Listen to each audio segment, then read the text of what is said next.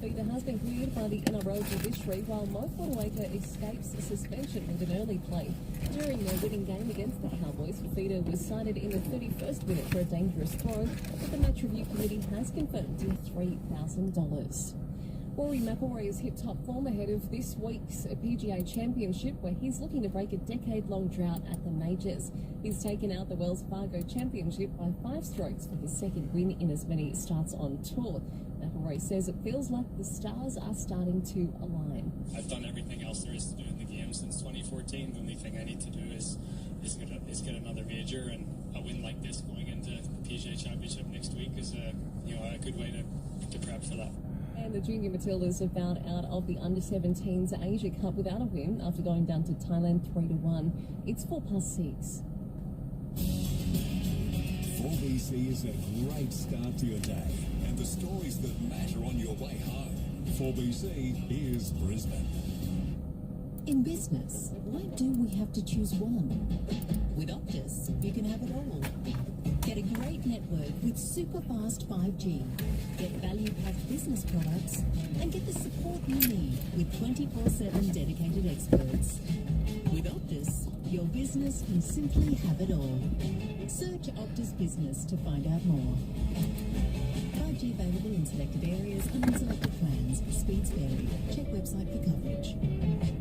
Traffic thanks to NBN, lifting the digital capacity of Australia. And Murray in a crash on the Gateway Motorway northbound off-ramp to the Port of Brisbane Motorway with minor delays. There's a breakdown at Carolee, the Warrego Highway eastbound around Mount Willoughby Road. Heading for the local. In 500 metres, turn left onto Bruce Highway, St Lawrence Road. And slow on the Gateway Motorway southbound. On Matrix. 784 kilometres. Oh. Don't get home at 3 p.m. Had to pull over and have a sleep. Couldn't do it anymore. That's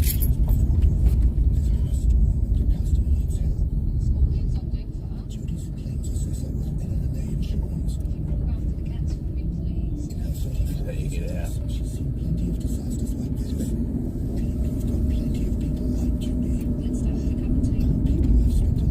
Free camper.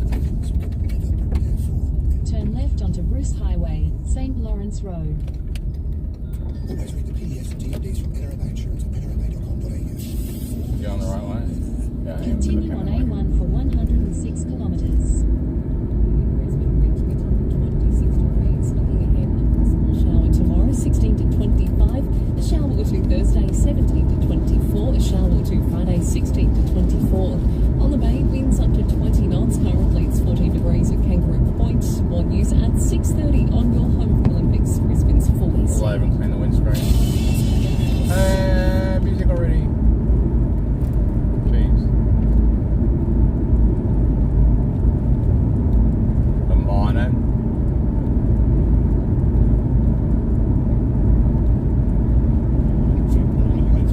Fijian. I'm pretty sure Holland is Spanish. Yasu. Oh, Yasuola, whatever. What the hell is going on with you? Write that down. Yeah. How would you spell that? Ula.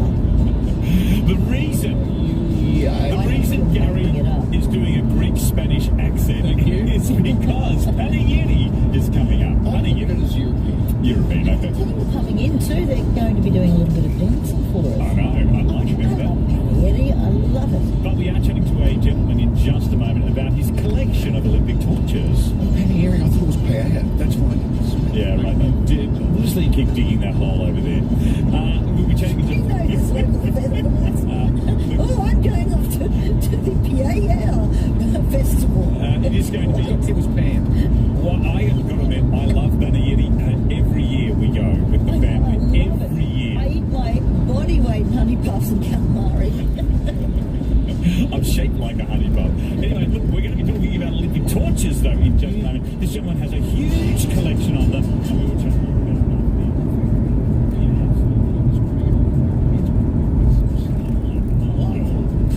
It's coming up next. Let's cut the music out for a while.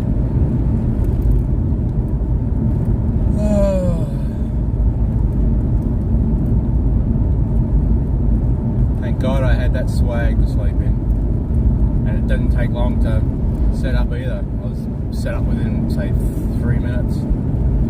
I had it folded up in about 3-4 minutes too.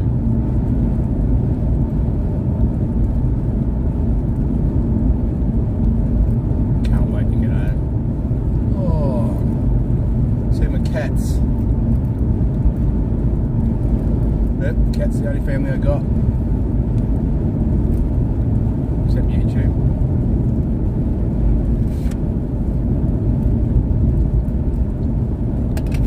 Myself. Turn the heater on. I think it got down to about 14 degrees last night or something like that. What's the temperature now? It's 16. So it got down to about 16.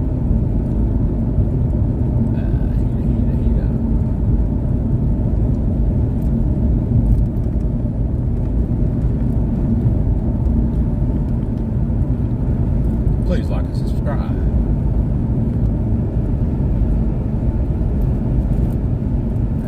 I'll at least be driving for about 10 hours today. 10, 11 hours. Good old trusty Starlink.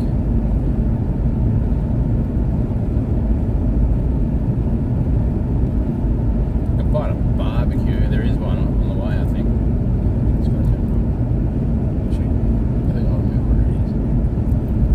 Some sausages or something easy.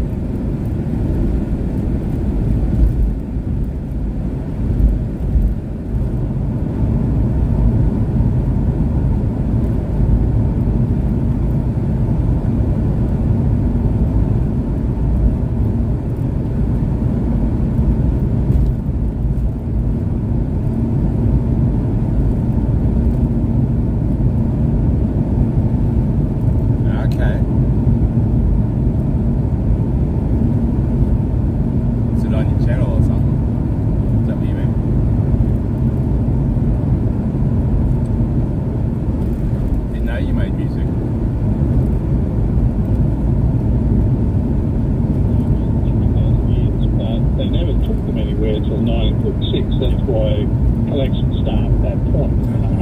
So, And how many of the 36s are there around? well, there's only ever 3,000 money, the original ones, and they don't know how many left, because obviously with the Second World War, they've made it stainless steel. Okay, so I'll look later. literally, they don't, like, no one's gone around and said, okay, there's 10 left, or 100 left, or 1,000 left, but there are quite a few, and it's one of those interesting torches. They actually redid a replica of it for the Munich Olympics, and because it's stainless steel, it's actually pretty hard to determine which one was real. Robert, I would Must imagine be 89 kilometres to is pretty important to you. But what's your absolute, other than that one, what's your absolute favourite and why? Well, they're all different. You know, they're all sort of works of art. When you see them all, Frankie. area and see them. I've only ever taken my full collection out once. Hey, hi, Frank. Summer torches, and I took that to Parliament House in 2022 as part of the Brisbane. Still waking up. Leading to Brisbane. This time they've asked me to take winter as well. Literally, we'll take 32 torches. I slept amongst a bunch of truckies. And that is its own logistical nightmare, but people will get to see something. I felt a little bit safer with the truckies around. I've never taken them out before. They go back to 1952. 1952 was the first torch relay for the Winter Olympics. Interesting enough, that was actually the first torch relay. The first time we sent athletes to the Winter Olympics was in 1952 Oslo as well. So just one final question. At a party, do you ever get the Barcelona torch, shove it in the backyard and try and shoot a burning arrow into it? Yeah, because I would. It's an interesting concept, but I don't think my neighbours would appreciate that arrows. Give it up. Oh, I must admit, favourite moment of lighting Yeah, the torch. 6:16 a.m. Robert Ennis, we can see it at Panayeti this weekend. Your wonderful collection of Olympic torches. Thank you so much sun's for on the chatting left. with us this morning. It's great. No, I look forward to it. Take care. A weather update. We'll be here to help in unexpected weather. NRMA Insurance. Mostly sunny today, possible showers as we head towards the weekend once again. Currently sitting on 14 degrees. Traffic for Drake Supermarkets, celebrating 50 years of ingredients for every day. Drake owns supermarkets, eh? Down the off-ramp to the Port of Brisbane motorway at Murray. It's quite slow for the Riverside Expressway from the Captain Cook Bridge to Hale Street, and there's a breakdown to the Warrego Highway eastbound at Carolee at Mount Crosby Road. So on the M1 northbound. Oh, we're going to miss all the peak hour. So on the Centenary Highway inbound from Sumner to Jindalee. Unless we go through Traffic every Rockhampton. 10 minutes. I'm Tim Burke on Jesus Christ. 4BC. Last time I went through the peak hour, it was crazy. Supermarkets are celebrating 50 Worse than years of Brisbane. serving you, our valued customers. Drake's, 50 years of ingredients for every day. Own a commercial property? Talk to Brisbane's leading commercial property managers, Tewkesbury Commercial. Our experienced team is dedicated to making your investment thrive. TewkesburyCommercial.com.au. Love where you sleep with hot deals on our domain. Save up to 55% off selected Australian-made mattresses from big brands Kick Oil, Hey, Kathy. Sleepmaker and Ceiling. Or come in store for a massive up to 65% off our Australian-made clearance range. Or save up to 50% off selected Tempur Queen mattresses. And for $1 more, purchase a Queen Zero GE's 3 adjustable base. Plus receive bonus local delivery on selected mattress purchases in store. Now at Domain, home of the big betting brands. I'm Andrew Lofthouse. Watch 9 News at 6 for today's biggest stories from across the southeast. Brisbane, Logan, the Gold Coast, Caboolture and Ipswich. We have every region covered, plus the latest in sport and TV's most comprehensive weather forecast. 9 News at 6. G'day, T-Hook from Hook Modular Homes. Thanks, everybody. Brisbane's leading granny flat builder. Our customers often tell us what a difference their granny flats make to their lives. There's nothing like the peace of mind knowing my family's just there. And you get to see me every day. Yes. Looking at having your family closer? We can help with an on-site granny flat built with the highest quality workmanship. Hook, HOEK.modularhomes.com. A family-owned business building for families.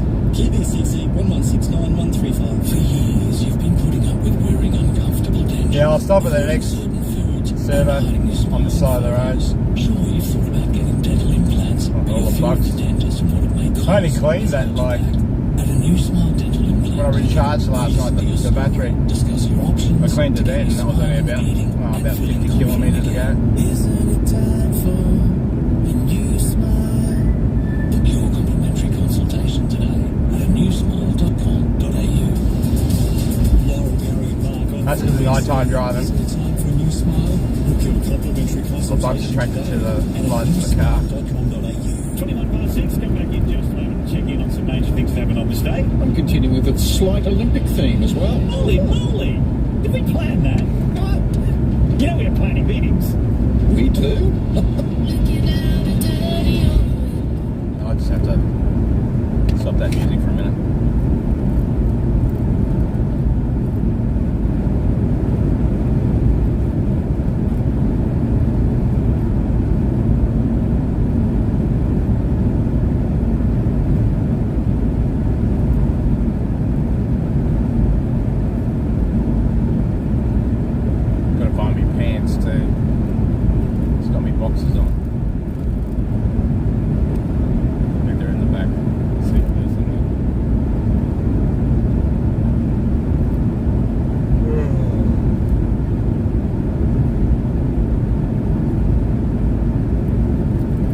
With this Starlink now. I should have used the phone on the way up. I didn't think. I just gave up after this live view. I couldn't get that to work all the time properly. Kept dropping out. So much as the live view side of it.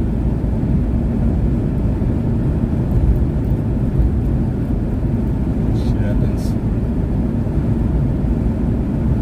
Well, I know in future. So this is what the Starlink was bought for, long distance trips. So I better save up another $1,500 for data for a month for the next long trip. So that's how much it cost me, $1,500 for this month, the data.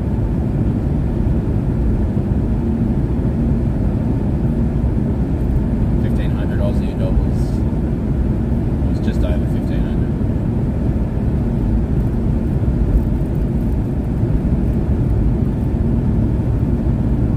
Yep, I slept like I woke up a couple of times.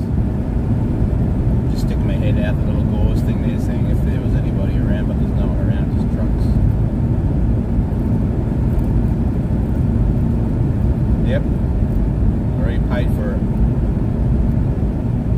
The dish cost me $3,750 Australian dollars, and then $1,500 something for the data for a month. There's only 2 packages. 50 gigabyte package, which is about $400 for the month, and then there's 1 terabyte package, and that's the $1,500 one. It's for the mobility, that's why it's so expensive. If you had a normal Starlink dish, that little thing, at home, well, it's only about $100 or $100 and something a month for data. That's only $399 for the dish. Not 3,000.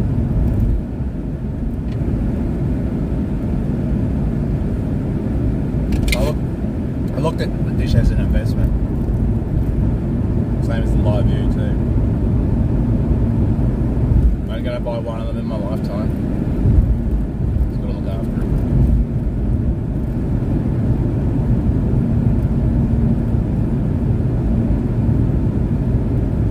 Yeah, I'm running a business here, buddy. Yeah, what do you think is this? I'm running it at a loss.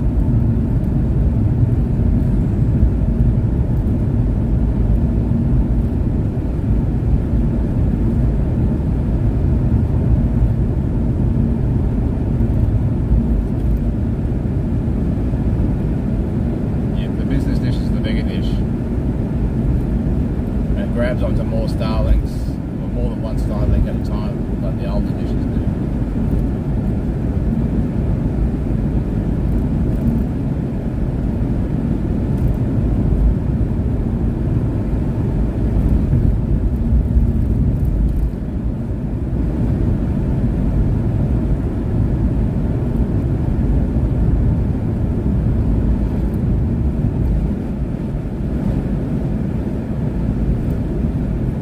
Spent about, in total, about $500 on, a bit over $500 on petrol too.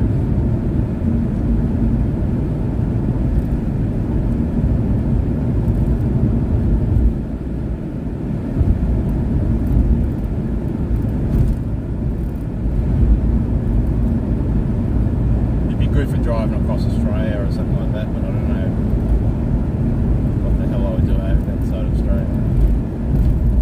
I'd have to take a good month off or something, just take my time. I don't know. Do I need to stop here and watch the windscreen?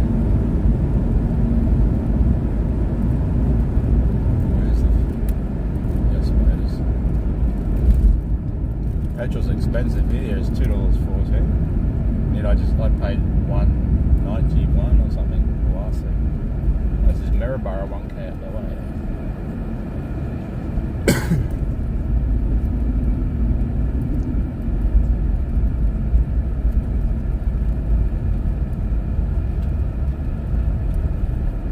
Oh, excuse me.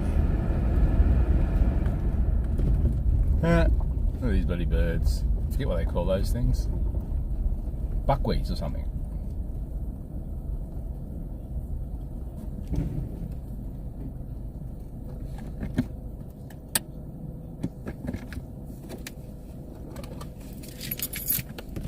Just watching the screen.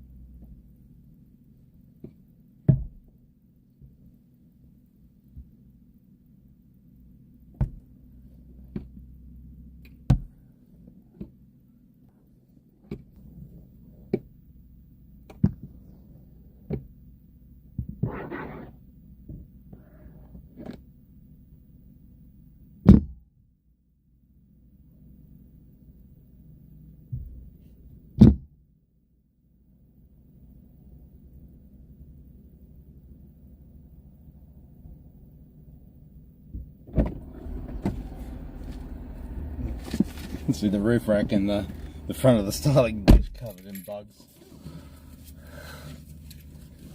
Can't believe how dirty this car. I've never had this car so dirty outside of it. Oh, get the heaters back on.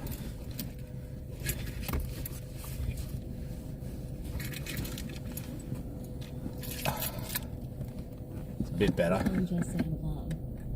Strong mining exports and relatively low unemployment will help. Gotta find a decent service station. I knew I won. They had a bit of coffee. Look at that bloody boat. See that boat, Frank? Look at that one. That's a different boat. It's a wide load too. Looks unusual, doesn't it? Hey Tommy.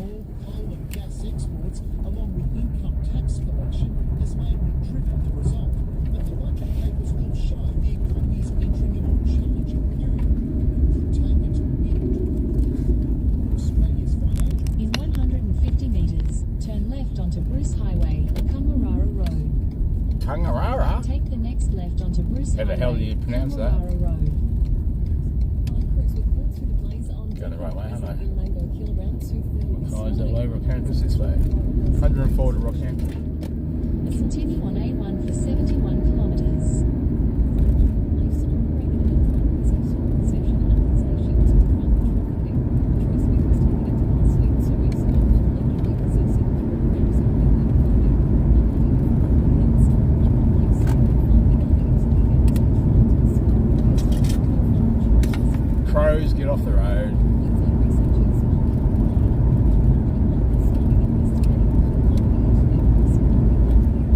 Over the next 10 years, 10,000 teenagers across Europe will be monitored with QIMR Berghofer to assess cognitive and brain mechanisms.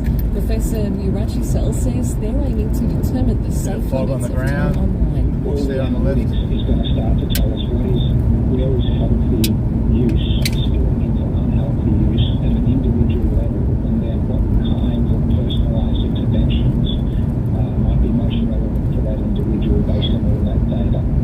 King Charles has handed over a key Air Force role to his son, Prince William, a role some say was intended for Prince Harry. Europe correspondent Jessica Millwood. This was the first joint engagement for the King and the Prince of Wales in 2 years. I was going to say, this is the King's first joint. Colonel-in-Chief of the Army Air Corps to William after 3 decades. The monarch was full of praise for his air, telling military personnel he was a very good pilot. This was a role once considered a certainty to be given to Prince Harry, his estranged brother, now the head of his old regiment. He also flew in an Apache helicopter. Welcome, bud. Harry flew Welcome, everybody. in Afghanistan. Please like and subscribe if you already haven't done so. 9 News. Shoppers are cutting back on buying food at supermarkets. Household spending is expected to fall further. I'm only buying what I need. Pressures. Australians are prioritising insurance. They're ripping us off so bad at supermarkets. And a lack of soft drinks on supermarket shelves is being blamed on a shortage of carbon dioxide. The Australian manufacturer who creates the main ingredient used in carbonated beverages was shut down unexpectedly between February and April. Full supply has now been restored. Sport. Yeah, I was finding it very hard to get diet soda drinks. NRL bunker officials have been instructed Then they jacked the prices up on them. high contact in tackles. Legend Paul Horton claimed rugby league was dying after Pay like $35 for a 30 can pack. An accidental slap to the face of Manly's Tom Trbojevic. Head of football Graham Annesley admits a penalty should not have been awarded. Parker officials have been reminded that for a decision like this to be... With a fog laying across the road there. Road boy.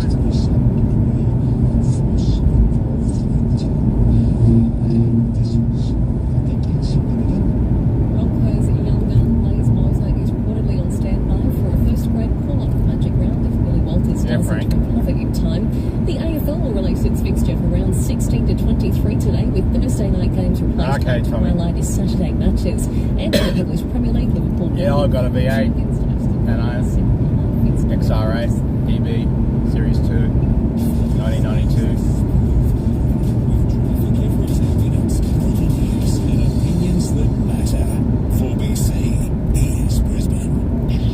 I'll have to buy some roof racks for it so I can stick the Starlink on it.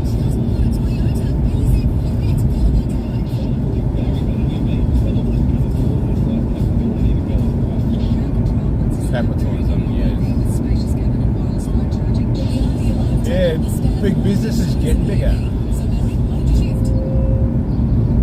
There's no way to stop them unless you law it, make a law. Split the companies up.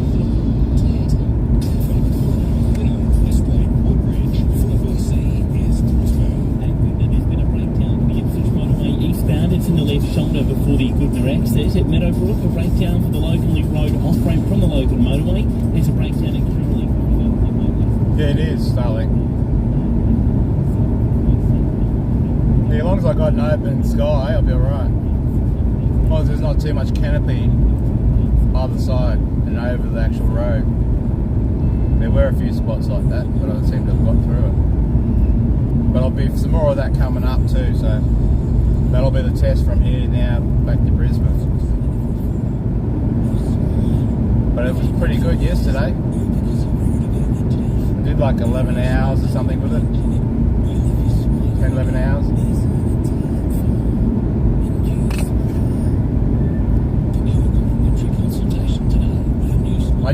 guy swapped the phone over before instead of using the live view. Live view. Keep saying live view. She's seen plenty of disasters like this, and we've got plenty of people like Judy.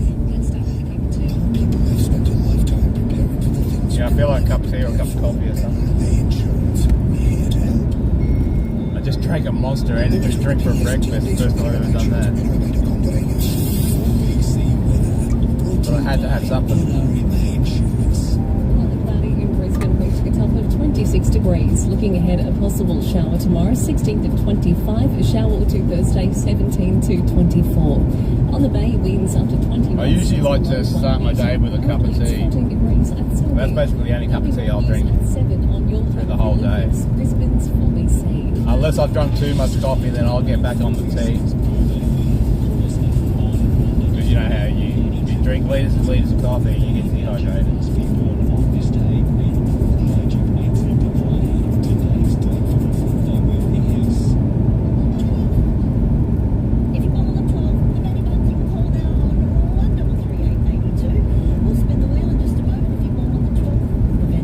I've probably got fingerprint or something on it.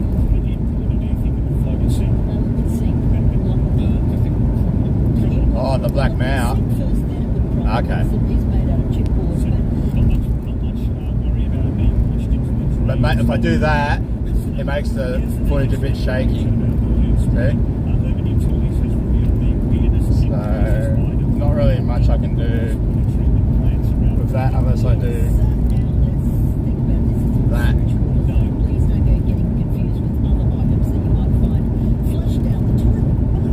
Is it still focusing on that?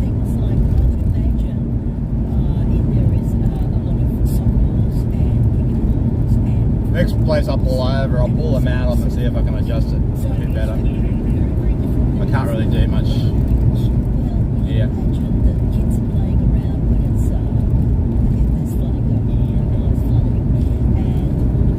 Nah, just leave it. My phone almost fell off, I can't touch it. Not going to give you any picture in a minute. Nah, I'm just going to put it back there for the time being.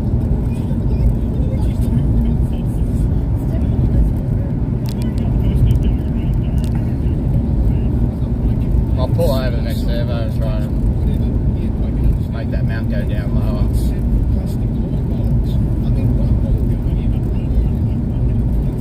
Yeah, that's the problem with those mounts. You just can't find anything decent around.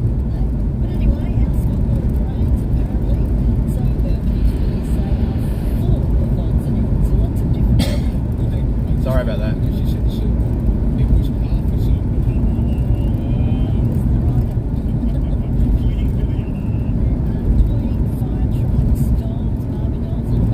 Found down the drain, and so they get, and even a snake was found, but the snake was okay. So you can imagine Michelle Cole, who is the urban utilities spokesperson, turning around and going, "Hey, look what I found!" She smiles and she's got the false deep head. Last financial year, 2,700 tonnes of rubbish. They seem to play a bit of music on this morning show. It's usually supposed to be a talk show. It's AM radio. I've got the app on for it. Otherwise I can't pick up anything out here. Anything decent quality.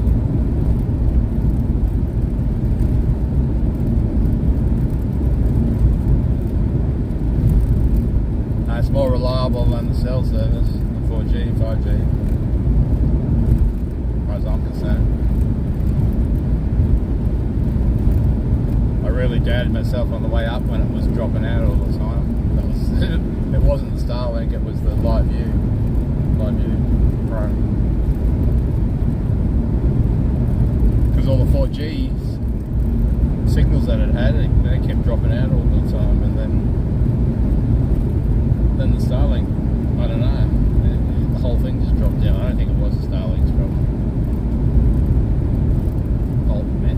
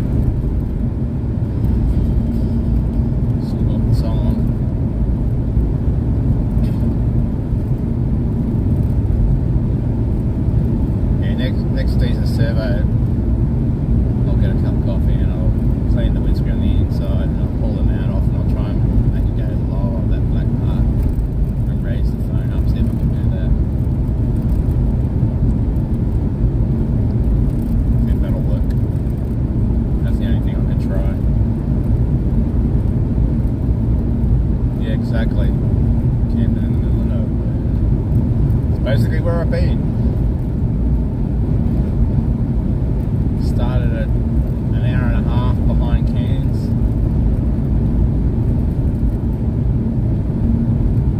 So I've done about 1,000 kilometres yesterday.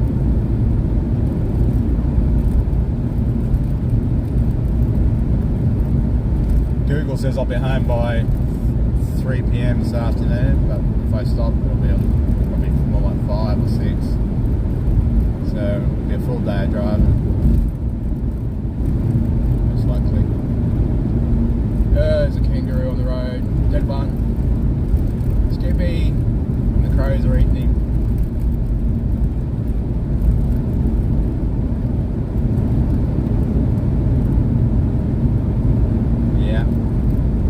Only going to stop if it's a brand new servo, because those little ones are really old and they don't really have decent coffee machines.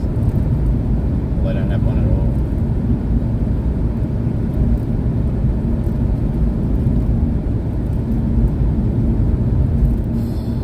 So I'll be doing a car cleaning stream with the Starlink in the next couple of days. I know I might go for a drive to the beach or something. Few days or something like that. I'll go up the Sunshine Coast or something. That way, if I want to get out, I can just get out with a light view. I might as well use this data that I got, so I'll try and stream as much as I can with the car. Try and get the value out of that $1,500 worth of data.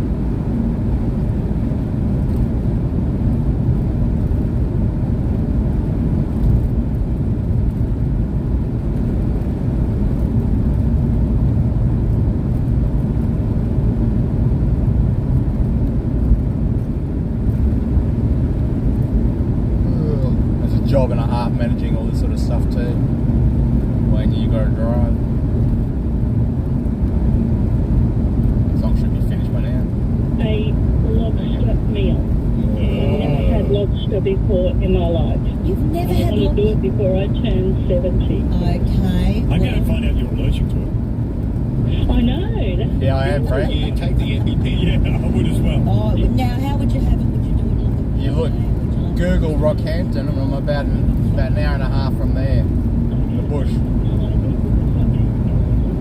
Rockhampton, Queensland. That's where I went to the Rocky Nats, Rockhampton Nats. I think we've actually got to drive through there. I just hope that the peak hours okay, because it wasn't last time I went through there. Have you got any restaurant in mind? They got a crocodile farm there, but I just can't be bothered getting out and doing anything else with all this driving.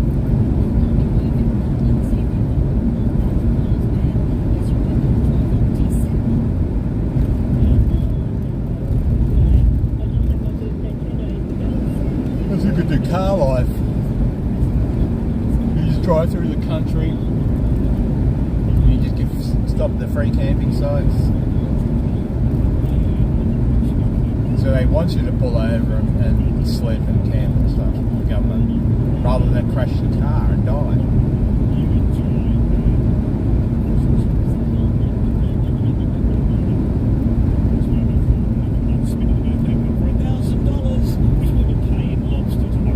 Well, this I didn't drive straight back to Brisbane, like I drove straight up to Cairns. Pretty much 24 hours driving non-stop. No sleep.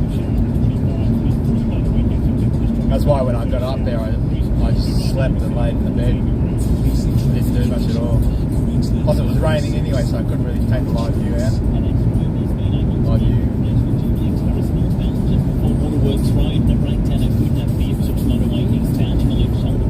There's no point putting a poncho on or something like that because I've got fans and things in the backpack, just like this here, blowing the hot air out. Cover it up with plastic. I've got my fans venting out the bottom of the bag. They're venting out the back. So any heat from my back goes into the backpack and through the fans and out the back of the backpack.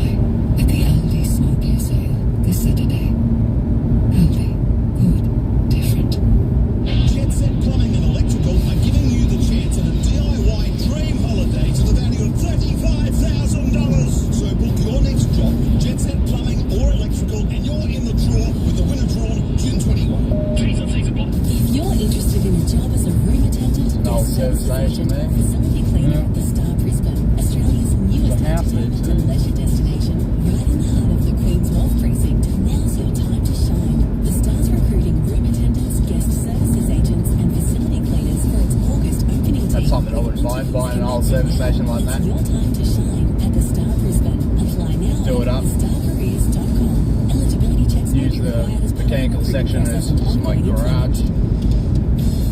You're listening to Laurel, Gary and Mark on Brisbane's 4BC, thanks to Vicente Premium Aged Care, caring for Brisbane families.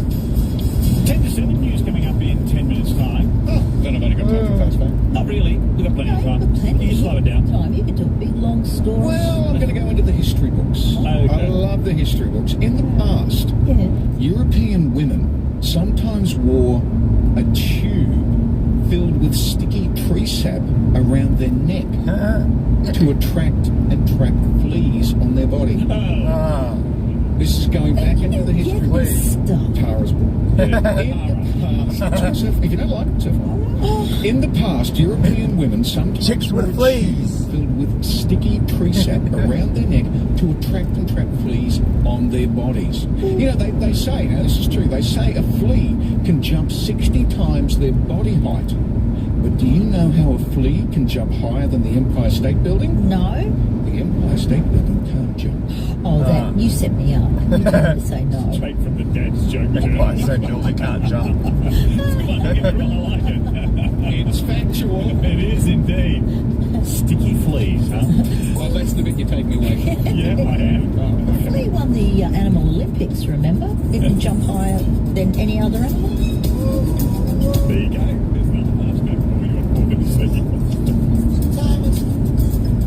Oh, bye, Robert, playing music. Thank you. Yeah, birds. Oh, my God, bed hot. Just in case it blocks it.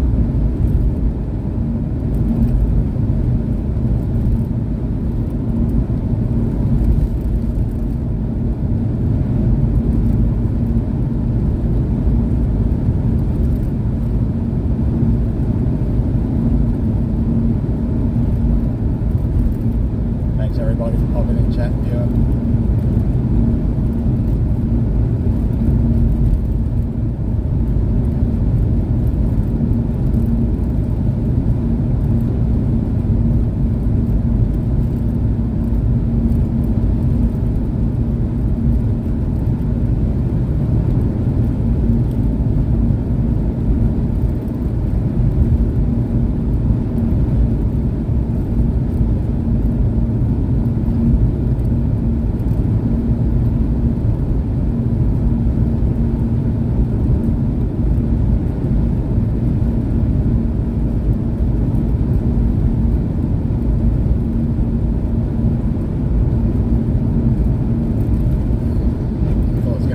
bird then.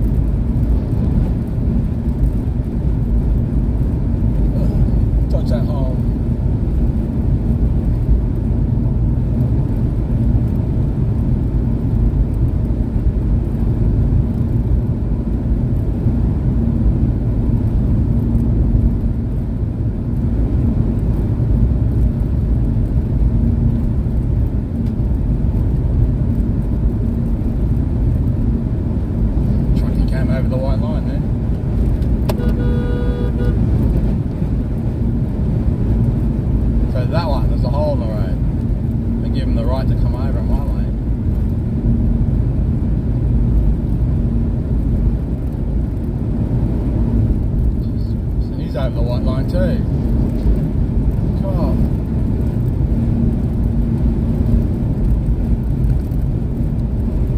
Get me home, God. My peace. Splattered on the front of a truck's bull bar.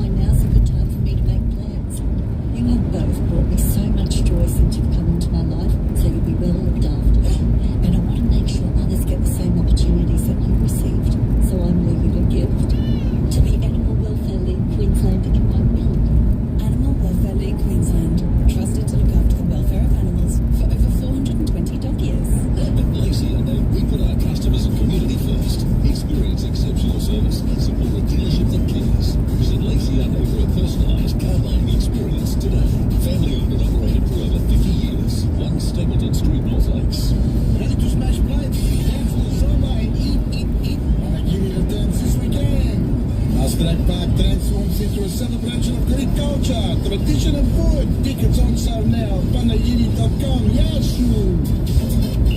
Congratulations. Based on car insurance. Like Maddie, who said the bootload was compares about it. I switched and saved over $300. Every dollar counts these days. But some are still asleep at the wheel. Like Ida, who hasn't compared for years. Not good enough, Ida. Guys, I'm driving. No, you're idling, Ida. Switching car insurance is easy. Wake up to rest. Visit the market to see the range of brands and products we can Simple. Love where you sleep with hot deals on our domain. Save up to 55% off selected Australian-made mattresses from Big Brands Chickweed, Rubber Below Sleepmaker and Sealy. Or come in store for a massive up to 65% off our Australian-made clearance range.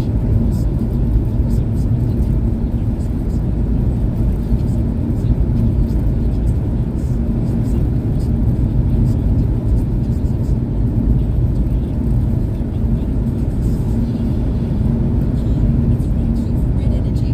We're excited to announce our team at Red has been awarded CanStar Blue's most satisfied customers for electricity in Queensland. That's right, our Aussie-based team has been voted #1 for providing outstanding customer service. So give Red a call today on 131 806 or go to redenergy.com.au. We're ready to help you find the best plan for your home or business. Red Energy. Now that's real Aussie energy. Eligibility criteria and conditions apply.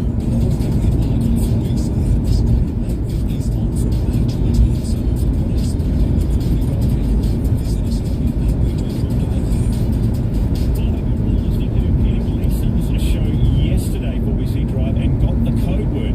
If you did, could you let me know? Because I missed it. It's on the bottom of your little sheet. Have a look. But we're not calling for calls now. No. Sometime between now and 9 o'clock, we will give away $1,000 if you know what that code word is. You've got to ring through when we ask for calls, not right now.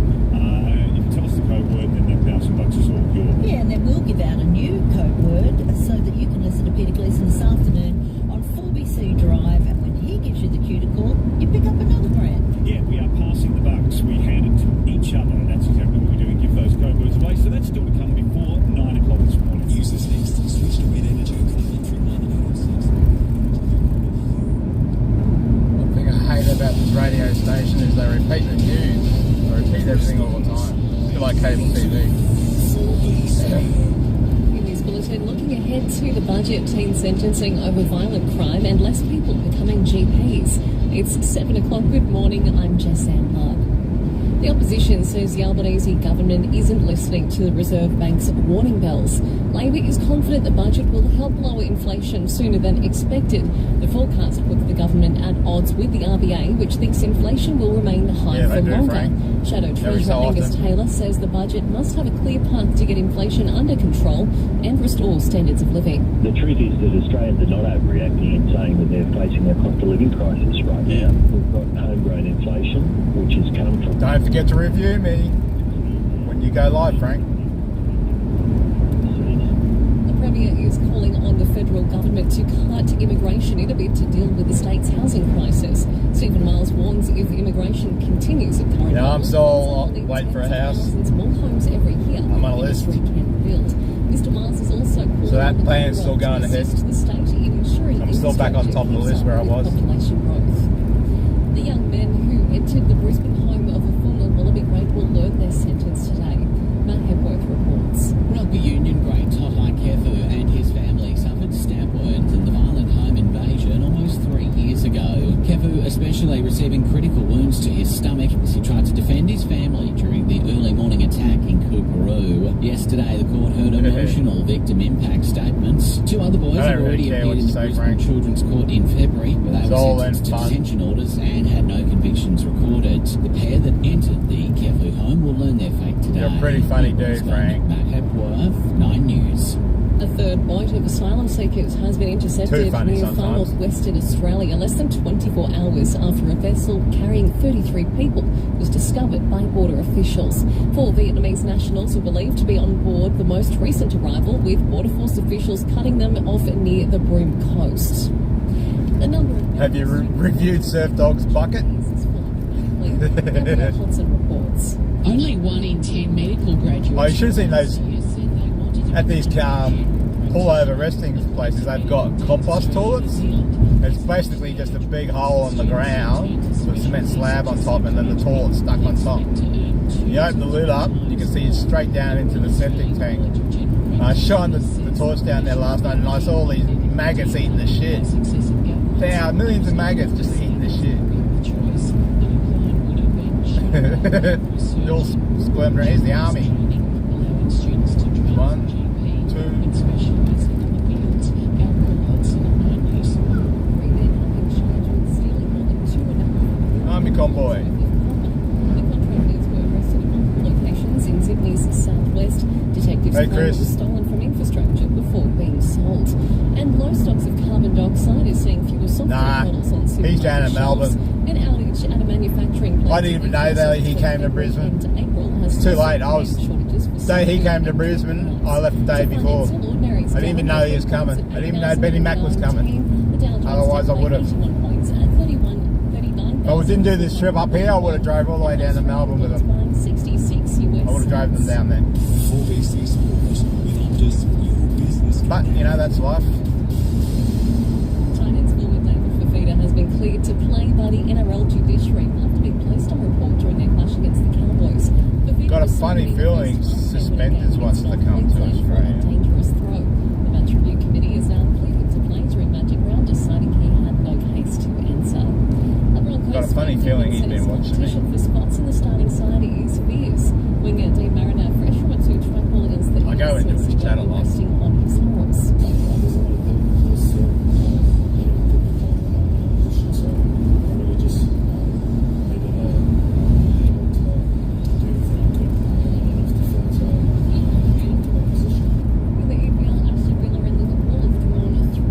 Benny Mac gives me nothing but a thumbs up. Every time I go in his chat's really nice to me.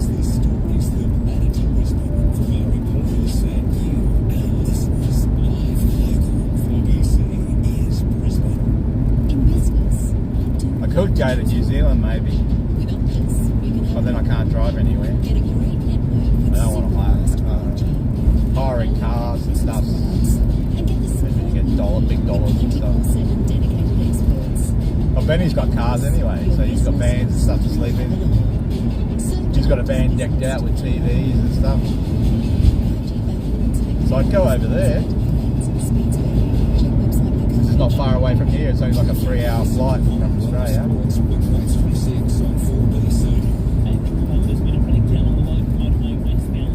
I've been following Benny Mac for years and years.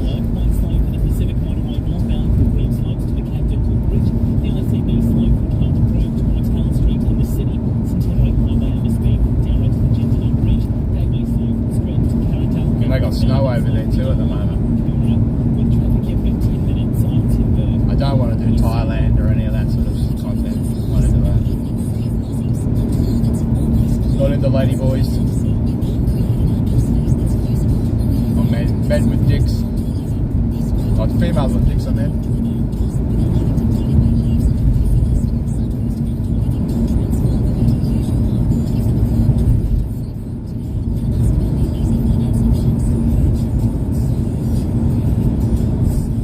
I'd do another stream with Ice Beside, but it'd have to be totally different, no hookers and stuff like that, none of that stuff.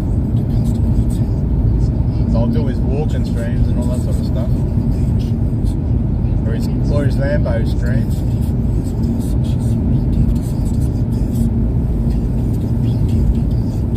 I'll stay in his mansion stream.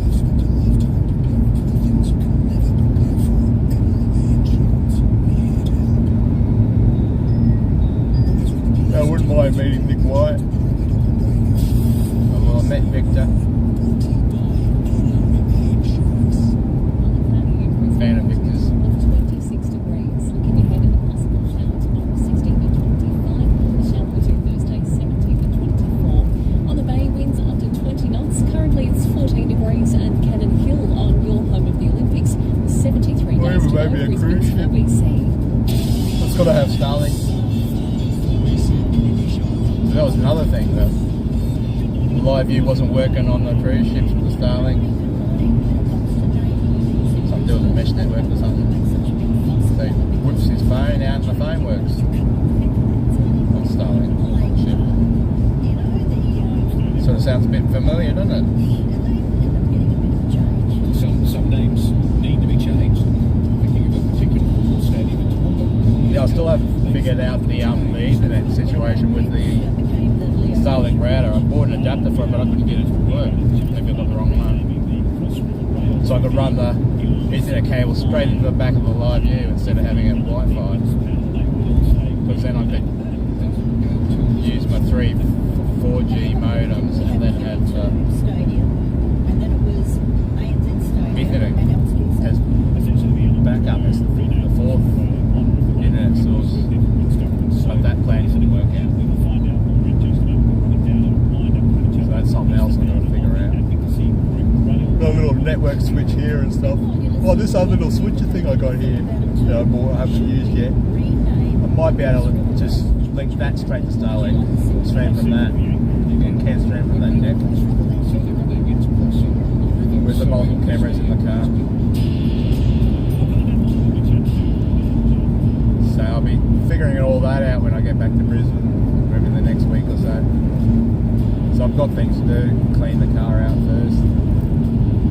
That's going to take me half a day or so. Worst thing to get off cars is bugs.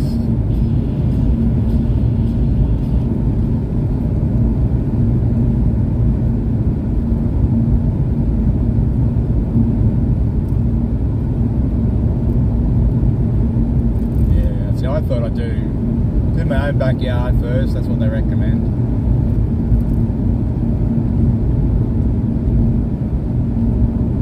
See, if Benny and Homeless went up this way, well, their mobile phones wouldn't work for streaming because there's no 4G. There is, but it's very intermittent.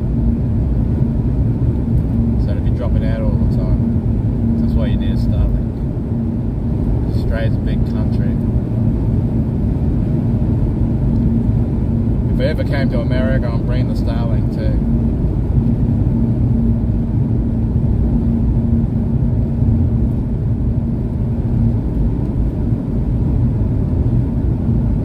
Stream all the way to Frank's place. Put the camera down when we get there, Frank. Where that docks.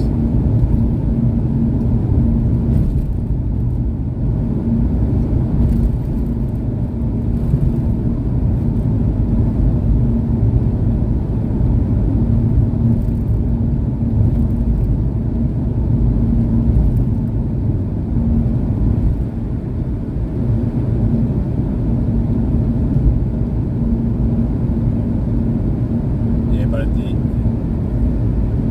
4G and 5G is just not reliable these days. I don't know about maybe your country's a bit better. That's rubbish here. In the cities it's fine. Pretty much. I got that 4G repeater in here too. That didn't help up here, so I'm gonna. There's a big trucky aerial that you can get for it, so I'll probably just end up buying that and mounting it on the roof racks.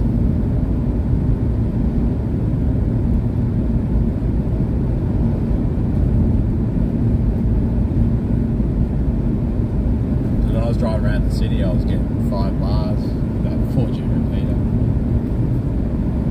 even with that little aerial as well.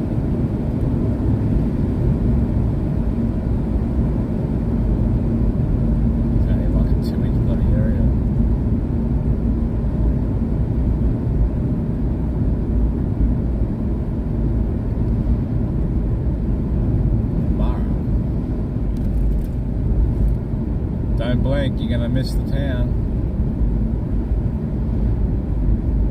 I just feel here 192.9, so I love it. It's a bit cheap as hell. Everybody's pulled over in their caravans and stuff. They'll do it over there with this swag.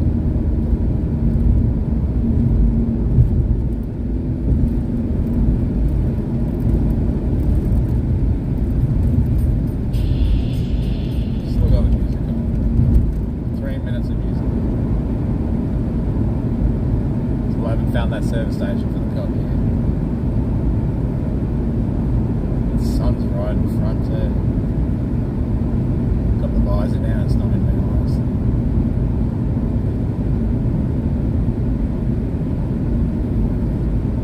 sunglasses, but I just don't like wearing them. I try and find a pair of sunglasses with the tints not so dark.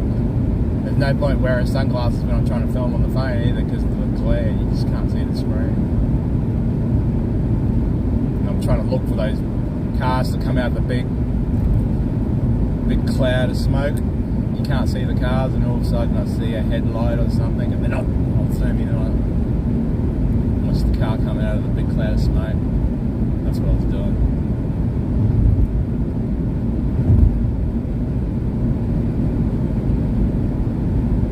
At least with the phone you can zoom in. With the Sony camera on the live view pack, it's just one angle, wide angle.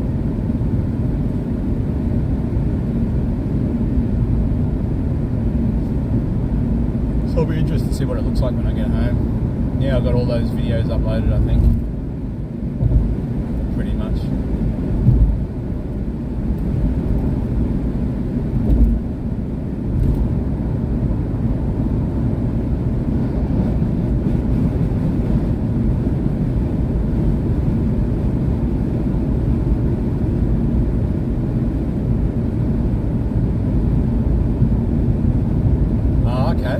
I didn't know where you were. Belgium, mate. Jeez, that's a long way away. Thanks for viewing, matey. Belgium.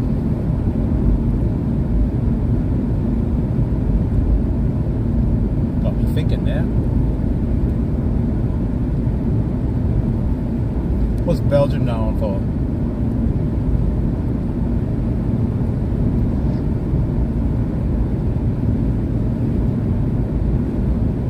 Unlimited data, okay.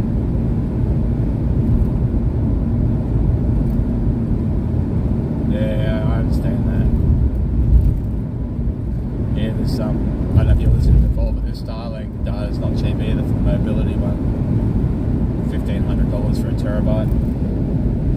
But home internet, you can get unlimited for about $100-120. But then I think they'll probably throttle you eventually.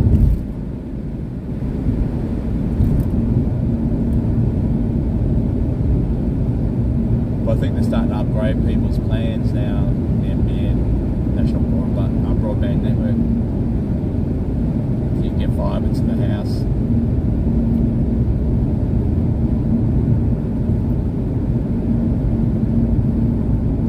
Imagine having 1,000 up and 1,000 down speed. Elon Musk reckons it's going to get a lot better than this too, with speeds, they reckon. So hopefully that might, once he gets his rocket going, the big one, get some more satellites up there, and hopefully they'll start bringing the price of the data down.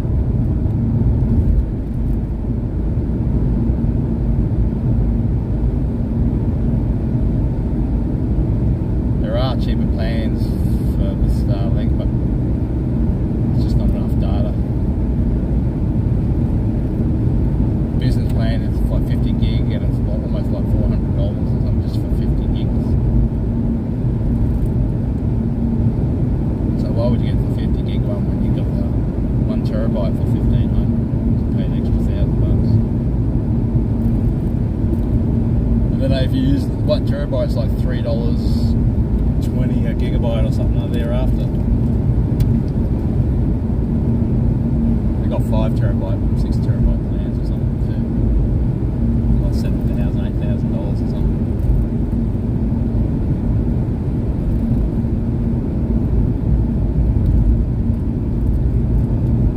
Yeah.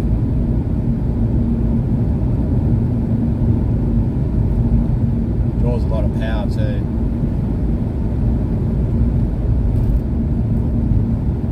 About 200 watts when it first starts up, and it drops back down to about 90, 91, 92 watts. With this battery I got here, I get about 12 hours out of it with just the Starlink on it. So if I can find a place to pull over, set a station with a power point, it's 50% battery charge on the battery. It will only take you like half an hour to charge it up. When it's fully drained, it's about an hour. And it all Depends whether the power point's 10 amp or it's just a normal 240 volt. If it's 10 amp, it draws like 1,000 watts into the battery. It's got a solar panel plug for it too, but I've got it on car charge now. 12 volt. So there's 3 ways you can charge it. Through the car, through solar panels. Yeah, it's actually called a solar battery. And mains power. Obviously we had 240 volts here, you only have 110. They are supposed to bring out a mini Starlink in a backpack or something.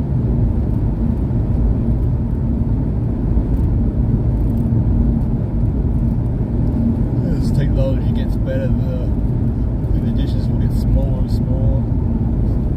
The caves. Welcome to the caves.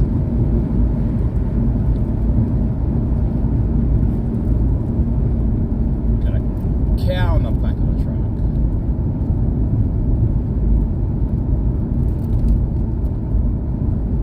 Bull, I think. Oh, there's more than one. There's 2, 3. 2 or 3. Let's stop at this fuel station. It's old, it's not even open anyway. Probably get fuel in Rockhampton. Lakes Creek Hotel. Reopening soon.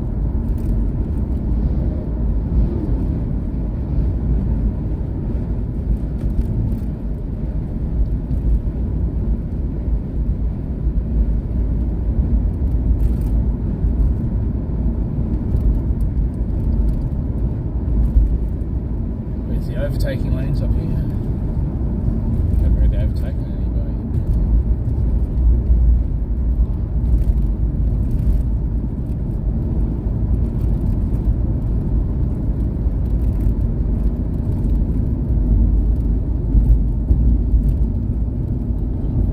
Responsibly, terms and conditions apply.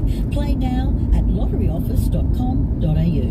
G'day, Graham Ross. There's nothing worse than hearing rats in your roof or seeing mouse droppings in your pantry. Nobody wants to see your home invaded by dirty rats, mice or cockroaches. And the easiest way you can get rid of them, plug in Pestrol rodent free. Yeah, I just did a piss because there's all stuff coming out the back. Homes that are already protected by Pestrol rodent free, a premium electronic rodent repeller. Pestrol's rodent free has advanced technologies that can rid your home of rats and mice and even Please like and subscribe. Cockroaches. Best of all, it's chemical free, so it's perfectly safe around your home for family and pets. You can purchase Pestrol rodent free today for the special price of only $190. Pestrol are so confident it'll work, they'll even offer a 100-day money-back guarantee and a 2-year warranty. What a deal! Only $190. You'll even get free delivery. Order now by calling 1-800-33888. That's 1-800-33888. Or visit pestrol.com.au. Australia's vape ban is not protecting our children. Kids are easily buying from the black market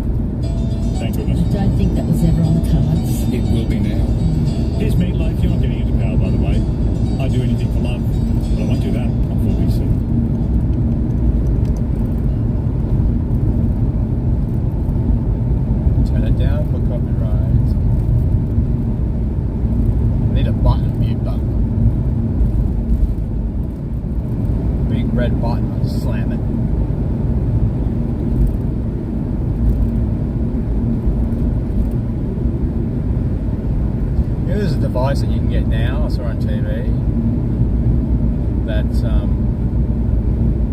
someone's filming you or something, you just press the button on this thing and it scrambles all the signal.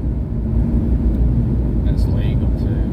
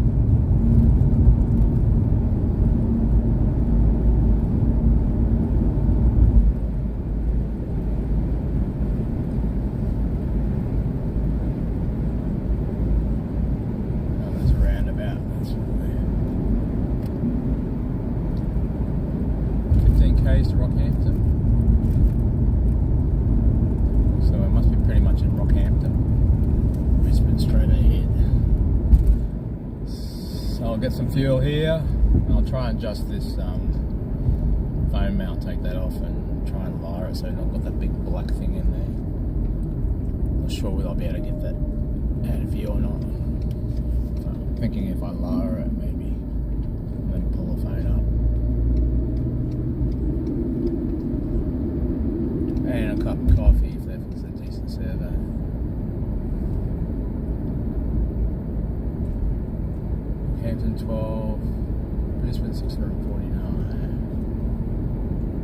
took me like 9 hours or something last time to drive from Brisbane to Rockhampton.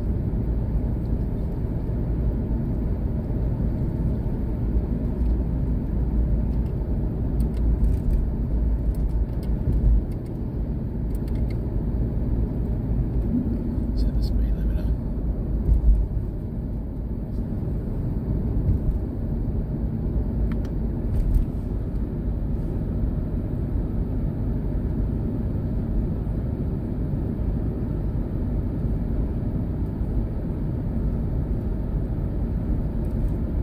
There's a 7-Eleven. It's all got to get fuel anyway to keep it topped up. It should be about $1.91, $2 or something. Cross my fingers, it's not $2. I thought $2.15 before, about 3/4 an hour ago.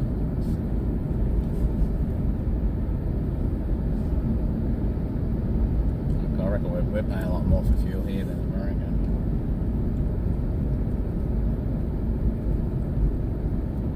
Please like and subscribe.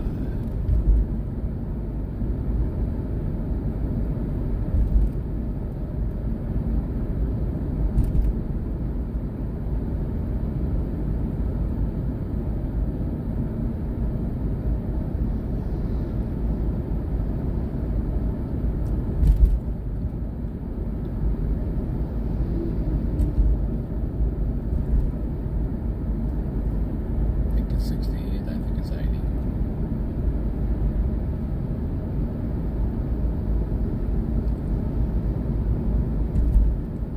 Club Sport home. Let's get through this hole before peak hour comes.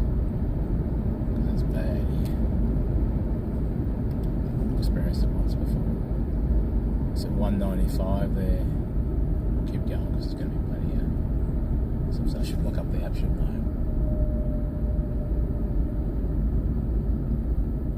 Word of mouth app.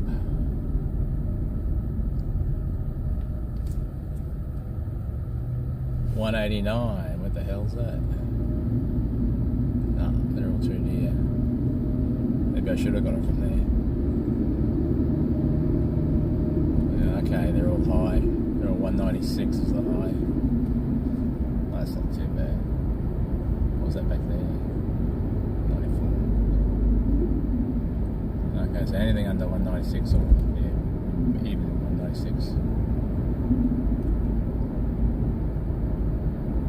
But once you get into the main part of Rocky, there's plenty of servos there.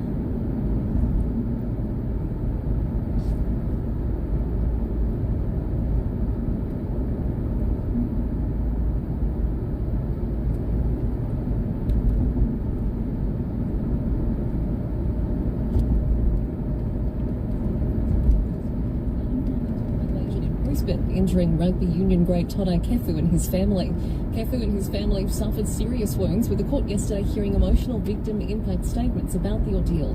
2 teens who pleaded guilty to charges including intentionally causing grievous bodily harm will today be sentenced. Another 2 boys who appeared in court in February were sentenced to detention orders. Donald Trump's former lawyer, Michael Cohen, has taken to the stand to testify against his former boss. He's expected to testify in the trial over the course of 2 days and has become a crucial witness for the prosecution in the former president's hush money trial. US Attorney Ben Chu says evidence has been established in preceding weeks to support Mr. Cohen's claims. Prosecution has established evidence that supports what we're hearing from Michael Cohen today, so that the jury does not necessarily have to rely solely on Mr. Cohen. They can rely on other witnesses they deem more reliable. And Queensland researchers are taking part in the world's biggest study into destructive internet use in young people. Gabrielle Hodson reports. A medical research clinic in Brisbane is taking part in a 5-year study of 10,000 teenagers using artificial intelligence to monitor their internet use, work out safe limits, and look at the mental health issues caused by too much time online. Queensland researchers say about 1 in 4 young people are affected by problematic use of the internet. That includes depression, anxiety and a distorted view of their own bodies. It comes as South Australia considers becoming the first state in Australia to introduce laws that would ban children under 14 from social media platforms. Premier Peter Malinauskas is also looking at legislation that would require parental consent for children aged 14 and 15. The law would be modelled on another passed in the state of Florida. Gabriel Hodson at 9 News. Sport. Get a look inside your favourite shows. Click on watch at 4bc.com.au. An NPL, Captain Harry Grant will head to the NRL judiciary tonight to fight a dangerous contact charge. Grant was controversially sin-binned and later charged for making contact with the leg of Sharks kicker Daniel Atkinson.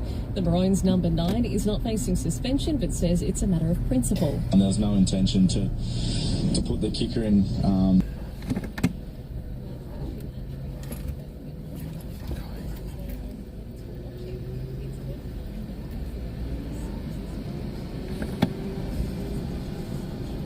It'll come back if it drops out.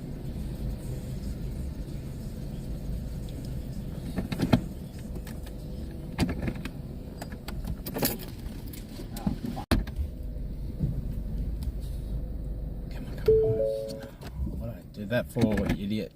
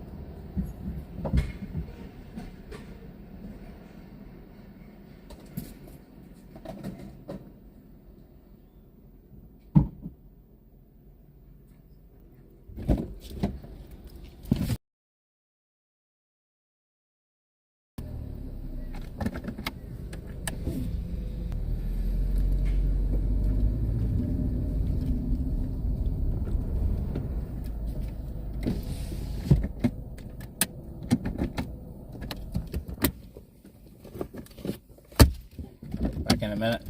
Stream should come back.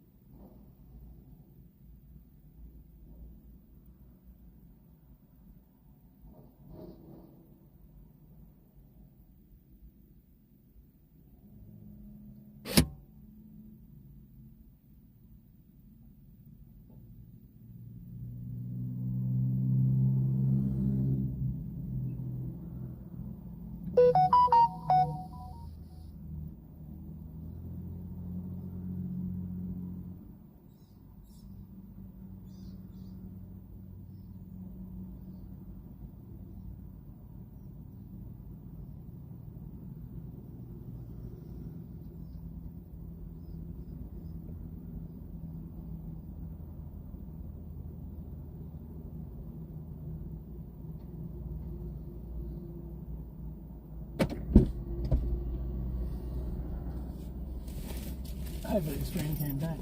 Gotta find my pants. Where the hell did I put them last night?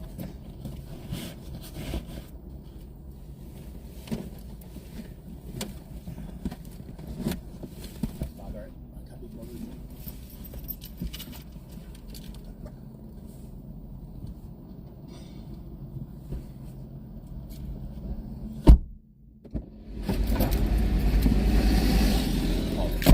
Just double check that stream's still going. You still there, Frank? Yeah, I'm home in Bundy. Is it going? I'll check now myself. Oh, that's yeah.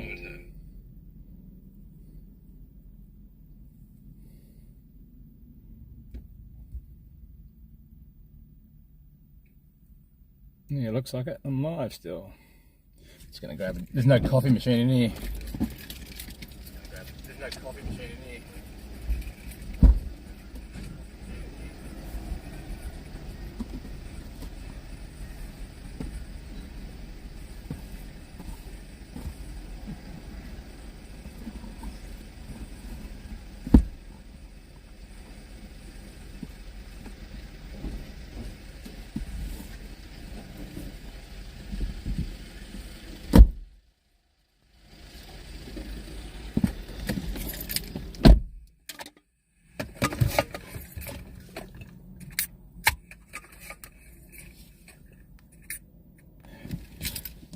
There wasn't too much of a delay. I had the can clicking already.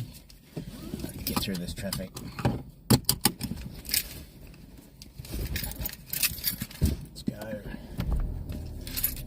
Put now $40 in it. Fill up.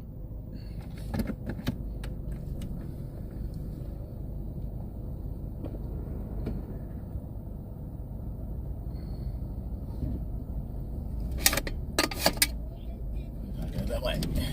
This way.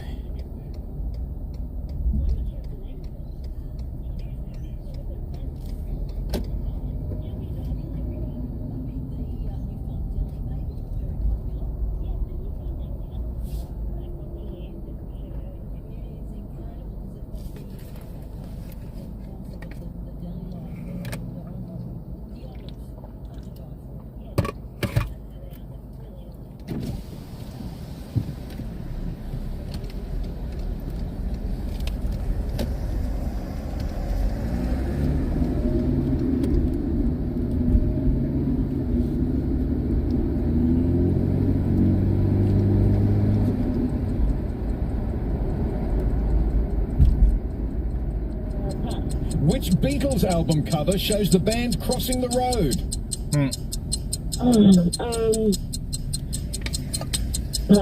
Which tactile writing system was developed in 1824? Name Liza Minnelli's very famous mother.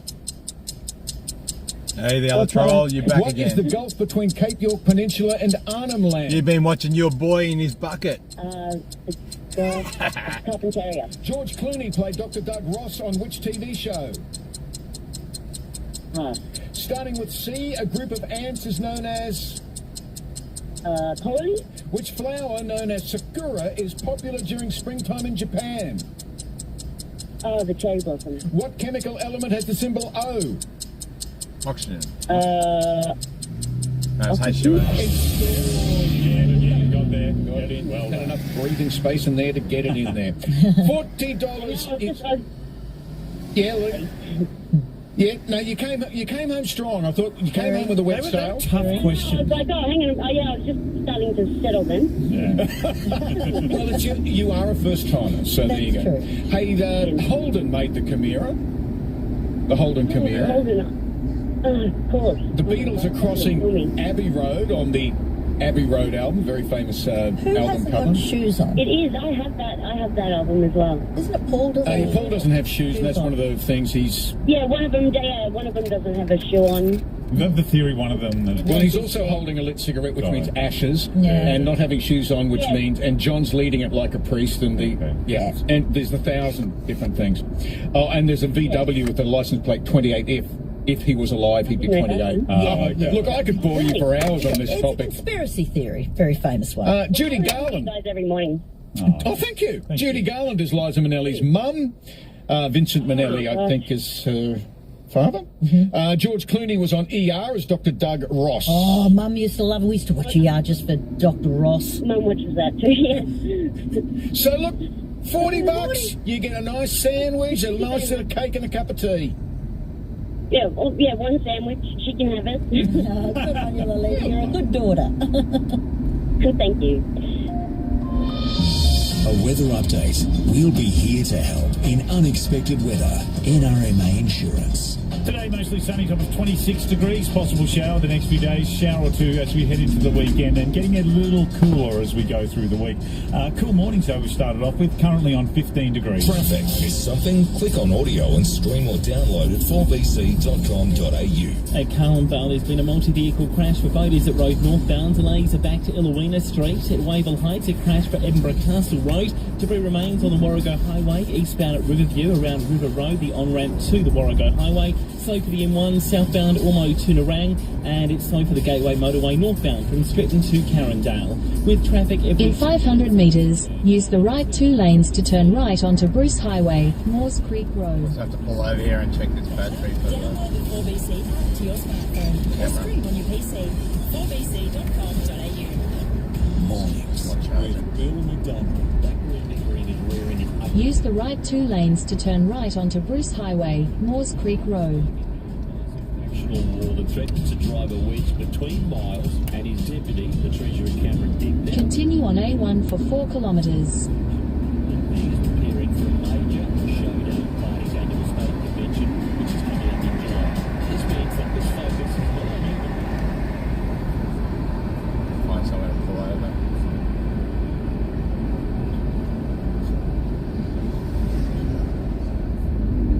Do it right here.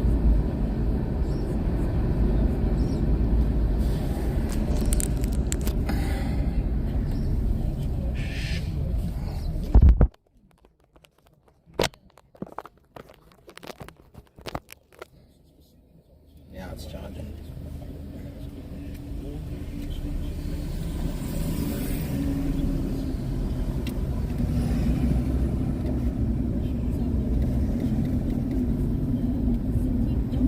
.com/careers. Now at Harvey Norman. Upsize, upgrade, update with hot deals on Hisense. Upsize your TV, buy a selected Hisense TV and upsize to the next biggest screen size for just $1 more.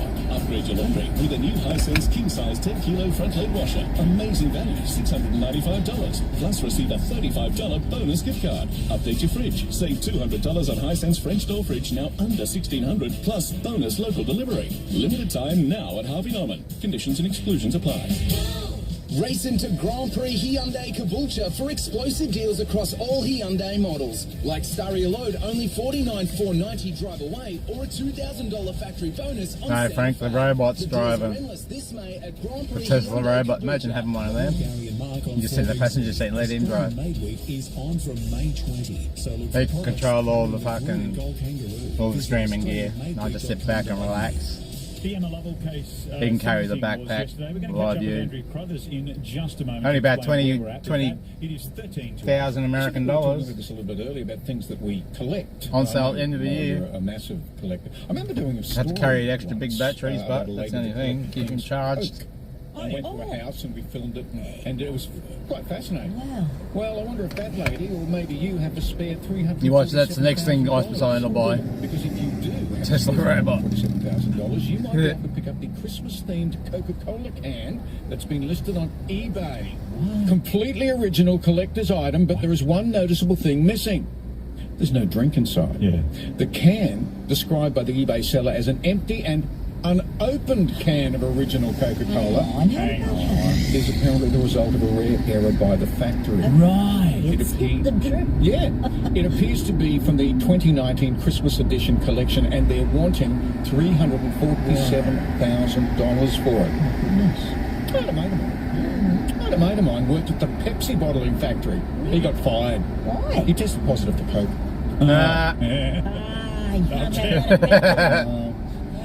Is that John on 4BC?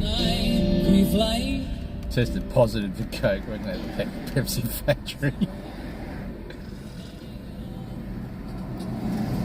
Yeah, more than a valet, Frank. Because once he gets out of the car, he's got to go and cook dinner for you. And get you a beer, or get you your moonshine. There's unlimited possibilities where that's concerned. We're only improving and getting smarter. I got peak hour traffic I just got to get through here. Up around the corner it's red on the Google map, so that means it's a lot slower.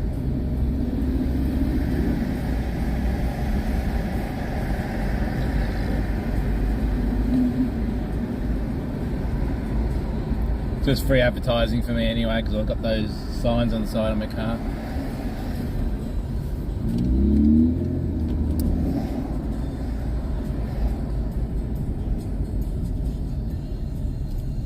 Rocket man.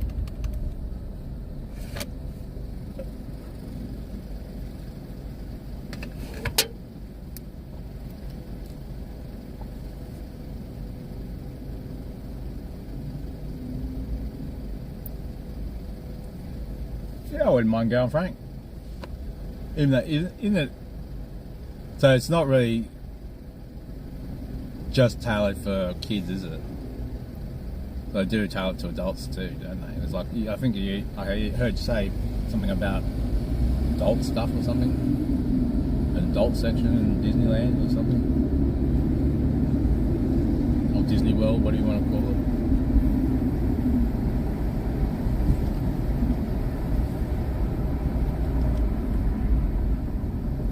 Fuck off.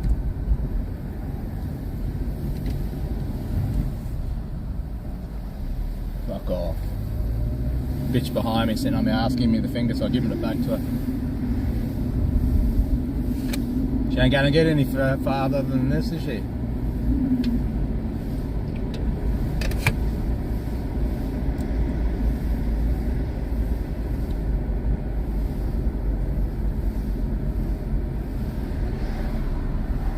I got right away, woman.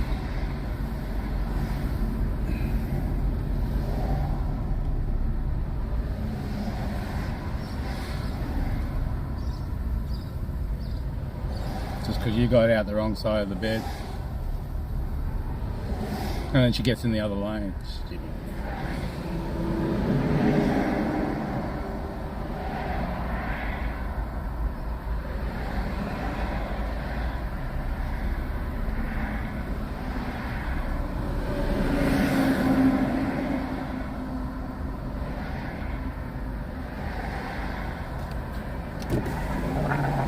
Fuck you.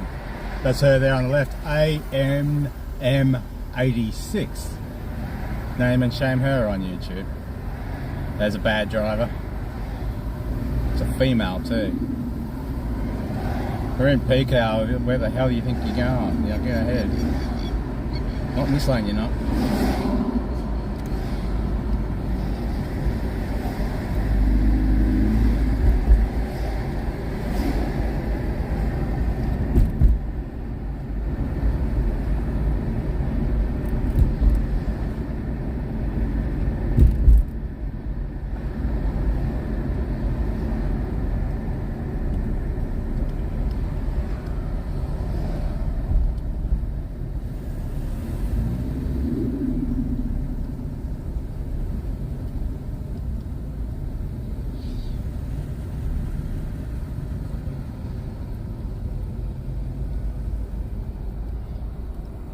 Still give me the finger in that black car. Just fucking with her. Go and look yourself up on YouTube, love. Because your driving style's on there.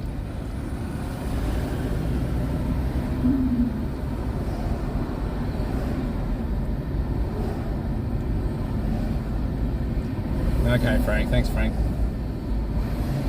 Dealing with this idiot in the road. I think because they're in a four-wheel drive, they can just sit on my ass and hassle me.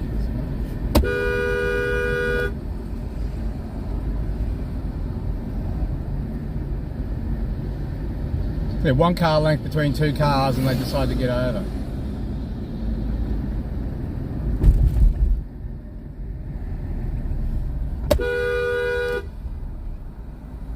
Fuck it!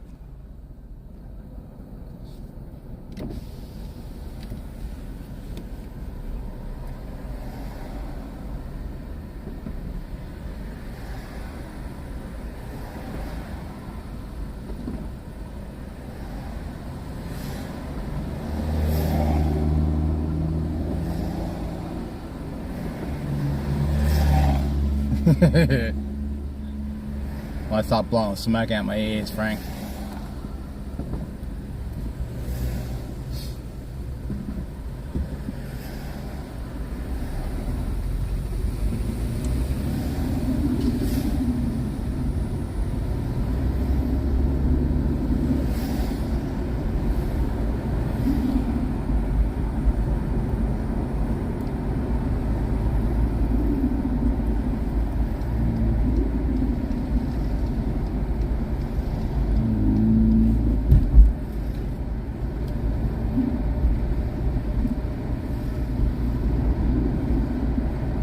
Turn up, yeah, that's why I had to get over.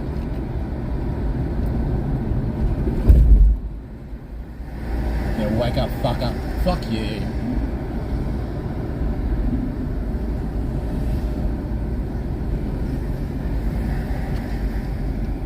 Yeah, go and post that on my page, buddy, so I know who you are.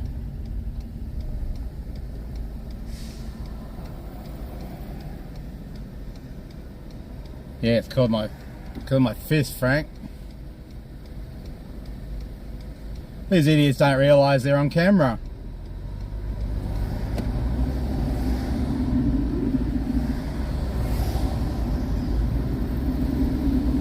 So I'm getting this other camera system working.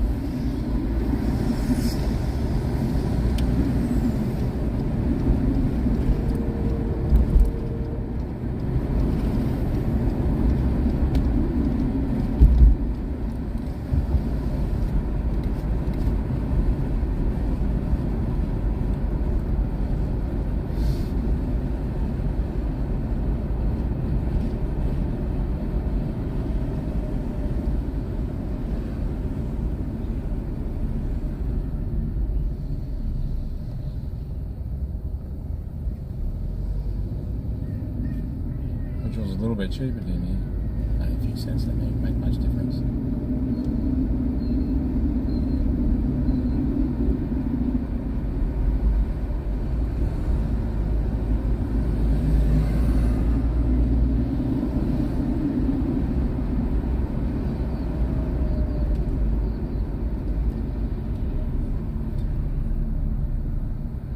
There's a service station near Bundaberg that's got a power point and they got showers, so hopefully I might be able to get a shower. If not, I have to wait till I get home. It's strange, these servos that have the truckie stops and that they only let the truckies use the showers. They don't have to pay for it. I think in America you have to pay for showers, do you, at truck stops? Like you have to pay to go to the toilet. Here you don't have to pay to go to the toilet, but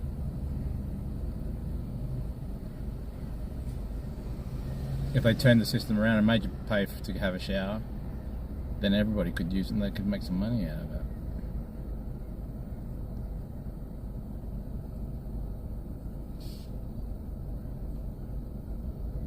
Okay. Well, I asked yesterday and the chick said no, you don't pay for the showers, but it's only for truckies only. I'm going to get myself a truck license now, just to have a shower.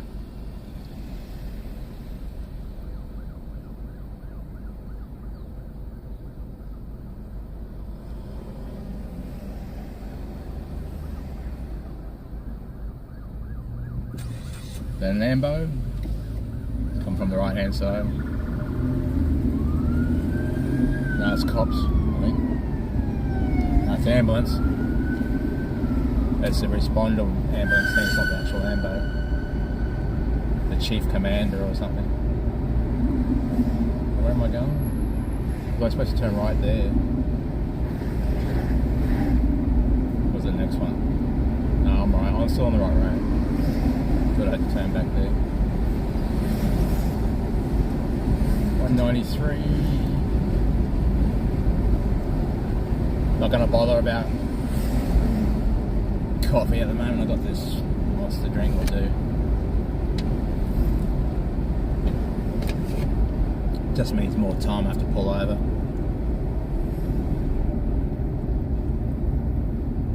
So I should have enough. It should only take me like an hour or 2 hours to get to this service station. A couple of hours anyway. So I've got enough battery until then. So if I can charge this battery up one more time, that should get me home.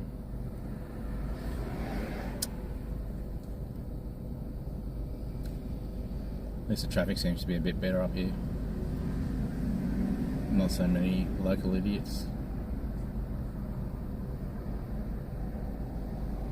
This is where I got attacked, Frank, of that event. Rocky Nats. Over the other side of the river. Yeah, it was a better crowd at Northern Nats. They were a totally different crowd. There was only one idiot there that thought he was fucking crash hot. Just because I didn't know somebody, he flipped his head out and says, "Get back in your Mondeo or I'm going to beat the fuck out of you." And we're just talking cars. He was drunk. I've got all their car and rego plates and all that sort of shit, and the actual cars. I didn't ask him to do anything to my car. Just big noting himself.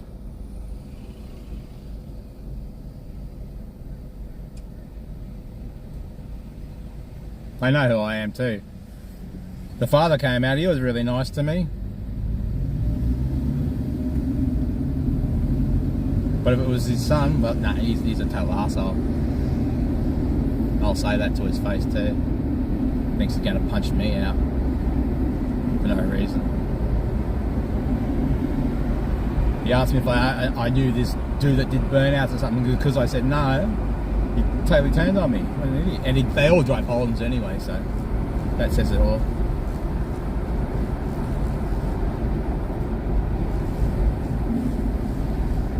I'll find someone else to paint my car.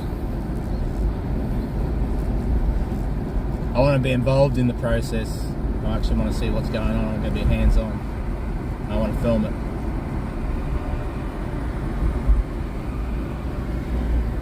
And when I get my car on the road, it's not going to be a burnout car at all. I'm not going to sit there and thrash the shit out of my car. They want to build cars just for burnout cars, well, that's their problem, not mine. Good on them.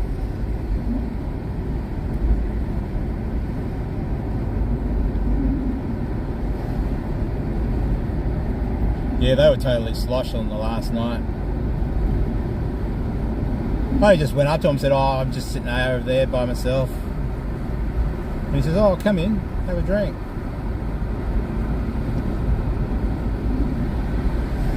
And it took about 10 minutes before the sun started going on.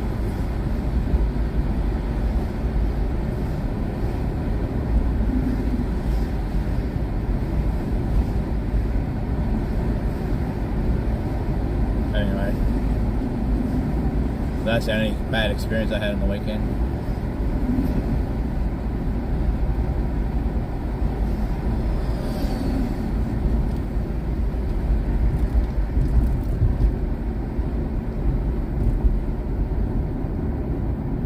Get on the highway, I'll be alright.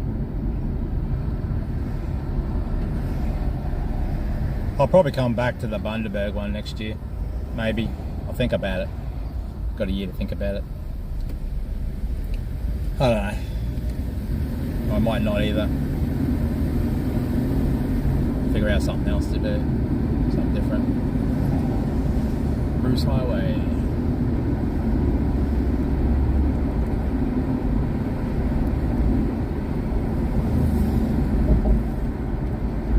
Turn slightly left. Then Query at halfback. But Moses is recovering from from a broken foot while Hines is battling a calf strain. Former coach I'm not a Barker violent says person, he's Frank, unless you interested to promote see me. how it goes. You do something to me. Because one, you might as well do it with plain hell. Use the left 2 lanes to turn slightly left. As you know, should know by now. Well, the break is more of a pain thing. Broncos young gun I'll do exactly what you've done to me. Merge I'll onto use the Bruce exact same Highway, course. A1. That's by law you can. From injury in time. News Corp reporting Moser could be chosen behind Tyson Smoothy but ahead of Corey Pace. Alex Dividon has won through to the I just call that Masters immaturity. team at the Italian Open in Rome. They Stefan Tsitsipas next up. And the Super Bowl champions, the Kansas City Chiefs. Guy was probably about 30 years old anyway, so there you go. Kids these days are brought up totally different, no respect. Baltimore Ravens. It's 4:30. That was twice the guy's age, probably. I didn't do nothing. Continue on A1 for 7 kilometres. Didn't like I drove it forward. In business, what do you have to choose one? Without this, you can have it all. Get a great network with super fast 5G. Get value-packed business products and get the support you need with 24/7 dedicated experts. Without this, your business can simply have it all. Search Optus Business to find out more. Yeah, I try and respect the people around me, Frank, when I'm streaming and stuff too. And in general life.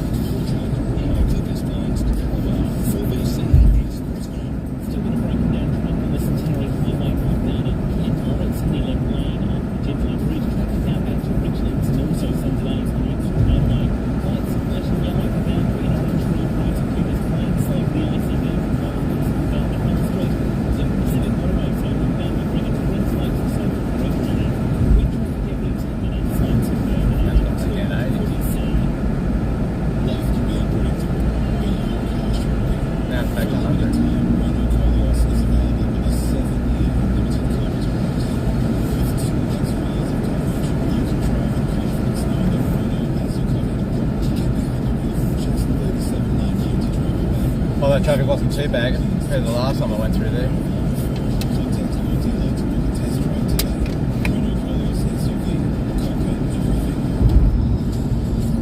Same with the idiots on the road too.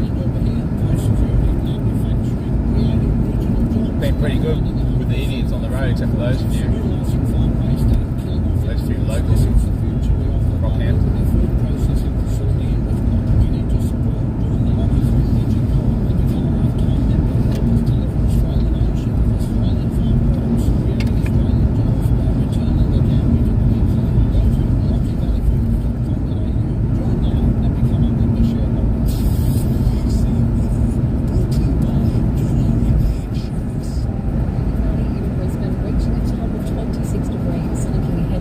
Yeah, I think it'd be a totally different story driving in America because you Americans have got guns and road rage and guns don't work, I think. Hey, I'd probably have to be a bit more respectful even if something went down. Just don't react. But here, I'll fuck with them. I'll fuck back with them twice as much.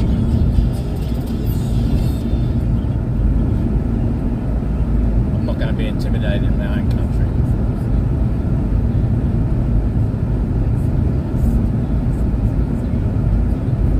Basically, they're using their cars as weapons. They can't get out and use their own fists or whatever on that mouth as weapons. Females too. I think they got balls or some shit.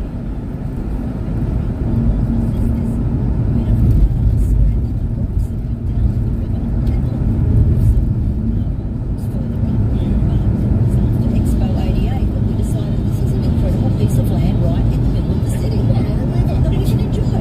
It's a little different now, isn't it? Look, they're pulling out the power washer and giving it a spruce up. We will chat in just a moment what is involved. I'm sure a little bit more than that. The car show. The car show. Oh, it's a decent sized car show, absolutely. We'll chat more about it. And what are they doing? Turn down for a minute, music. Need to get off this subject.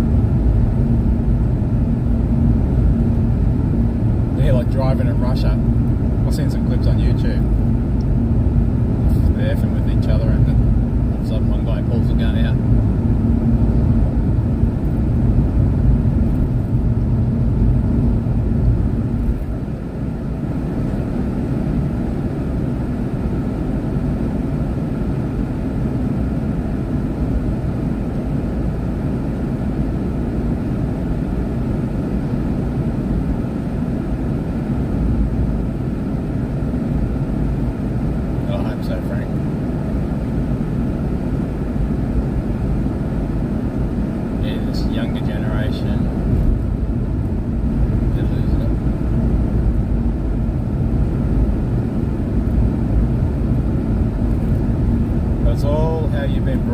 personality of parents. The same as when someone brings an animal up, it's how they treat them, that.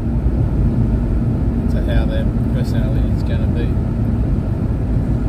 Whether you're going to have an aggressive dog or whatever.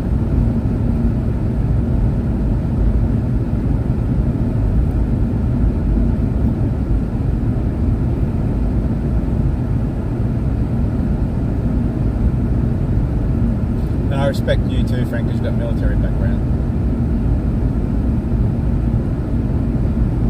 And I respect you for other reasons, obviously too. That's...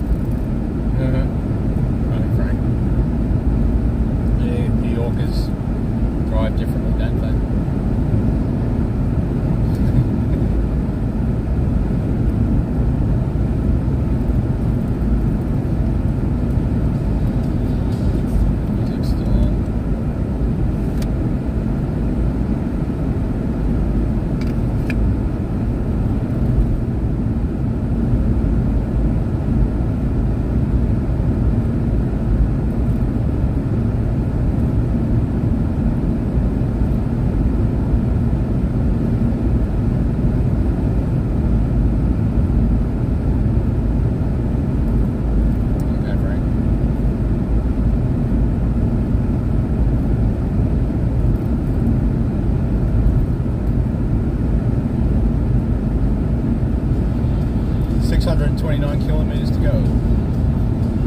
That's coming down.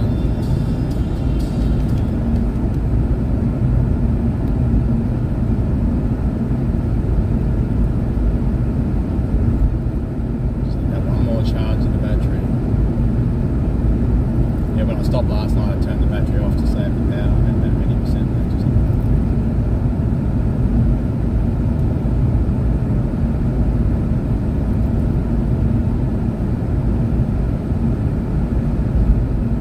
Cost me $2,500. Glad I want that too.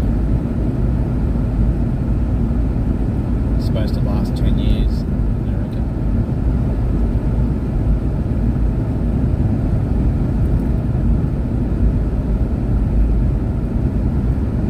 That's an investment in my hobby.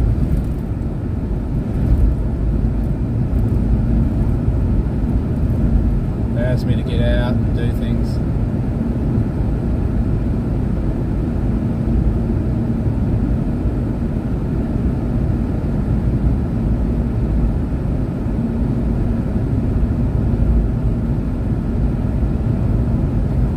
When Elon, he's developing the signal off his satellites to actually go through walls and trees and things too. So you should be able to technically get a signal in your house.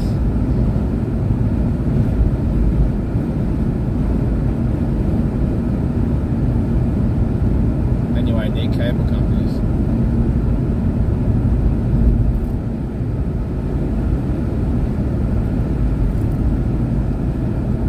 Pretty smart move. Autism.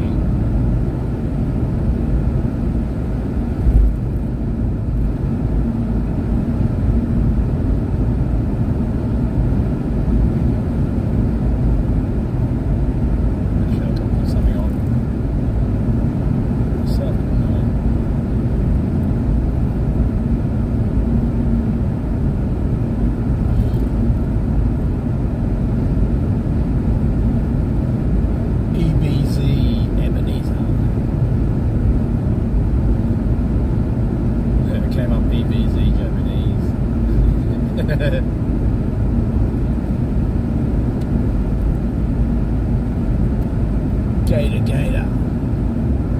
Oh, that's copyright too.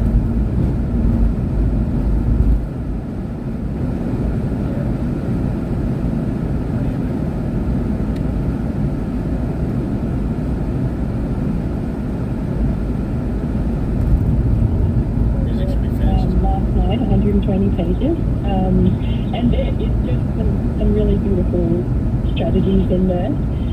I think they're really going in a great direction in terms of increasing the amount of green space in the not many do that, Frank. And basically keeping all the things that we love, enhancing those activities and excitement. Basically bought this car for that reason areas for well-being and sanctuary. I think as we become a more densified population, get me to events and things. It's important for us to maintain these community spaces to be, and they really have a lot of demand on them to be many, many things. What I really love is I love the idea of linking the Gabba and Roma Street with the walk. It's a different way to meet people, so rather than going to nightclubs and that sort of stuff. Not in there drinking. Only for the health reasons, because it's just no good for me. I can have a few. Maybe once in a while I might have too many, but once in a blue moon. Well, I'm a pretty chill person, even when I've been drinking too. I'm not one of those idiots that just go off their heads or can't control themselves. Sort of get to a stage I know where I want to stop drinking.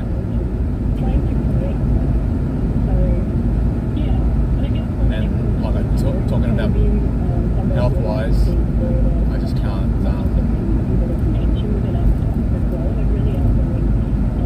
Sorry for it. Just the side effects anyway. Not like the next day and the day after.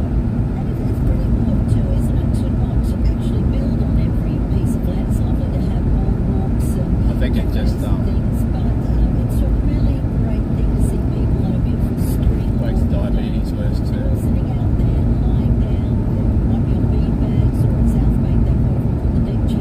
It's very hard to explain. At least with that other stuff, Frank, you don't have side effects with it. Except you might feel hungry.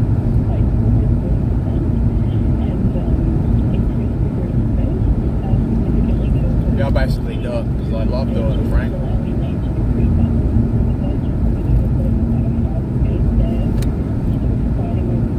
And I'm pretty much learning things all the time about it. Trying to figure stuff out. Dreaming things like, can I do this? Is it possible to do that?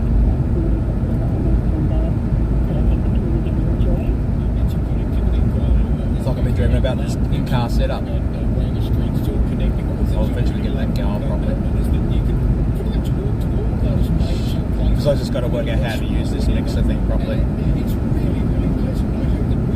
For the cameras in the car.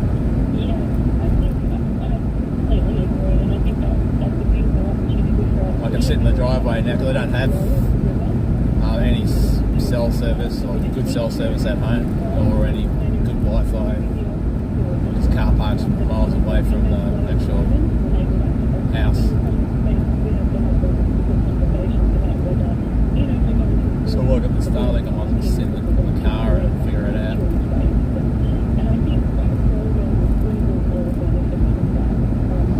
Everything's designed in this car to be pulled out. So if ever wanted to sell the car, it's all stock. Or if I wanted to put it in another car, I can just set it up in another car easy enough.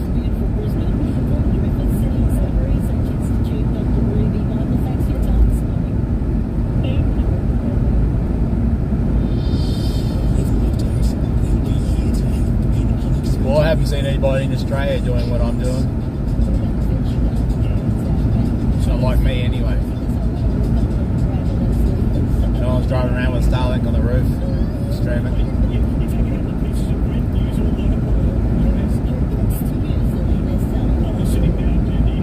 I've only seen one other backpack streamer, and he was out at Queensland Raceway, but he was on Twitch. So that's the only person I've ever seen with one. So they're very few and far.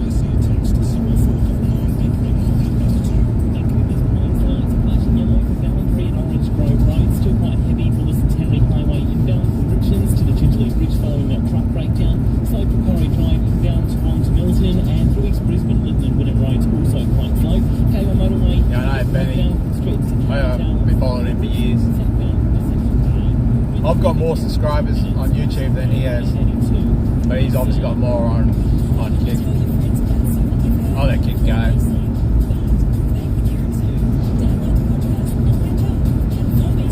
They should have made it easier for people to stream on Kick than have it and download all these different apps and things and stuff just to get it to stream to work.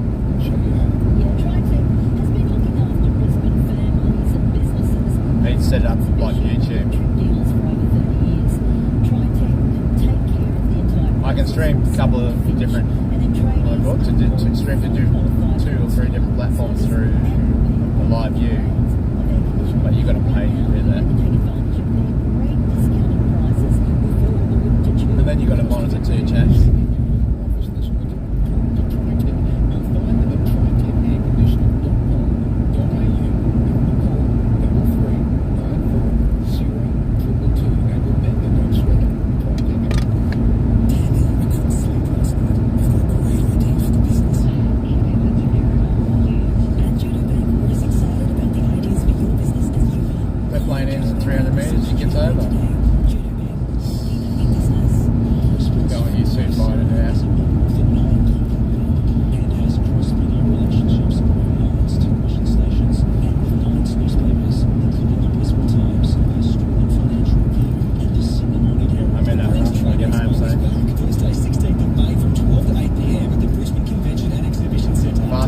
The more chance you have an accident, it'll be twice as worse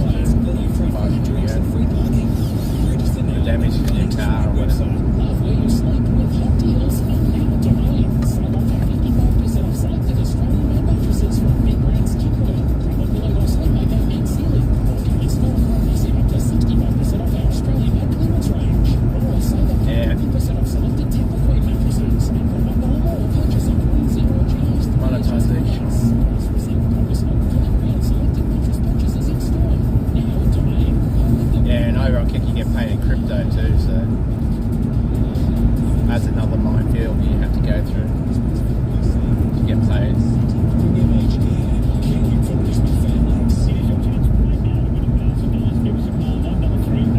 If I do end up streaming with Benny, he knows a lot about how to do all that stuff on Kick, so he'd be a good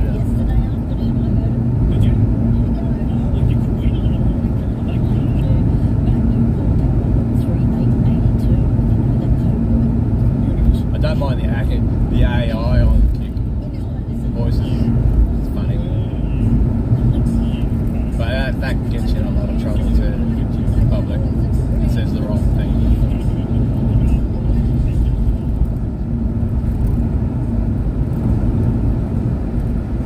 Speed camera there, the right hand side, that yellow trailer.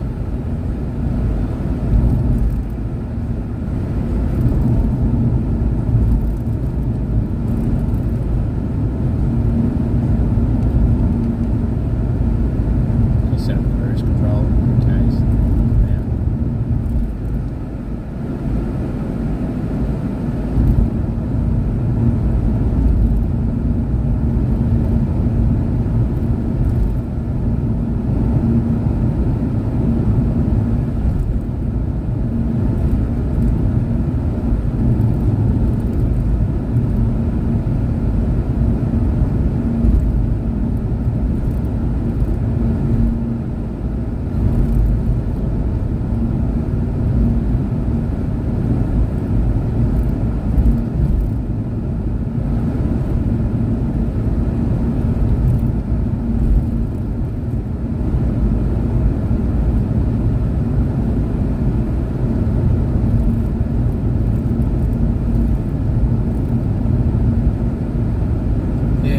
You got the ice Poseidon effect on him. That's what made him more famous. When ice Poseidon went over there, Benny's chasing a cow.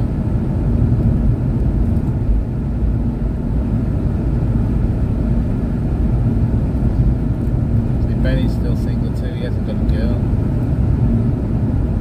That's what I'm saying about a lot of the streamers, eh? It's like some sort of curse that you've got. Doesn't mix. Look at ice beside. Leaves Australia and then he breaks up with his girlfriend.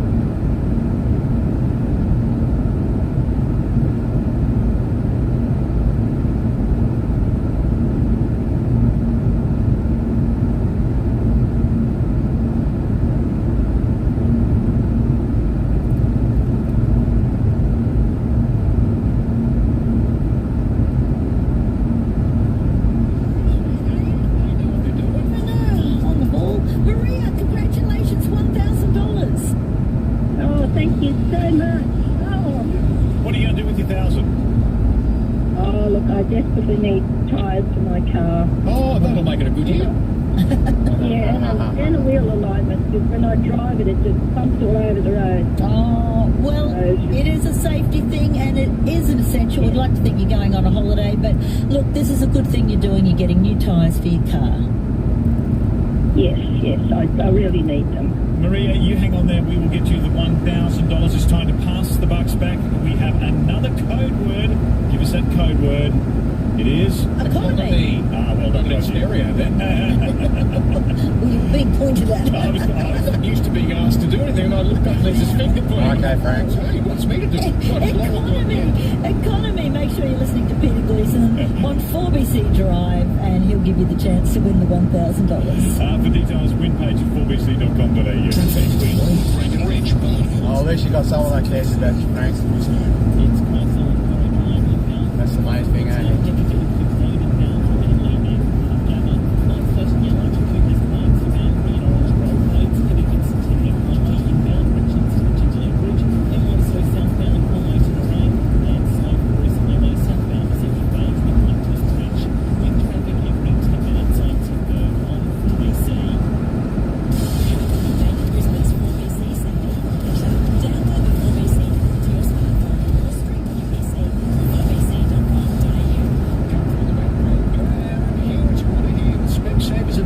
Hearing aid technology. Whatever your lifestyle, Specsavers have a hearing aid to suit you, from rechargeable to battery ones that can stream music or movies, ones that are good at home, ones that are good in the great outdoors, all at everyday low prices, and you won't be charged extra for your preferred fitting style or colour. You'll find audiology professionals in over 300 stores across the country to support you throughout your journey to better hearing, and promise nothing less than the transparent pricing and expert care that you deserve. It's high definition sound at low Specsavers prices. Always follow the directions for use. To find out more, visit in-store or online at specsavers.com.au/hearing. If you're a tradie and your supplier lets you down, you look like an idiot, but no one needs that. That's why your first call should always be to Height for Home. They've got machines to meet your needs, ready to go today. Scissors, boombox, forklifts, the lot. You can rely on Height for Home. 189.9 for a letter there. That's the cheapest of them. Call 1-800-HEIGHT. 6 cents cheaper than what I paid. Height for Home, safely taking you to new heights. We've all been feeling cost of living pressures. That's why the Australian government is bringing in tax cuts from the 1st of July. They're for the drivers delivering the veggies and the people buying them, for the people working in offices and the tradespeople building them, for nurses saving lives and the teachers ship.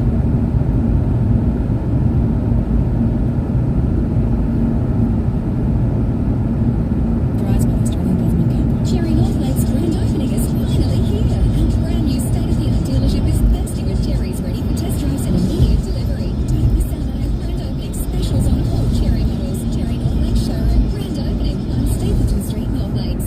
Looking for an inspiring place to work? At Spaces, we help anyone who is looking for a professional environment to work from locally that gives their business the scale they need to succeed. Our locations are the perfect place to focus, collaborate, network, and get your best work done. So whether it's Brisbane CBD or Fortitude Valley, simply turn up and get down to business. To find out more about our offices, co-working spaces, and meeting rooms here in Brisbane, in Australia, or around the globe, visit us at spacesworks.com.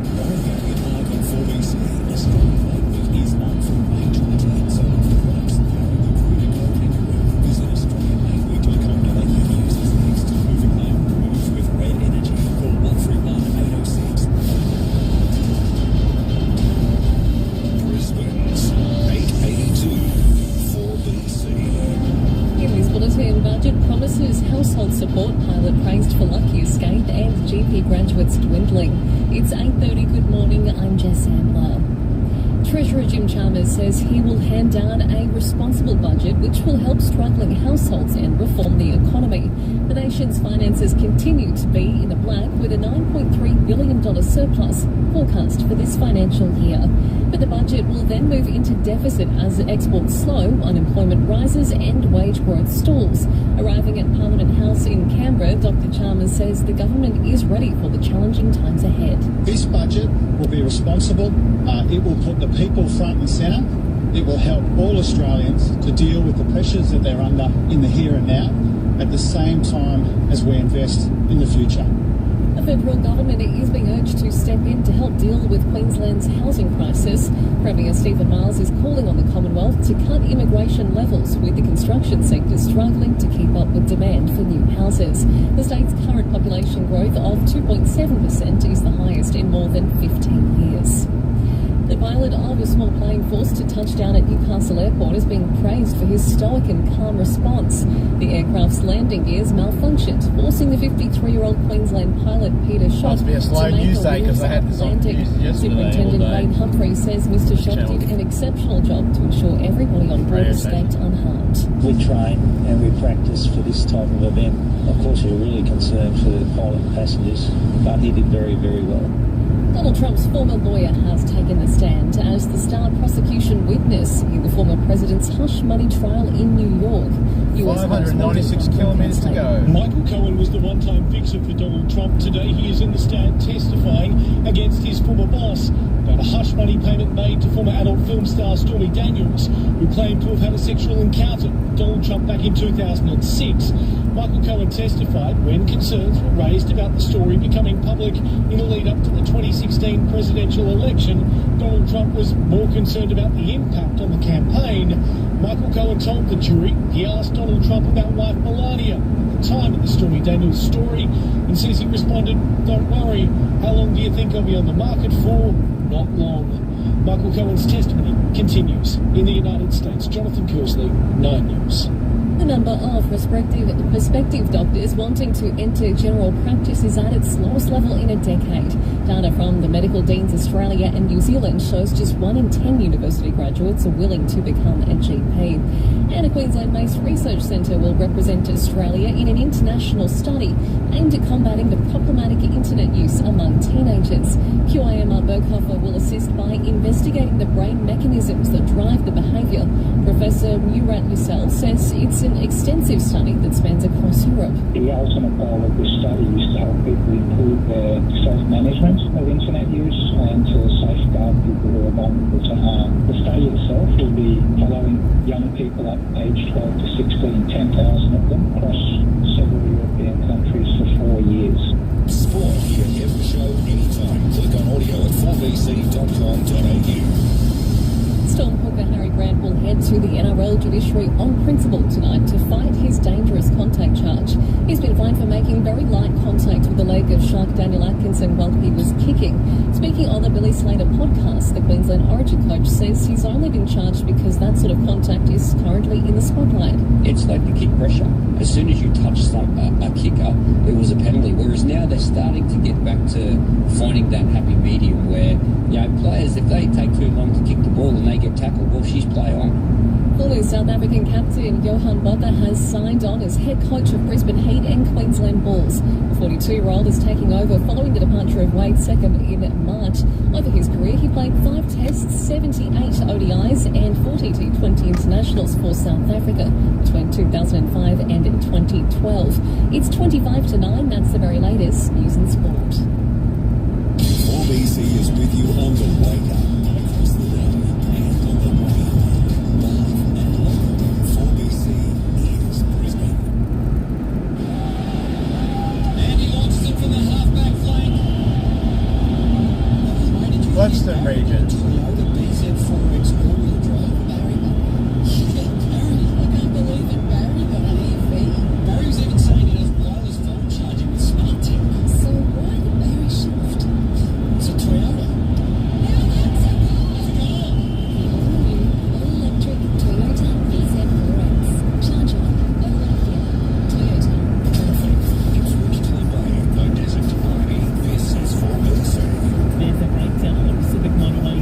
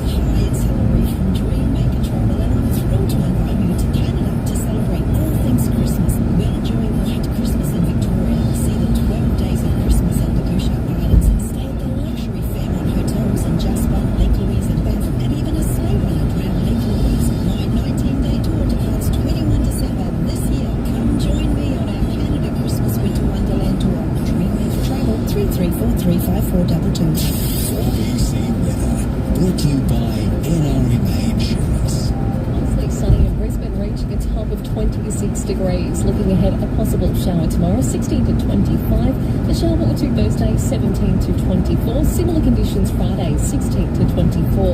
On the bay, winds up to 20 knots, seas below 1 metre. Currently it's 14 degrees at Ipswich. There'll be more news at 9 on your home of the Olympics, Brisbane's 4BC. Thanks, Jess. Coming up in just a moment, of course, Loz, what have you got this morning? Deborah Lee Finesse has broken her silence since her split from Hugh Jackman. Also, Buddy and Jacinta Franklin. Wow. They're making a big move. I can tell you all about that and why they're making the move. It's something very simple in life. And Steve Buscemi, this is really sad. The wonderful actor from Fargo, Con Air and Big Lebowski, he has been attacked in New York City. Oh, he's one of my favourite actors. Love him. It's kind of weird looking, but I like him a lot. Here's Billy Joel. This is River of Dreams. Laura Gary and Mark.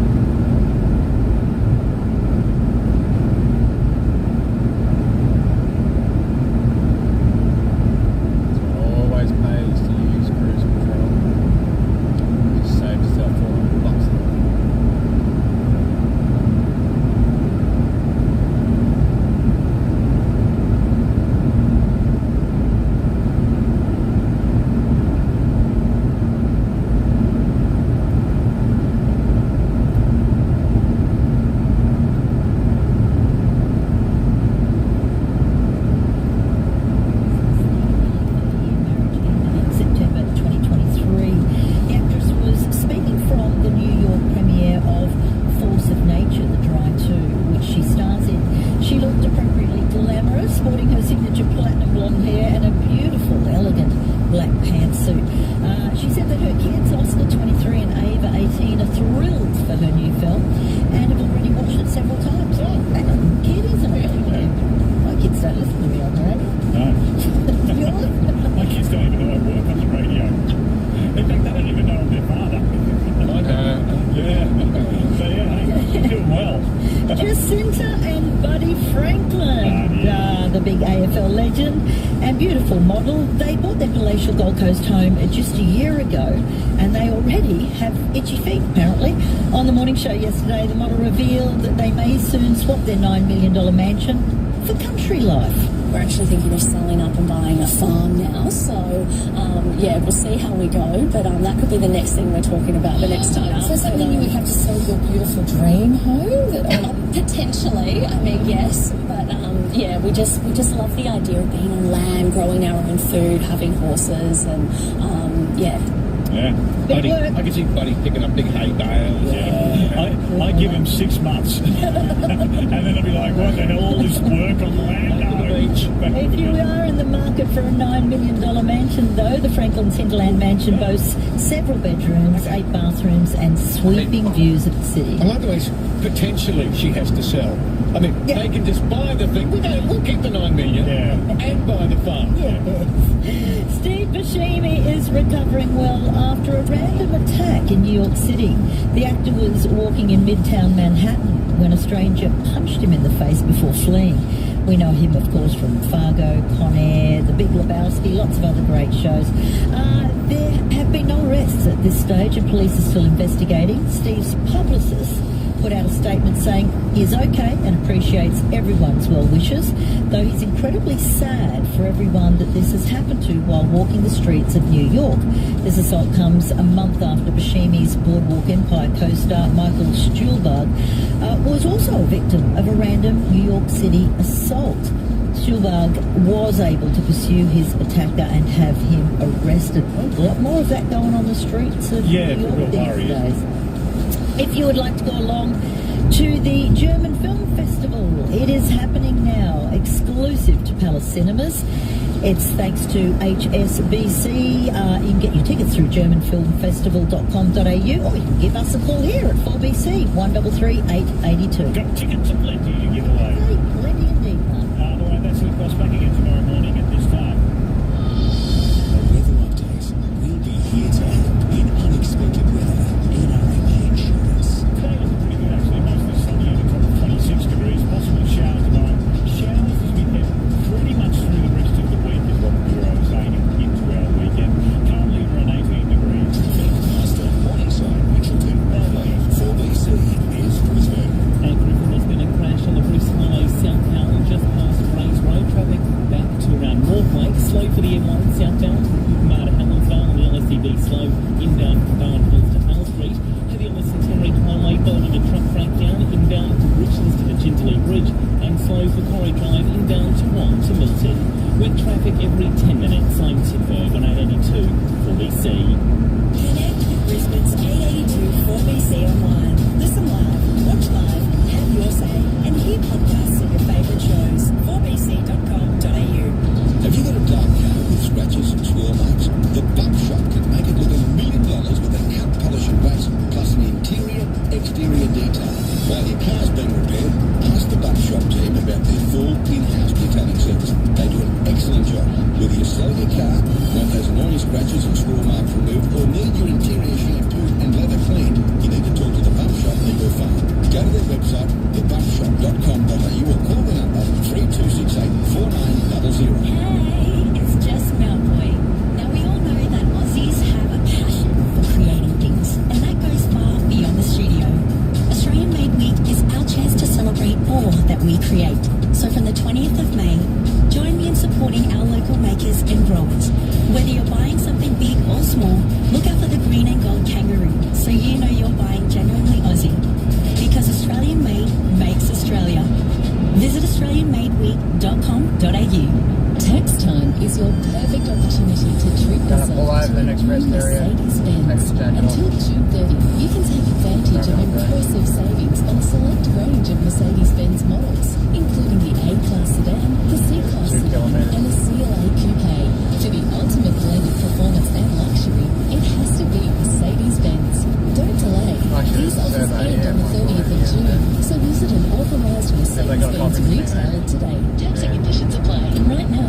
Vicente Premium Aged Care has career opportunities available throughout our 6 family-run communities. If you have a passion for people and you have a passion for aged care, we would love to have you come to Vicente. There's a lot of opportunities at Vicente. We have about 65 different roles. We always say to people when they start, It's like a you new can one. go up, Yeah, I think I down, went in left, last whichever time. way Yeah. you want to go. Why not consider a career at vicente.com.au, celebrating 50 years. Laurel, Gary and Mark on 4BC. Isn't it time for a new smile? Book your complimentary consultation today. Petrol's cheap here at too, newsmile.com.au. A moment ago in Lipos Lows, you get Don't need any. the lucky prize winner this morning. That's really cheap. Brisbane German Film Festival thanks to HSBC. In 400 metres, make a U-turn. 9. Oh, that's a good number. It works out. I wasn't expecting to do it on air, but just went 7 with 9. That's more than I would have thought I had. Yeah, 9. You can go for hours. Just get a cup of coffee. Laurel turned off. She was watching Go to the toilet. It is 12 p.m. Take this jacket off.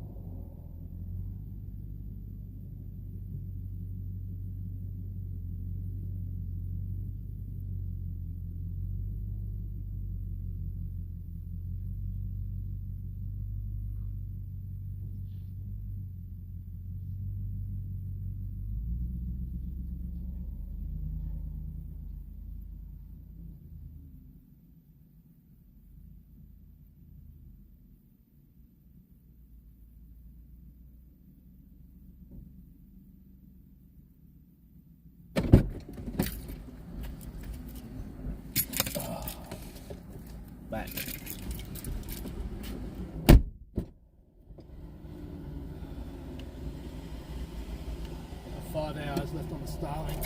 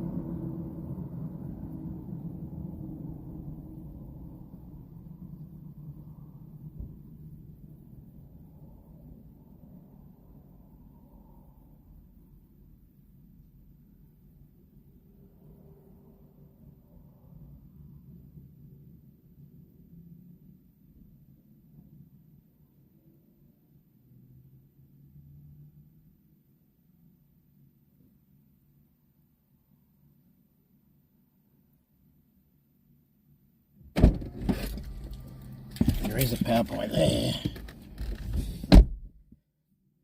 If I turn the car around, I should be able to get it plugged in.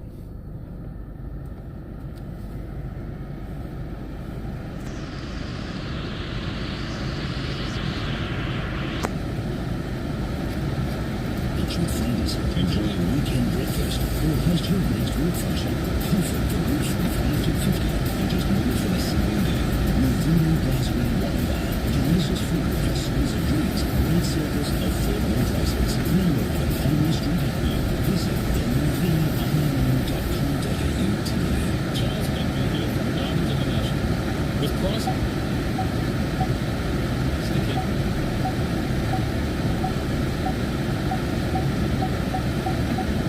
Not just engagement rings, 40% off wedding rings, turnkey rings, earrings, bracelets and pendants.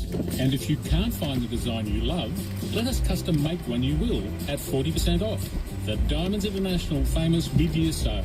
On now at Chermside, the City and Carindale. Looking for the ultimate charge up here, Mazda? Frank? Then look to Brisbane's only 2023 Mazda Master Dealer, Caboolture Mazda, with a state-of-the-art.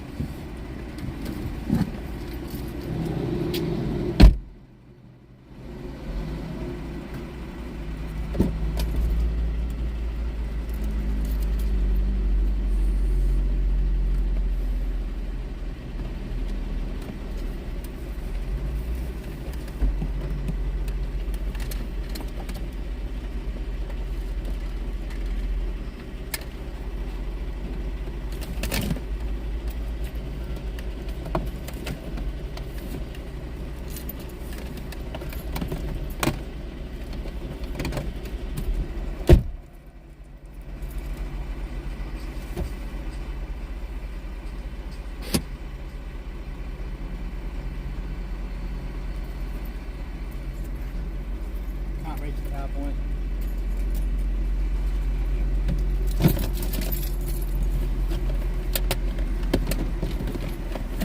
You're too tight of a space. I don't know how they got that one in there. I'll try another servo.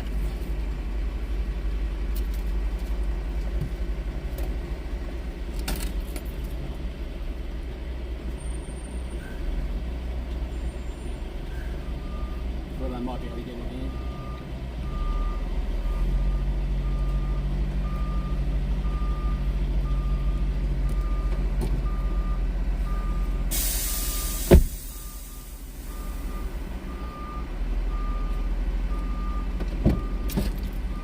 Alright, try another one.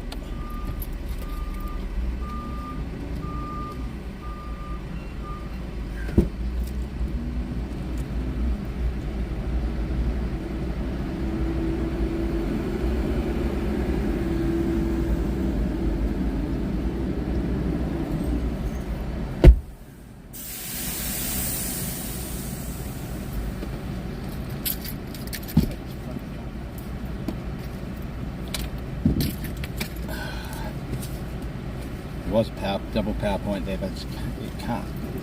There's an ice machine next to it.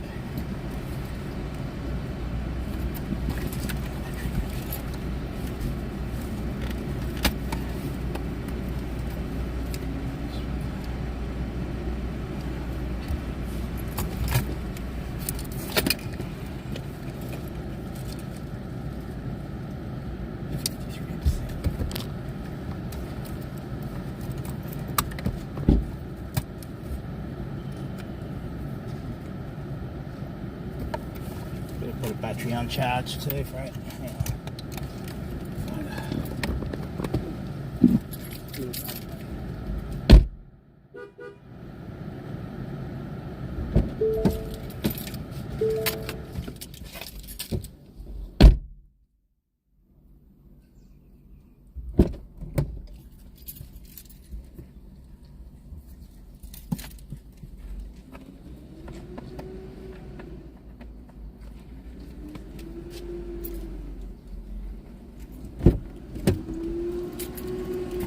Charge cord.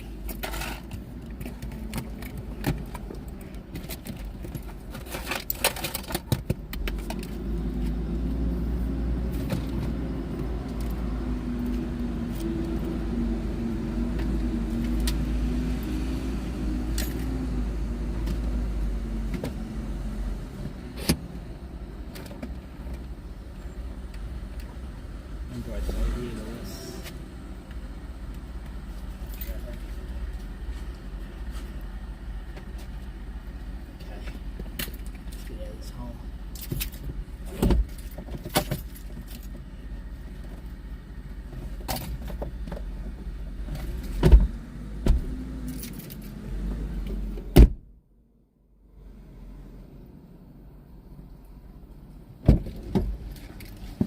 Let's get some battery, the other battery, the little one for the camera.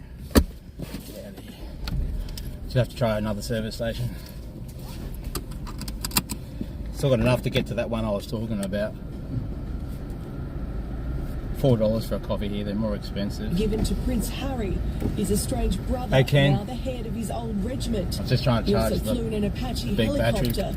the same aircraft. But there's an Harry ice flew machine there in and it's so close to the wall. In London. I don't know how they plug the ice machine in. News. Sport for Deep Heat, the iconic brand you know and trust. Usually these newer servos have got power points on the outside. Storm Captain Harry Grant will Continue on A1 for 379 Hey, say what? Grant was controversially sick in Lady Please like and subscribe. Contact with the native Shark Slippery Daniel Atkinson.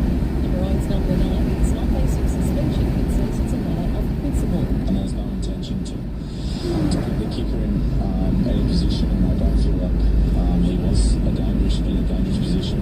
Brisbane Heating Queensland Blues has secured a new head coach for the next 3 years. 42-year-old former South African captain Johan Botha will take over following Montreal Blade's second in March.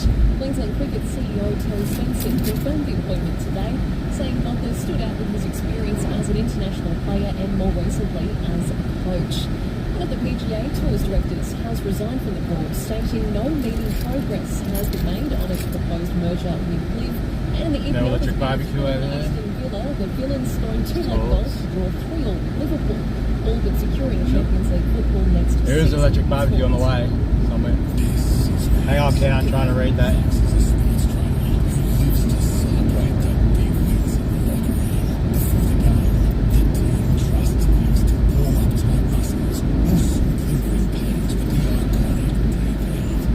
Got cameras over the shoulder.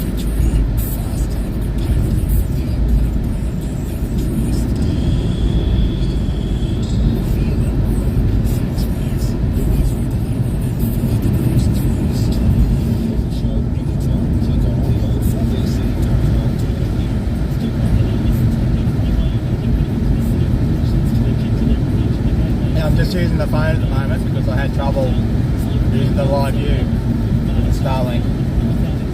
I'm just on Starlink only for internet. No 4G, 5G. Got rid of that. Pointless even trying to use that out here. Yeah, I've got that camera. I've got 4 of those Sony cameras that you can see on screen right in front of me. got 3 mounted in the car. You can see 2 behind my headrest and 1 front there. I've got 1 on my backpack.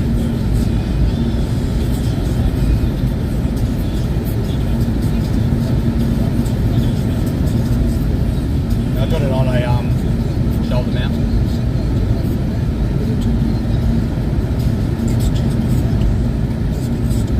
And I want to be hands-free.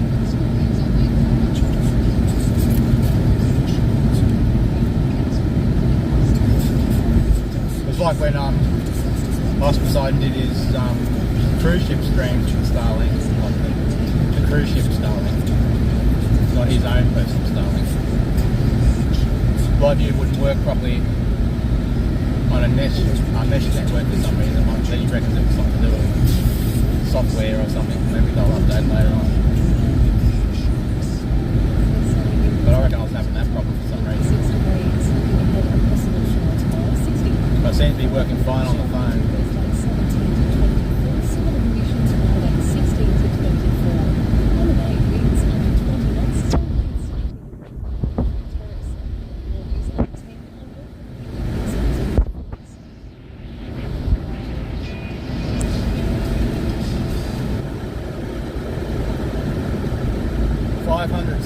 Kilometres to go. So probably got like 7-8 hours, something like that.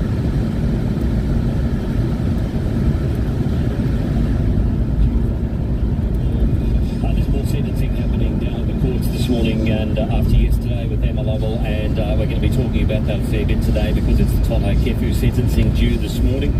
You'll hear it here first on 4BC Mornings as soon as we have any details of that.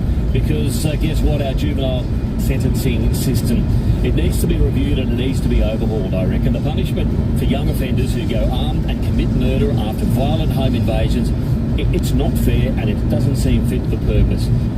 14 years for the murder of North Lake's mother, Emma Lovell, with parole after just 10. That's insufficient, and it's an insult to the Lovell family who've suffered enough. It's an insult to the families of all the victims of violent crimes resulting in a murder. And it's time for the adult time for adult crimes. Surely to goodness, after what we've seen.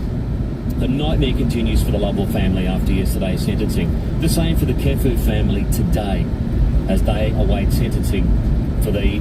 Well, there's no other way of describing it. They've got no guns in Australia, so they all decide to use knives. Teenagers in their home in 2021. I'm going to have a look at this because it's weighed too much the wrong way, I think. The wrong people are being prioritised here when it comes to this sentencing. 133 882 is the open line number. You're welcome to join the conversation. I'm sure you've read the stories and you've got your own opinions on it. You can text as well on 0499 880 882 or email bill@4bc.com.au. I know the civil libertarians are going to be wringing their hands and well, that's too bad. We're going to have a chat with criminologist Terry Goldsworthy. He's also a former top cop and he's a barrister as well, as to what time really fits the crime in these cases, no matter your age or what your troubled upbringing is. It's also budget night as well, as we know tonight. We'll have a look at what we don't know so far, because we do know most of it. And we'll see what's left to be revealed tonight. Economists are divided on what they have heard so far in terms of stoking inflation. And this is interesting as well. We'll cover this morning. The CFMEU is at it again. This time the Fair Work Commission has told them where they can stick their latest log of demands. And wait till you hear what they've been chasing to conduct some of their union business. They don't mind asking it all. They've got more front than liars, the CFMEU. They fair dinkum have. The Miles government is all show, no go. Their supermarket inquiry, it wraps up. Yeah, they're all hanging around the supermarkets, shopping centres and train stations where all the knife crimes happening. I think that's most fair of to it. say. I don't know anyone really knows what it's going to achieve, to be honest, other than a bit of grandstanding. And we'll look at the injury crisis in the NRL that has robbed so many of the superstars of the game from appearing in Magic Round this week as well. We'll touch on all of that and any breaking news, as I said, as it happens, particularly from the courts this morning with the Kefu sentencing hearing. And your calls and texts. Once again, I'll remind you of those numbers. 133 882 on the open line, or text 0499 880 882. The next toilet rest stop, I'll stop. I don't need to go to the toilet. I I've got another inverter on a battery, a small car battery, so I might plug that into the live view and see how much charge I can get out of that. Here we go. That might give me a couple extra hours. I was just using that for the laptop.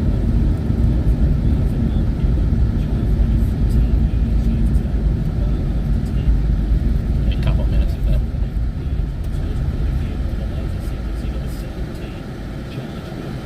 Maybe some of the juice left in it. Probably have the I'll drink out the boot.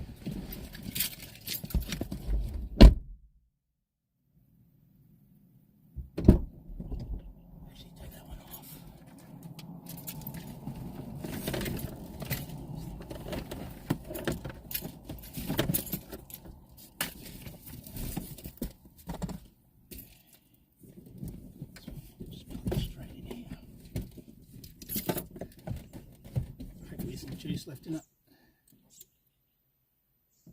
Yep, there's a bit of juice left. Where's my cooler?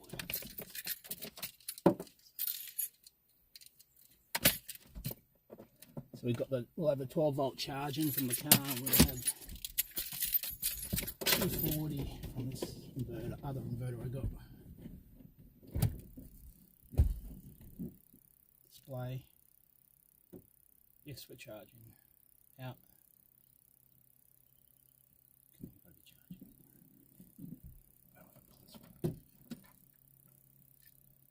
There we go.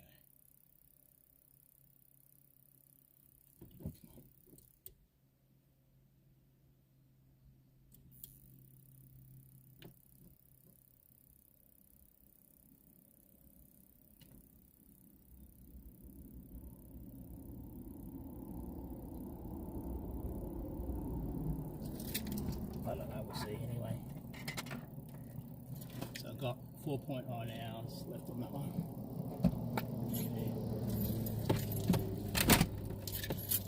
So I've still got 5 hours, so it's not too bad. That'll get me to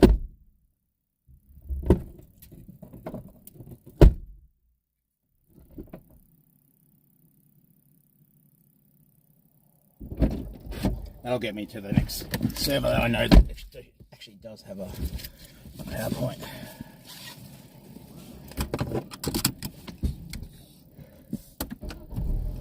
Hey Frankie, you back? Yeah, it is, Frank. They got what do they call them? Septic tank toilets or whatever.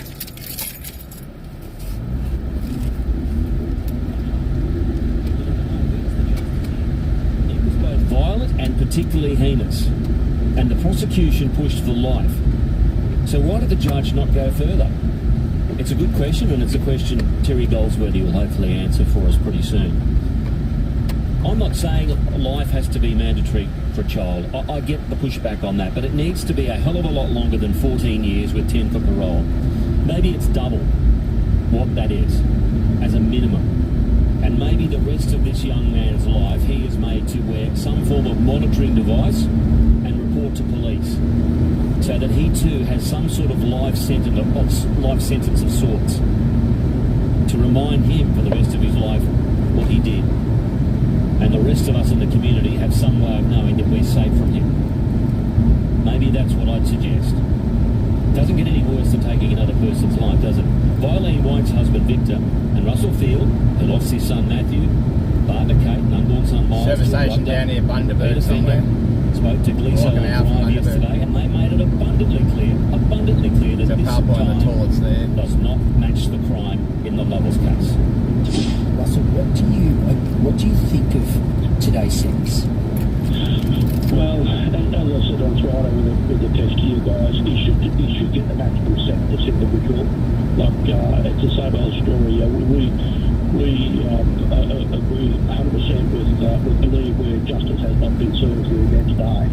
You know, this individual, the judge again had the opportunity to sentence him to greater the maximum sentence, and he hasn't done it. And it's the same issue with us.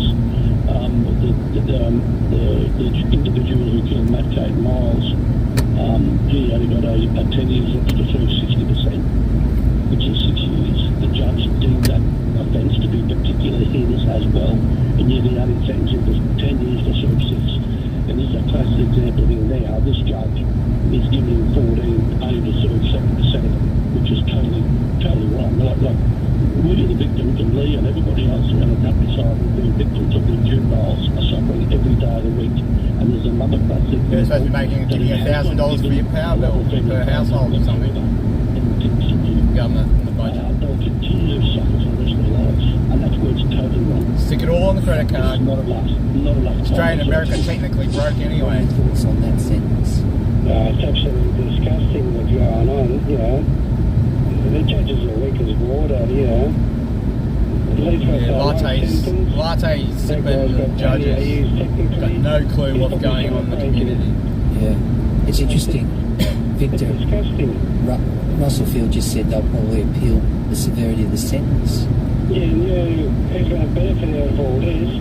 Well, the barristers, they'll be rubbing their hands all the way to the bank with all these this is a story from appeals going on. It's just disgusting. Yeah. What do you think would have been the most appropriate sentence? Well, he took a person's life, so he should be charged as an adult. You know, like we keep saying, adult crime, adult time. There's no other way to put it except that way. Victor White, what do you make of what he had to say there? 133-882 again is the open line number if you want to join us on this conversation this morning. As we are having this conversation, as I said, the sentencing is should be underway in the court this morning in the Kefu case. Rachel and Toto Kefu and Ben Cannon, of course, their neighbour who came to their aid as well. As I said, with this Lovell case, to add insult to injury for the Lovell family is the knowledge that Emma's death, it may have been prevented if the government hadn't now weakened bail laws. That's another sad reality. Don't ever forget, because the Lovells won't ever, that this convicted murderer committed his crime while on bail, living in a residential care home in the Lovell Street in that suburb of Northlake. All they were doing was sleep in their own home at night, and this person came in and committed this crime. This guy did 19 home invasions to the Lovell family. I can imagine how traumatic this must have been. Front up to court to relive the whole fateful night, and then see a weak as water sentence of effectively 10 years with parole. That's what all these youths are doing now. They're doing home invasions. Feelings they break into your house, they well. That's why steal whatever they want, they take the car keys, and they take the Porsche. On 133-882. This sentencing came on the same day that Wallaby Toto Kefu, his wife Rachel, and neighbour Ben Cannon attended to the sentencing of the teenagers who invaded the Kefu home. And almost 7 watch houses are all full. As I said earlier, it was a bloodbath. The harrowing victim impact statements, the lifelong damage, the distress it's caused, and for that heroic neighbour Ben, who was the face and the voice for victims for a long time until he was a bit too broken to keep going on with it. Well, he's a broken man now, and he still is, and it's forever altered his life, and with what he saw. And I've read some of his victim impact statement. I've got it on the desk next to me here, and it's harrowing stuff. They too will sit on eggshells this morning waiting for the sentencing process to now be completed or continued. But given the inadequate sentence Emma Lovell's killer got, they must be shaking their heads and wondering, well, what the hell are we going to get here? What are these teens for this home invasion? What sort of punishment's going to be dished out to them? The teens have each pleaded guilty to 8 charges, including serious assault, 4 counts of malicious acts with intent, as well as burglary and car theft after they stole a car and they drove to the Kefu home. Justice Davis adjourned the hearing yesterday to resume this morning. They're in court now. They should be in court now if corrections could get them there. They didn't get them there. Couldn't get them there for some ungodknown reason yesterday in time. It's a whole other story. 2 offenders who waited in the car outside were dealt with in the Children's Court back in February. One was sentenced to 2.5 years in detention. The other walked free, as he'd already served his time in pre-sentence custody. So again, for the victims, it's a life-altering sentence. Flashbacks, fears, trauma. But for these teenage perpetrators, the criminals, by the time parole is taken into account, it'll be a bloody slap on the wrist. I can guarantee you that's probably what's coming this morning. So I don't know what we'll get. We'll soon find out. This happened in 2021, Toto Kefu. And I talk about how the system prolongs the agony. 2021. And it's been revealed that Toto Kefu, the former big, strong wallaby, offered to let these kids during the cut and thrust of it was going on, and I don't use that term in any sort of derogatory way, but in what was going on, he offered them on multiple occasions, these kids, the opportunity to just walk away, walk out of the home, and this will be the end of it, walk away. They didn't. They decided to stay, and they decided to go on with it.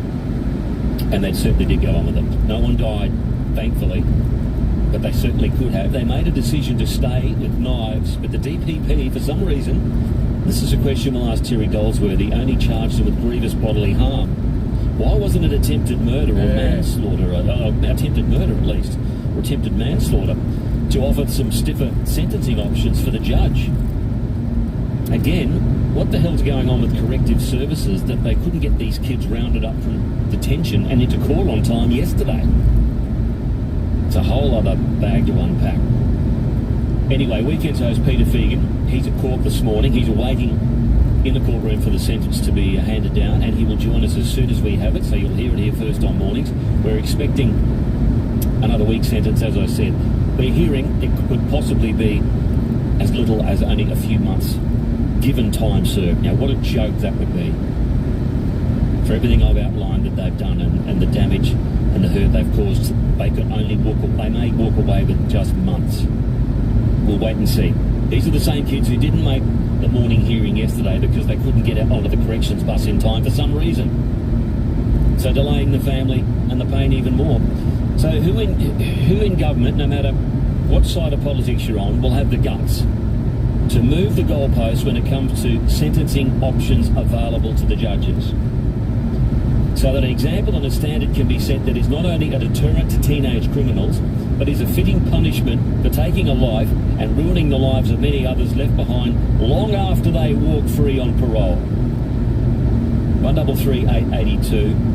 Text if you like on 0499 880 882. There's a stack there. And while we're at it, protecting the identity of this murderer, that only adds insult to injury again. I don't agree with it. You've lost the right to have that privilege, to have your identity protected. While we and Emma's family are left to grapple with the enduring anguish of the loss, you get shielded from the full consequences of your actions? No way. That's not fair. We'll get to more of your thoughts, your calls and your texts shortly, and we'll wait for a verdict to be handed down, hopefully in the court, in the Kefu case this morning. This is Mornings. I'm Bill McDonald on 4BC. It's 9:23. For the stories that matter to Brisbane, stay right here. We're live, we're local. Brisbane's 4BC.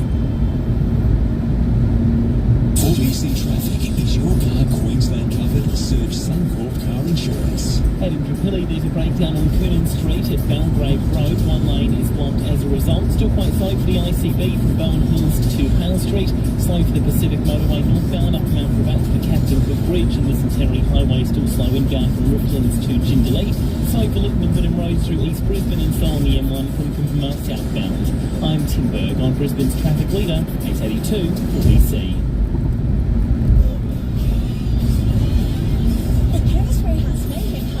Cosmetic sale is on now. All big brand cosmetics are half price. All L'Oreal and Maybelline half price. All Emco Beauty and NYX half price. And all Essie and OPI half price. That's right, all big brand cosmetics are half price. So hurry into Chemist Warehouse for the mayhem sale today. And stock up on all your favourites. Chemist Warehouse, great savings every day.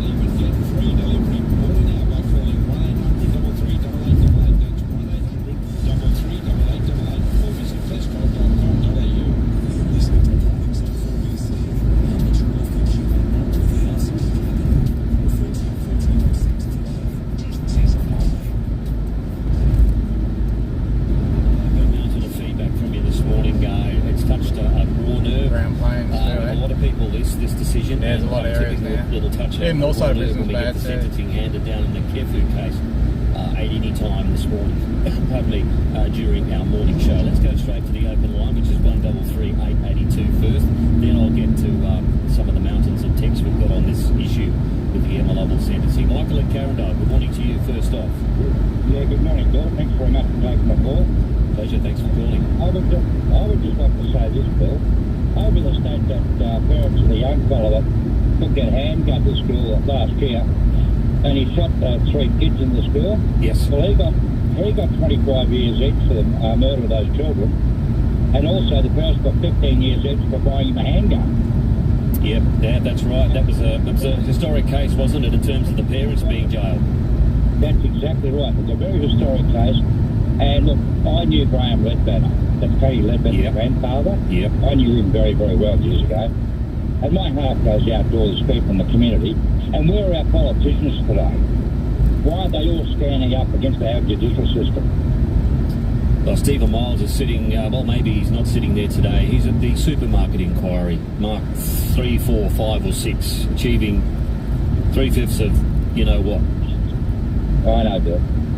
Thanks very much, Bill. Let's have a great day. Yeah, good on you, Michael. Thanks for calling in, and I agree with you. They seem to have a better handle on fairer justice when it comes to this sort of thing in the United States. It's not that we look to them all the time as a beacon of where we want to set our goals and our parameters around, but yeah, they're pretty strong over there. Got to admit that. Ross from Warwick, good morning to you.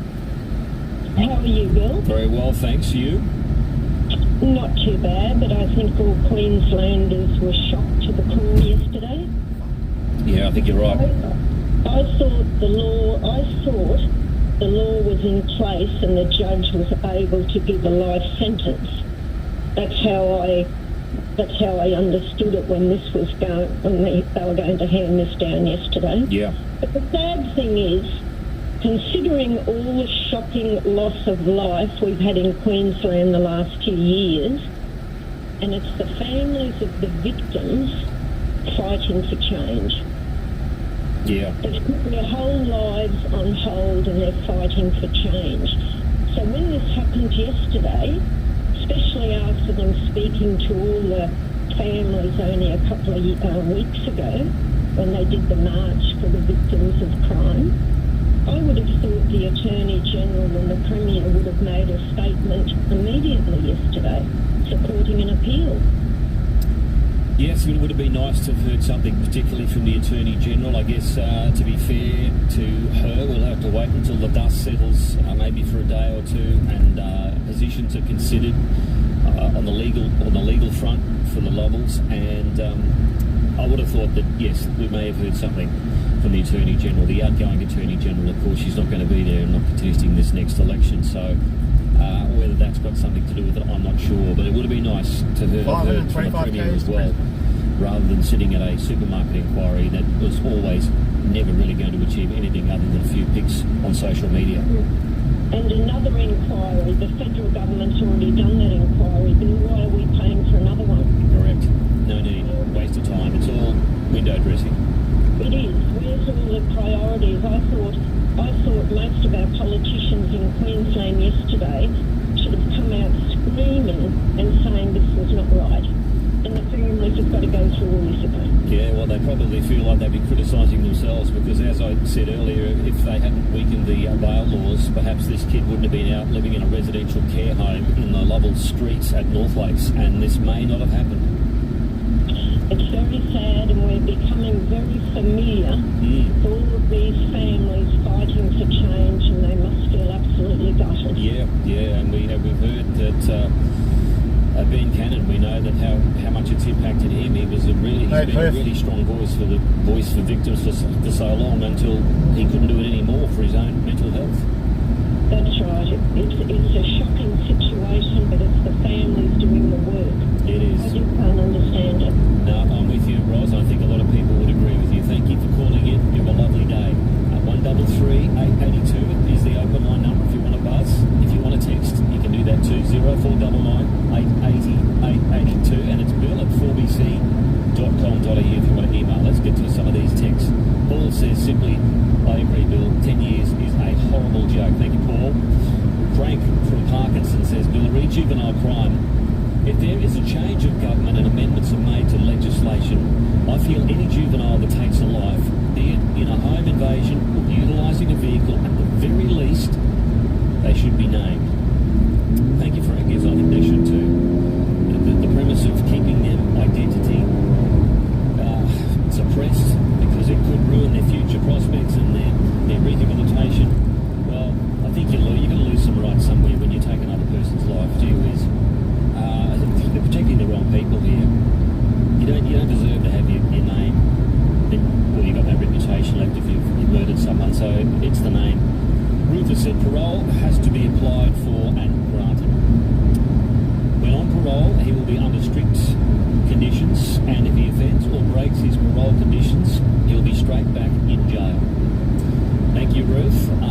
Yes, let's hope that there's rooms in the jails and detention centres if that does ever occur with anyone who breaks their parole conditions. Dick has said juvenile offenders should be flogged. I know this would upset the do-gooders, but I had a mate who served in the British Army in his unit. There was one who came from a tough area of London. This person told my mate about being convicted for some crime and sentenced to receive the birch. He said that convinced him to not offend again. The current system is not working, so we need to try. Yeah, like Singapore, give him the cane or something. Not sure about that one, Dick, but I know where you're coming from. Appreciate it. We'll talk to criminologist Terry Goldsworthy shortly. He's a barrister. He's an expert in all things crime because he's been a copper as well. He covers all areas and all bases. We'll find out what his thoughts are on why this sentence is so light and what's coming up with the KEFU verdict as well. We're on standby for that from Peter Fegan down at the courts. It's 26 minutes to 10 on 4BC Mornings. If you have sleep apnea and use CPAP, it's important to regularly renew your CPAP parts, especially your mask. Your one-stop shop for all things sleep apnea is Survey CPAP Clinic. This month, when you buy any Brisbane AirFit mask for $169, Survey will give you a spare mask cushion for only $5, saving you $60. That's only at Survey CPAP Clinic, your one-stop shop for all things sleep apnea. Stop doing with Survey. Go to Survey CPAP Clinic, survey.com.au, that's SAVE, or call the number 1300 762939. The offer must end May 31. CPAP is used for obstructive sleep apnea treatment. Follow directions for use when considering whether CPAP is right for you. You must speak to your doctor. Survey.com.au. Andy launches it from the half-back flank. And by the way, did you hear Barry got a Toyota BZ4X all-wheel drive? Barry? Yeah, Barry. I can't believe it. Barry got an EV. Barry's even saying it has wireless phone charging with smart tech. So why did Barry shift? It's a Toyota. Now that's a goal! It's a goal! The all-new, all-electric Toyota BZ4X. Charge on, own and feeling. Toyota. Albion welcomes a new place to wine.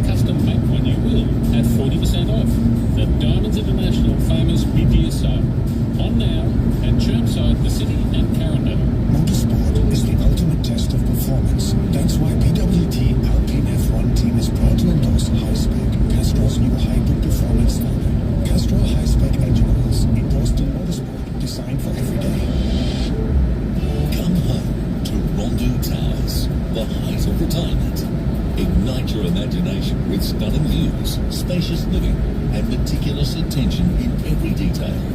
Located in the dynamic Newstead precinct, enjoy on-site cinema, wellness centre, club lounge for private dining, and swimming pool with impressive river views. It really is where retirement and luxury meet. RonduTowers.org.au. Yours to discover today.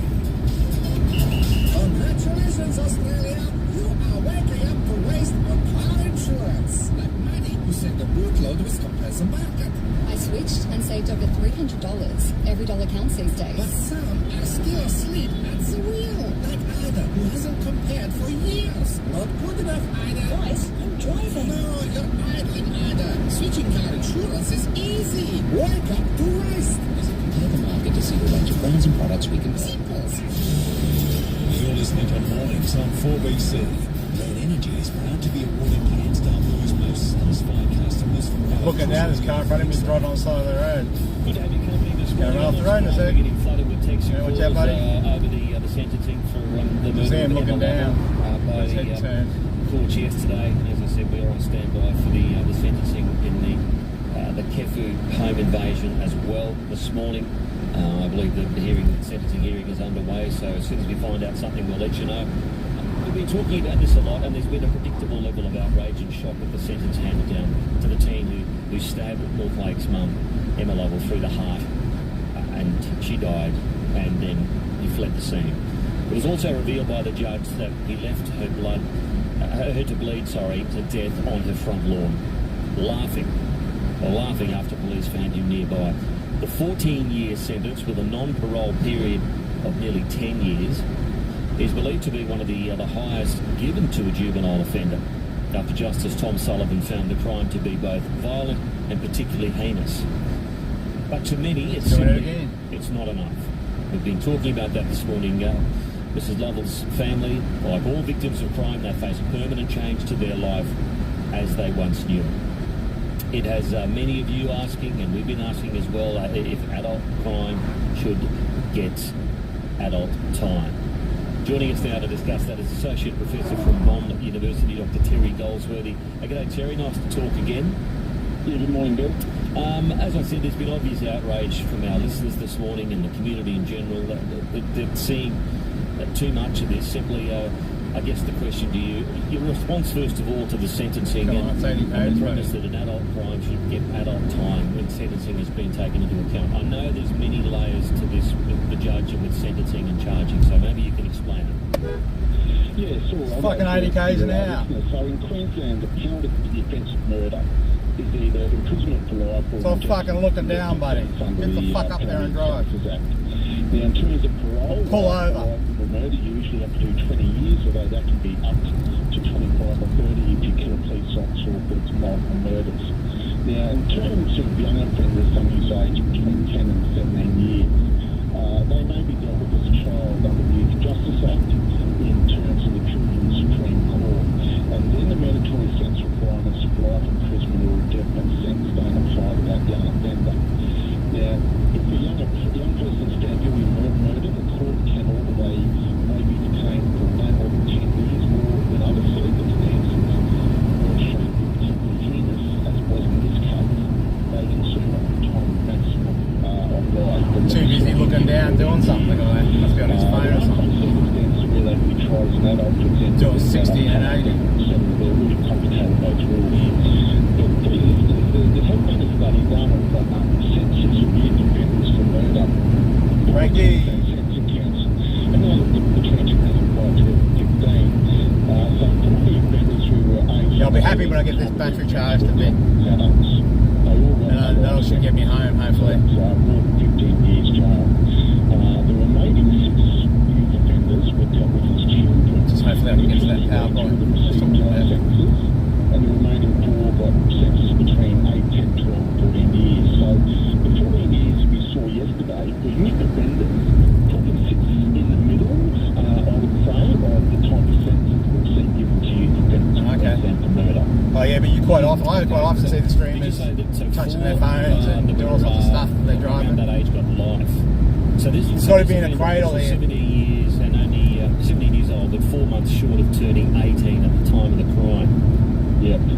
Yeah, so it's for the offenders who are under the age of 17, because it was, we hadn't reached the age at that stage. They were all dealt as adult offenders, and they got life sentences. The ones who were under age 17 years of age and were dealt with as children, 2 of them, out of the 6, 2 of them got life sentences, and the rest... The sooner I can charge that battery, the better, because it'll take less time. What did you make of this sentencing, given what you said there? This bloke was 17, 4 months short of his 18th birthday, so he wasn't under 17, but he was not an adult classically as well, I guess. I mean, about half an hour. I think, he probably should have got life. In reality, going into the circumstances, the attack, his history, etc.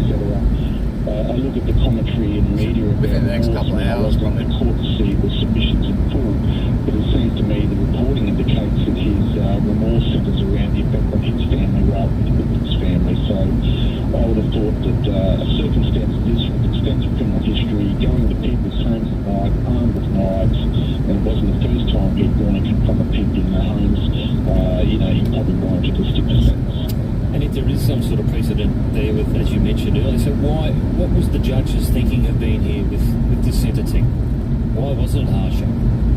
Yeah, look, I mean, I guess the judge is going to take me by he did make mention of the impact on the family, and he did say it was atrocious, and created that sense of outrage in the community. So the judge acknowledged, I guess, all of the things we're talking about to some degree, but he obviously thought that 14 years was sufficient in this case. And, when we say life is 15 years and above, so it may not have been a great extension of the 14-year period anyway. But certainly, I guess, as the husband of the victim said, he's kind of grateful that at least he got 14 years. And I think that, is one positive to take away. He didn't walk away with an 8-year or 10-year sentence. Is it fair to that the identity also has to be protected because they're not adults, they're under Queensland law? Look, I've started to, voice my opinion on this. I think that if you're declared a serious repeat offender or you commit a serious offence like a murder, etc., you should be named as if you're above, say, the age of 14, etc. I think the community's entitled to know that there's a 17-year-old who's running around with a knife at home and stabbing people and killing them. I think you forego then the protection of the child's name when they've reached that level of offending. So this kid was carrying a knife with, I think, an 11.5 centimetre blade, as you mentioned earlier on that fateful night. There's been calls to try the armed suspects to the full extent as adults. How would that go if that was a condition of the way they were treated by judges and brought before the courts? Well, certainly. I mean, the government could legislate that quite easily. I mean, they've legislated the homicide section for punishment in regards to killing a police officer or committing multiple deaths, etc. So if the government was of the wish to do this, they could put in their circumstances of aggravation that would then force courts to give a harsh sentence if we as a community thought that was appropriate. And you could easily set that up in terms of legislative amendments. It wouldn't be hard to do it all, I would think. I've got a question for you as well, so like a legal question as well. So the Kefu sentencing is happening this morning, we understand, and believe we know how bloody that was, that attack. Fortunately, no one died, but Rachel Kefu almost lost an arm, and it's a grievous bodily harm charge. Is that right? Why wasn't was that going to limit the judge in the severity of any sentence that he brings down, as well as taking into consideration time served as well? Why wasn't it, say, I don't know, why wasn't it something stronger like attempted murder? I guess I'm not privy to what DPP's conversations with the investigators were, or this defence, etc. So whether that was thought to be the more sensible charge in terms of getting a positive outcome for the victim in terms of being finding of guilt, I'm not sure, but it would surprise me. Sometimes it's problematic to go to those higher charges because you then may get people who will go, I'm going to fight that charge because apparently it's much stiffer. So, as I said, there would have been negotiations or decisions made as to what charge to prefer, even though the facts may perhaps have matched a number of different charges. Sometimes it's, decisions made to go through the path of least resistance in terms of getting a guilty outcome. Probably. So the DPP may have thought, hey, look, we want to go for attempted murder here, and the defence may have said, well, we don't think you've got enough proof and enough evidence to sustain, and so we will challenge that. But grievous bodily harm, yes, but we'll fight that. And so that may have been the negotiation that happened prior to getting to court. Yeah, look, all those things could be possible. I mean, police will charge someone with the charge. The DPP will then look at the evidence and decide what indictment to present to the higher courts. And I guess the example would be, often you'll see someone charged with murder and the defence may often will plead not guilty to will plead guilty to manslaughter. So then you're faced with the choice as a prosecutor. Do you run with the murder with the chance that you may lose it, or do you take the offer that's on the table for the lesser offence? And that can be a really hard decision to make for the prosecution, because it's like you've got a bird in the hand and then there's a bird got away. So I have seen that happen where, defence have put an offer of manslaughter forward, it's been knocked back, and then there's a trial for murder and that's come back to not guilty where the person walks away scot-free. Yeah, gotcha. Do you know what any expectation would be this morning with the Kefu case? The teens have been each pleaded guilty to 8 charges, including serious assault, 4 counts of malicious act with intent, burglary, car theft, as they drove to the Kefu house. And we know, I think you would be familiar with what happened inside the Kefu house. Do you know what we'll expect here this morning? I would expect a period of sentence of imprisonment. I'd be surprised if there wasn't.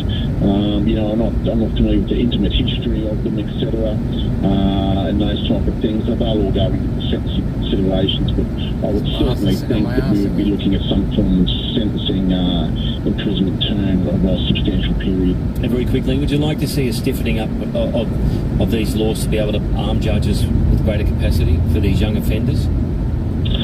Well, I think, the more discretion we can give to judges and greater options is always a good thing. And if that means, not necessarily downgrading punishments, but sometimes, increasing the amount of punishments they can dish out, then all the options are on the table for the judges to make that decision. And when it's made, we can go, well, okay, you had all of those options and you chose that, so then the decision's quite clear, rather than perhaps what we might see now where the judge doesn't have that option going higher or doing something else. So the more options, more discretion we can give our judges, I think that's better.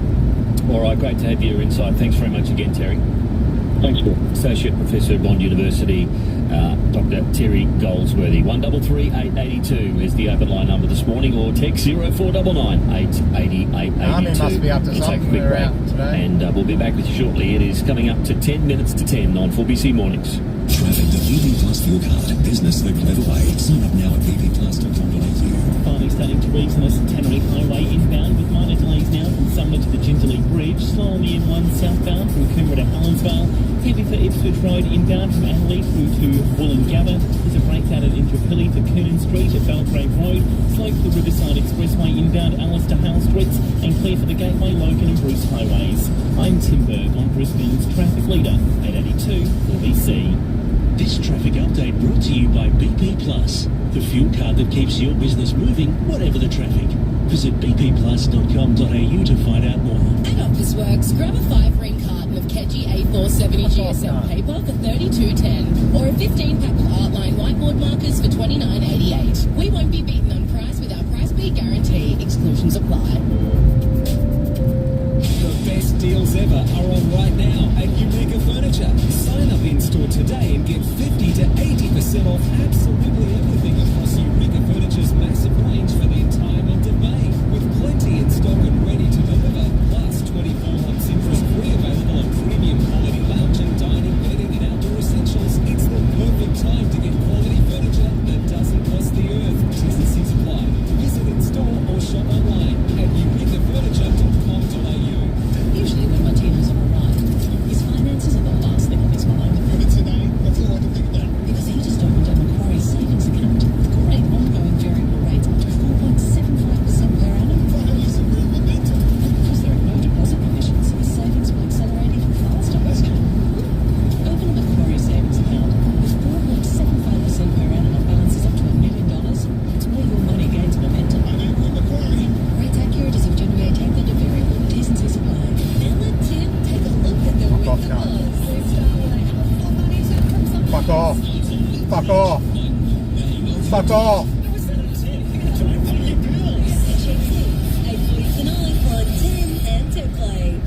Has been my carer. Get the fuck off my ass, cunt. Fuck off. Get the fuck back. Listens to my I got fucking run away, cunt. through some challenging moments. She's my other favourite. I'll get out and I'll smash you, fucking one, buddy. Aged care support. Regis is welcoming permanent and Brisbane residents to join the community. Search Regis or call 1300 100. Tell had every chance to overtake me in the overtaking lane, but he decides to sit up my ass. Literally, meters away from me. Not even that now. Sit there shaking your head. It's on a highway, you idiot. But that dream is slipping out of reach. Leah tries so hard at school. So I slowed right down.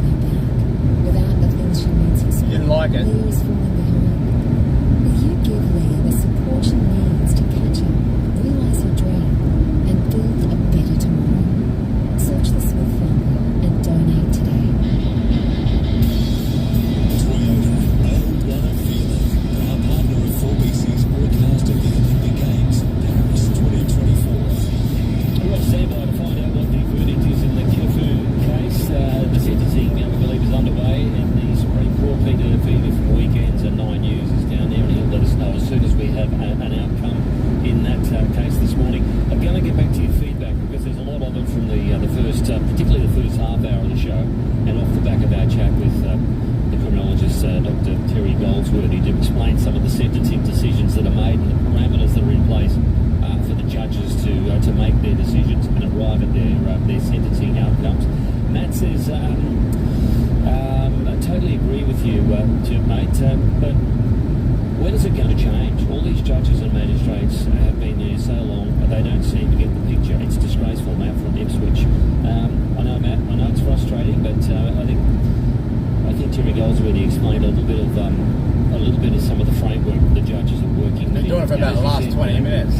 Comes right up my ass and then drops back. Comes right up my ass, drops back. I know life. We talk about life. He did what he just did then. He was like not even a metre away from the rear of my car. And this kid was sentenced to 14 years. So I slowed right down and sent him a message.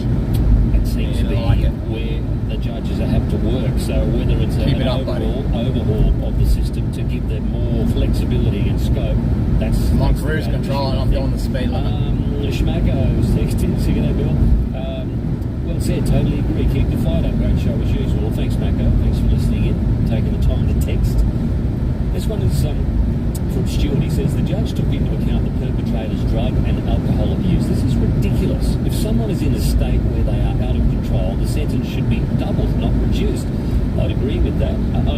That was what I found. Again, and I hope I don't go in a circle here, but the judge was...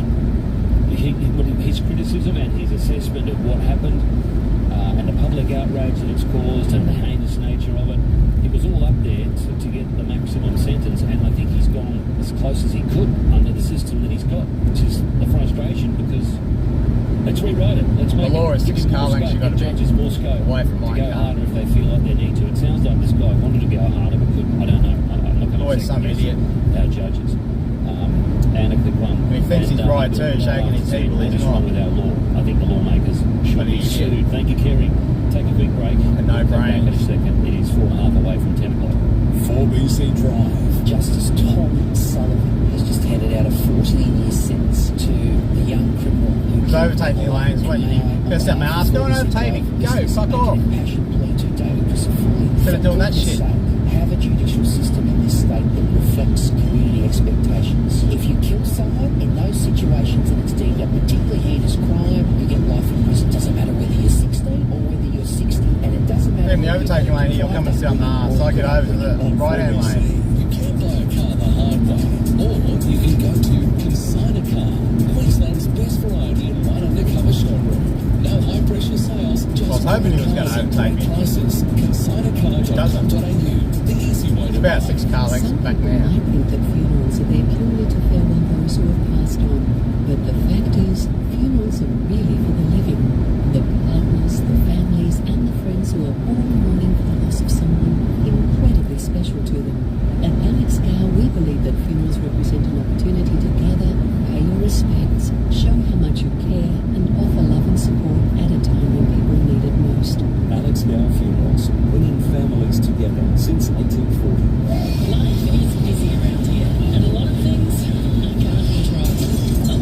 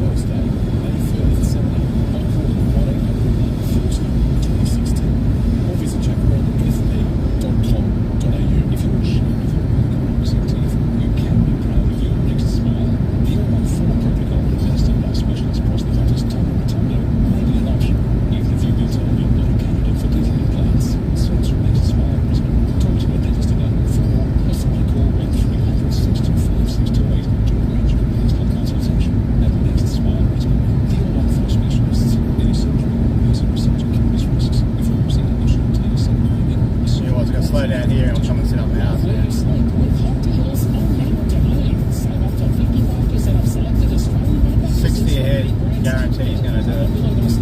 And ceiling. Or come in store for a massive up to 65% off our Australian-made clearance range. Or save up to 50% off selected Tempur Queen mattresses. And for $1 more, purchase a Queen Zero GS3 adjustable base. Price receipt bonus local delivery on selected mattress purchases in store. Now at Domain, home of the big betting brands. If it happens in Brisbane, you'll hear it in mornings with Bill McDonald on 4BC.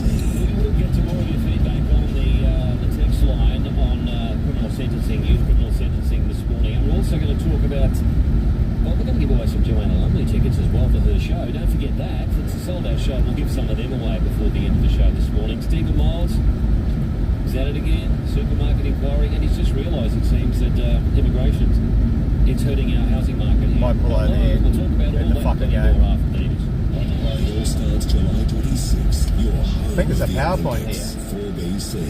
I actually do think there's a PowerPoint here.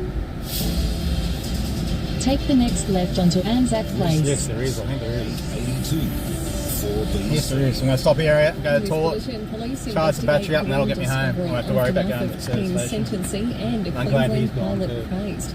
It's 10 o'clock. Good morning. I'm Jocelyn Wall. The crime scene has been... Emergency services were called to Parkland near Papa's Way in Narang. I'll be back in a sec with you, so I just got to plug all this battery stuff in.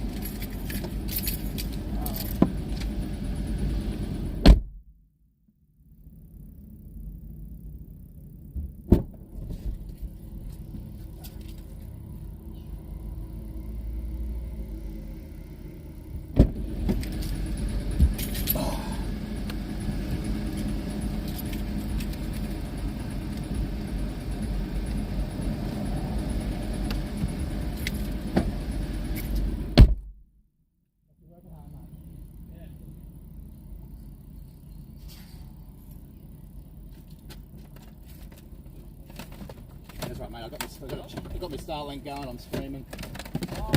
Yeah, I've come up. Yeah, I've come from Cairns. I've come streaming from Cairns. I did the Northern Nats.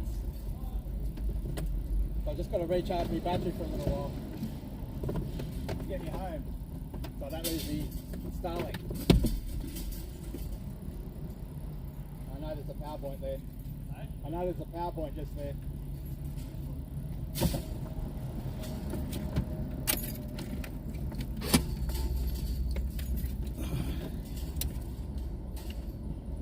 We're down at 40%, so it should only take about 40 minutes to charge.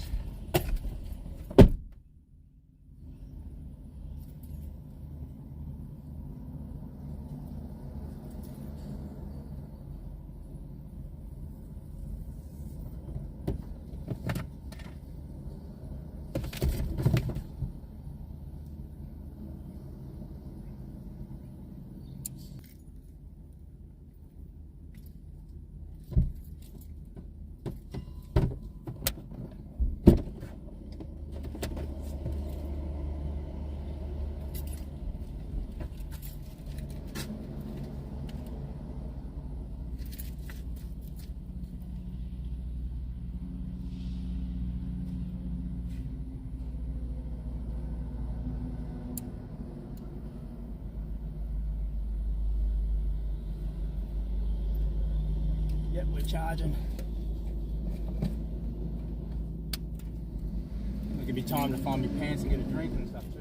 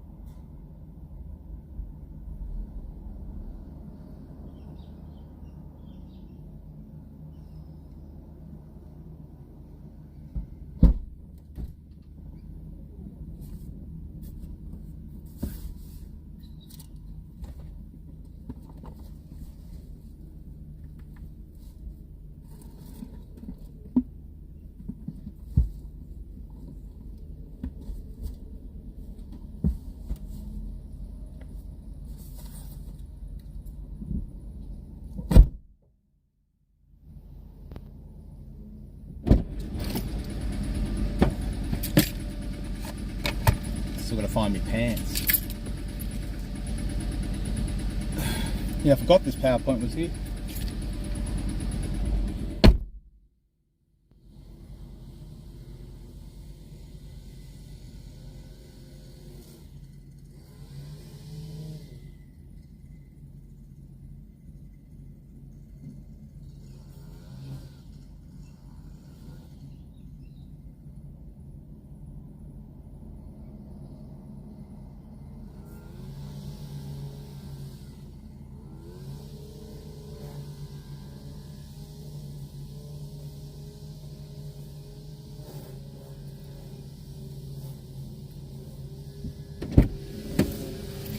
Oh, here's my pants.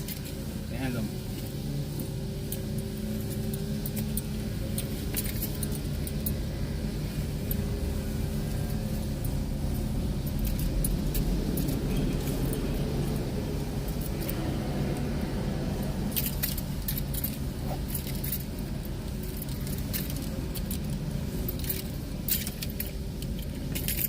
Just make sure I got enough.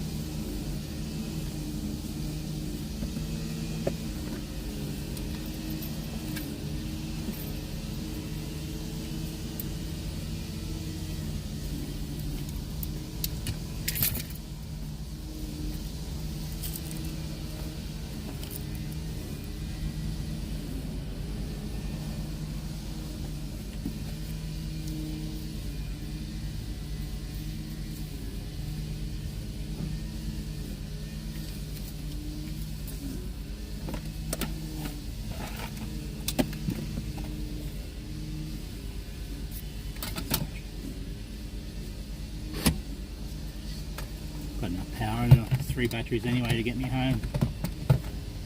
Don't need to be charging anything.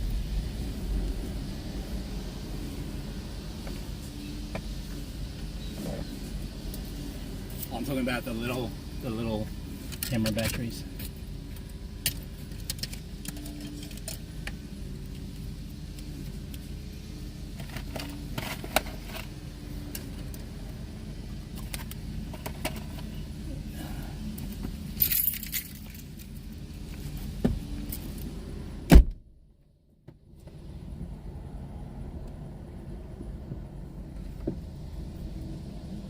We're at 40% of the battery, so it should take less than half an hour.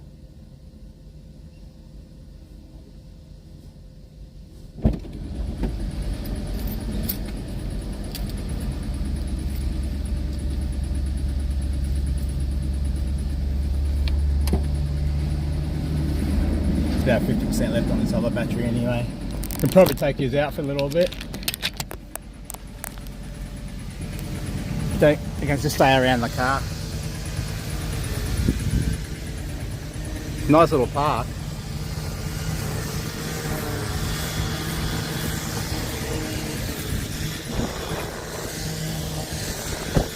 Not much here, there's just a little diner across there.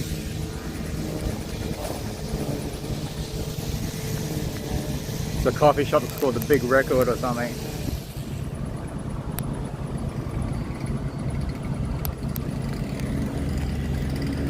Please subscribe to Robot Andy on YouTube. I'll show you my shirt too. Actually, I'll put this on a selfie stick.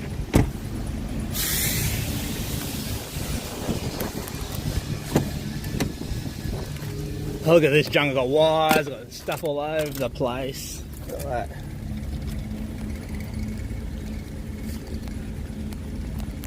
Excuse the camera work.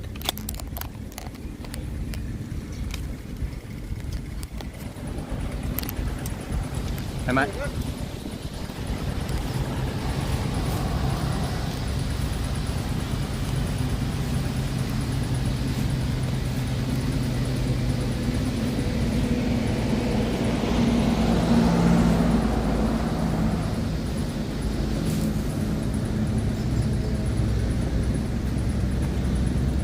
thought I'd better get something.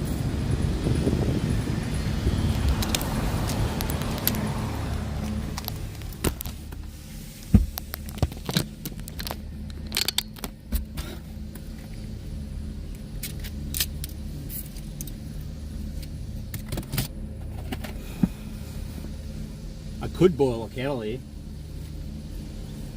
That's maybe what I should do. Now where's the rest of the kettle? Up here. Yeah, bugger it. I think there's a tap here somewhere.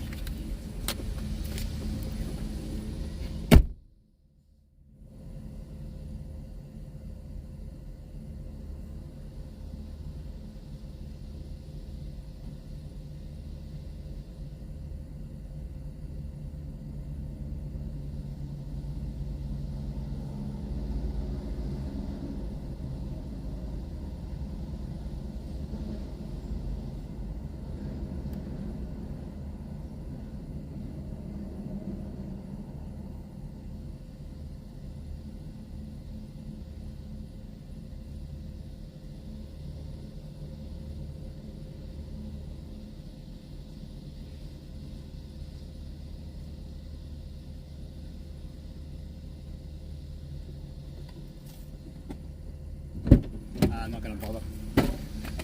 The tap's running too slow. And plus I pull 2000 watts out with the kettle anyway, it's not just take longer to charge. You know, you can run things at the same time and charge. I'll just drink the Monster drink.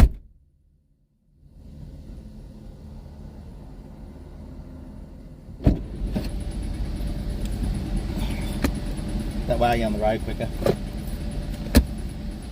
Starlink only pulls 91 watts, well 200 when it starts, but then it drops down about 91 watts. So technically, if I'm going to put a solar panel on the roof, and I should be able to compensate that without having to stop and recharge the big battery.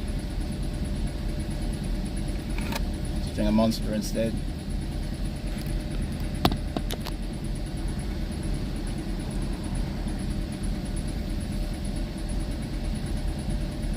On the pipe exhaust on the trucks or what? Is what you're talking about?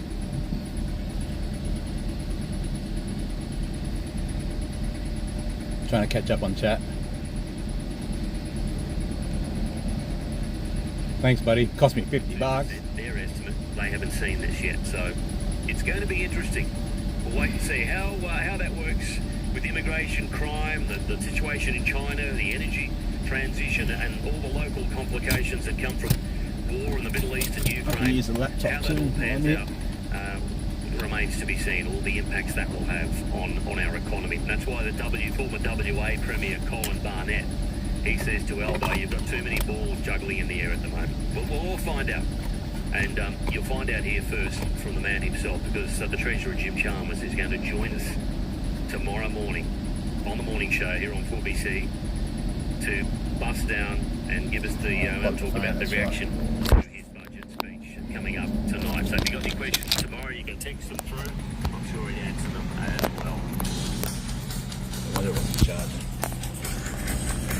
It's 86%. If you've got anything you really want to see that you haven't heard yet, and what do you want to see, what do you want to get or hear from this budget, particularly for Queensland? I know we've had the Bruce Highway, that's going to get a bit of a nod, the train. That's what I was on, Bruce Highway. A little bit of a cash splash as well. What do you want to see or hear from Jim tonight? I'll be interested to hear from you on 133 882 or that text line 0499 880 882. Hey, look, it's day 2 of the pantomime. That is the Miles Government's supermarket pricing inquiry. GPS It'll signal continue. lost. It'll actually wrap up Good. today. You don't need it. Look, don't hold your breath for any down prices are down. Well, or we got anything GPS meaningful like following that. I on don't know if you're going to get that. Look, it's a sideshow, let's be honest. It's political grandstanding, nothing more. It's inferior to the federal Senate inquiry that's already wrapped up. It's one of 6 inquiries, all asking the same.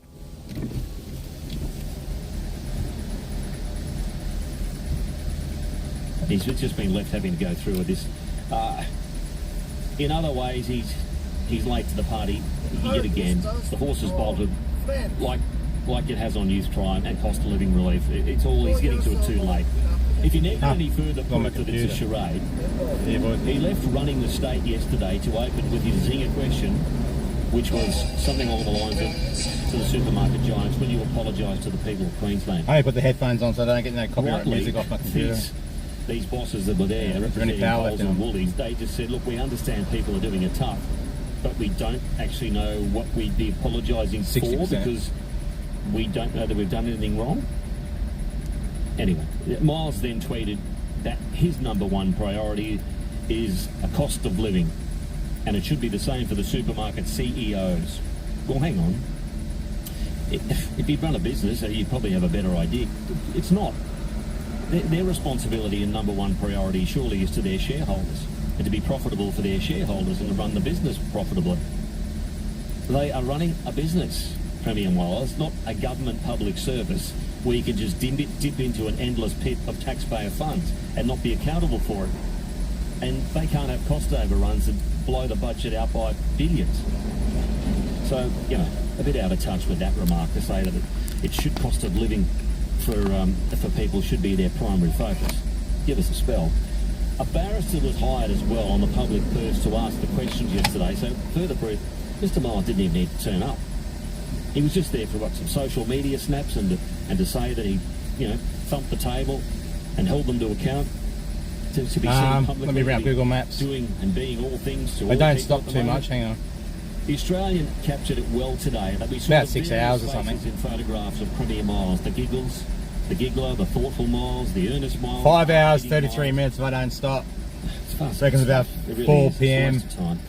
If cost of living is the Australian priority Eastern for Standard his Time, so about 489 then k's. buying electricity cash handouts of $1,000 So- and $1,300 plus for pensioners, surely that's a greater risk of fanning inflation than trying to, you know, crack heads at the supermarket inquiry.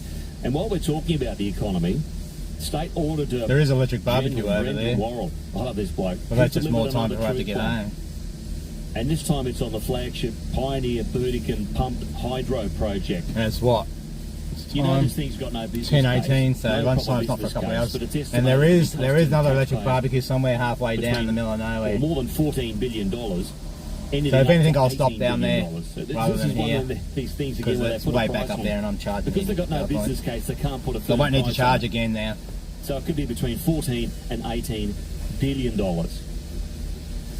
I love the way they throw billions of dollars around, just 20 like or it's so more confetti minutes. now. And it could also create some problems in the I'm running state's this laptop off that transition too. from So it significant lets cost power overruns through, 240 volts through, and it the charges at the same viability of time. this thing in the end.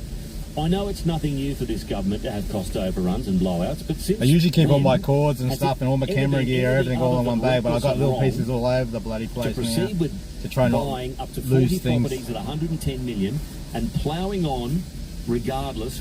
with Oh yeah, but you just don't know in proposal Queensland. and They've got big speed plan cameras all and over a the place project in the like bush this and that too. Little without camera, a little proper trailer bloody ones. business case or a strategy.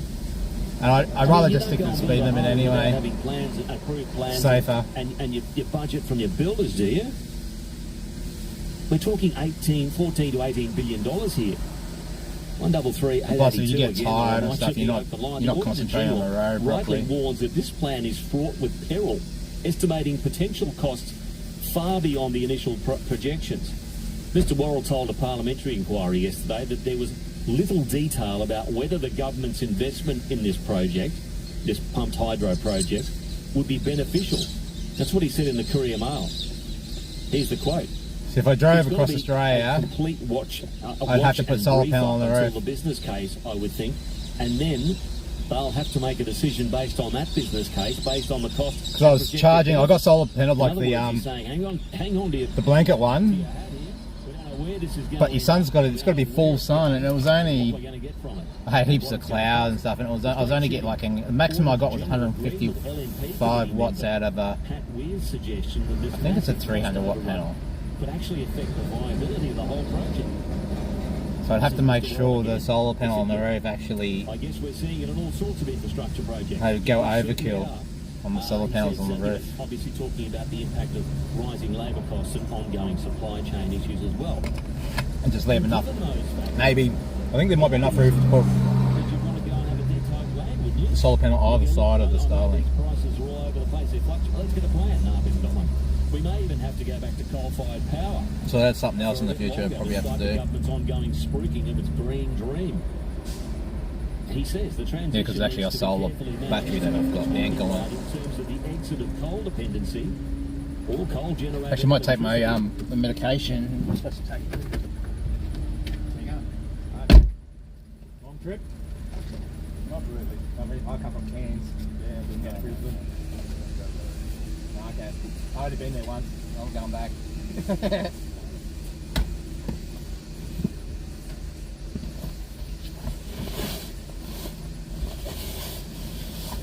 don't think I will. We can fly up. Yeah, get some of those or something.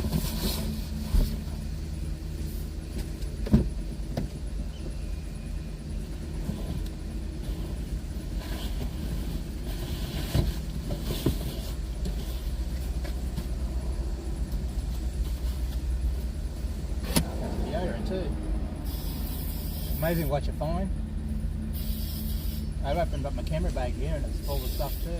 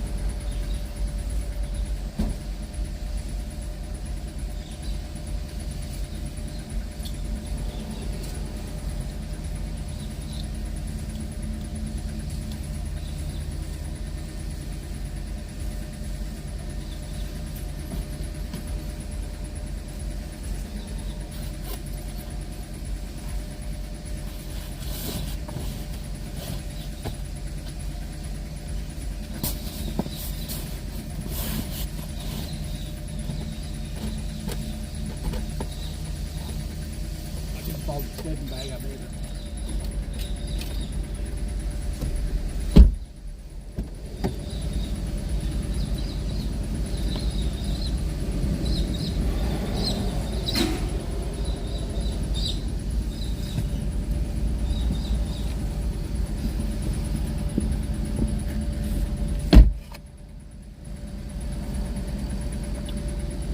I take me cholesterol medication.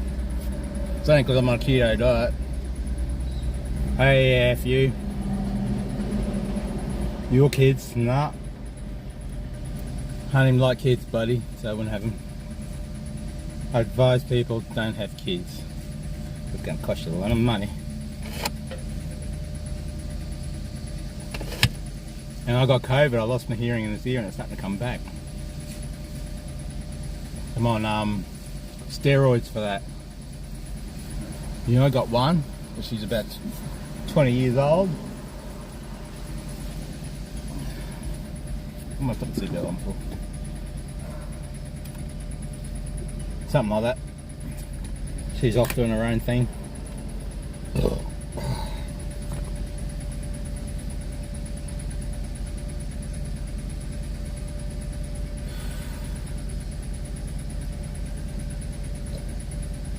Don't know if I've got any others out there. Don't think I have. Not that anyone's told me.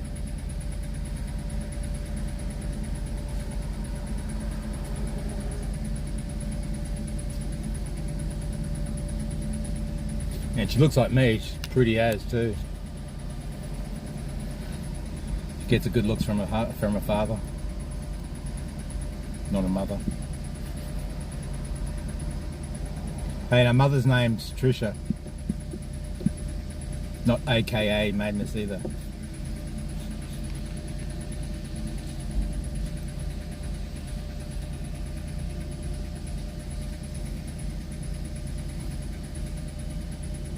I'm trying to read chat. Oh, Zorp, okay.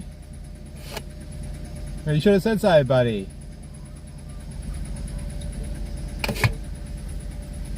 But you had me going. That's why I won't say your whole name.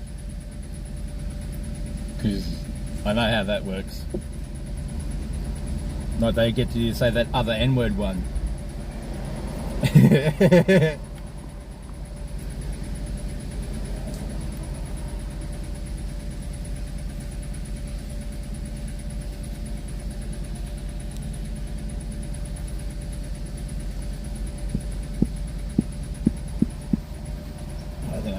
camera a bit over before. I've got to put some Loctite on that, that's why it's turning.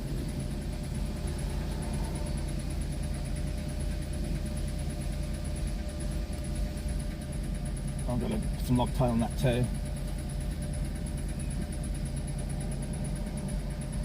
I was supposed to originally have 4 cameras, one back, one front, one on the right hand side of the window here and one on the left hand side of the window. So I eventually will do that somehow, but I need a pole here. Maybe I have to do it on this laptop holder. It all depends how I'm driving with the, I don't use the laptop while I'm driving because that's illegal.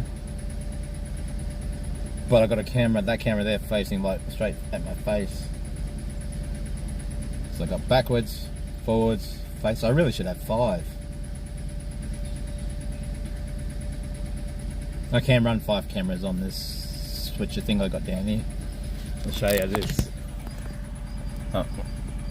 And my big ugly mug. You can stream straight from that to YouTube. And you can put PTZ cameras on it. You've got a little joystick there. Change the camera, you know, set up scenes and stuff just like you do with Streamlabs and stuff. So I can just, instead of move the camera, by moving this camera when some idiot's there, I can just press the button and it'll give me that view for that camera or that scene. And there's all sorts of different other special effects in there and stuff.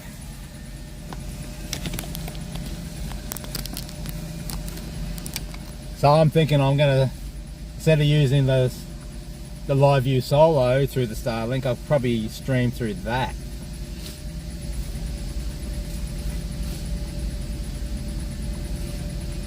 You just gotta type in the stream key into that thing.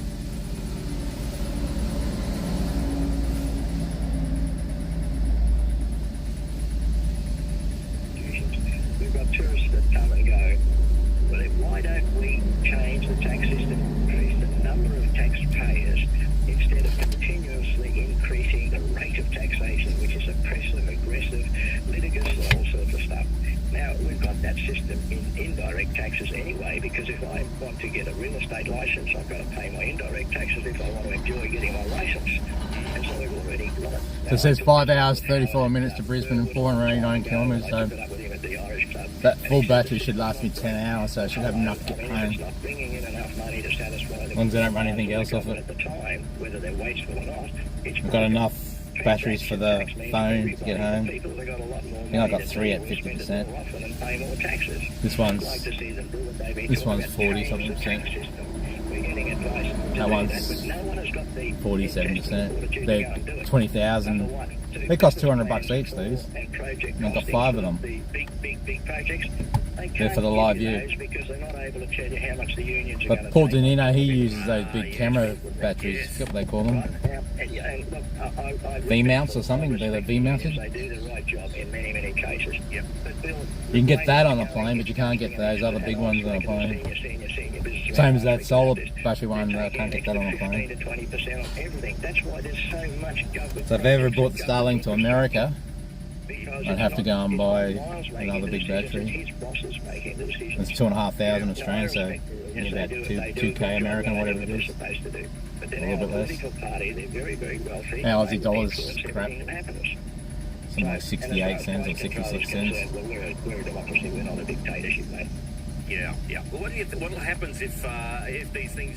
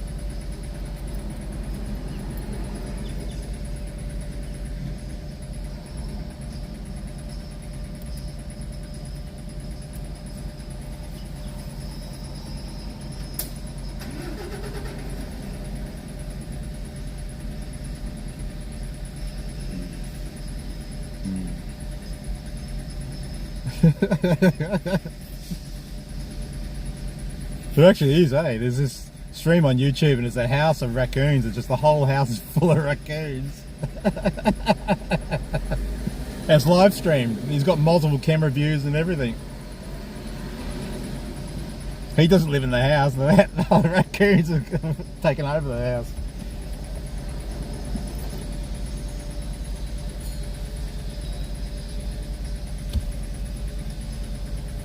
That's the only battery that's on 0.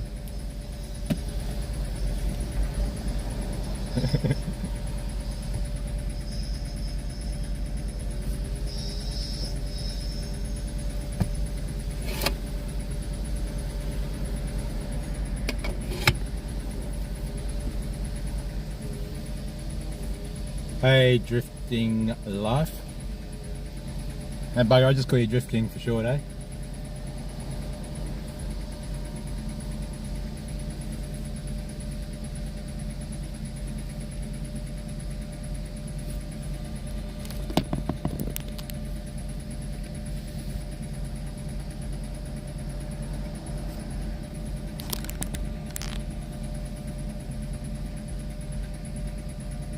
Check the battery, see what it's at.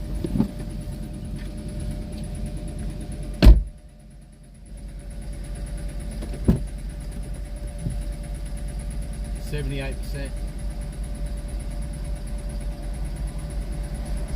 917 watts going in. So maybe another 15 minutes.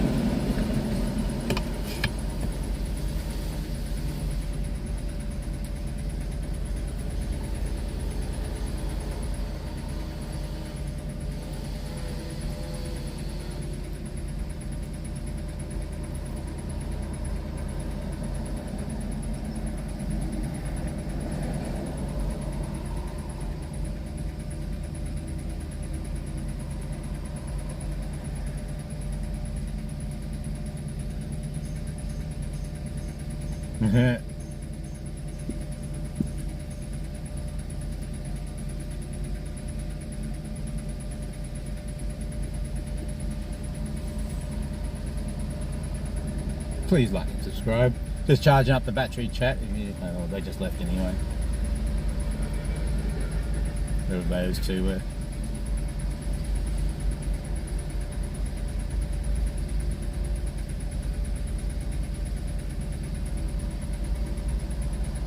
Just watching my laptop for a sec. And then playing music. I'm watching Young's vlog. It's just so I don't get the music on my stream.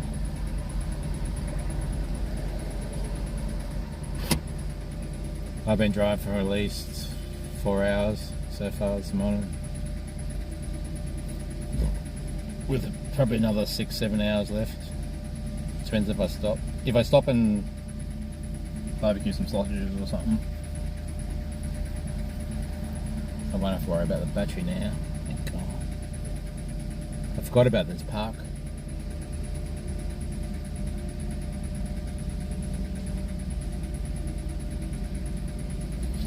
Want to see Vegan Patriot? I'll show you, she's here. Cross the road.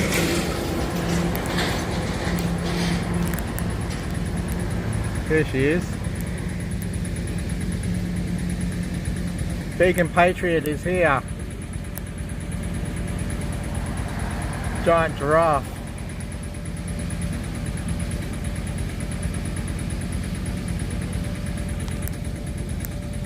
About 6 hours drifting life. So it says 5 hours 34 minutes, but if I stop it's going to be longer. And it reckons I'll get into Brisbane about 4:11. So I'll probably hit peak hour when I get into Brisbane. So I can't see myself getting home before 6 PM.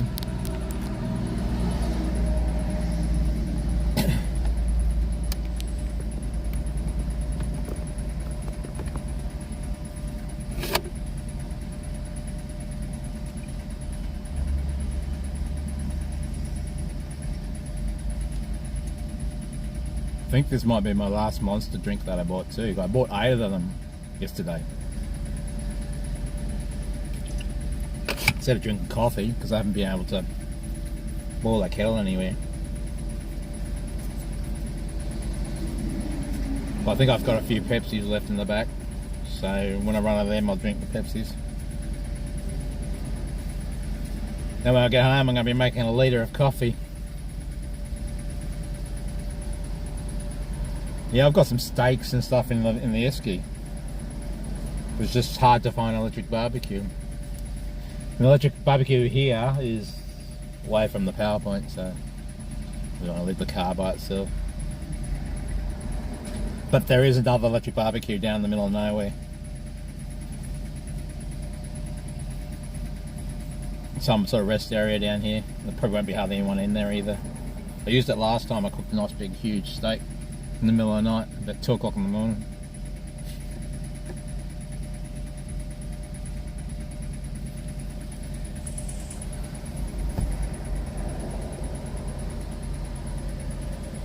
Yeah, pretty much haven't been able to cook anything the whole time. A couple of people in the camping next to me gave me a couple of sausages one afternoon, on stream. They were nice people. They had motorbikes. They were from Cairns, I think. Or one of them were, or a couple was.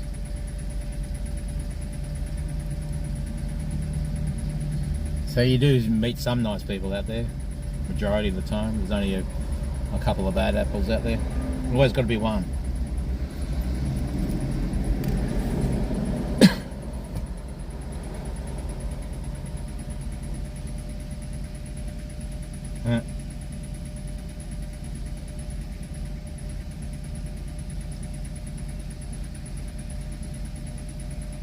Bam Bam Bigelow.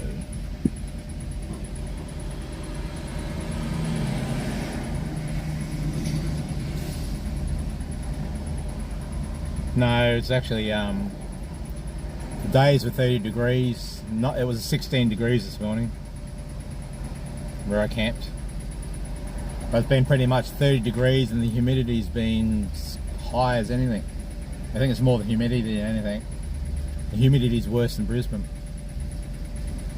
They reckon the further you go up, the more more times it rains. So I've had a pretty wet season.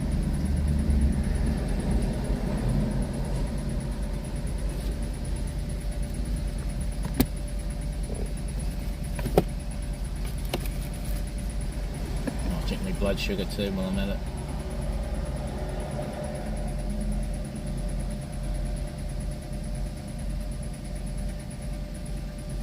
No, I might have more small insulin.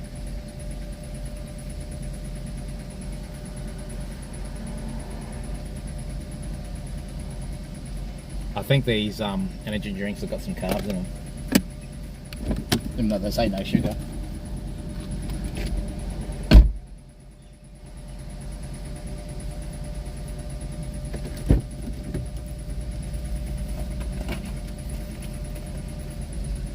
Gonna give myself about 12 units of insulin.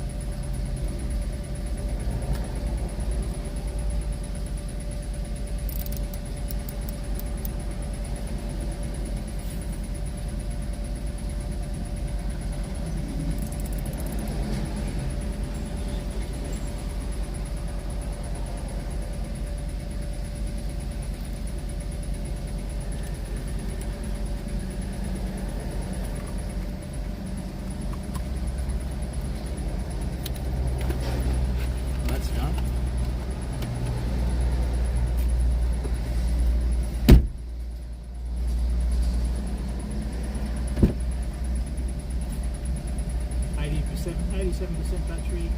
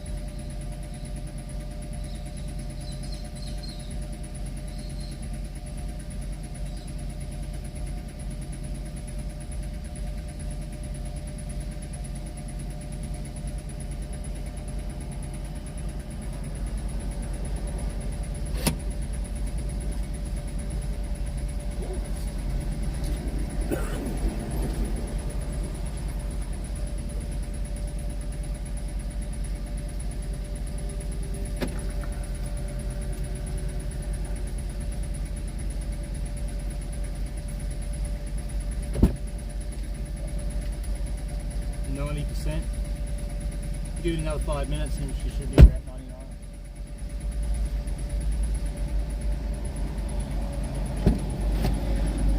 99. We don't have to charge again, but you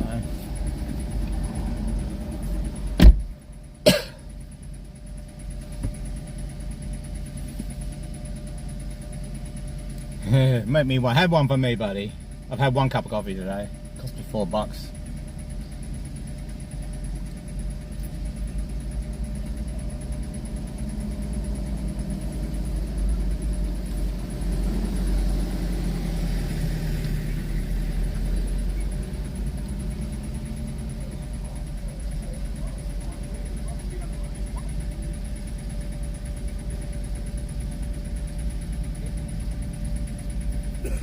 Could probably go now. Yeah, bugger it. Got enough power to go.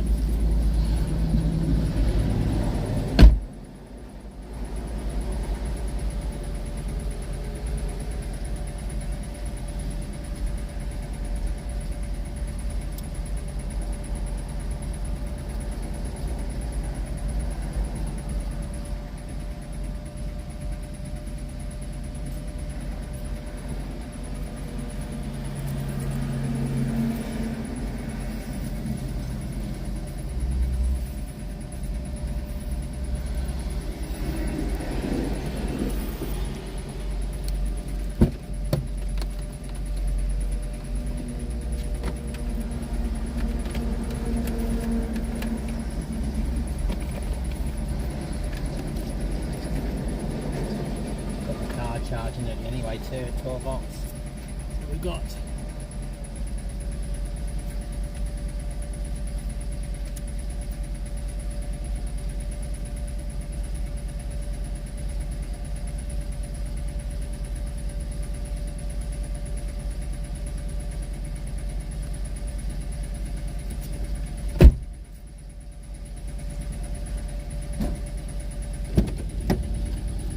make sure that Starlink's on before I go.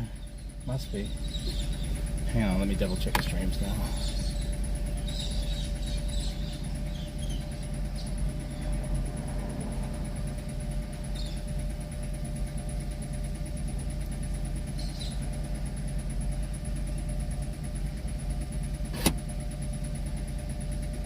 Are we still live?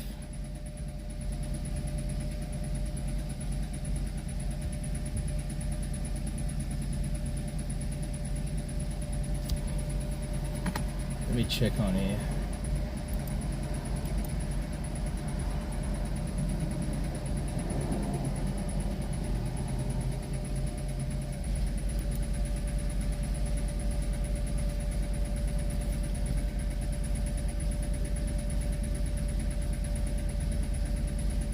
I think we are. Yep, we are. I heard my voice back. Turn this laptop off. We'll get going. I just saw the light that the Starlink was powered into. Was this laptop off at the back.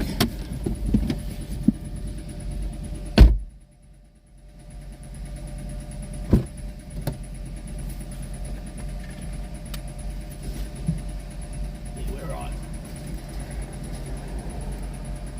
As soon as I've got 8 hours battery, I should have more actually.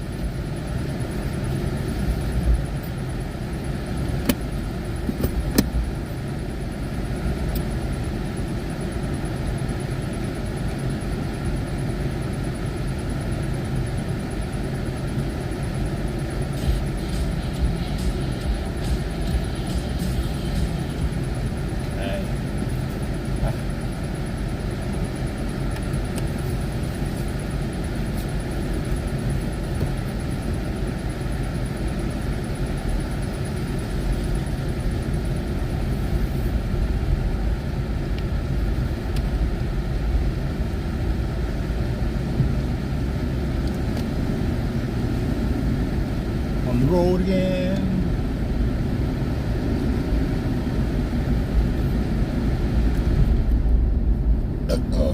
Excuse me. I need a drink. I just pull over and get one. Maybe a ski. I don't need one.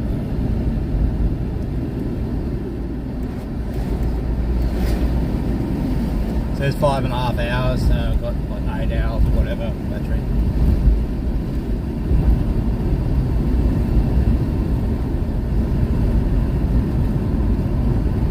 Happy now, I'm charged up.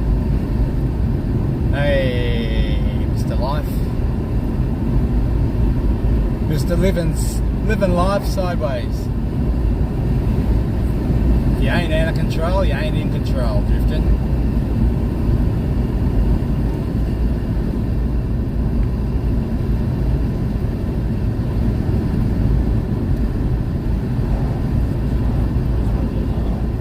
They receive 12 months each for the other 7. They only serve for 6 years. Correct. We need consecutive sentencing where they are added together. In this example, they would get 13 years like the USA and other jurisdictions. Not a bad idea, Darren. Again, I don't know how cheap petrol tweak station. this, I'll fill up there. This legislative about 3/4 of a tank. the judges are working within. But it certainly needs to be looked at, and I know the LNP opposition have said they're going to rewrite the Juvenile Justice Act if they win power at the end of the year, if and when.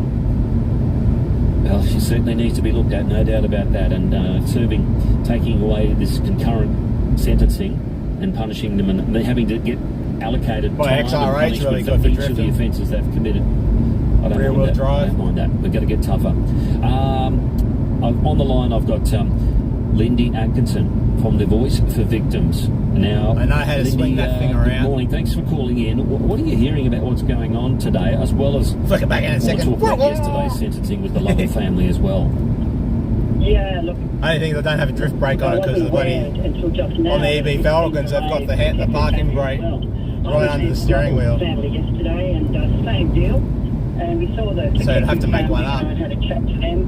Yeah, they all arrived just in time for the all the queues in time for 2:30. They were all due there at 10. And now to hear that they've been delayed again today. You know, to see the Lovell family yesterday sitting around with at the coffee club, Hey, Cliff. waiting 4 hours. Oh, Cliff, it was you, Drift Line. Sorry, I saw it clear. You know, it's just Very hard to read the screen on these phones. Go back to the, if I may, to the... The phone's sort of in the centre and I sort of lean to the left a bit. Justice Sullivan, you know, we were all so relieved when... I suppose I can put you on the telephone. When we heard, heinous crime. Yeah. I don't know. Thought, oh, great.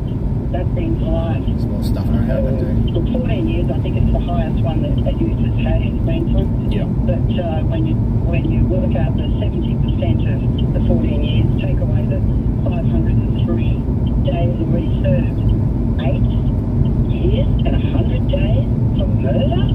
Yeah. Premeditated? It's shocking. Yeah, it's got to change. Legislation will have to change.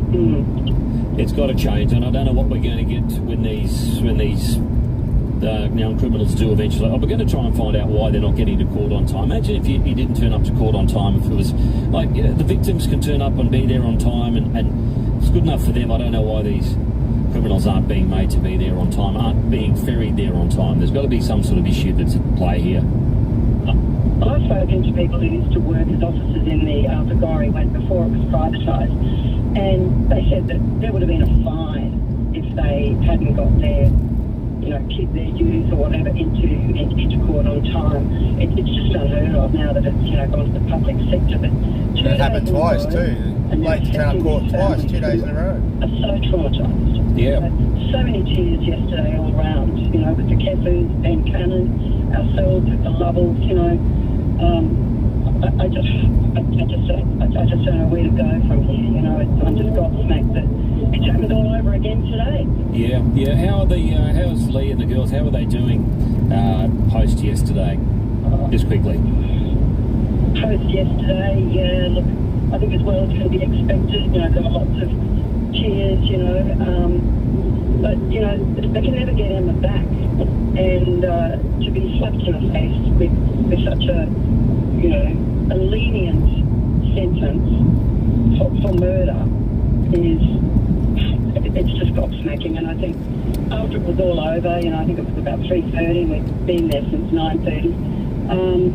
It only lasted an hour, but Lee was ready to get home. Yeah. All right, Lindy, thanks very much for having a chat with us. Appreciate it. Lindy Atkinson, Voice for Victims. We'll keep across this morning and try and get an answer onto why these young criminals aren't in court to meet their time to be sentenced today for the second day in a row. It is coming up to 4 minutes to 11 on 4BC, the Resonate Network. I'm Bill McDonald. Living with diabetes? Ditch finger pricks with Freestyle Libre.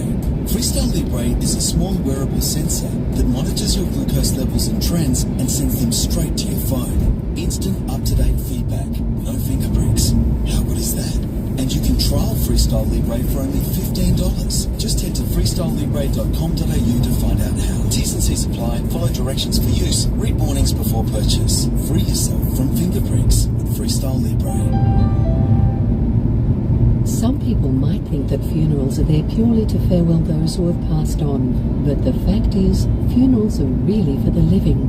The partners, the families and the friends who are all mourning for the loss of someone incredibly special to them. At Alex Gow, we believe that funerals represent an opportunity to gather, pay your respects, show how much you care and offer love and support at a time when people need it most. Alex Gow Funerals, bringing families together since 1840. And he launched it from the half-back flank. Oh, wait, did you hear Barry got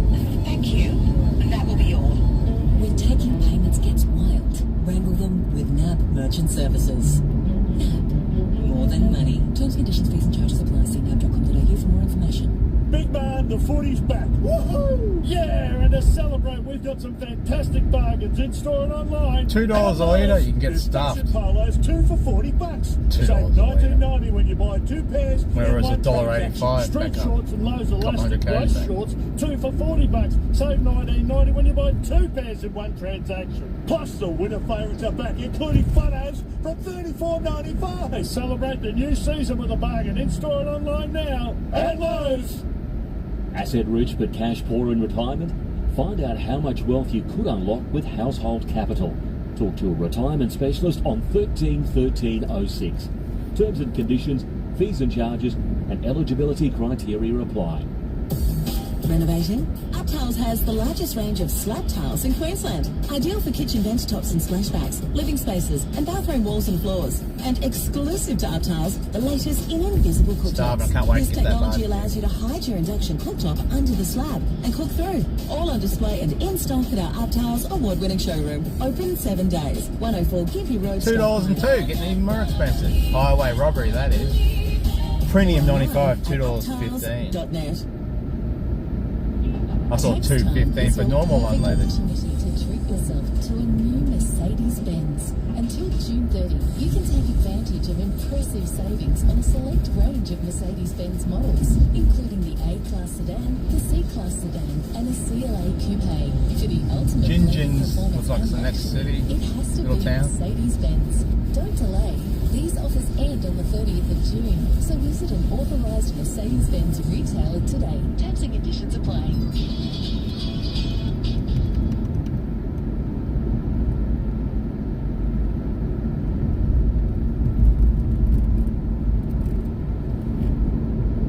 Pretty holes in the road everywhere. That's why I'm swerving. Overtaking area, where are you?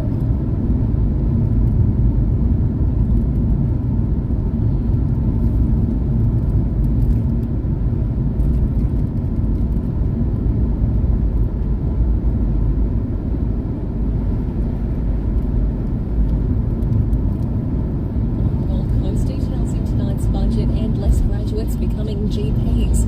It's 11 o'clock. Good morning. I'm Jess. Brisbane, 466. A man's death is under investigation after he was found with injuries in a Gold Coast park. Police have set up a crime scene at Glennon Park in Nerang this morning. News Corp is reporting the body was found burnt.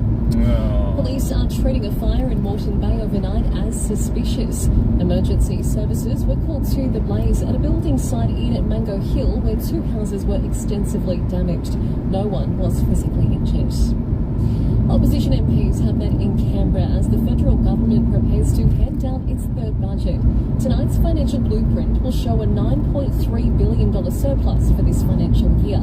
It'll also predict inflation will ease sooner than previously expected.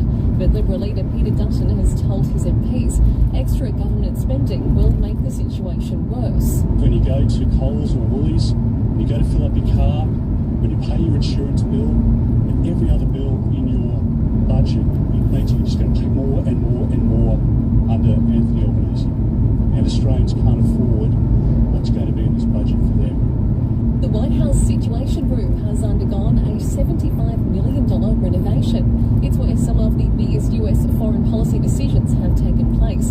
Included in the works for the underground complex were upgrades to security and technology, including the watch floor, which keeps an eye on potential threats. The number of graduate doctors who want to become GPs has decreased to its lowest level. Just 1 in 10 are willing to enter general practice. RACGP President Dr. Nicole Higgins says there's a lack of respect for the profession, which isn't as well paid as other specialties. It hasn't been valued as a specialty like cardiologist or neurologist, for example. And it's hard slog, but it's worth it. And we need to make sure that we make it attractive for our young medical graduates. Queensland researchers will help play a major role in a global study investigating problematic internet use among young people. Over the next 4 years, 10,000 teenagers across Europe will be monitored with QIMR Berghofer to assess cognitive and brain mechanisms. Professor Murat Yücel says they're aiming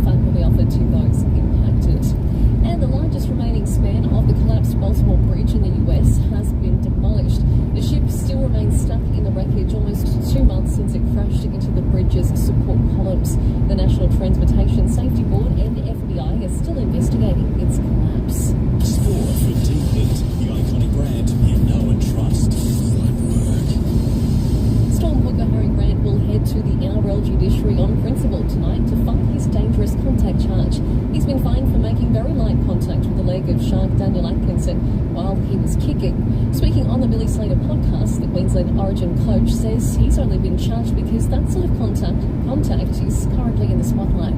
It's like the kick pressure. As soon as you touch a kicker, it was a penalty. Whereas now they're starting to get back to finding that happy medium where, players, if they take too long to kick the ball and they get tackled, well, she's play on. Former South African captain Johan Botha has signed on as head coach of Brisbane Heat and Queensland Bulls. The 42 role is taking over following the departure of Wade Seckham in March. Over his career, he played 5 tests, 78 ODIs and 40 T20 internationals for South Africa between 2005 and 2012. And Aston Villa has scored 2 late goals in 2 minutes to rescue a 3-3 draw against Liverpool in the EPL. It's 11:04. That's the latest news and sport. I didn't realise I could stick with my industry super fund when I retired. Thankfully, I discovered if I stayed, I could set up a regular income, take money out when I wanted, and the rest can grow over time. Stick with your industry super fund in retirement. Visit compareyourretirement.com today. Past performance is not a reliable indicator of future performance. Consider the fund's PDS and whether the product is right for you. Traffic, Westlake, Woodridge, 4BC is Brisbane. At Strathclyde, there's been a crash for Woodford Road northbound, just near Dixon Road. There's a breakdown in Indooroopilly for Coonan Street around the roadworks near Belgrave Road. Debris remains on the M1 southbound at Rabina between exit 77 and 79. There's been a crash on the Bruce Highway northbound at Belmont. That's after the Dillybar Road, and delays are back to the Big Pineapple. I'm Tim Berg on Brisbane's traffic leader, 882 4BC. Hey boss, we got a new bookkeeper. We did. Do they do expenses? They do. Cool. What about invoices? Easy. Are they in? Yep. There's no one else here. Oh, sorry. It's NAB Bookkeeper, our new bookkeeping software. Right. It lives in the computer. Kinda. Technically, it's through internet banking. Brand new business admin with NAB Bookkeeper, our new online bookkeeping platform. NAB. More than money. Terms, conditions, fees and charges apply. See nab.com.au for more information. At SEW Eurodrive, we're a global leader, bringing decades of expertise in designing, developing and manufacturing cutting-edge drive technology to help keep industry constantly moving. Our vast product range consists of high-efficiency electric motors, industrial gear units, motor controllers and more for diverse applications, all backed by industry-leading service and exceptional quality. SEW Eurodrive, driving Australian industry since 1982.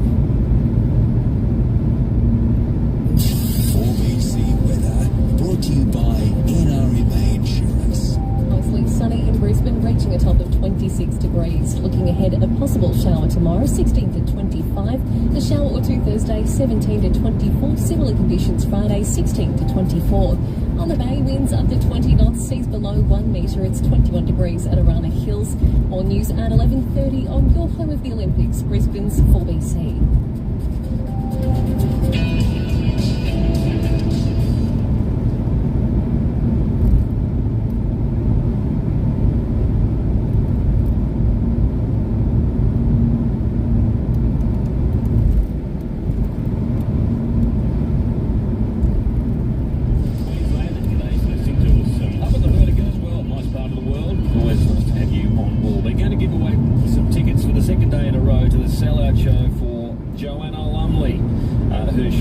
It's coming up, and it's super popular, and you can't get any tickets for it now. So she's of course from Ab Fab fame, Patsy and Ab Fab. So when you hear the Ab Fab theme music play later on in this hour, sometime in this hour, when you hear us play that, that'll be your cue to call on 133 882.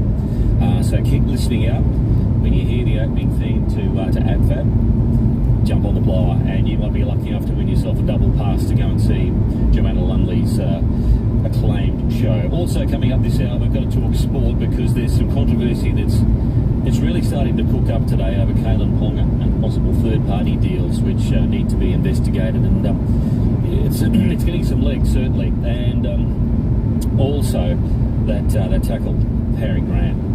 What a farce. I don't know what it is that the referees are seeing in terms of things that are happening on the field these days, but it is a joke. After the bunker decisions and now this one on Harry Grant, fair dinkum getting put on report and sent to the bin. they need to get their heads around. I don't know. We'll talk about all that and a whole bunch more in this last hour of mornings today. Tomorrow, Gary and Mark, Bill McDonald's, Sophie Fullwaker, Nina Gleason, all live, all local, 4BC. But first, in the past week, there have been a couple of announcements that on the surface look like a pretty good deal for university students. We've talked about this on many occasions. First, the federal government announced it would be wiping around $3 billion off student debt by lowering the help loan indexation rate. And that change is going to benefit almost 3 million Aussies by saving them an average of $1,200 on their higher education debt. Pardon me. Then the Education Minister, Jason Clare, announced that the feds would be introducing paid placements for students studying teaching, nursing and social work. All are undergraduate degrees that all require mandatory placements before students can graduate. Sounds good, right? Well, hold on, because, pardon me, here's where the fine print kicks in. The first and possibly the most glaring problem is that payment will only be $319.50 a week.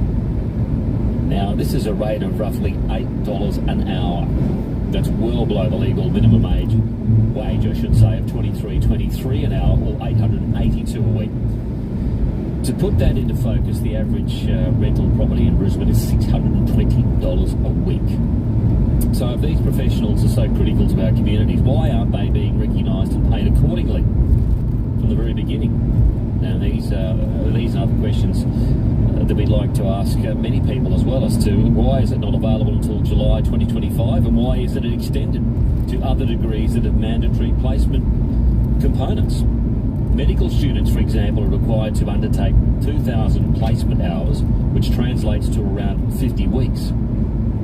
That's almost an entire year's work, usually expected to be undertaken on a full-time basis, and often in regional or rural areas, away from your family and loved ones, and absolutely free for no pay. Then there's paramedic students. A similar position, psychology students, the same thing. Why should they be expected to work for free just to obtain credentials? Of course, the placement payment is better than what students were previously receiving, which was nothing. But there's a raft of professions that deserve this.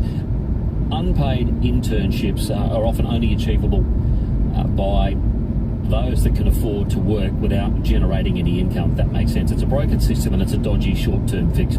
Angela is a parent of a paramedic, and a paramedic student, I should say, who isn't happy about the selective nature of this paid placement policy. Angela, tell us why you're not happy with this announcement. Give us your take on things.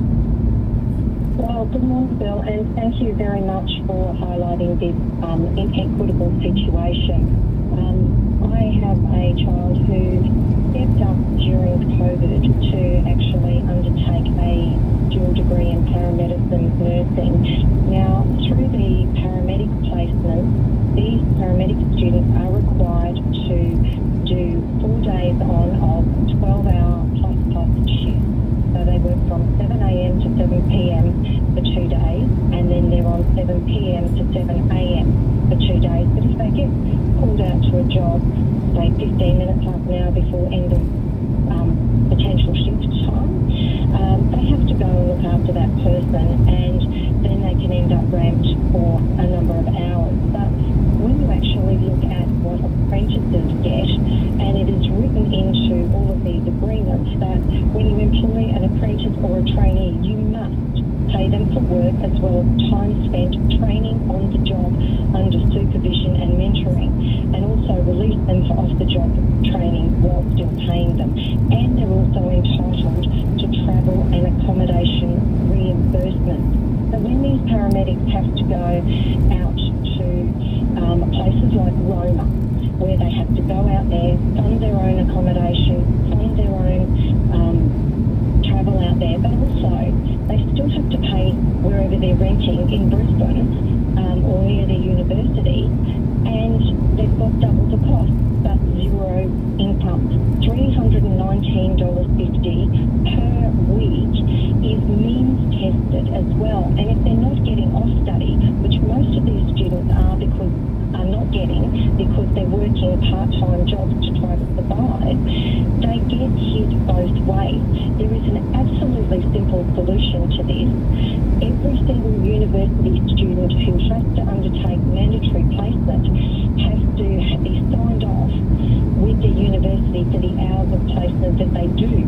What the federal government needs to look at is giving those students that stepped up during COVID, the nurses, the teachers, the paramedic students that stepped up during COVID, give them a retrospective HEC offset credit for all the mandatory placement hours that they've undertaken, and take that up to the 1st of July 2025, but then from the 1st of July 2025, take away the means testing for this placement payment, put it on an equitable level that apprentices are getting, and bring it into a position where these students can survive.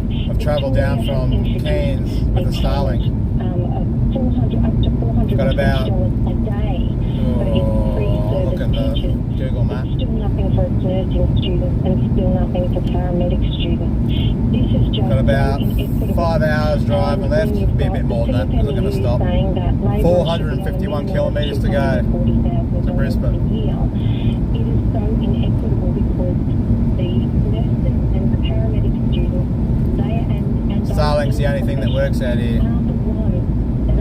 Oh geez, really crap. In our community, day in, day out, when they are at their most vulnerable. And the other thing too is registered nurses who want to do a specialty in something like midwifery. Australian bushland. They take unpaid leave or their annual leave in order to be paid while they're doing their placement as well. So the situation is that with the rest of these apprenticeships, next cheap service station, I'll pull over and I'll get a drink out the back and go to the toilet. Why is it that the state government institutions like in here at Queensland Ambulance and the Department of Education and Queensland Should be alright when I get a happy shower when I get home. not paying for these students? I'm going to use all the hot water and the hot water system too. When every other apprentice Give it a good go. in the state and every other trainee in the state, Because the showers they had up at the Northern Nats, I went up to a race car show. It's called Northern Nats 8. It will almost make it impossible to complete all this training. They had no 4G service out there whatsoever. They ended up using the Starlink. Had trouble streaming with the Starlink on the way up, but that was because of the live view. Live view. We believe in their capabilities and we want to support them as best as possible. But it worked out I can stream on the phone. And it works on that. It's not about what I've contributed to support my child to get through university, to follow that. It's been ages since I streamed from the phone. It is so important that the spotlight is actually shown on the inequity of the situation. Why is it other apprentices who haven't even completed year 12? Yeah, it's almost maybe about 7 hours. It says 5 hours on the phone, but 7 hours if I stop it, whatever. A couple of times. I have a break every couple of hours. Every couple hundred kilometres or something. Has there been any reason given for this? Because you're right, it's inequitable, it's unworkable. So basically driving from sun up to sun down. We're screaming out for people to be coming through in employment in these really vital areas. So any reason for it that's been justified? Land of down under. Down to the fact that for every other apprenticeship situation, it is a cost is thrown back on private sector employers. These are state government bodies that are not There's a service station down in Bundaberg somewhere. work that they're doing under that. So the question is, Oh, and there's a barbecue I want to stop at too. Electric one. Costs a bunch. I was going to say to you, you need someone like the CFMEU that seems to has the ear of government and has their foot on their throat to be rattling the cage and going, what the heck's going on here with us? Well, I think that there is a one-step solution that, at least if they're not getting physically paid for the hours that they're doing, at least give them a tax offset that is quantifiable easily, and it should be backdated retrospectively to the start of COVID, particularly for paramedics, nurses and teachers. But particularly, let's show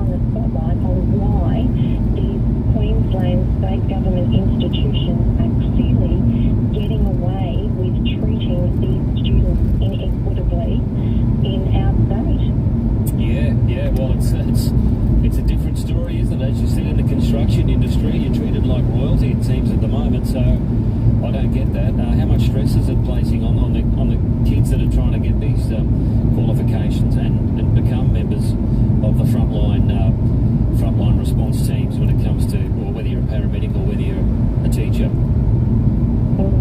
And look, I would just like to say to all of the teachers, nurses and paramedics out there, as well as the firefighters and police, thank you for the work that you do in our local community, keeping everybody supported in so many different ways. And it's not about begrudging anybody any payments that they receive, but it's just looking at the inequity of this situation and saying there needs to be something done. All right, well said. I appreciate you raising a bit of awareness with it as well and giving us a heads up. And maybe we'll try and do a bit of homework and try and get some answers for you as well. Thanks, Angela.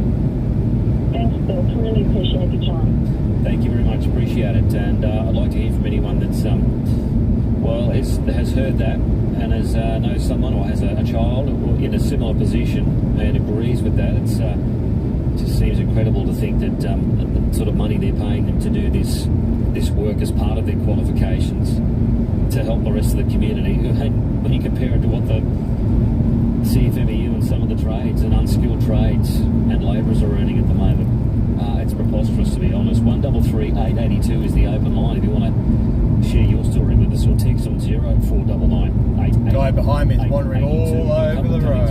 We'll read them shortly. I think it's that same idiot that's hassling me before. Continuing to try and get an update on why it comes and sits up your ass and drops back. Criminals who Sits were up your ass supposed to and face drops back. sentencing I really think it's him. Kifu home invasion at 9:15 So this I'm going morning. to let him go. Haven't faced court. Haven't been overtaking lane. to court for their I'm sentencing. going to get in the left-hand lane. I'm going to slow right down. We've been moved around from corrections. They referred us to the Youth Justice Department. Let him So we'll keep pass. chasing it. We'll get an answer for him before the end of the show. So get his It's number plate. 21 past 11. Traffic. Listen to Wide World of Sports with race from 6 on 4BC. And McGregor, there's been a crash on Kessels Road just past the Pacific Motorway overpass with minor delays. A crash in Strathclyde, the Kiwi Road northbound near Dixon Street. There's got minor Dropped right delays too. back. A breakdown remains in He's doing the same thing as this other guy was doing. Yeah, I'm going to pull in here for a sec. Between exit 77 and exit 79. I'm Tim Berg on Brisbane's traffic leader, 882. Just let him go. Stop what you're doing, because the Chemist Warehouse half-price vitamin sale is on now. There's Blackmores, Swiss, Caruso's, Henry Blooms. He wants to follow me in here. I'll give him a good go. I can go too. Nature's Own, Go Healthy, Inner Health, all half price. Nature's Oh, Way, it is Life him Space, too. Synovus, half 47812W. are half price. Plus, find more half price vitamins in store and online. And I can't park under the trees either, so I've got to park here somewhere. Manuka honey not available in WA. So for half price vitamins, shop at Chemist Warehouse and stop paying too much. At SEW Euro Drive, quality service I'll point and it towards delivery the sky, is the entrenched dish. in our DNA. We're the Let's driving go, force talk, in I'll get a creating a drink. competitive advantage for our customers. Visit SEW. Just give me a sec, chat.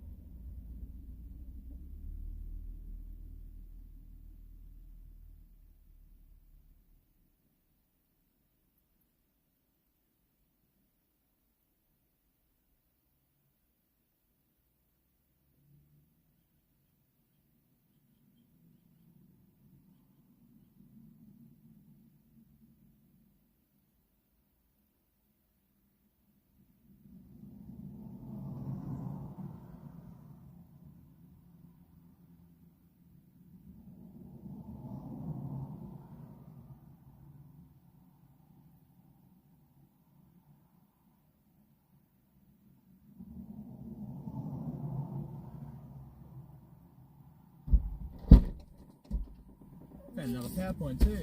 Granite Creek. Don't need it. Good to know if they ever come back to Pepsi Max, please.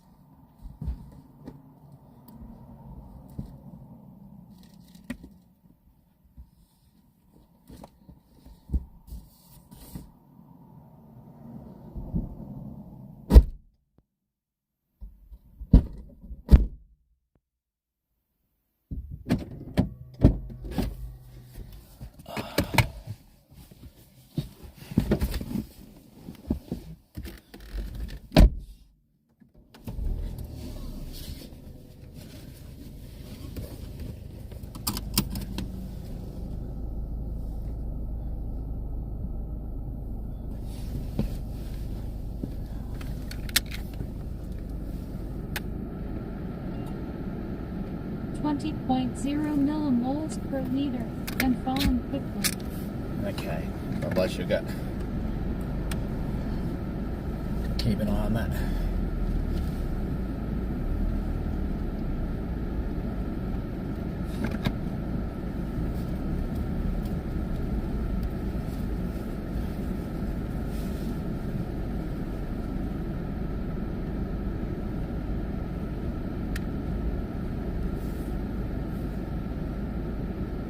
To work for free, she had to pay for her meals, and then on top of that,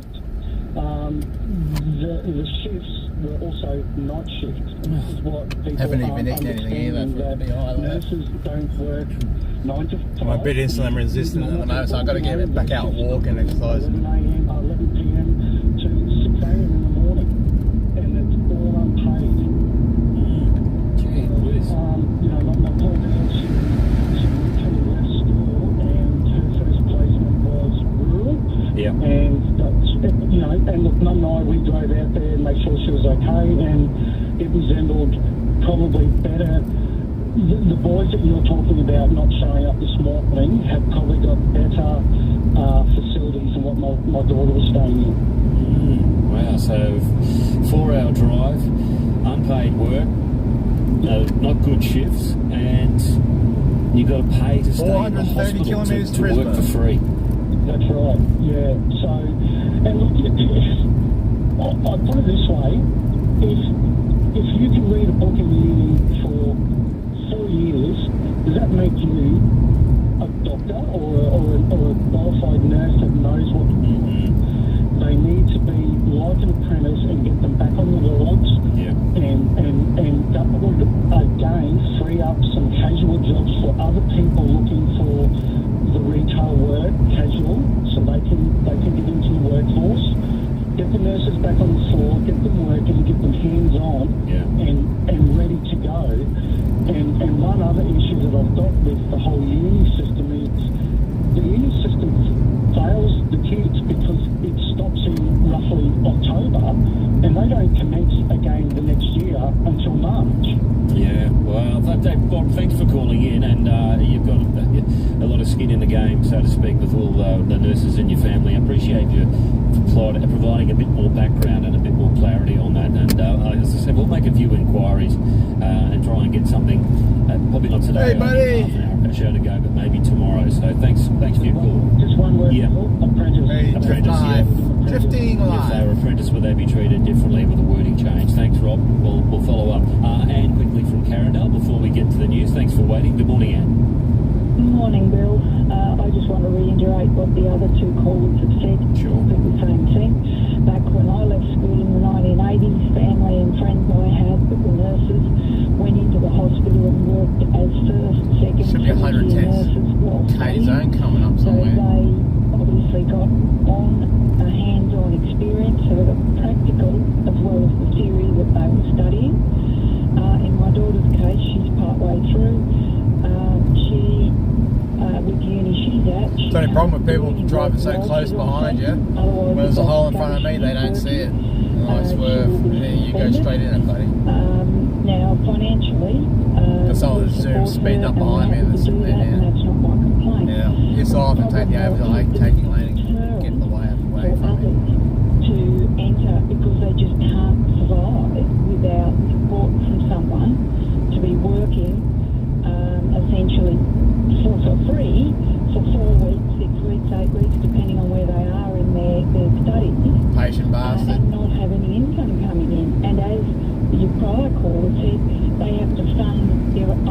way to and from hospital. That hole. Their own meals.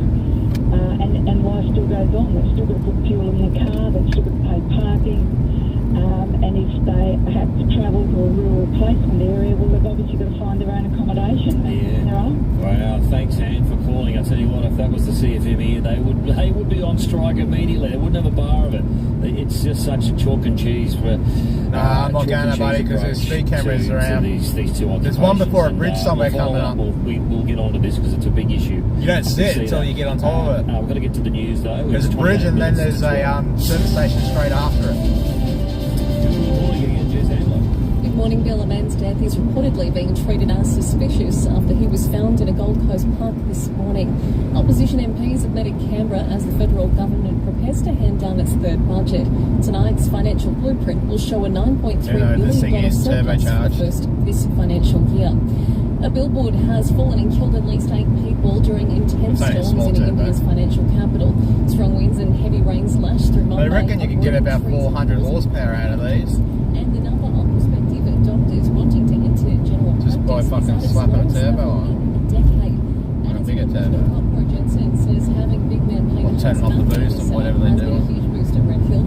Broncos client achievement runs out. It's only a little turbo. Even away game. It's a baby one. Stressed about replacing an obsolete industrial gear unit, SEW Eurodrive can properly supply a modern drop-in replacement engineered to match crucial dimensions. SEW Eurodrive, driving Australian. So it's basically a 2 litre turns into a 3 litre. Supermarkets are celebrating 50 years of serving you, our valued customers. It's got 177 kilowatts. I only got it. I had a choice of buying this or buying a GT Falcon, or the Ford Performance one. It was about 30 grand. This was 17. I thought I'd get this just because of the fuel situation. I can just imagine driving a V8. I already got one V8, so that's expensive enough to drive. I get about 300 k's out of the tank for 120, 30 bucks, whatever. So I thought, just stick with this. This is bad enough on fuel. Not really, but you know what I mean. Got decent tyres on it, got Pirellis, not Pirellis, Michelin's, Autopilots. I don't like Pirellis. I know why I said that for. Holes. I think I spent 1,200 on tyres. So I've had a wheel alignment done 3 times. Not due for one for 6 months. But after going up here, I only did a couple of little holes.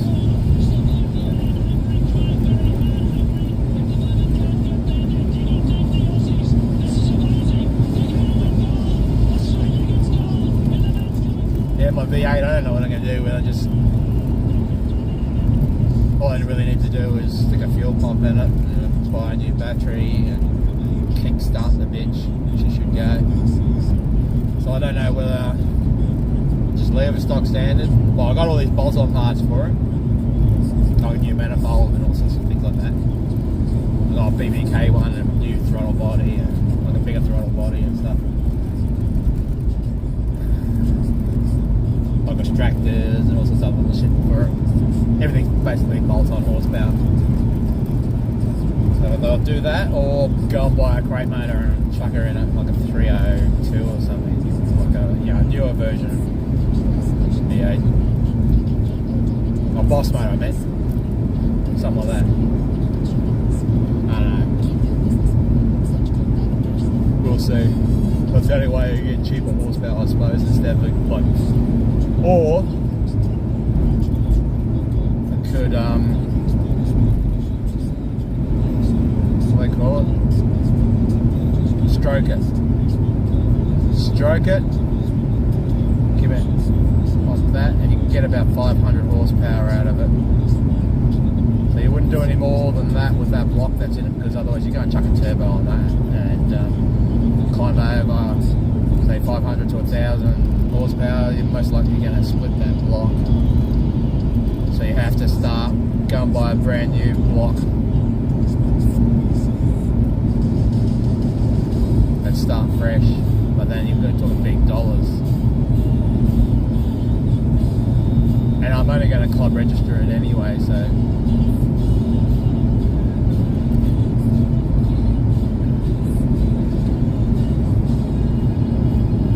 When it comes to the time, it's like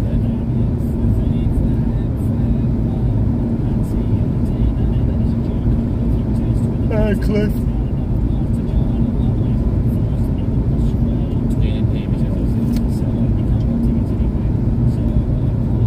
Barry, they all stick barrows in them. Yeah, the Golden guys are putting barrows in there.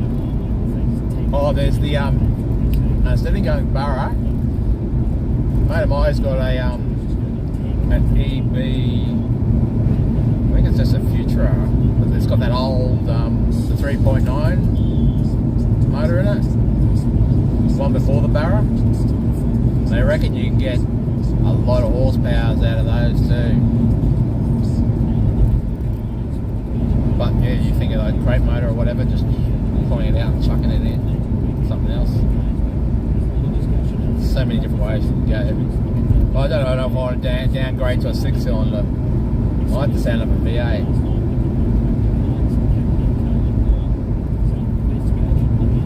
Or if I start mucking around with the car and changing too many things, well then it's taken away from its originality and its stock and its value too, probably.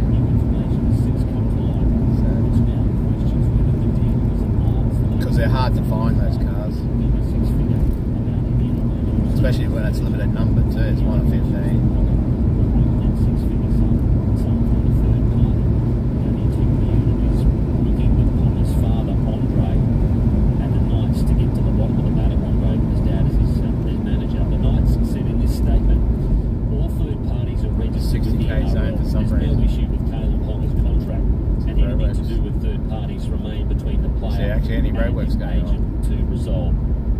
That one with interest. This one's also a little bit interesting. That's weird. Maybe they just left the signs there. I've taken them home. Now it's back to 100. Yeah, see, exactly. It's apparently happened on Saturday night during the Rabbitohs Dragons game. The NRL integrity unit was made aware of this incident by a witness in the crowd who was in front of this person. And the witness told the NRL that they heard racially charged insults and shouted out at Mitchell and Walker. And apparently Mitchell and Walker didn't hear it, so they haven't called it out. But this spectator, this fan in the crowd did. He said they asked the abusive spectator to stop. They were met with the response, well, why should I? It's my opinion. They kept going. And the integrity unit says that they are taking these allegations seriously, and I did read this morning that they will be looking, because they've obviously got some intel from the whistleblower in front as to what the seats were, the seat allocation was.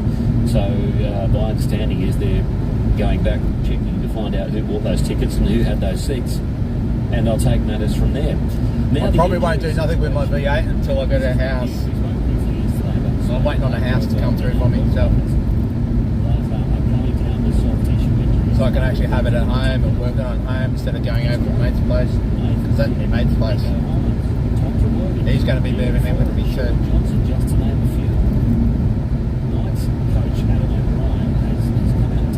And he's qualified to rebuild motors too, so is my grandfather. He's a mechanical engineer, owned his own reconditioning shop, reconditioning business. Obviously he's retired now, but he's got a lot of knowledge, they both have. Brother-in-law, he's built plenty of motors for me. Of course, I'm involved in the process too. You know, probably work on cars. I do all the jacking up, all the dirty work for him. And I'll just leave him to do the hard parts, or something that I'm not confident with. So I've got to give him credit for that.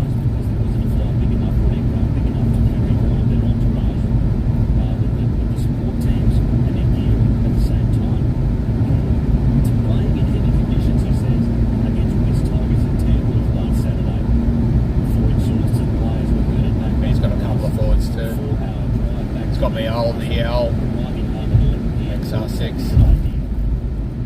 Sold that to him when I moved out of it. Put mine up there, but they don't make cars.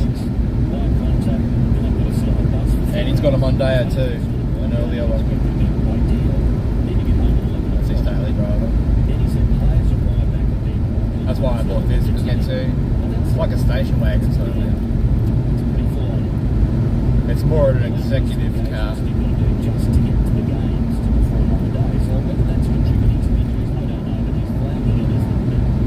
Fatigue zone, as I yawn.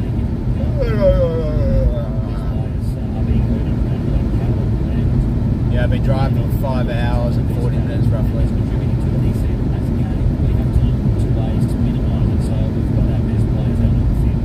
So I've been up there rebuilding the motor, stroking it. So it be, let it be. Got connections to get it balanced, motor balanced.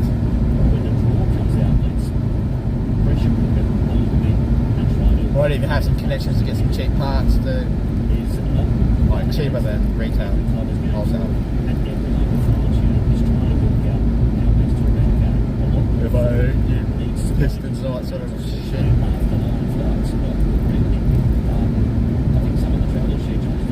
The army's back.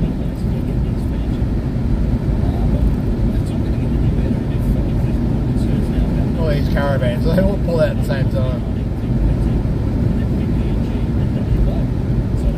Like synchronised caravans. Gin. 408 kilometres to Brisbane. Bundaberg's 87. So that service station at the power plant I was talking about is about 80 k's away. I don't need to stop there now. I need to go to the toilet maybe if I need to. More army. I've seen so many army trucks on the way back here today. Must be up to something.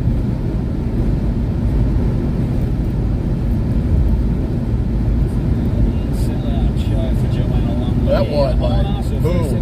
And Chris from the Nango, congratulations to you. You're off to see Joanna Lumley. How's that? Oh, that is just the best news I can possibly have at the moment, and always something I've always wanted to do. Have you been a fan of ABFAB like all of us have been over the years?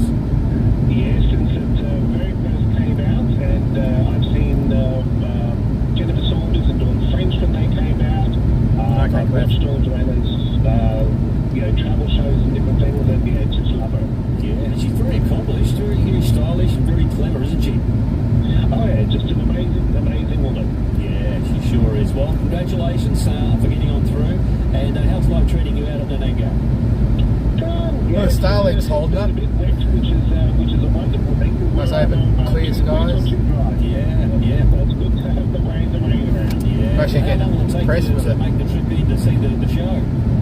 It'll only get better once it gets these big rockets up there and starts popping out 1,000 more satellites at a time. For calling in, congratulations again. Thank you very much. Here we go, Chris. And he's improved the technology of the satellites too. Joanna Lumley's first ever. He's chucked some ones up there that got lasers on them. The lasers are actually faster in space, zero gravity space, whatever it's called, than fibre.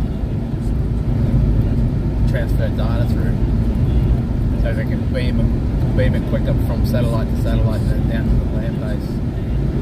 There's 3 land bases in Queensland.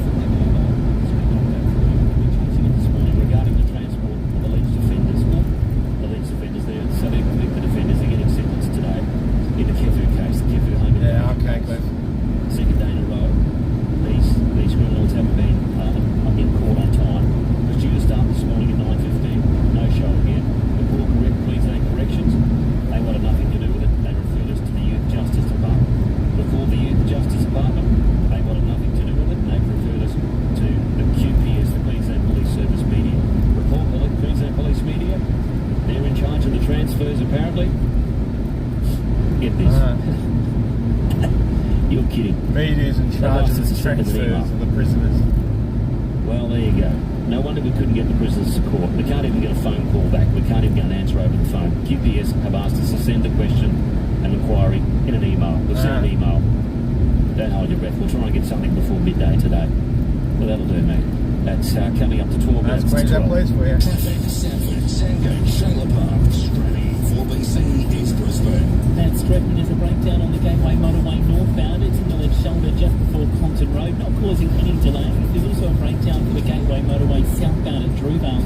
That's on the Logan motorway on-ramp, and speed has been reduced around the area to around 60 k's an hour.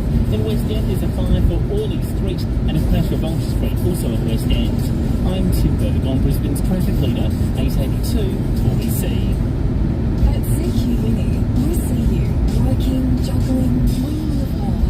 We see you fit TAFE for uni around your life with the flexibility, support and choice you need. Get started by clicking on the banner or search CQU. The Bunnings Trade Expo is back Thursday, 16th of May. Miss your chance to grab expo-only deals on top brand tools before tax time. Plus, there'll be fun activities for kids and free trade merch. Register now at the Bunnings Trade website. I want to talk to you about what will happen when I die. No, I'm perfectly fine. That's why now's a good time for me to make plans. You have both brought me so much joy since you've come into my life, so you'll be well looked after. And I want to make sure others get the same opportunities that you received. So I'm leaving a gift to the Animal Welfare League Queensland in my will. Animal Welfare League Queensland, trusted to look after the welfare of animals for over 420 dog years. If you've seen Aldi's low prices, you may have thought they're having a sale, but they're not. Please like and subscribe if you haven't already done so. I'd be talking. Thanks for being in chat, everybody. Watch it. On a megaphone, while a time bomb ticks and dollar signs flash before your eyes and your ears ring with a but there is no sale. Just I don't care how many viewers there are, just do my thing anyway. Relax and enjoy the soothing everyday sound of an Aldi checkout. That's the way I look at it. Good different. Jet Set Plumbing and Electrical are giving you the chance at a DIY dream holiday to the value of Doing my thing. $5,000. So book your next job at Jet Set Plumbing or I'm not going to let anyone deter me from doing my thing.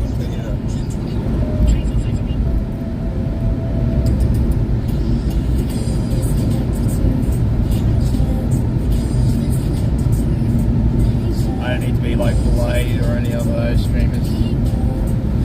So it's just about self-destruction for money. Or acting like a fool.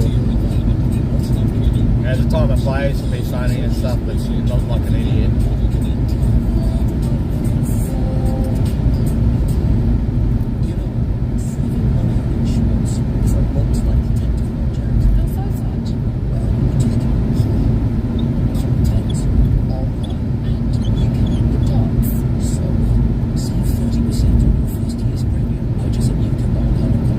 Stoney came back, eh?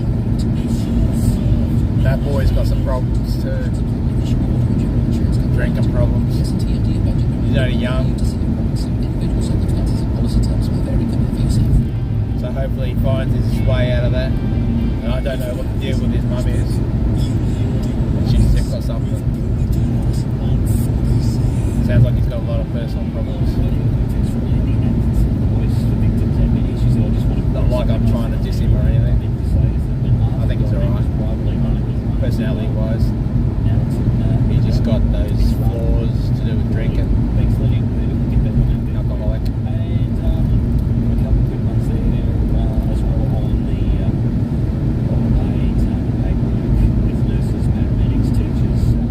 I just can't do that because of my situation with my diabetes. I want to live longer than I am supposed to. You know what I mean? Because my lifespan's already shorter because of type 1 diabetes.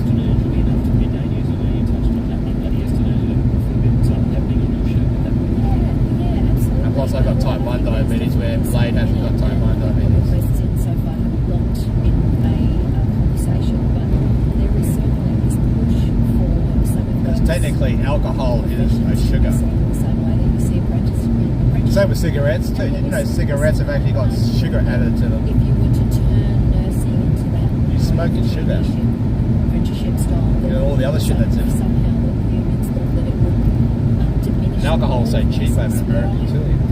And here. That doesn't quite compute in my head because I think that after the conversations you've been having with people and speaking to people, Yeah, turn drinking into a it sport. kind of makes it feel like we're probably diminishing it by the way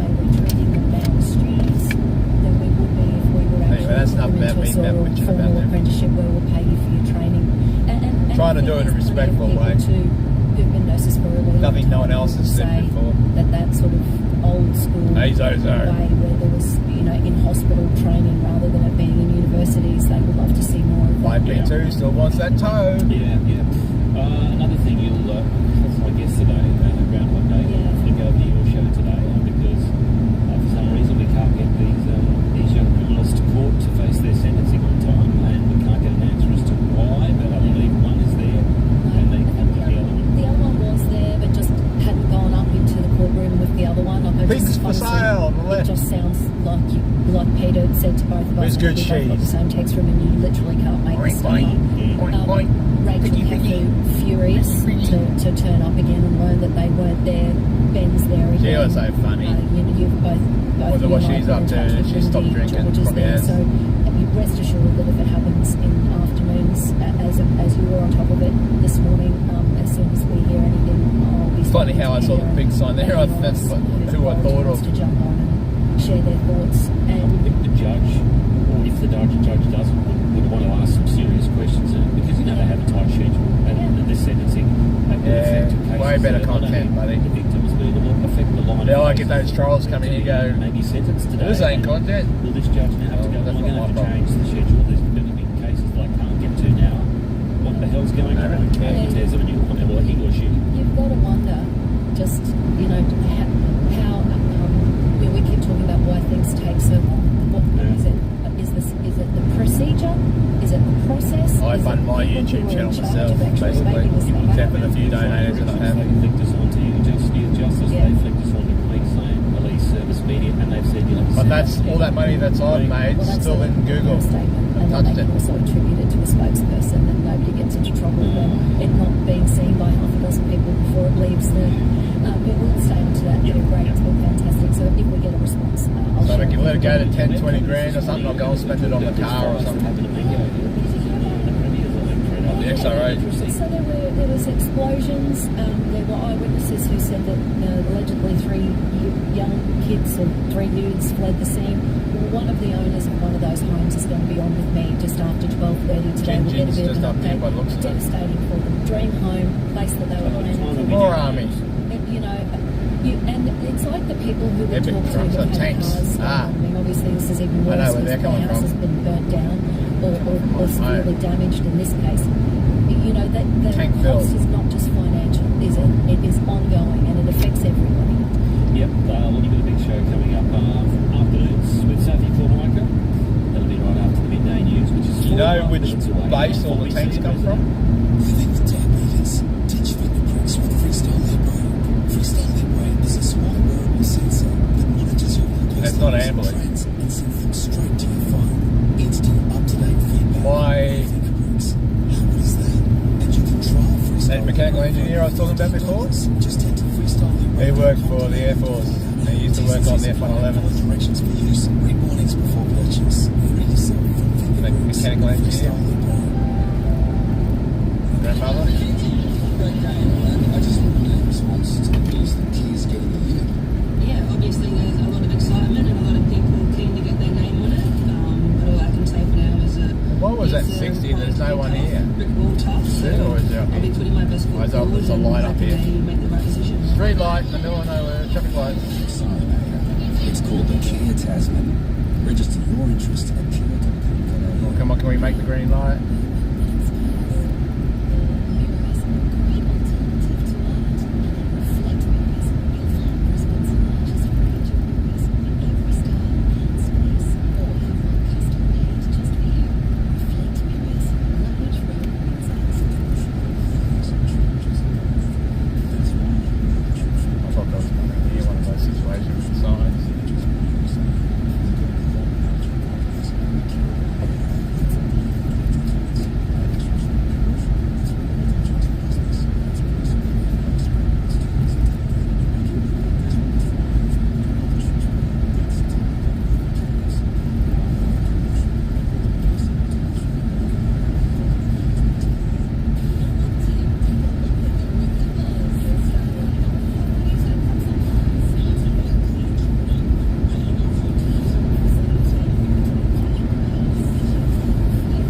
I'll be working for the rest of back to 60 again.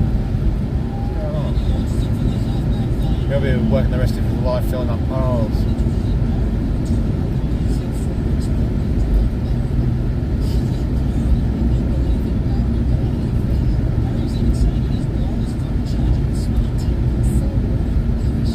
That manifold I was talking about from the XR8, it's actually got injection ports for nitrous.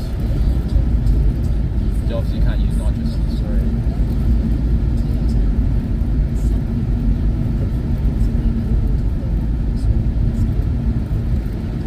So we can go stroked 302 with nitrous.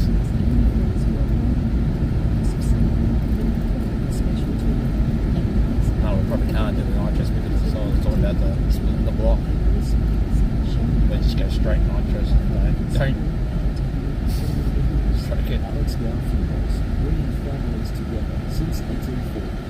Hey boss, we've got some more orders.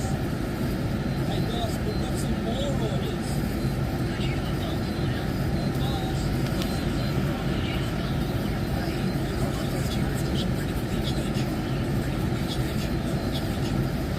Okay. The Volvo, guys.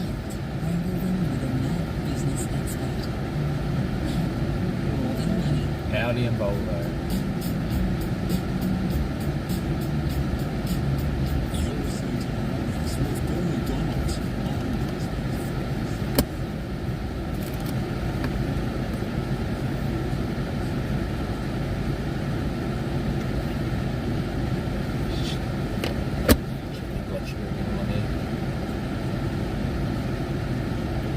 .9, still going down.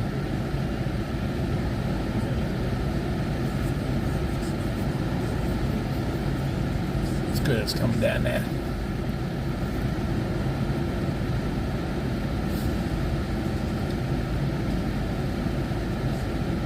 Should be under 10. Between 4 and 8 after meals.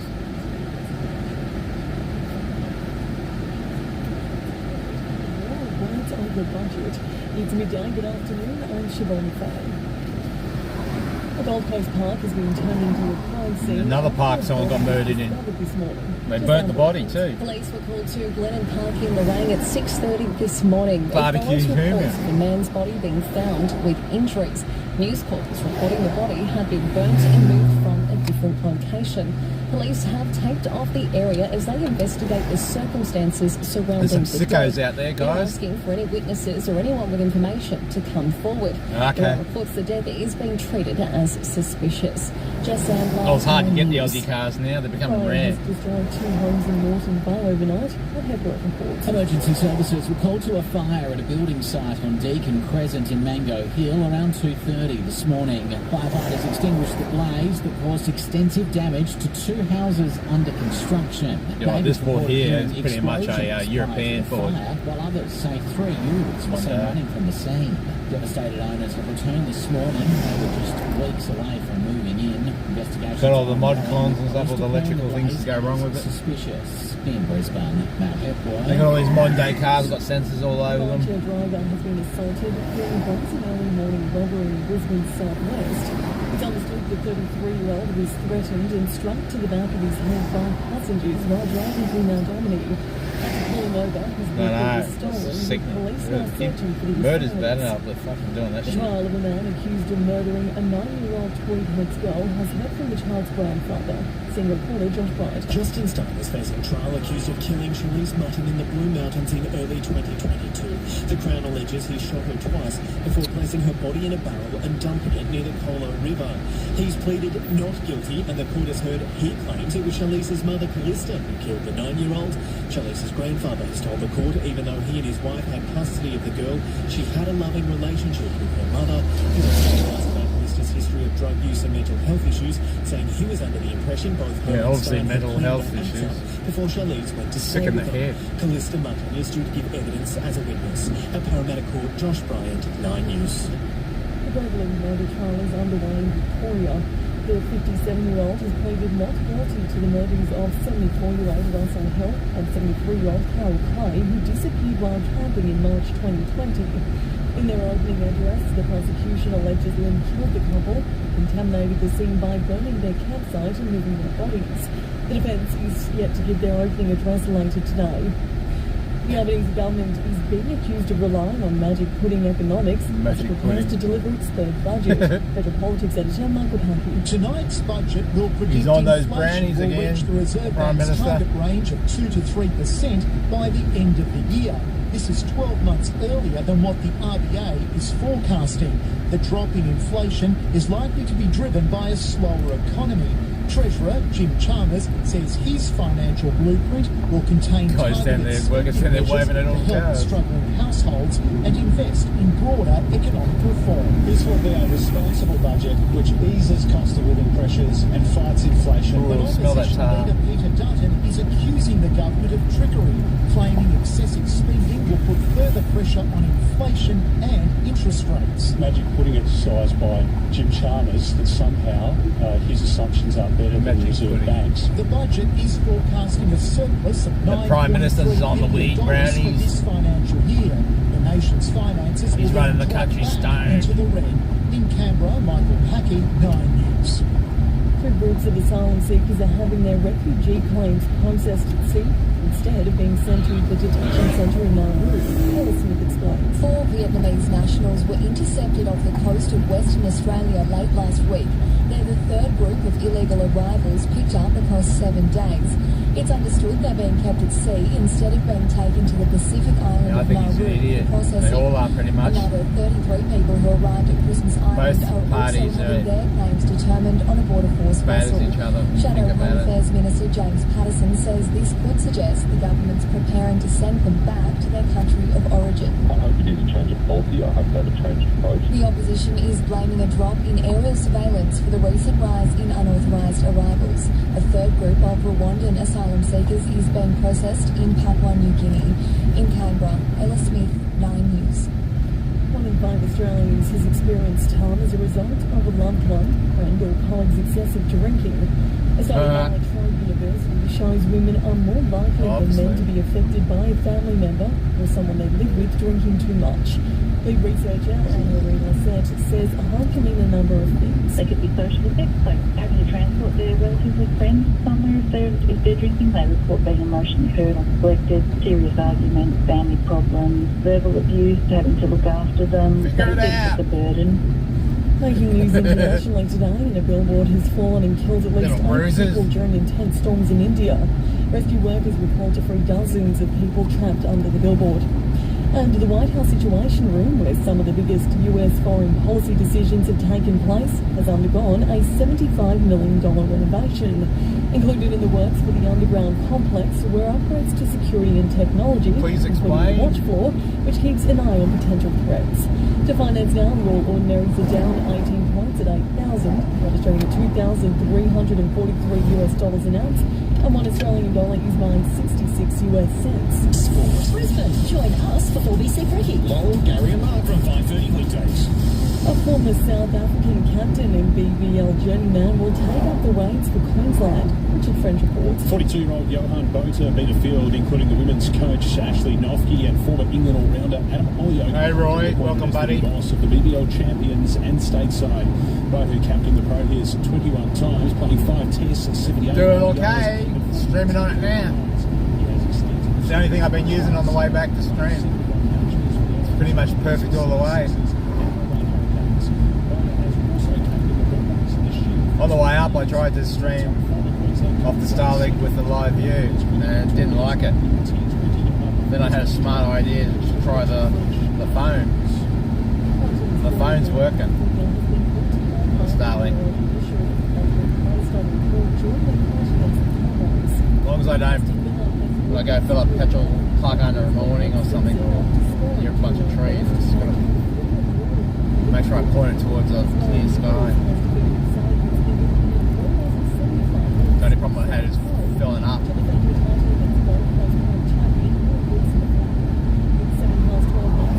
But it didn't actually drop any service at all much before I filled up. If it did, it was only for very long. The stream came back.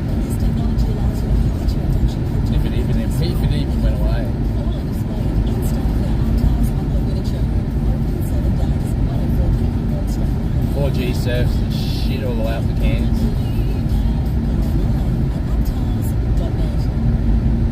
Last time I went up to Rockhampton, I lost service just before Bundaberg 4G. So that's why I thought it was Starlink.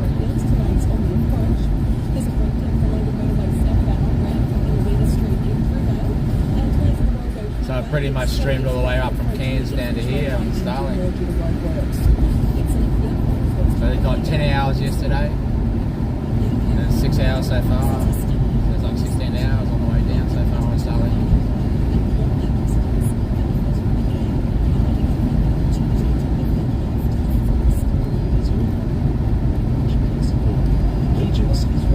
Permanent and Brisbane residents to join their community. Search Regis or call 1300 998 100 Regis HK, personalised, respectful care that embraces the experience of aging. It's just before dawn. There's been a storm and the customer needs help. Another set of traffic lights up here, so we're going to probably stop.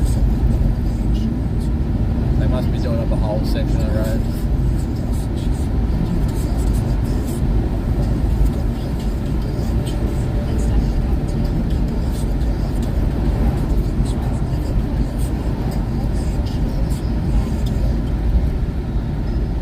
We got through it. Not stopping.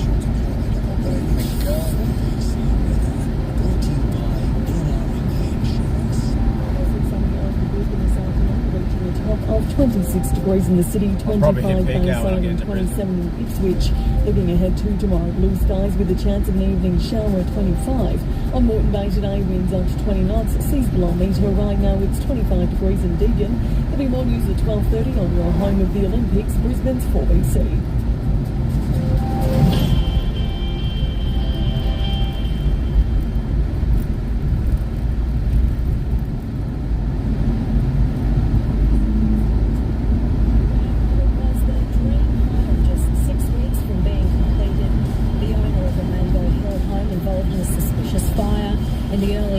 This morning is going to join me later this hour.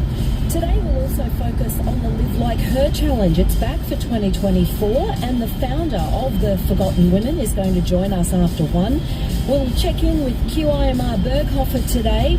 They're helping out with an international study that looks into the effects of internet use on kids. All of that, plus our regulars, of course. Evan Lucas will join us for finance ahead of budget night tonight. Trevor Long will be with us to answer your technology question. And we will have a little bit of an escape when Sandra Skelton joins us for Tuesday Travel.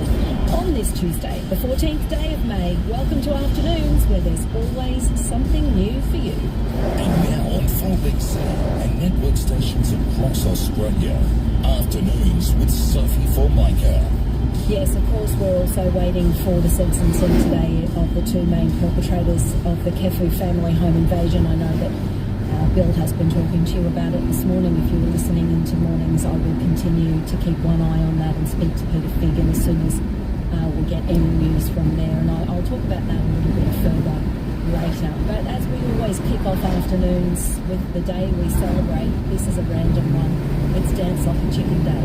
Who would have even thought that existed? But it's good to know that, as I said, that the team here started to flood their earnings. It's also Online Romance Day.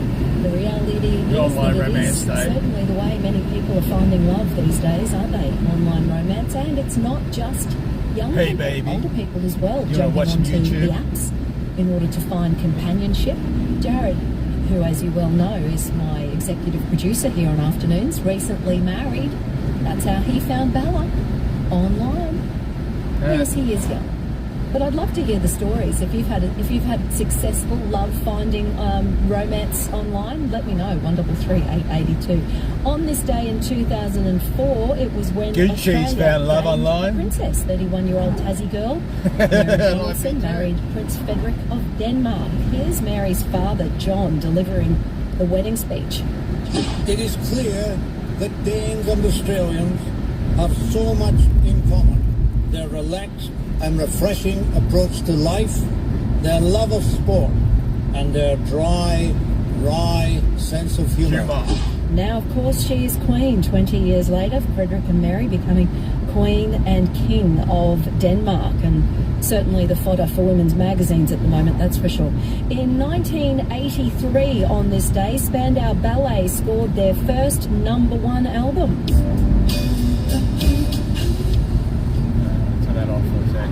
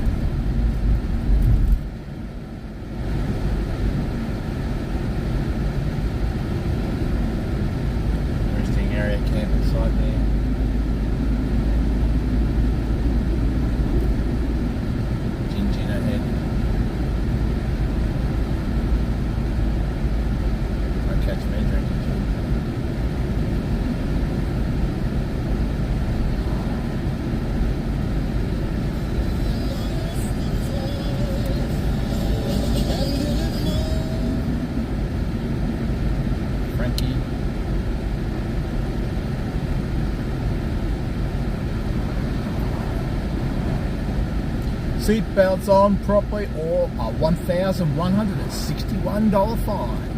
That's expensive.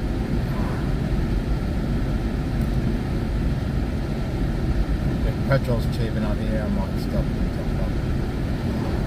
What is it, $1.95? I'll probably still keep going.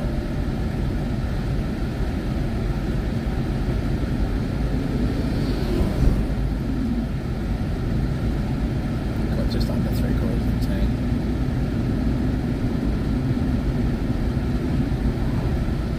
It's like 192 or something, like it's the opposite over there, 193. Oh, it's 195.9 for unleaded.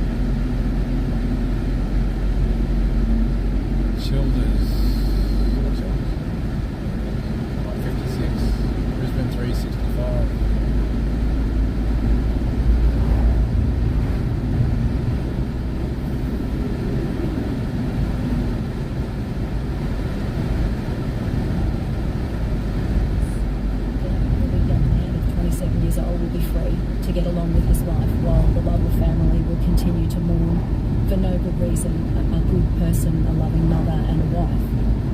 But the reason I want to tell you a little bit more about the team is to remind everybody of the piece of the puzzle that we are still failing to address in any meaningful way.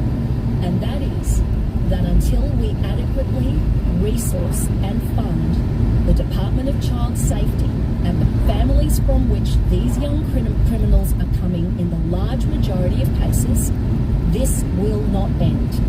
I'll read you a little bit about him on the other side of this break. It's coming up to 19 minutes past 12.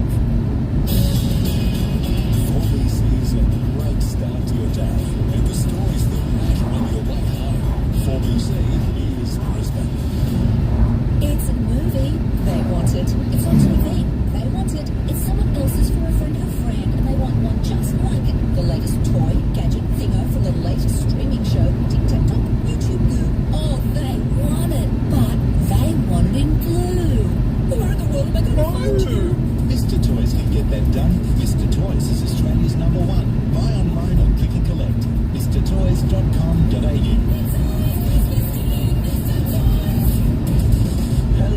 With simple cash flow solutions from CommBank, you can keep your day-to-day business running smoothly and be ready to scale when opportunities pop up. Keep your business moving. Search CommBank Cash Flow. Carl's never going to overtake me and thought twice about doing it. Two unstoppable forces of nature, one just as capable of destruction as the other, but neither, it seems, capable of affecting Hanley's waterproof and wind-resistant men's snowboard jacket with a detachable store mode for only $59.99. It's special, you can buy at the Aldi Snow Day sale this Saturday. Aldi, good, different. The best deals ever are on right now at Eureka Furniture.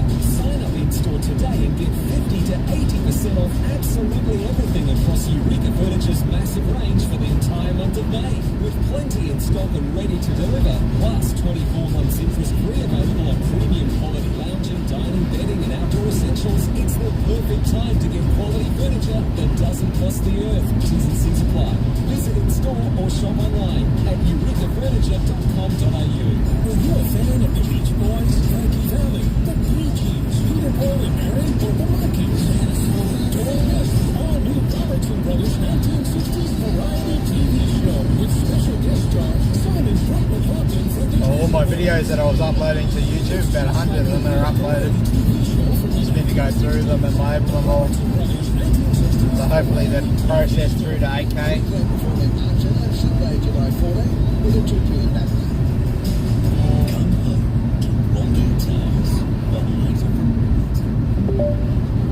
There are now roadworks on the A1 causing a 0-second delay. You will now arrive.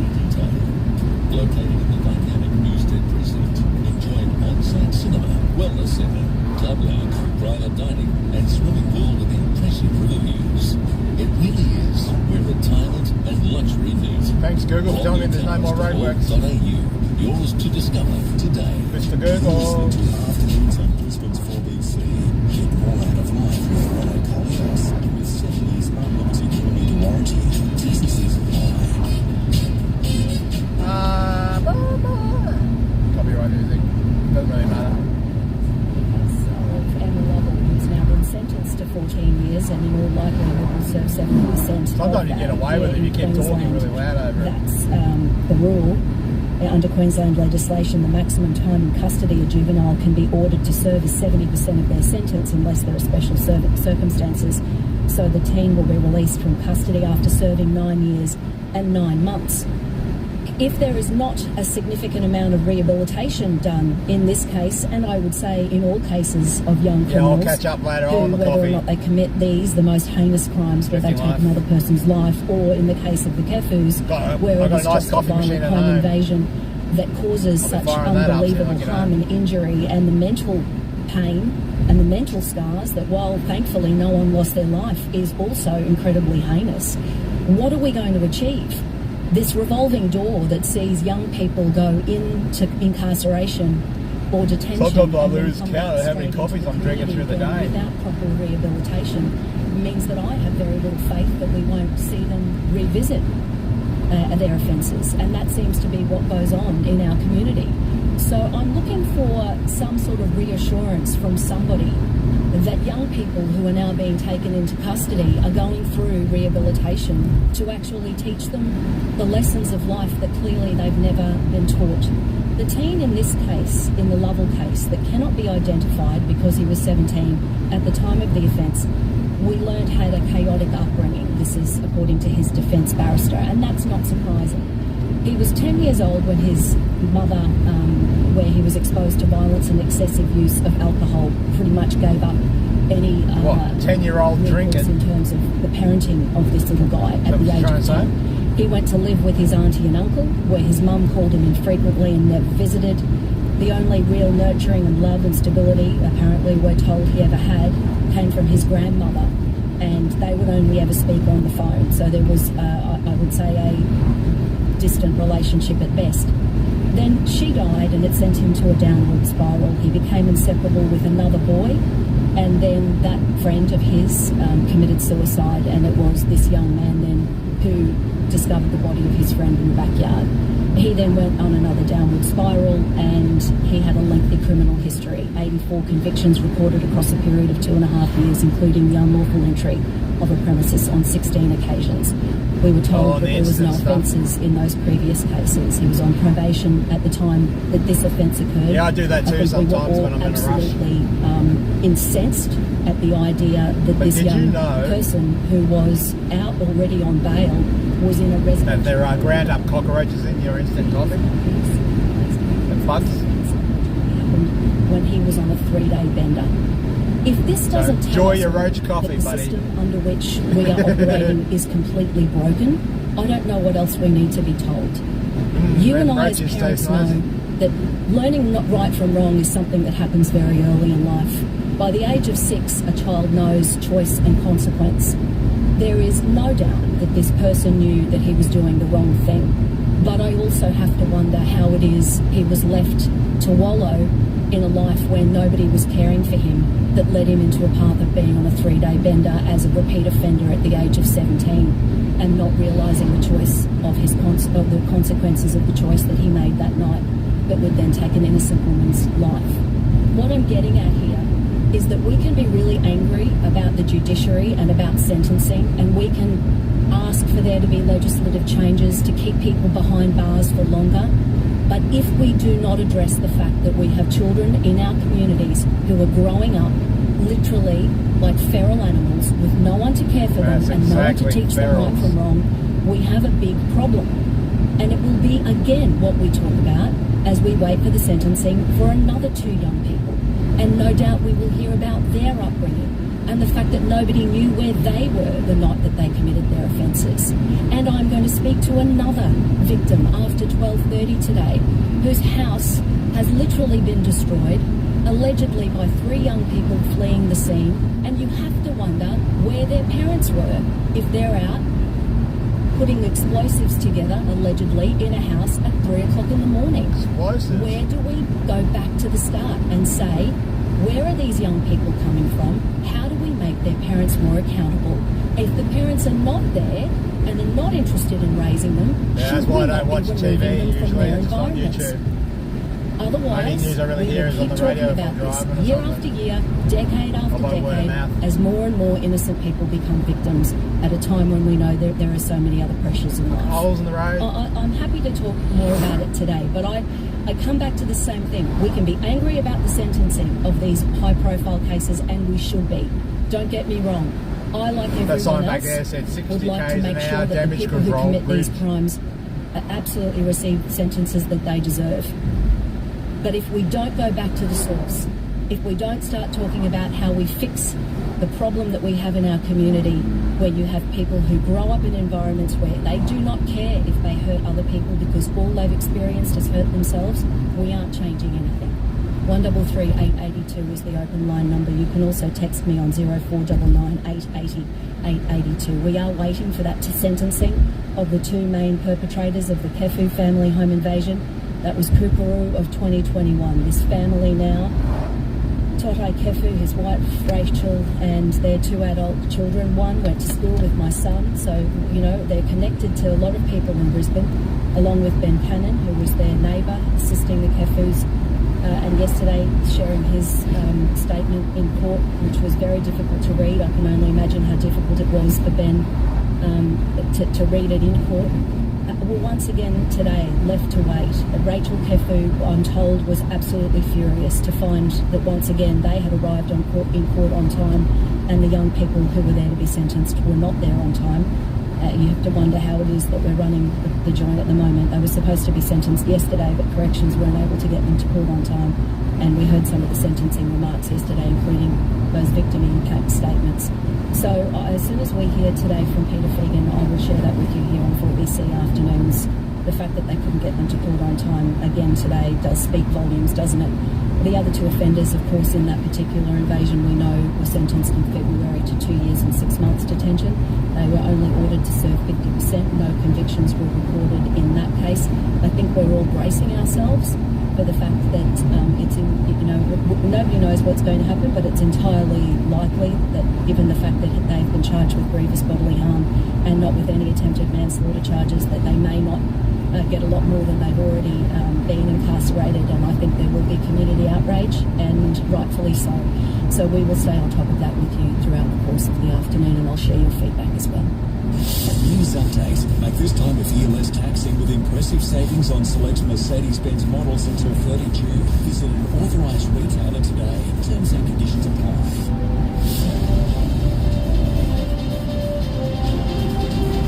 Into the newsroom now, where the latest news headlines, and Siobhan Fay is joining us. Good afternoon, Sophie. Making news this hour. Former Army lawyer turned whistleblower David McBride will spend at least 2 years and 3 months behind bars. A man's death is under investigation after he was found with injuries in a Gold Coast park. As Corp is reporting, the body was found burned. The federal opposition is criticising the government's inflation predictions, claiming they're based on magic pudding economics. Treasury believes consumer prices could moderate by the end of the year, 12 months earlier than the Reserve Bank's forecast. And Qantas flights connecting Brisbane and Manila will take off from October. It comes as the Australian flagship carriers scraps their Sydney to Shanghai service from July, with demand not recovering following the pandemic. In sport, former South African captain Johan Botha has signed on as head coach of the Brisbane Heat and Queensland Bulls, and Sophie Allen news again at 1. Now on 4BC Afternoons, the latest weather. Blue sky day for us across the city. Right now it's 25 degrees. Also sunny across Logan, 26, and in Caboolture, 25. Beautiful by the bay as well today, 25 degrees. Mostly sunny for Rockhampton as well, and currently also 25 degrees. 4BC traffic as your car Queensland cover receives Suncorp car insurance. Cruise on suitable crash at Pinjarra Hills on Noble Road at Mount Prospect Road, and there's a breakdown from Logan Motorway. It's on the southbound on-ramp at Populawina Street in Drewvale, not causing any delays. There are delays in Fernvale on the Brisbane Valley Highway. It's slow in both directions. Looking clear on the M1 both ways. There are no delays in both directions for the Bruce Highway. It's Olympia on Brisbane's traffic leader, 4BC. Stop what you're doing, because the Chemist Warehouse half-price vitamin sale is on now. There's Blackmores, Swiss, Caruso's, Henry Bloom's, Manuka Health, half price. Biogram, Yep. I've been streaming on Starlink all the way down from Cairns. Been doing it for almost 17 hours on the Starlink. I stopped and bought the swag out because I was getting too tired about 10 o'clock last night. I turned the battery and the Starlink off. Had sleep for about 7 hours or something. Switched it back on and it's been fine ever since.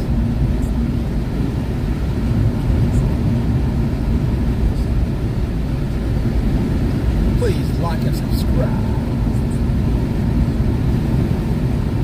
So we'll be using that Starlink when I do the big trips.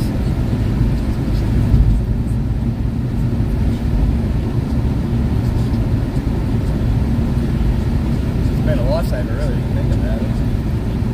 I had no 4G where I went to stream.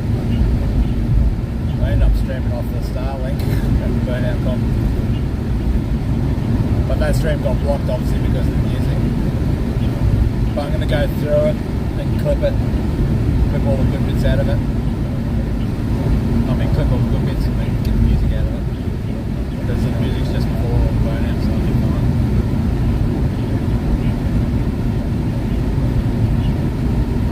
Then I'll re-upload them all.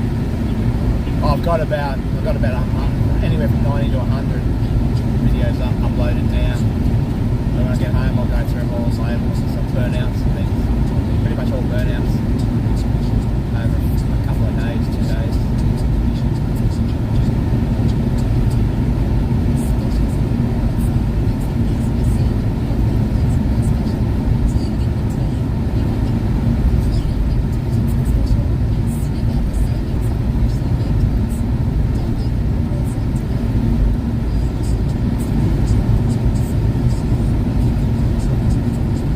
First time I've used Starlink, so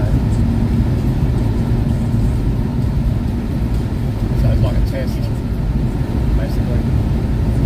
No one else is streaming from the Starlink in Australia. Justice with primary accommodation program, which was wonderful. Not me, but all doing it.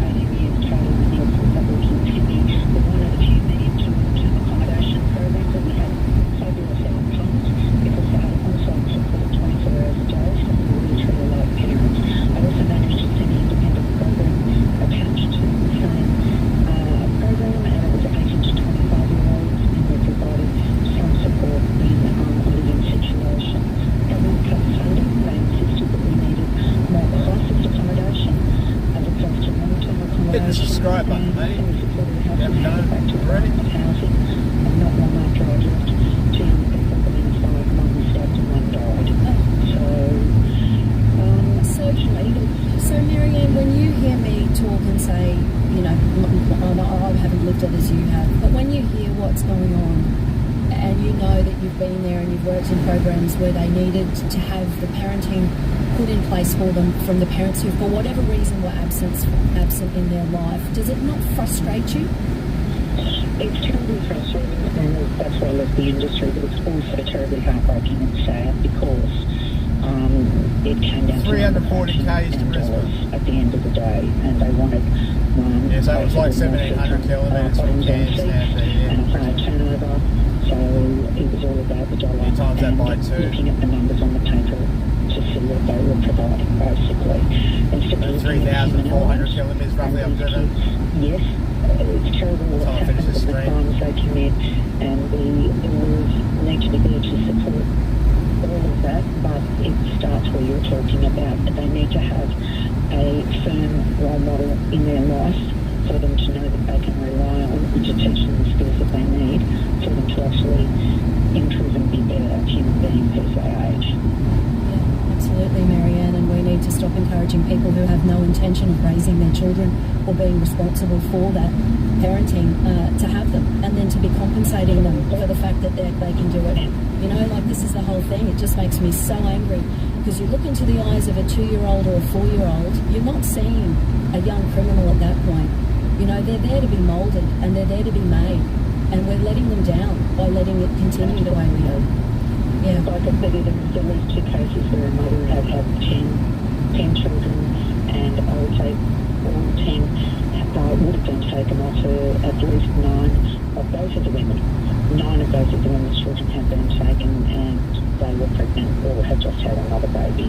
So in situations like that, I mean, we sterilise for other reasons. I really don't understand why there's not full sterilisation or funding is cut so that people cannot just rely on social security and afford to have children and not go into the workforce and look after their own children. Yeah, you said what I'm thinking. You know, if you put a program in place where you said, look, here's a chunk of change and let's make sure you never have any more, I'm sure plenty of them would say yes. 100%, but you know what? We get paid for having that opinion. Yeah. So I know, we both just said it out loud, so get ready, duck for cover. Thanks, Marianne. Thank you. Nice to talk to you. Look, you may have heard in the news this morning there was a massive blaze that destroyed 2 under construction homes in Mango Hill in the early hours of Tuesday morning, of this morning. And there were some explosions that were reported at the location. Witnesses have also claimed that they saw 3 young people, 3 youths spotted at the scene. One of those homes belonged to Wendy and Barry James, and Wendy is joining us now on 4BC Afternoons. And Wendy, I am so sorry to be talking to you under these circumstances, but thank you for jumping on the line. You're welcome, my Sophie. You were 6 weeks away from moving into your dream home. How did you find out that you were going to go and see the destruction that you saw this morning? Yes, about 6 weeks out from moving in.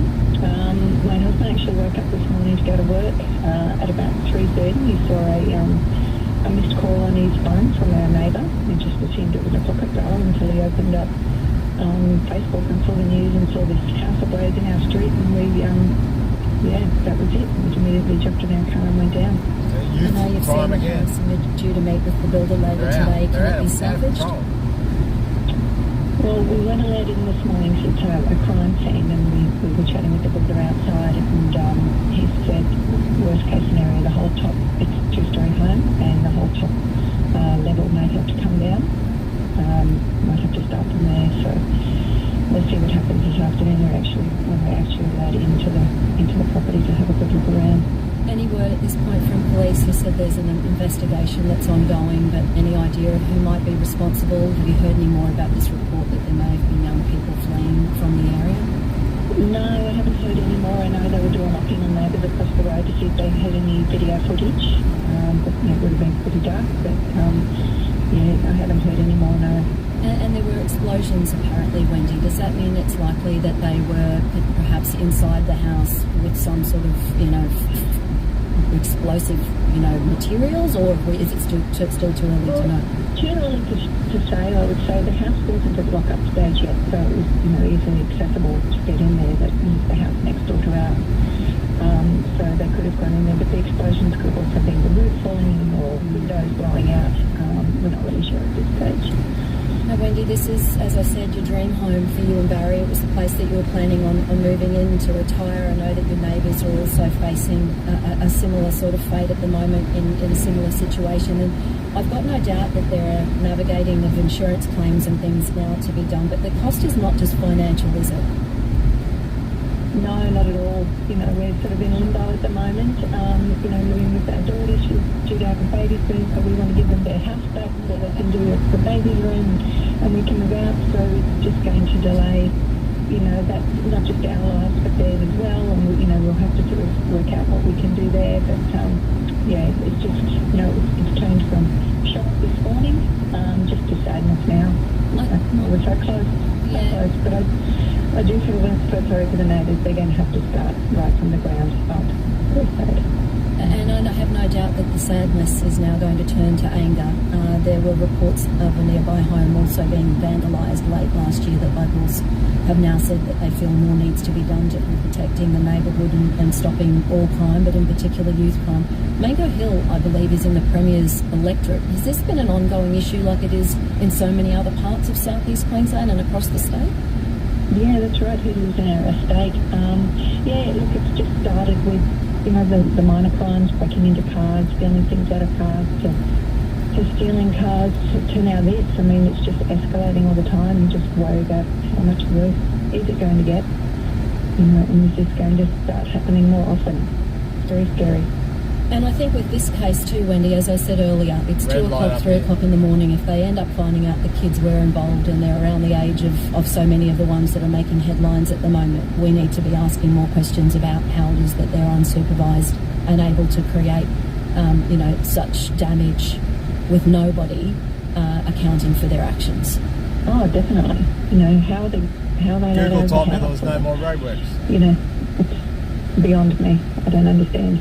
Well, the other reason I wanted to get you on today was because obviously police in their investigations have said they're treating the fire as suspicious, obviously, and they're asking anyone with any information to contact police, and I know that you would be desperate to find out as much information as you can. No, so we're I'm not hoping true. By speaking to you, if anyone's listening and they know anything, they'll come forward and they'll share that information with police. Yeah, lots of cars going the opposite direction. Appreciate it. Thanks so much. Lots of tanks No, and stuff too. too. You, and all the very best to you. And I know that, you'll be happy that it's something that can be fixed, but I know that obviously the emotional, scars of this will be deep, not just for the James family, but for their neighbours as well. Got 4 hours who seem like they've really caught the brunt of it in terms of the damage. And the number that you call If I can if you find have that barbecue any that's on the way, it's information gonna be is on the way 1-800-333 000. I'll stop. And the Put officer some in charge of the Redcliffe Criminal Investigation Branch is Detective Senior Sergeant Michael Hogan. haven't been past it He's yet. going to be speaking to media at 1:30 this afternoon about the fire that's involved Wendy and her husband and their neighbours, and we will bring you that information as it comes to hand. All the best to you, Wendy. Thanks so much, Sophie. We'll continue with the remainder of the show after the break, turning our attention to finance, given, of course, that tonight all eyes will be on Jim Chalmers. He's making headlines today. Everyone asking whether or not what we're in for now is Jimflation. That's the way the headlines have decided to talk about the budget. So we'll check in with Evan Lucas next. It's 16 minutes to 1. Looking for the ultimate in Mazda? Then look to Brisbane's only 2023 Mazda Master Dealer, Caboolture Mazda. With a state-of-the-art showroom, master dealer service, and incredible deals on a huge range of models from immediate delivery. Elevate your drive at Caboolture Mazda today. Universities matter because what matters to us? Finding better research, finding cures and better treatments. Crops that survive droughts. More doctors and nurses to take care of us in later life. Because we need affordable energy in-house. Healthier plumbers, safer cars, cleaner water. For more ways universities benefit us all, visit universitiesmatter.edu. A lot of caravans, I think, coming up. G'day, John from Salmon Plumbing. Need a good plumber? As the grey nomads, they call them. Pipes are slamming, call the salmon. Stop the fighting! Call the whining. Don't you wish you called the fish? Salmon Plumbing. And you wish you called it fish. Repairs, installations, upgrades, and What the hell? 24/7. Don't mark Didn't know it. fish had mobile phones. Salmon Plumbing. Bad puns, but great plumbers. Call 1300 Salmon. That's 1300 725 666. salmonplumbing.com.au. QDCC 741 050. Hello, Frank Walker from National Tiles. National Tiles, famous once a year. May Mayhem is the biggest and best ever. Spend 1,000 and loan recharge of 750, or spend 2,000 and loan recharge of 1,450. Just shows you what price they're getting them for if they can do that. Loan recharge of 1,450. Don't miss the biggest and best National Tiles May Mayhem event of all time. So rush into National Tiles now and save. Conditions apply.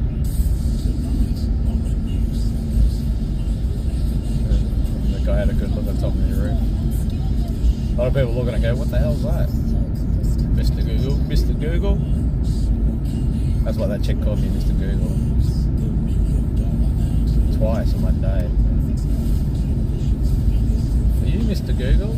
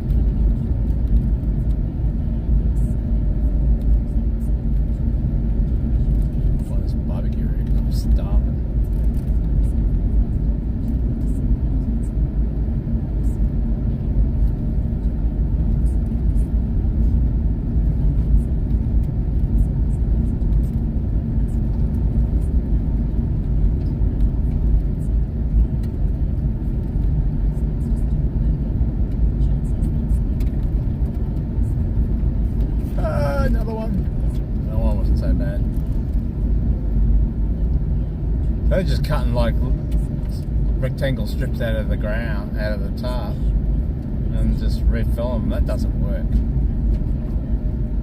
Give it a couple of weeks and it'll be holes everywhere in it. They need to replace the whole bloody road.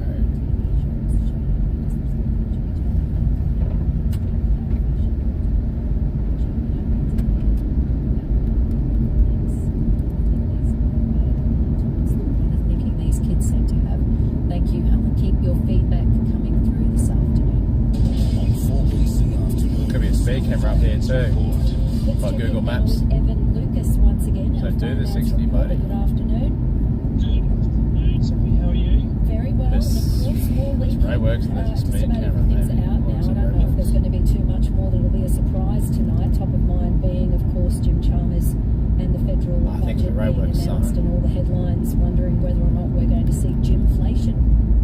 Inflation, I know. So it's an interesting one. Everybody loves adding something of either economics, whether you got Bidenomics, Abenomics, now you got Gymflation, all this kind of stuff. There's a growing unrest, particularly in the world that I live in economics, and economic providers out there, that they are going to what they're referring to now as mechanically engineer the inflation figure, but it's actually not going to do anything that matters from an RBA perspective. So what they're pointing out very clearly is that the headline inflation might move, but underlying mean or core inflation will probably stay up, if not go up even further. So what than they're saying is and two that's types what of you can't inflation. fight. We talked about this yesterday. You cannot fight the economics. You cannot fight a scenario where they're not actually improving supply. So we're not actually seeing an increased supply of goods and services.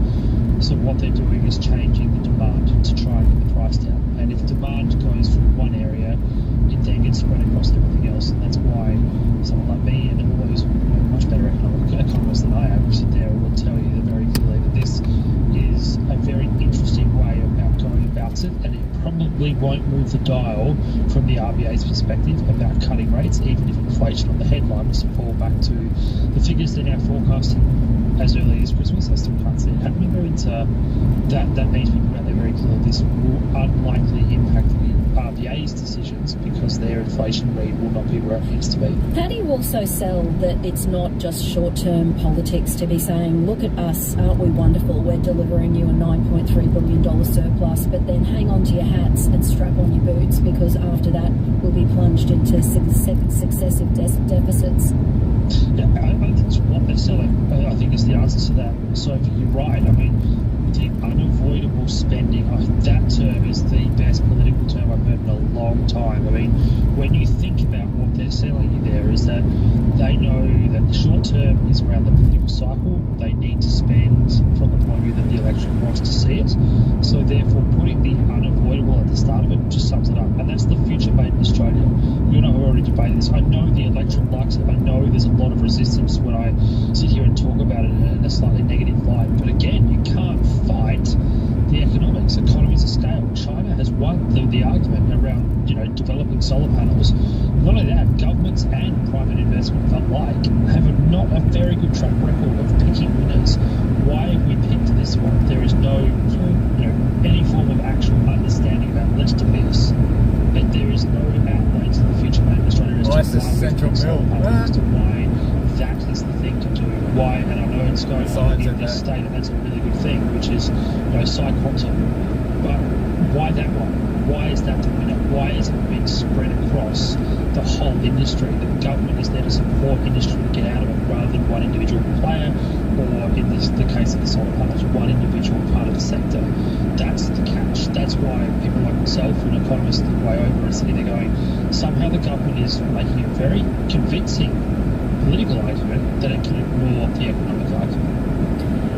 And at the same time, you've got the opposition saying that the government should be restrained in spending. But when you look at some of those big line items, when you look at the ongoing costs of the NDIS, of aged care, of us needing to, and I don't think many would argue that we need to see an increase in defence spending, it wouldn't really matter who was in charge. That money still needs to be spent. Mm-hmm. And it would still be there. And again, the other thing, somebody asked me this question yesterday, what is the one thing that you wish was in the budget that won't be there? And my straight answer, and I'm feeling like a broken record, tax reform. There is no sign at all, either side of politics, that the budget will take the hard decisions to do tax reform, to actually make the system more effective rather than being in structural decline. That's my concern. And I would have to say that the other thing that I would would have thought that it might be time, in addition to tax reform, and I guess it falls under the same banner of tax reform. We've spoken about it before, and I've talked about it with the listeners on afternoons, is what David Pocock as an independent senator keeps pushing, which is if you've just now come out with your new massive gas proposal and you know that we're going to need to keep pulling stuff out of the ground in whatever capacity and selling it, then shouldn't we have more tax on those fossil fuels to the big multinationals? Yep, that's tax reform, right? So again, how you look at that. So, you know, the Prime Minister's been pushed today about, you know, what are they going to do about the fuel excise and whether or not there should be changes to that. Absolutely not. I'm glad he's put his hand up and said, no, we're not going to change the fuel excise tax, because it's a double form there. They want to start slowing us down from using ICE engines, so internal combustion engines, to move towards things like the electrification, so EV, etc.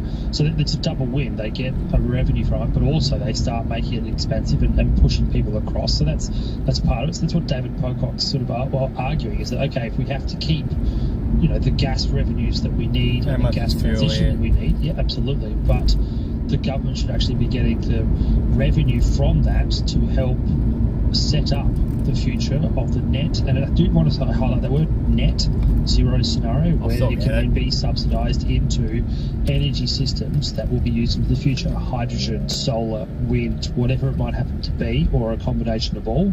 That's how you do that. But again, the one that I find fascinating is that why is nobody willing to talk about the GST? Why is nobody willing to talk about, if you were to raise the GST to 15%, I'll go to talk and get a drink. the positive impact it would have on or even get another coffee. I think they got coffee machine. Just wait for that car to move because of the Starlink. The impact you could have on the funding of all these programs. Okay, chat, so because obviously I don't want the not a state tax, thing under. It's a federal tax. And there's this misnomer in the electorate, unfortunately, that it's a state tax. It isn't a state tax. Why didn't she move up? I think the hard thing at the moment with the idea of an increase on GST is the notion that it would also impact most directly those who could afford it least. So that is also an interesting discussion, because politically it sounds great. Technically, economically, it's not true.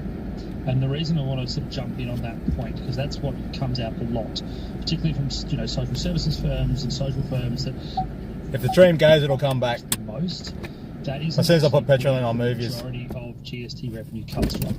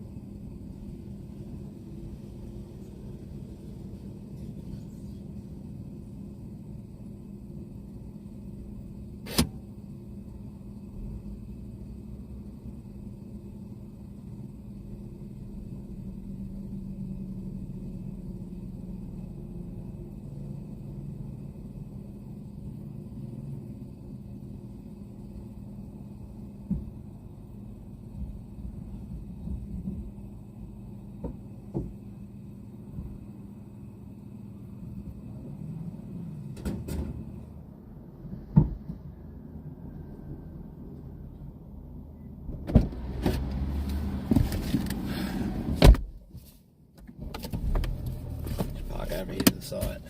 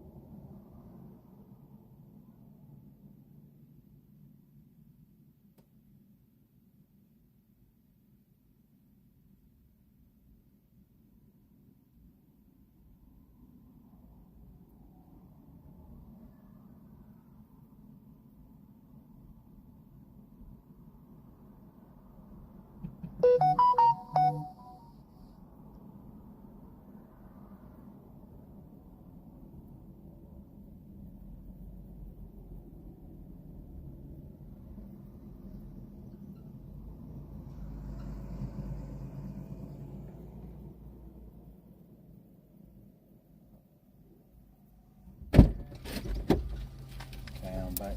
I got 2 coffees and $50-something worth of petrol. And I've just got to go back and go to the toilet, and then I'll get back on the road. Oh, they had no artificial sugars, so I'm going to have to get some out the back.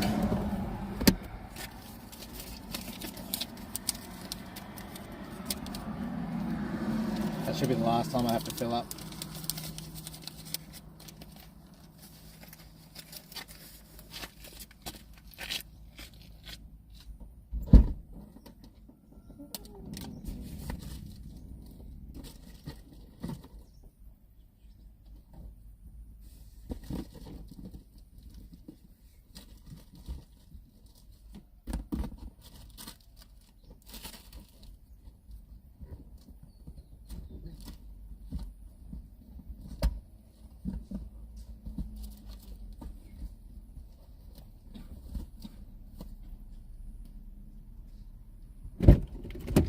Here in the front.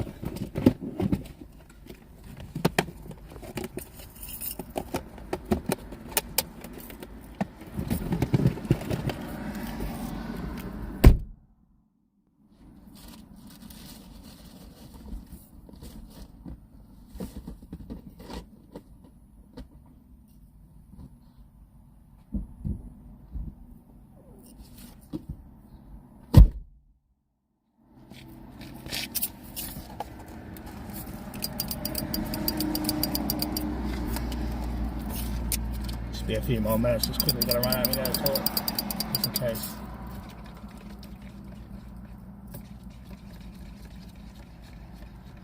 Hey Trisha. Cliff.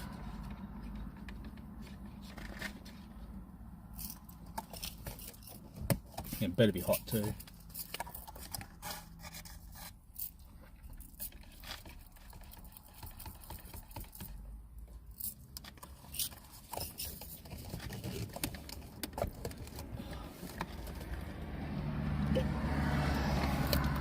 It's only just.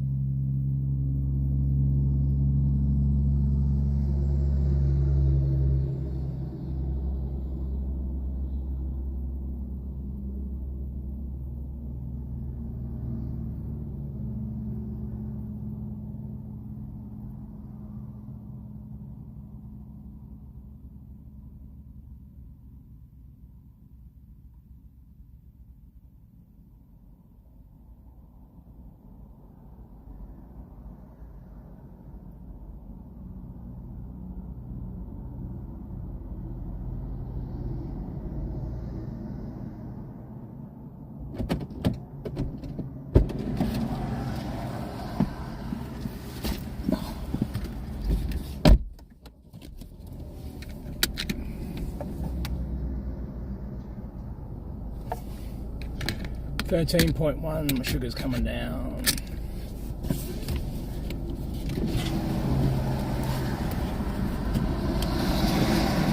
afternoon, reaching a top of 26 degrees in the city, 25 Bayside and 27 in Ipswich.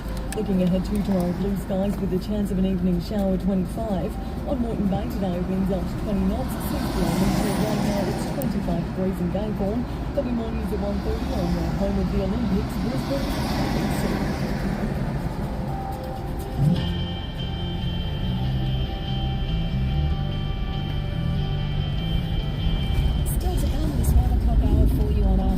The Live Like Her challenge and those tours are disgusting too. For 2024. We'll also find out later in the program how the QI might work. Narrabri 67, Brisbane 328. Study that looks us after 1:30 to talk technology today. So if you have questions for Trevor, get ready to give us a call on 133 882. We'll go up and away as well before the end of the day with Sandra Skelton. She has our Tuesday travel sorted on afternoons where there's always something new for you. And now on 4BC and network stations across Australia, afternoons with Sophie Formica. We're also continuing to wait for the sentencing of the two main perpetrators of the Kefu home invasion. And I have heard from Peter Fegan, who is at the courthouse, to say still nothing, lunch break now until 2:30.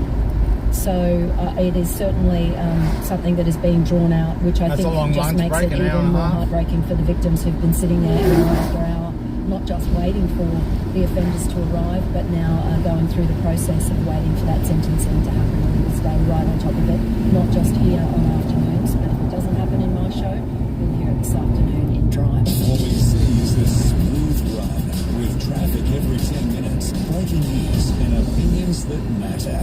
4BC, here's Brisbane. Well, the Lord Mayor Adrian Schrinner and the Lady Mayoress Nina Schrinner are back on board this year for the Live Like Her Challenge. It's absolutely vital because it provides housing solutions for older homeless women right across Brisbane, and the official launch happened this morning. So this is in the lead up to September the 5th, where both the Lord Mayor and his wife Nina will spend a night in a car. They do it at the Brisbane Airport, at the car park there, and they're hoping that hundreds of us will join them, spending a night in the car at the Brisbane Airport in the hope of raising not just awareness but much needed funds for the Forgotten Women. Now, the Forgotten Women is a Brisbane-based charity. They're committed to providing homes to our older homeless women, and the founder of the Forgotten Women is Teresa Reid, and she's in the studio with me now. How are you? Hey, I'm great, thanks. Welcome back. Thank you. I said it's a year ago we were having this conversation, and here we are again. Feels like yesterday. It's fantastic to be back. Well, we've both still kept our jobs. Yes. So tick. I know that now more than ever, I can imagine that this is something that is keeping you incredibly busy. We talk about homelessness and housing security and tents being moved from Musgrave Park for Panegyri and all of those things. So it's important that charities like yours continue to be supported because clearly the need is there. Absolutely. And look, I think a big part of it is government are doing a few things. There's been some announcements in the budget at the moment, particularly the federal budget, about extra spending. But what we're really hoping is the community is going to get out behind it as well. Big part about it is it's a really nice opportunity for people to just come and experience what it is like to be homeless for one night and sleep in your car. And we're hoping to get, 500, 600, 1,000. We're going to do that stream, Trish? We'll sleep in the car with them? We'd love to. How many older women do we have at the moment living in our streets? What are you noticing in terms of the numbers and the need? Absolutely conservatively, I'd say it's anywhere from 850 women to probably 2,000 women, and it's quite hard to get the right statistic, I guess, because it's not like you're home on census night to say you're homeless. Yeah. Look, a big part of it is we talk about women over 55, but I can tell you that the average age of the person that I help is 71. Really? Absolutely. So there's a lot of older women who are experiencing quite chaotic accommodation at the moment. We recently opened this place is called Childers. So it's like a studio beds, 28 of them. We filled it in 11 days. Average age 72. There you go. Tell us about it. Who are they? Because I think that people hear that and go, how can that possibly be? Yep. And it's, it is your grandma, it is your mother, it is your sister, and it is your auntie. One of the ladies, her husband got very sick. They sold up everything. They put a lot of money into getting his treatment. He passed away. As soon as he passed away, there was literally no money left. She couldn't afford the rent where they were. Homeless, just like that. And the worst part is you're homeless, but you're also grieving. So it's even harder to sort of get any opportunity to get into accommodation. Is there a feeling of respect that happens too, that they don't want to be a burden on someone else? So there's only so many doors that they're willing to knock on for, a bed or a couch, where they get to the point where they're just embarrassed? One of the greatest things, it's one of their greatest strengths, is probably one of their worst enemies, is this stoic nature of just going, I don't want to tell anybody, I don't want to be a burden to my children, I'll couch surf between friends and I'll go between relatives, and sometimes it can take up to 6 months for families to realise, actually, Mum, where are you sleeping? Are you finding too that having somewhere like the Forgotten Women, where you do have a place that people can go, means that there is a support network then that happens organically? Absolutely. And look, part of it is about some response to crisis, but it's also about long-term housing, and Sure. we're obviously doing developments and looking at getting people into long-term housing. But the first night that those ladies were there in that facility that I spoke about, they all cooked each other dinner and sat around and had a chat, and I thought that's perfect. That's exactly what my mum would do. Remind us all how you came to being involved and starting this in the first place. You know, this goes way back to 2018, 2017, where just in my private life I happened to own a barbershop and we did a lot of haircuts for the homeless, and I started to notice a lot of older women with long hair were turning up for haircuts. I thought that's just something odd about it. I realised I can't afford the haircut. Did a bit of research, and yes, fastest growing homeless population in Australia today is older women, and they absolutely don't ask for help, and a big part of it is they really do need our help. How extraordinary that it seems that the barber shop is the place where so many of these things are born. Last week I had on Matt from New Zealand, who started this unbelievable organisation to help young men heal from their abuse of their childhood, and it all came out of conversations at the hairdresser. Maybe we need to put some more focus on exactly just how powerful that time in a hairdresser can be. It's absolutely true. They are the best counsellors. Yeah. There are. People just sit down and they're telling you a story. You mentioned, Teresa, the budget, obviously federal budget tonight, state budget, you know, while not being handed down, we're hearing about where the, you know, governments are going to be putting their energy in the lead up to having a state election in October. How important is it that you get some, you know, money regularly to be able to have the programs in place? Because I hear from so many people who do the work that you do that one of the greatest frustrations is the inability to forward plan, because you've got to constantly be trying to get the funding to be able to do what needs to be done. Yep, that constant need to figure out, well, where are the funds coming from 2-3 years out from here as well. I've got nothing but praise for the budget in that any extra will help, but I'm also I've seen a little bit of some of the announcements in it, and the funding to crisis will really help, because that's one area that doesn't get nearly enough funding. We talk about supply and building and construction, we need to do all of that, but there's also what do you do today? She turns up at our door today, where do we put her? And I think that's very important that we fund crisis as well. So September the 5th, I already mentioned, is the date that this happens. You'll be there, the Lord Mayor will be there. I'm planning on being there. Tell me about how you would like people to get involved this year. Look, at the moment it's like $60 to put your car there, so we're hoping that it's going to be an event that's very affordable for everyone who wants to get out and get involved. It's a direct way to have a direct impact on helping these women, because the money that we raise goes to those women. And it's also, I think, a reality check of just about what it means to actually be homeless for a night, and the realities of what these women are facing. And I always think a community solves a community's problem, and I think that we can. Well, I think it's not only a community solving a community's problem, but I think it's also a community opening their eyes and accepting that the problem is there and not pretending that it's not there. So do I literally pay my $60, rock up in my car, bring a blanket and a pillow, say hello to a few people, and then try and get some shut-eye? That's pretty much how it happens. We do find that people talk well into the night, because you do make a lot of connections. As much as it's a serious event, it's also an event to mingle and actually talk to people, and especially in the morning they'll talk about shared experience of what it was like to do it. So yes, please log on to the Live Like Her Challenge site and you can book your car in. I think it would also, if you want to get the whole family involved, you can head to the website, as Teresa just said. It's easy to find. It's the Live Like Her Challenge, without the dot. Just livelikeherchallenge.com.au. You can register there.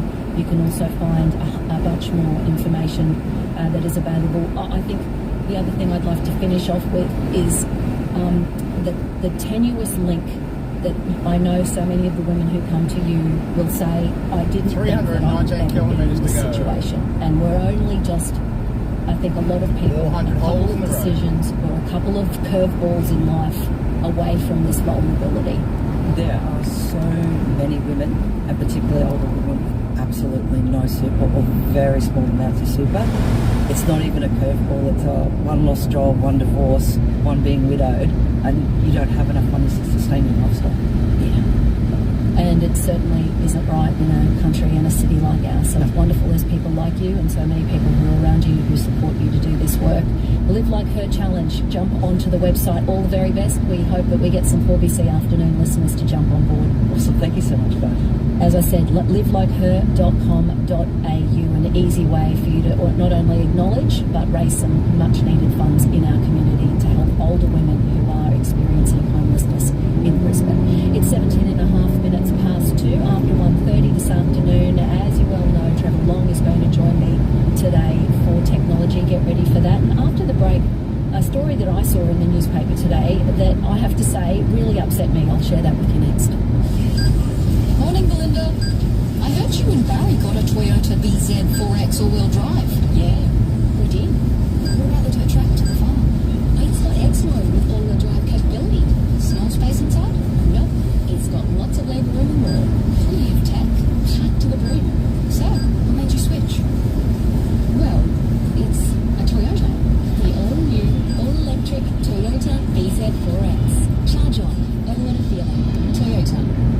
Some people might think that funerals are there purely to farewell those who have passed on, but the fact is, funerals are really for the living.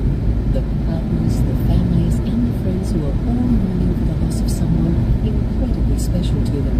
At Alex Gow, we believe that funerals represent an opportunity to gather, pay your respects, show how much you care, and offer love and support at a time when people need it most. Alex Gow Funerals, bringing families together since 1840. Hey boss, we got a new bookkeeper. We did. Do they do expenses? They do. Cool. What about invoices? Easy. Are they in? Yep. There's no one else here. Oh, sorry. It's NAB Bookkeeper, our new bookkeeping software. Right. It lives in the computer. Kinda. Technically, it's through internet. 26 degrees outside. I've got the air conditioning on now. Bookkeeper, our new online bookkeeping platform. Sweat a bit. More than money. Terms, conditions, fees and charges apply. Hardly ever use the air conditioner anymore. Big man, you dressed in a suit. That's impressive. Well, you'll be even more impressed with the bargain. We'll see what happens. If I remember it by then, I'll go and do it. Pay the $60. Probably $149. Save 100 big ones. How good is that? Plus there's street cheats, I've got nothing else on this 5th of September, I think you or said. 2 for $80. Save $19.90 when you buy 2 pairs in one transaction. So grab a bargain in store and online now. At Lowe's. If you're looking to up your savings game, with Everyday Extra, you get 10% off a Woolworths shop every month. That's a saving of up to $50 a month. And right now, Everyday Extra is just $3 a month on an annual plan. Hurry, ends June 4. Sign up to Everyday Extra today. It's a win-win. Come on, buddy, you just made it. Exclusions apply. Ampol Women's State of Origin is just I'm an hour about putting the brake on. Suncorp Stadium kicking off game 1 on Thursday, 16th of May. Hey, Grout, how you going, buddy? Welcome.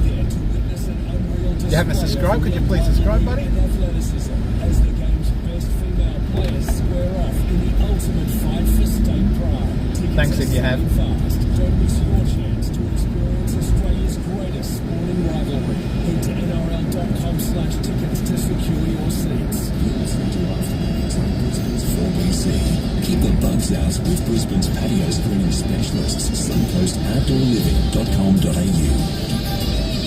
Yes, I will keep you updated on that. I'll get myself sorted. I'm going to register myself, and the fundraising arm of it after you pay the $60 is to try to raise $500. I'm going to talk to everyone here at 4BC, and I will plan to do that. And then if you guys want to support me, you'll be able to. So I'll get myself sorted, and I'll be a part of the Live Like Her challenge, and hopefully raise some money for the forgotten women. Now, today I had a look at the paper, as I always do in preparation for the programs. I go through all of the newspaper websites. Starlink seems to be working fine already. Appreciate more than others. But there was a story that talked about a woman who reportedly escaped a frightening attack on a popular Brisbane walking trail yesterday, and the police are now looking to hunt down the offender. And I think the reason this one hit me particularly hard is because it's literally my backyard. So Queensland Police have received reports of an attempted sexual assault of a woman who was in her 20s, and she was on the Cockatoo Trail at Mount Cootha. And it happened at 10:15 in the morning. And a police spokesperson has confirmed that this investigation is underway into the attempted assault. So Cockatoo Trail is just off Cap Creek Road, and a man attempted to assault a 25-year-old and then fled on foot. And they were doing extensive patrols and looking for people to come forward if they saw anything or knew anything. According to 9 News Queensland, The woman was pushed to the ground. She was held down before, thankfully, she managed to escape. And the alleged offender then fled. And this police search then happened. That's why I got on cruise control now. And anyone with any information, as I mentioned, is urged to come forward as the investigations are ongoing. Well, she was set at But 100 before anyway. I had that moment where I was really relieved robot took that over the nothing pedal. happened to this young woman, and then I turned to real anger, because it's where I go walking all the time. Many times on my own, sometimes just with the dog. I don't want to live in a city where I can't even go for a walk now in my local national park forest area, because I'm worried that I'm try and get potentially Elon Musk's attention or to something. be vulnerable to something like an assault. And I don't know whether or not everyone else is now feeling this heightened sense and this feeling of constantly looking over your shoulder. I went to an event in the Fortitude Valley, which I arrived to by myself. I parked in the car park. I went to get out of my car. That'd be cool. And I was all by myself in this area. And I had that moment when I saw just one man coming towards me. Do I shut the car door and pretend I'm not in here for a minute until he passes? This feeling of vulnerability is just not how we want to live our life. We want to be able to live our life feeling like we are safe. And I'm not saying utopia exists, but that you can't go for a walk at Mount Cootha at 10:15 in the morning. There's some smart people in chat. They know what Bruce's like on the TV screen. And so I hope they find this person, and I hope that other women like me can go about their daily, got mobile exercise and whatever else we need to do without feeling like we're constantly I got the best spark plugs I can buy. And if you've got anything you'd like to add to that, they're not iridium. There are other something else that can start with a T. is the open line number. They're even better than iridium. You can iridiums. also text me on 0499 880 882. Cost me like $200 for 4 spark plugs. Sophie Formica on 4BC. Jan, thank you for your text. This is about the sentencing this morning and me talking about juvenile criminals and what we do in a community to stem the tide. She says, Sophie, read the sentence well said. I totally agree. Instead of being angry at the sentence, we should also be angry that these children have been denied a childhood. They were born innocent, beautiful babies, and we're made this way through the lack of parenting, although I know there must be certain consequences than feeling anger at the sentence. I just feel sad. She says early intervention is the key in removal of children who are deemed at risk. Absolutely, Jan, absolutely. Steve is joining me on the line from Kingston this afternoon. Good afternoon to you. Kingston. I'm listening to your comments earlier about how these kids have been brought up. My youth wasn't exactly crash hot either, but I still never went out. Oh, we've lost you, Steve. Not a great line there. Can we see if we can get Steve back on another line that might be a little bit clearer?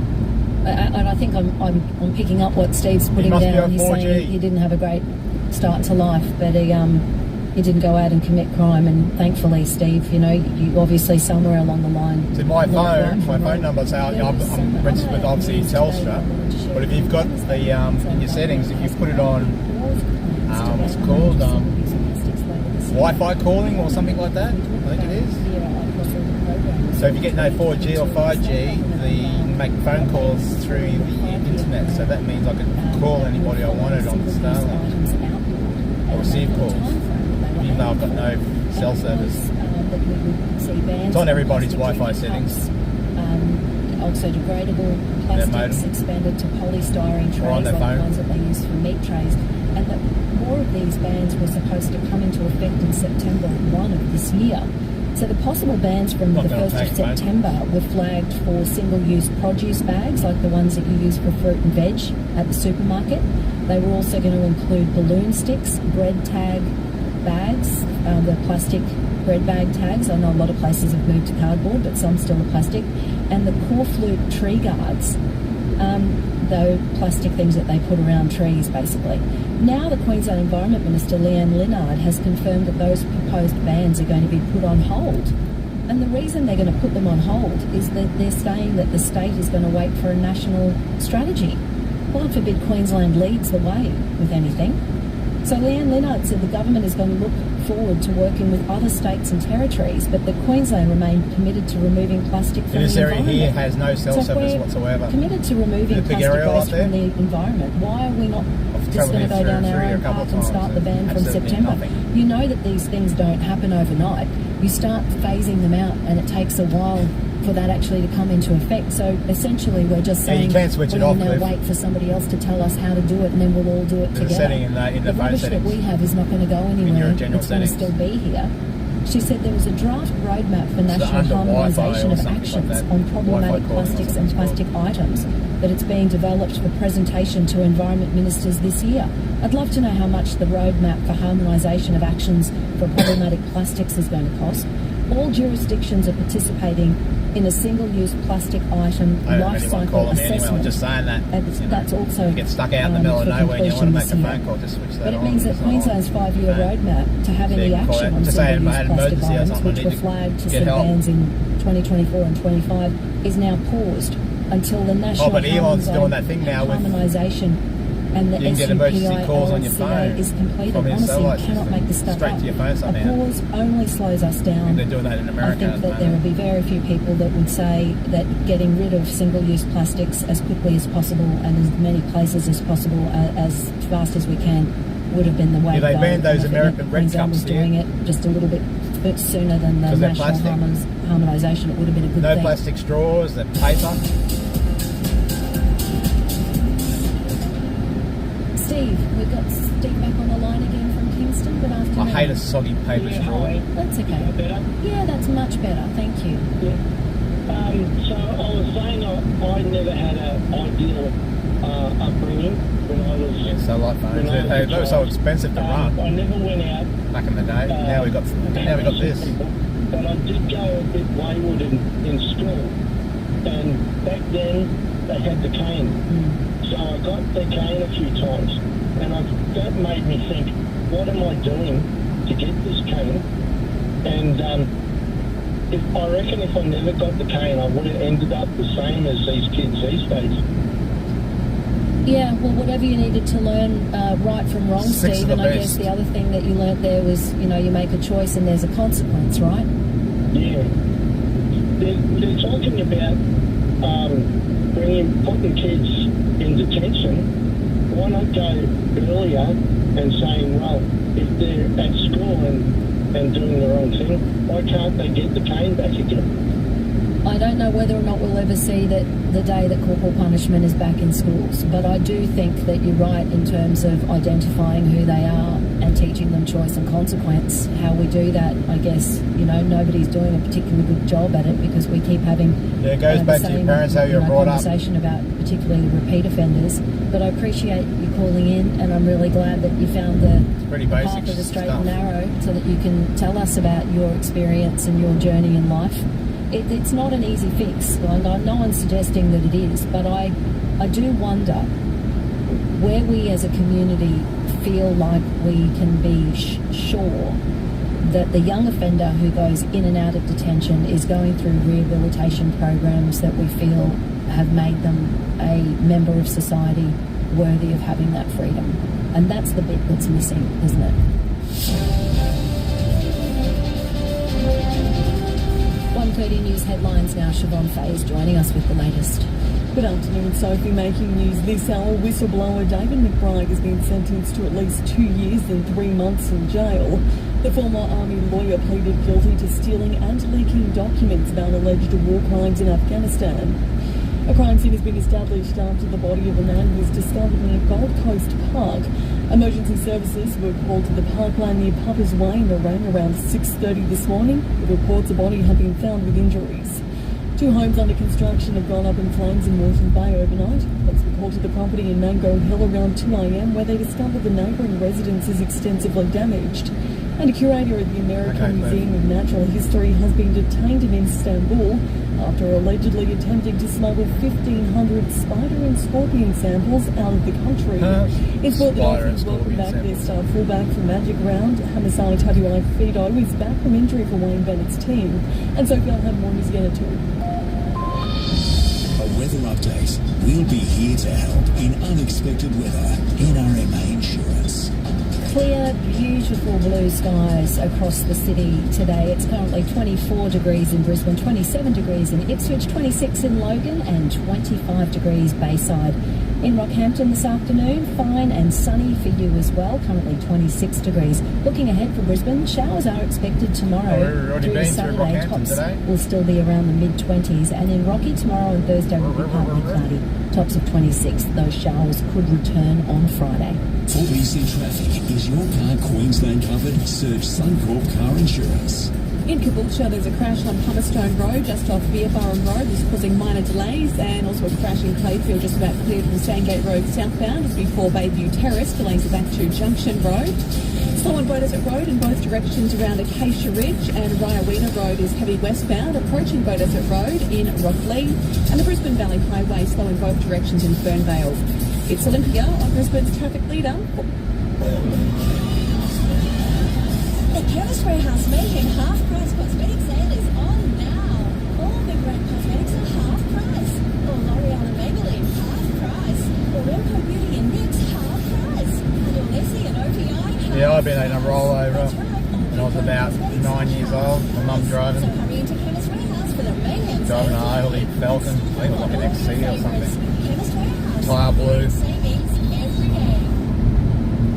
Come on down to Rolled over on its roof. They're all hanging from the ceiling from the seatbelts. Did nothing but you upside down. No, that's what I meant to say.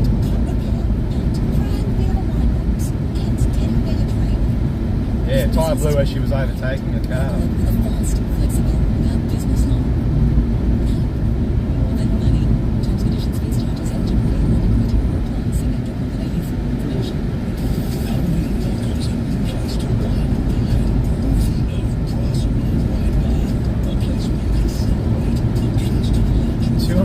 Kilometres to Brisbane.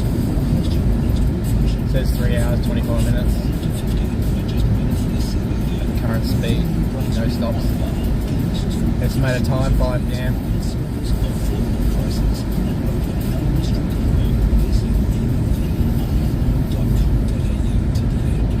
Consideration. These are words that many people forget about in today's hectic world. But at Alex Bell Funerals, care and consideration are the very reasons our business has survived for so long. Whether it's because of our family ownership or the fact that we have been helping the good people of So I've been over that bridge where I saw that speed camera. But you can rest assured that these are the values that allow us to make It was there last time I was there too. Alex Bell Funerals, care and consideration. Most recent after Brisbane's 4BC.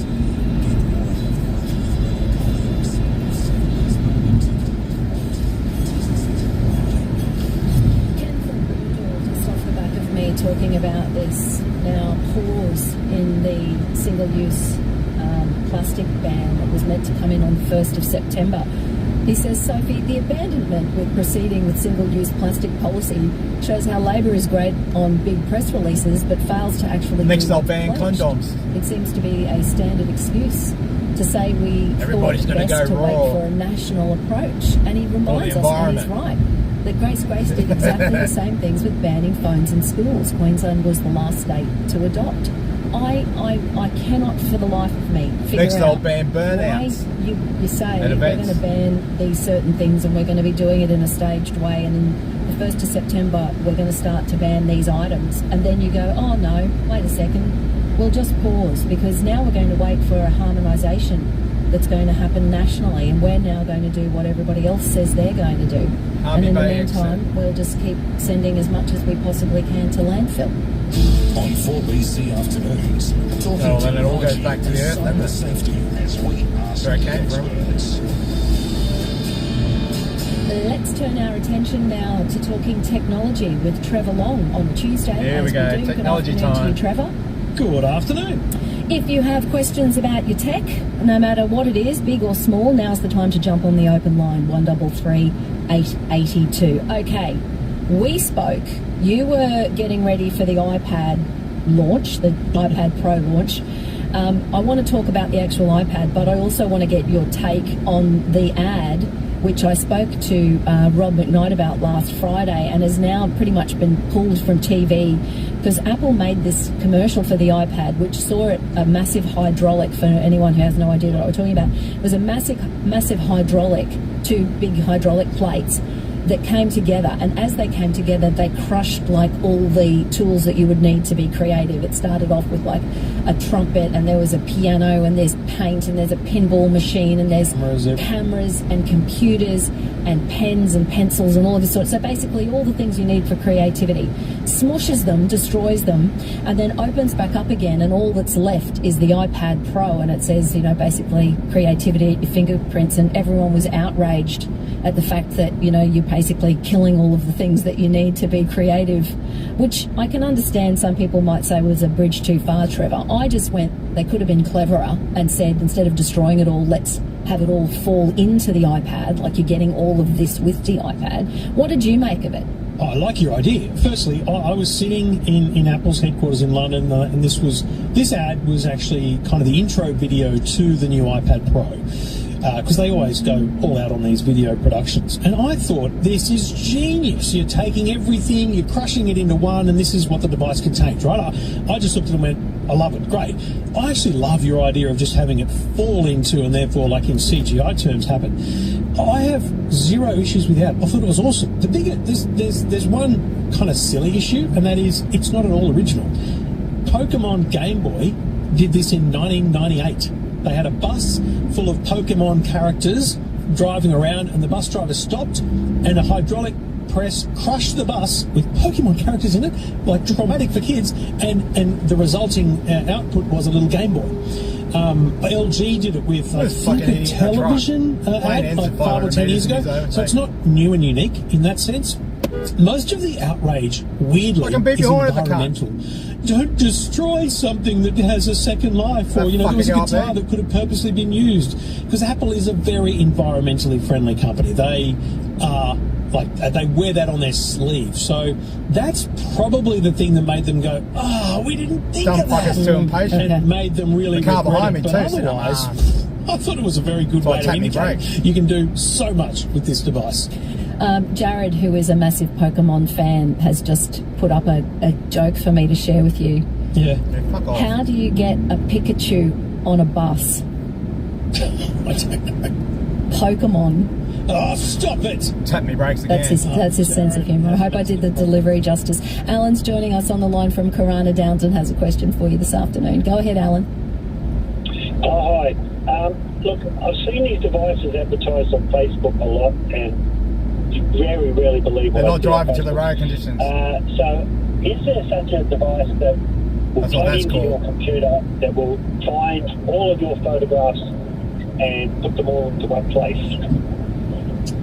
I love that you are so aware of the world that you've questioned what you saw on Facebook. That's the first thing. Congratulations. I hope more people think that way about everything you see on Facebook, because while Facebook is full of amazing information, there's a lot of rubbish on there as well, and most of it is ads. However, there is a product. I've actually got it in my hand. This one is designed to be plugged into a phone, and it's called a Photo Fast. And the PC version, you plug it into your PC, and theoretically, it scans, looks for all the photos, and puts them in one place. Mate, I wouldn't buy one off Facebook. I saw the semi-trailer behind me fucking swerve. I bought this one as a kind of to test that theory. They're all fuckers. They're all driving too fucking fast. It definitely tried. It definitely did a bit of the job, but no, I wouldn't look for that product from an online seller that wasn't, Harvey Norman or JB Hi-Fi. Well, fucking arsehole. Okay, so where would be the best place to look for one of those? Look, what I would be doing is, to be honest, and this is going to probably annoy you more than anything else, but I think Google Photos is the best option for categorizing and sorting your photos. Because if you install Google Photos on your computer, it will upload all they your had photos warning to went the from cloud, 80, 60 to 40 signs. Your whole computer or in certain the car behind me in the semi-trailer was following up his ass. Or you can say... And it's just a semi-trailer. He's like swerving. He's got like a double truck trailer thing. And he's swerving. Icons for assholes. To things that you saw on the web. So you really drive to the road conditions. And Google Photos don't go pressing people in front of you. Once you've uploaded everything, it recognises faces, things, people. You know what, this car behind me will come sit my ass again. Where your photos are and how they're being sorted. Alright, that's what I'll try. Good on you, Alan. I'm Give doing it a the fucking shot. speed limit. Now, we've had one come internally from Olympia who wants to know why the camera on the iPhone 13 Pro Max is so bad. And she wants to know if there's any way to fix it. And should I get the iPhone 15 Pro Max or wait for a new iPhone? Look, I didn't find it to be so bad. It's a couple of years ago since I used one, but I thought it was an okay camera. I think the iPhone 15 Pro is a standout camera right now. It's sensational, better zoom, better overall photography. There's definitely a generational leap forward. If there's a particular problem with the camera though, I'd actually go to Apple. Fuck off I'd go to the Apple store and say, this is what I'm seeing. They may be able to diagnose an actual problem with the sensor or the lens. Because while some people don't think it's as good as it should be, or they expected more from it. Fuck off. I've not heard many people say it's a bad camera. So Pete Green P played it too. A dud. 592 RZK. Check it out. All right, there was a commercial now and a new gadget that I want to ask you about from Panasonic. Now, this is the thing you get for somebody who doesn't like to use a whole bunch of different things, clearly, and I would imagine that this is for men. Although I don't want to genderise it. Literally so this gadget is a toothbrush. She calls all that shit. Has a function that can cut your hair, shave your face, trim your Pity nose, that semi-trailer didn't slam into the back of and any other hair you've got in Teach your her a fucking lesson. Want to trim up. In Some one people need device. to be taught a lesson. I don't know whether or not I like the idea of you brushing your teeth with the same thing that cuts your hair in places. Yeah, look, it's a hard no from me. To be clear, the concept is the base of this product is the motor. Now, the motor can drive a shaver. She's just laughing as she drives past me. They just think it's funny. Because I've got a trimmer that. Well, that'd be funny when they're dead. From full beard from trim smash. to shave, and all they've got is we've got this motor that's able to do this kind of vibrating motion, which is all any shaver or trimmer is. It's kind of the same as a toothbrush. Why don't we give people the option of sticking a toothbrush on top? I mean, as far as having one thing to charge and not having to, muck around with multiple devices, it's not a bad idea. It's almost a stroke of genius. I'm just not sure most people So I've got radar, like an adaptive radar on this cruise control, so it stays back from the car, whatever distance I set it at. The toothbrush I get all these arseholes coming up my ass. Toothbrush. You're saying you can pull up the toothbrush and put on a trimmer kind of thing. That's exactly it. So it's not like you're shaving while the toothbrush is dangling around as well. You take the toothbrush off, can get the shaving head on, and then you shave. Yeah. You take the shaving head off and you put the trimming head on, and then you take it off and put the toothbrush on. You just want to make sure you've got the right bit on the right place for the right And that semi-trailer driver is supposed to be a professional driver. He should be not so close to the car in front of him. This afternoon, if you'd like to speak to him, give us He's a call coming right now, up my ass now. 882. Text if you like 0499 880 882. More of your Keep it up, questions on buddy. the other You'll be side. swerving It's again. 1:45. How did we Your find insurance out will about be the bump paying for it shot? too. By accident, literally. Yeah, Pete had a pretty bad crash. Hey, wasn't my fault. Yeah, anyway, heaps of our friends recommended the bump shop for the repairs. The bump shop team are master smash repairers who do everything in such meticulous detail that our car came up better than it did before the accident. Oh yeah, it looks fantastic, and the colour matching was perfect. Yeah, believe me, if you really care about the finish of your car and need quick repairs to the highest standard, go with a master smash repairer. The bump shop, Eagle Farm. That's thebumpshop.com.au. All insurance companies welcome. Where in the world can you win some of the commodities that clients with hundreds of millions to even billions of dollars? America, Europe? No, you can do it right here in Australia with our very own lottery office. They're locally owned and operated. The lottery office is your all Aussie way to play the mind-blowing USA Power Lotto, European Millions, and more massive international lotteries. So get more zeros in your life with a ticket in tomorrow's USA Mega Lotto. It's worth over $549 million. Yep, $549 million. But you'd better hurry because the draw will close at 10 a.m. tomorrow. 18 years and over. Don't forget to gamble responsibly. Terms and conditions apply. Play now at lotteryoffice.com.au. I tried to do that with the live view on the way up. I was having live view problems and service problems. I can't stop thinking about So now I'm streaming on the business phone. last week. Okay, talk to me. It's a huge opportunity. Can we talk next steps? Yeah, I want to stream with Benny Mac maybe. Let's run through the details now. go to New Zealand for that. Judo Bank, we're always here to Or if talk he comes about back the to ideas Australia for your again. business. Call your Judo Banker or search Judo Bank today. Judo Bank, boldly backing business. Reflect your style and add luxury to your home with Reflect Mirrors. Over 240 square metres of mirrors in one location. So hit the subscribe button, Phil. And every space. Reflect Mirrors, Ludwich Road, Windsor.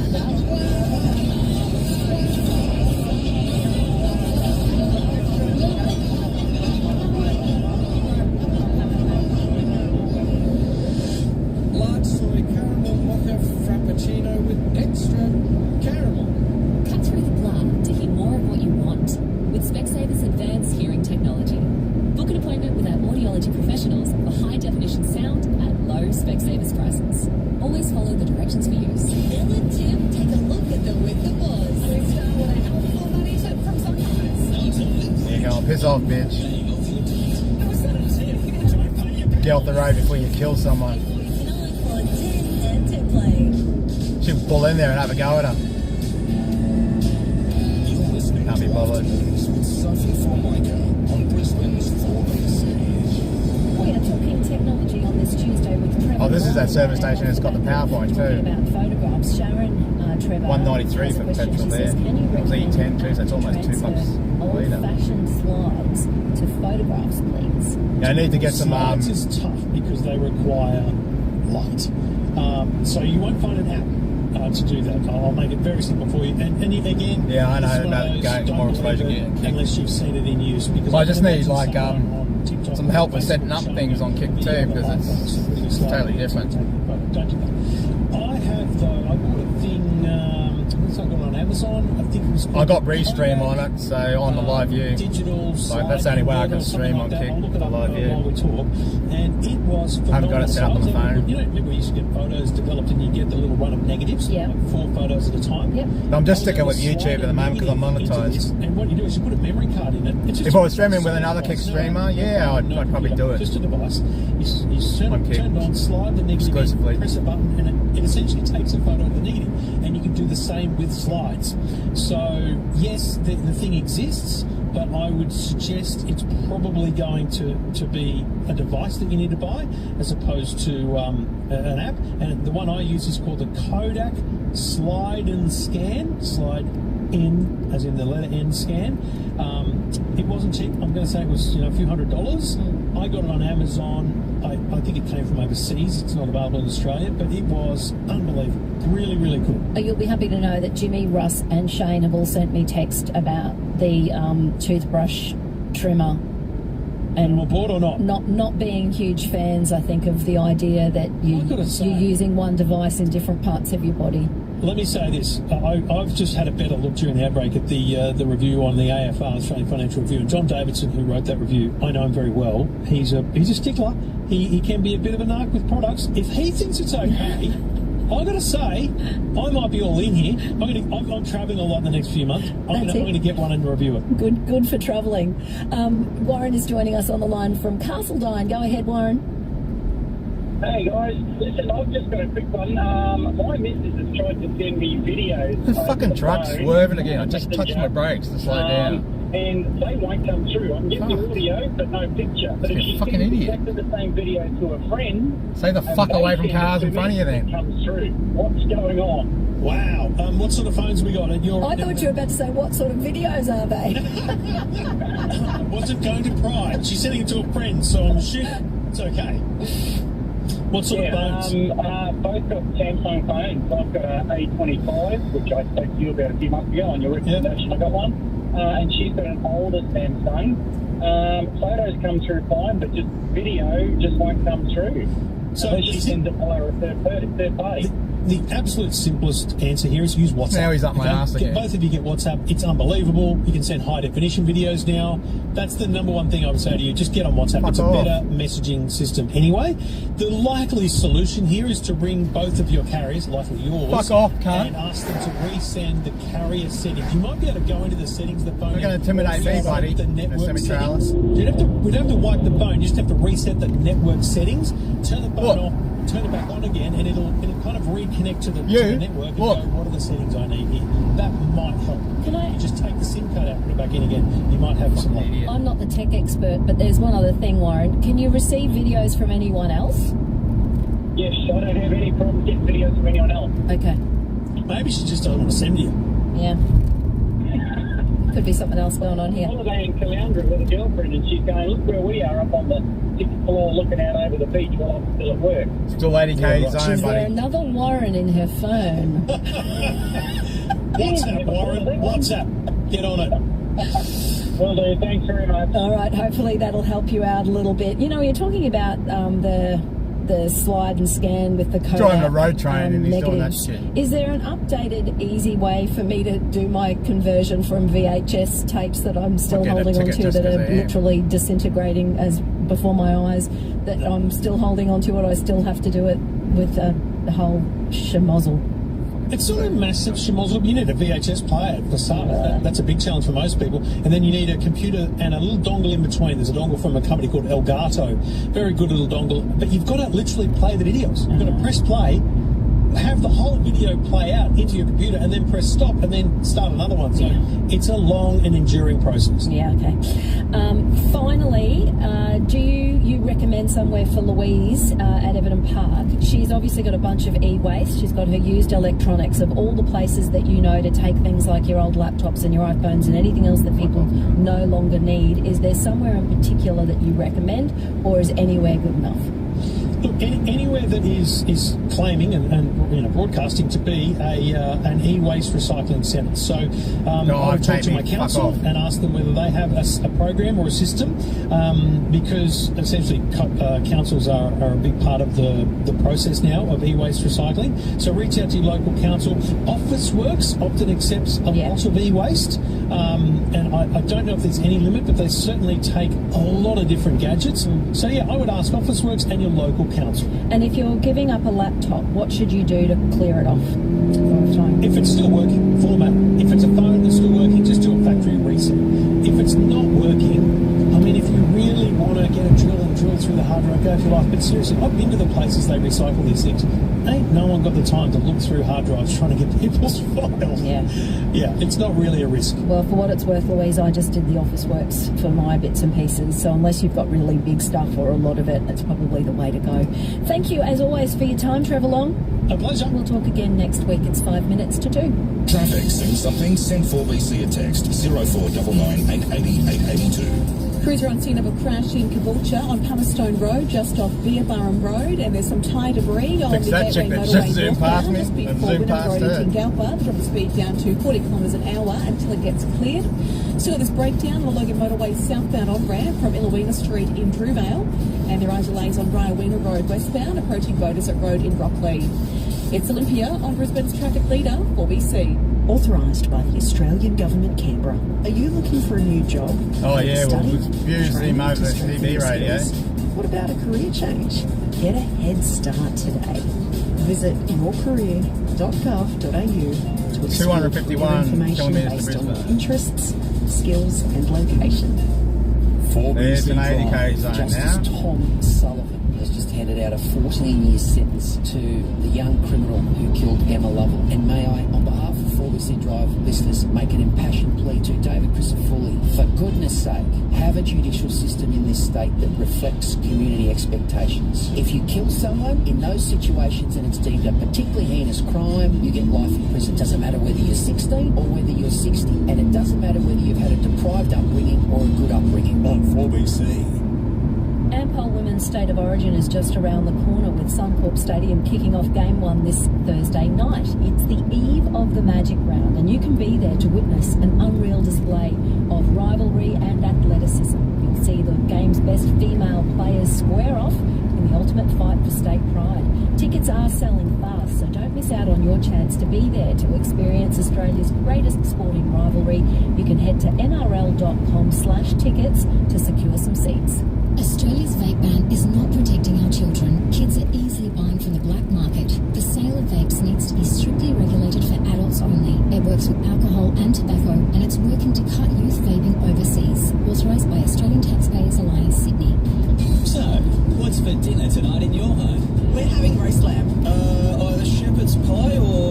fettuccine. Chinese tonight, sweet and sour pork. With Cameron's Kitchen, you never have to worry about what's for dinner again. Simply choose from over 25 Yeah, I should really be running Optimax in this. all freshly made to order and delivered direct to your door. And the taste? Delicious. Sensational. I'll never cook again. Taste the difference for yourself. CameronsKitchen.com.au. Made in Brisbane, for Brisbane. You're listening to Sophie Formica on 882 4BC. So get this, the Queensland government is consulting on a package of reforms for the rules around written-off vehicles in the state. It comes amid dodgy and stolen cars being given a new life in Queensland. Between 2015 and 2022, the number of vehicles written off in Victoria and then re-registered here in Queensland increased by 466%, while the number from other states increased 214%. In 2023, Victoria was the origin of 2,985 of the 3,653 vehicles that came from interstate to be re-registered. Queensland's written-off vehicle scheme differs to the other jurisdictions. The government concedes it may have proved a re-registration pathway for vehicles that would not otherwise be legally or commercially viable for re-registration in their original jurisdiction. Isn't that great to know? What a bunch of you-know-what boxes being driven around re-registered that can't be on the road anywhere else. It goes on to say there is a concern that some vehicles are being supplied to unsuspecting purchasers with substandard repairs. This was in a government consultation paper. The proposed reforms include an additional layer of quality control over the repairs, including odometer readings in the process, and adding written-off vehicle status to the Rego check apps. So there you go. I have to keep an eye on that. Don't really want to be holding on to a car that came from another state that couldn't be ever driven there but can be re-registered for us to be here in Queensland. Good on us for waiting this long to look at it as something that maybe we should have looked at it a little bit sooner than this, because I don't think that people didn't know that this was happening up until now. It's only that it's gone to 466% of re-registered being increased. Holy moly. Who do you trust anymore? Where do you go? How do you even find out what's going on? Coming up after the 2 o'clock news, we're going to shift focus completely. I'll be joined by QIMR Berghofer. We're talking about a massive international study that shines a light on kids and their internet use. So stay with us. It all starts July 26, your home of the Olympics, 4BC.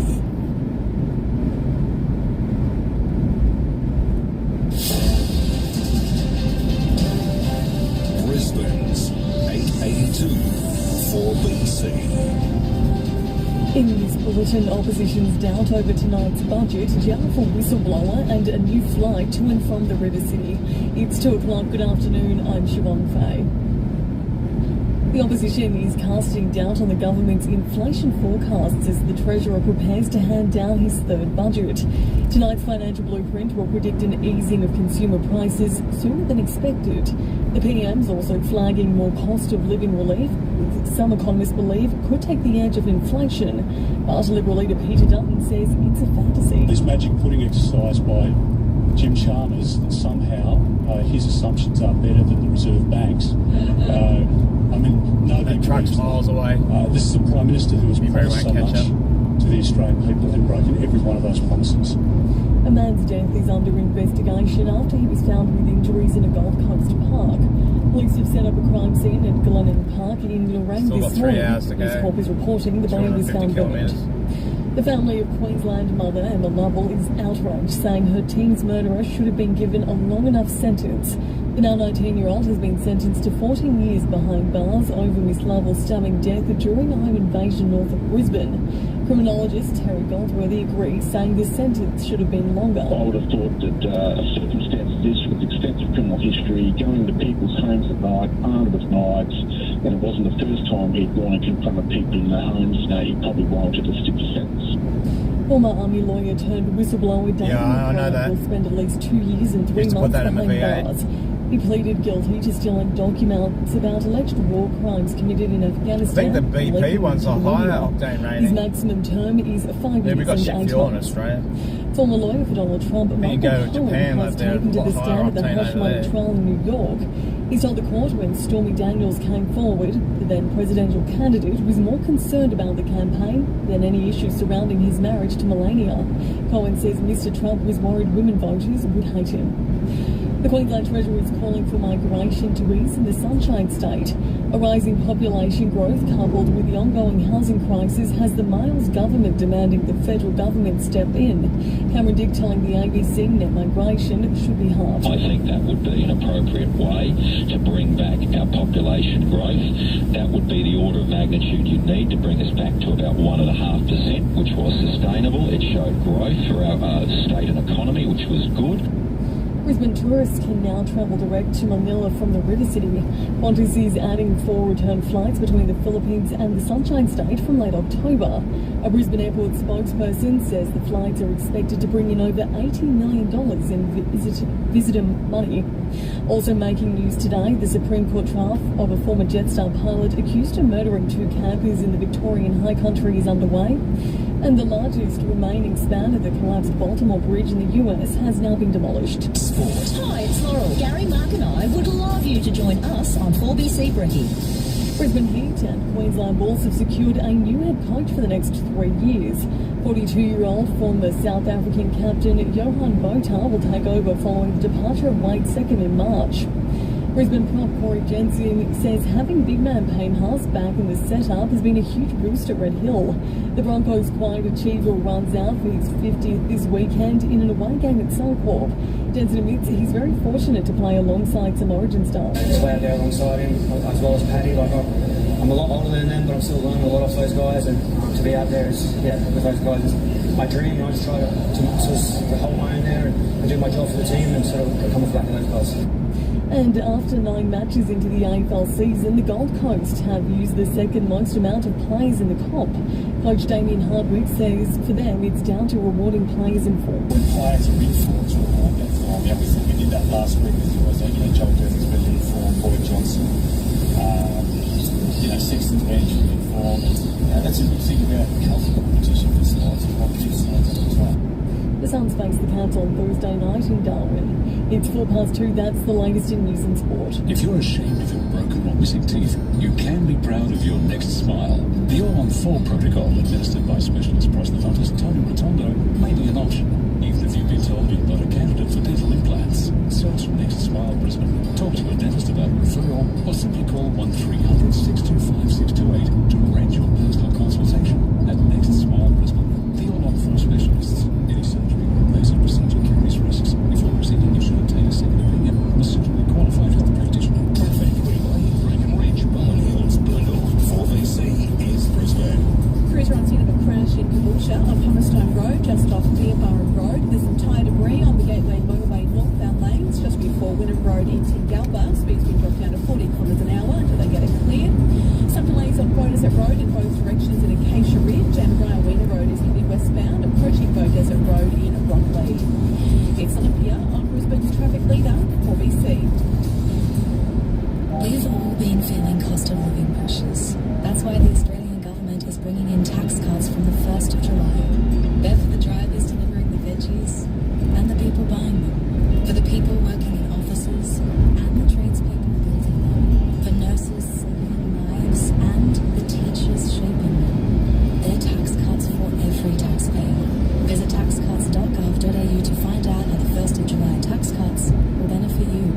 Authorised by the Australian Government, Canberra. You can sell your car by the side of the road.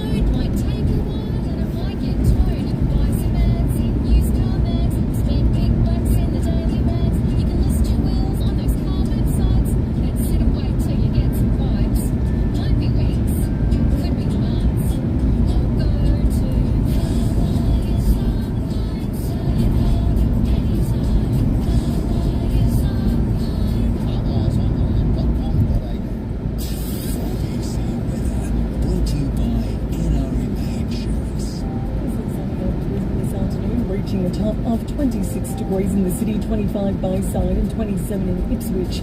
Looking ahead to tomorrow, blue skies 25 and showers likely on Thursday. On Moreton Bay today, winds up to 20 knots, seas below metre. Right now it's 26 degrees in Hurston. A bit more news at 2:30 on your home of the Olympics, Brisbane's 4BC.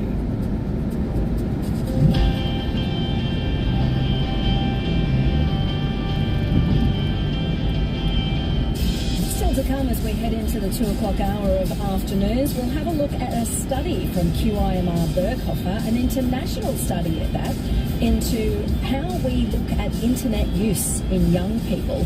I'll be joined by Sandra Skelton. We'll talk travel this hour as well, so if you've got a dream holiday in the works, get ready to give us a call on 133 882. We're also keeping in touch with Peter Fegan, who is at the courts today. We're still waiting on that sentence for the 2 perpetrators in the Kefu family home invasion that happened in Coorparoo in 2021. If it comes down this afternoon during my program, you'll hear it here on Afternoons, where there's always something new for you. And now on 4BC and network stations across Australia. Yeah, the semi-trailer up my arse again now. For Micah. Oh, and all the very important news of the day as well. You'll hear it here first. There's a stupid story about Kentucky Fried Chicken that I've been begged to tell you about. Apparently, they're making the crispy chicken crispier.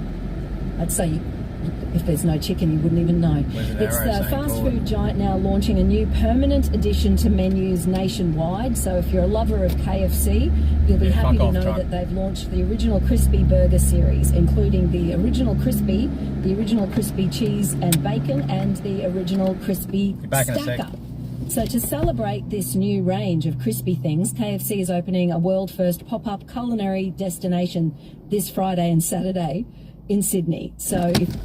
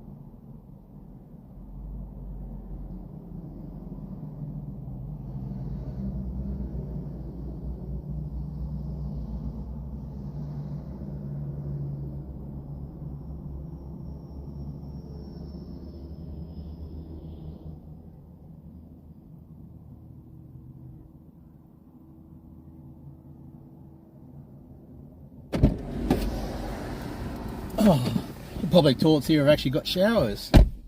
2 of them. And an electric barbecue back Electric barbecue's too far away from the car. Let's rather keep going.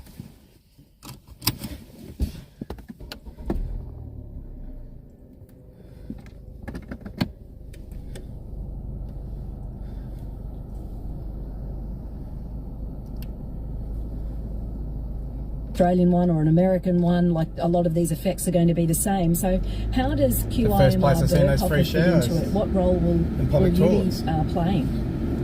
One's a disabled one and one's a normal shower. We're world experts on how the brain forms habits and then how those habits can start to become addictive and harmful.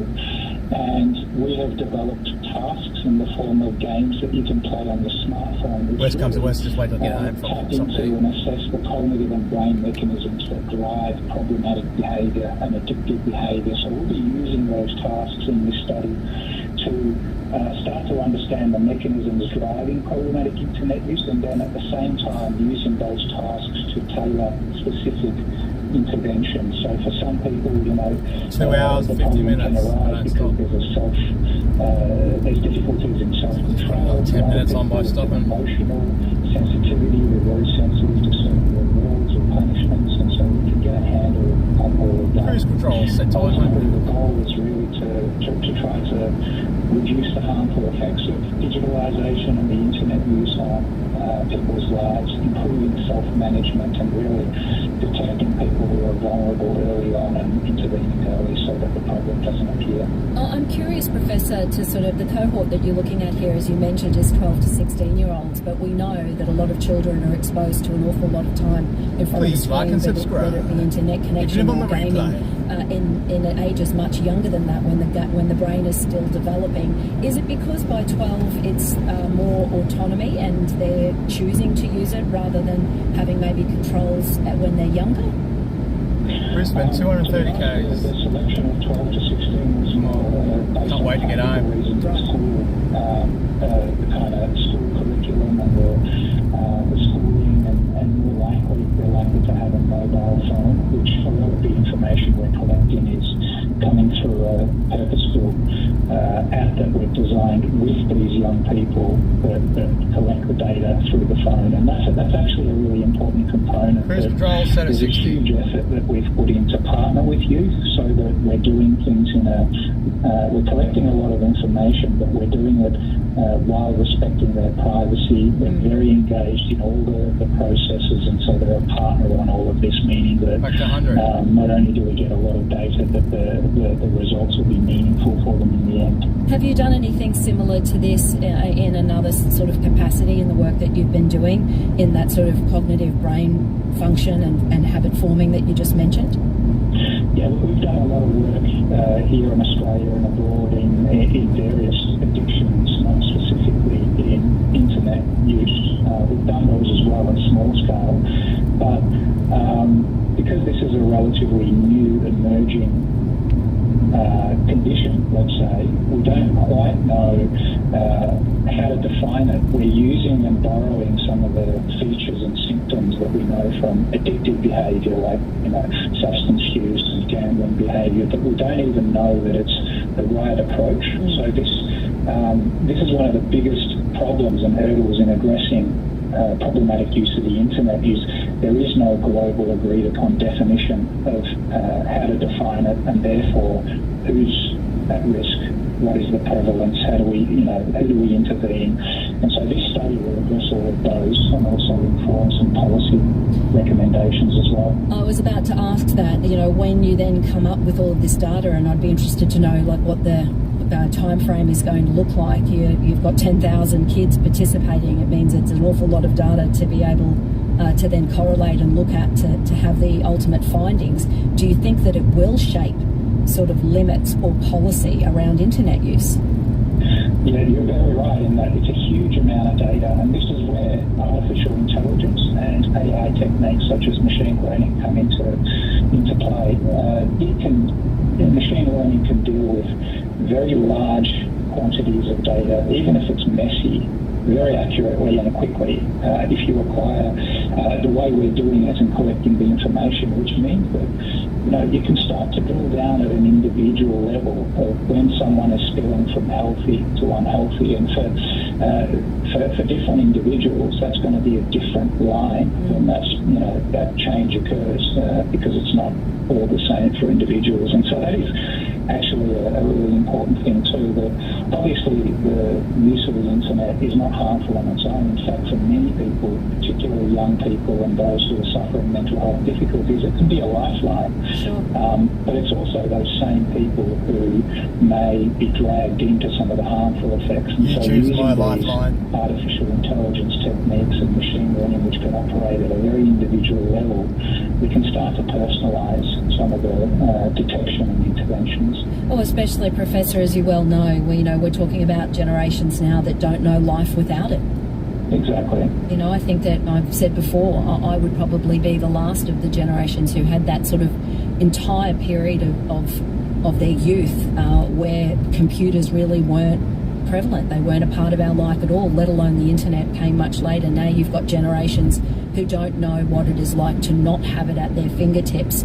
And I think we underestimate what impact that does have on a developing brain, and then on the ability to, even in the most healthy person, still be able to have those moments of quiet, of creativity, of understanding what it's like to be bored or lonely. It's almost like we're robbing an entire generation of those feelings. Yeah, look, I agree with you. I also think, though, we have to remember that there are many aspects there are positive sides too, in terms of cognitive development, in terms of leadership development. There are some studies documenting positive effects too, but, here we're focusing on the harmful effects, and I agree that some of those elements are really beneficial as well. How long until we have you back on to tell us what you found? Well, this is it's a big issue, and you need longitudinal studies to be able to really address the most important questions. The study is going to go for 4 years. Okay. We are hoping in the next couple of years to try and lobby the Australian government to run a parallel study here so that we can have more nuanced understandings for our own policy and treatment development as well. Well, good on you. Keep up the great work. It's certainly always a pleasure to share with the listeners what's being done at the QIMR Berghofer. It's quite extraordinary across the board, and if this helps in the future for another generation of teenagers, then fantastic. Thank you, Sophie. Good on you. That's Professor Murat Yücel, who is going to be the lead researcher on this project, an international project that will see 10,000 young people between the ages of 12 and 16 participate in a 4-year study. They'll collect a massive amount of data. They'll use AI and machine learning, as he said, to be able to crunch through the large quantity of data and see where is that line between the internet being a powerful and positive tool to it becoming a little too problematic. And I think we all know that line exists. Where that is and what we then do about with it when we've got that information, I guess time will tell. It's 2:20 here on 4BC Afternoons. Morning, Belinda. I heard you and Barry got a Toyota BZ4X all-wheel drive. Yeah, we did. What about the dirt track to the farm? It's got X-Mode with all-wheel drive capability. Small space inside? Nope. It's got lots of leg room and more. Plenty of tech, packed to the brim. So, what made you switch? Well, it's a Toyota. The all-new, all-electric Toyota BZ4X. Charge on. Oh, what a feeling. Toyota. Care and consideration. These are words that many people forget about in today's hectic world. But at Alex Gow Funerals, care and consideration are the very reasons our business has survived for so long. Maybe it's because of our family ownership, or the fact that we have been helping the good people of Southeast Queensland since 1840, but you can rest assured that these are the values that allow us to make every funeral so very special. Alex Gow Funerals, care and consideration when you need it most. Hey boss, we got a new bookkeeper? We did. Do they do expenses? They do. Cool. What about invoices? Easy. Are they in? Yep. There's no one else here. Oh, sorry. It's NAB Bookkeeper, our new bookkeeping software. Right. It lives in the computer. Kinda. Technically, it's through internet banking. Run your business admin with NAB Bookkeeper, our new online bookkeeping platform. NAB. More than money. Terms, conditions, fees and charges apply. See nav.com.au for more information. Big man, I like the high-vis gear. Are you heading to a work site? No, I just wanted to grab a workwear bargain. Have those! There's Traders 308 shorts and pants, new style and your trusted favourites. High-vis polos and shirts UPF rated for protection. Ladies workwear, shirts, pants and hoodies. Plus a massive range of safety work boots and kids workwear. We've got all the famous brands including the iconic Traders 308, plus Lowe's, Kicktree and Yakka. Have those! Now I need an iced coffee. Bill and Tim take a look at the week that was. We start with a helpful money tip from Sunrise. Start to live rich by not paying off your debt. No, it's not a tip. Don't pay your bills. $8.49 for a 10 and 10 play. Ampol Women's State of Origin is just around the corner, with Suncorp Stadium kicking off Game 1 on Thursday 16th of May on the eve of Magic Round. Be there to witness an unreal display of real rivalry and athleticism as the game's best female players square off in the ultimate fight for state pride. Tickets are selling fast. Don't miss your chance to experience Australia's greatest sporting rivalry. Head to nrl.com/tickets to secure your seats. You're listening to Afternoons on Brisbane's 4BC.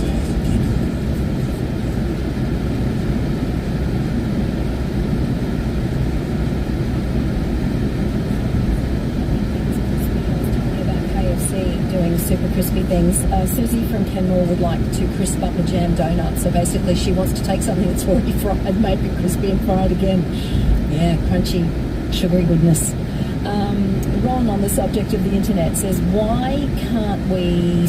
Well, he says, we can't stop the internet or who and how people access it. Why can't we make legislation that forces big tech companies to change their algorithms so that it's harder to find content that is distributed? Because that's a global thing, I would imagine, is my first answer to that. You'd have to get them to do it for the entire globe. It's not just something that we can change in Australia, and so that legislation doesn't exist. Patsy, I have your question for travel, and I will hold on to that for Sandra Skelton, who will join me after 2:30 this afternoon for our travel talk. And if you have questions for Sandra, you can get ready to give us a call after 2:30. I just wanted to also give you a little bit of an update on what happened today for the Queensland supermarket inquiry. And the attention has really turned to the independent supermarkets. So Australian United Retailers Queensland Operations Manager is Wayne Mason. And he said they act for about 103 independent food works supermarkets across Queensland. And they've got concerns about how the two majors are impacting regional and rural communities. He said they're being crucified by the major retailers in Queensland, and he talked about them suffering if the government continued with their plans to remove freight subsidies that assist food work stores in remote and regional communities to get their groceries delivered at a cheaper rate.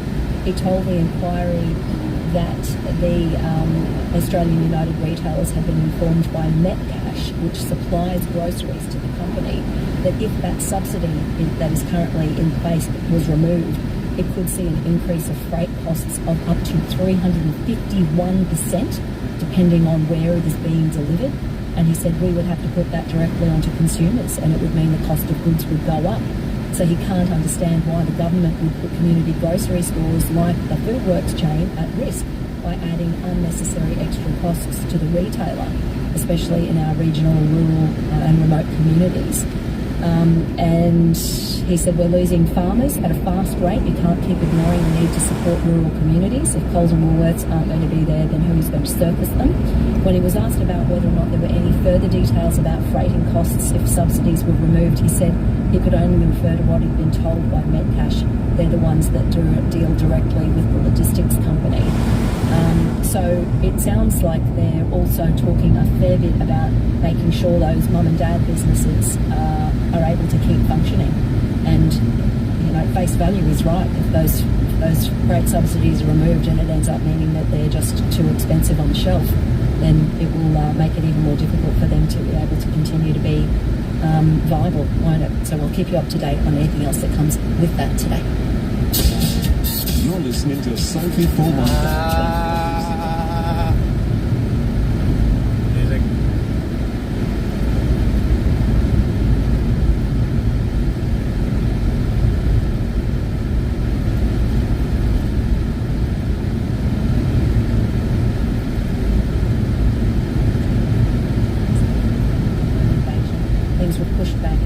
after the lunch break. They're due to reconvene in just a few moments. If we hear anything, we'll bring it to you this afternoon. Now, we often talk about what is in our wastewater in terms of drugs, really. It's usually the thing we talk about when we talk about the analysis of wastewater.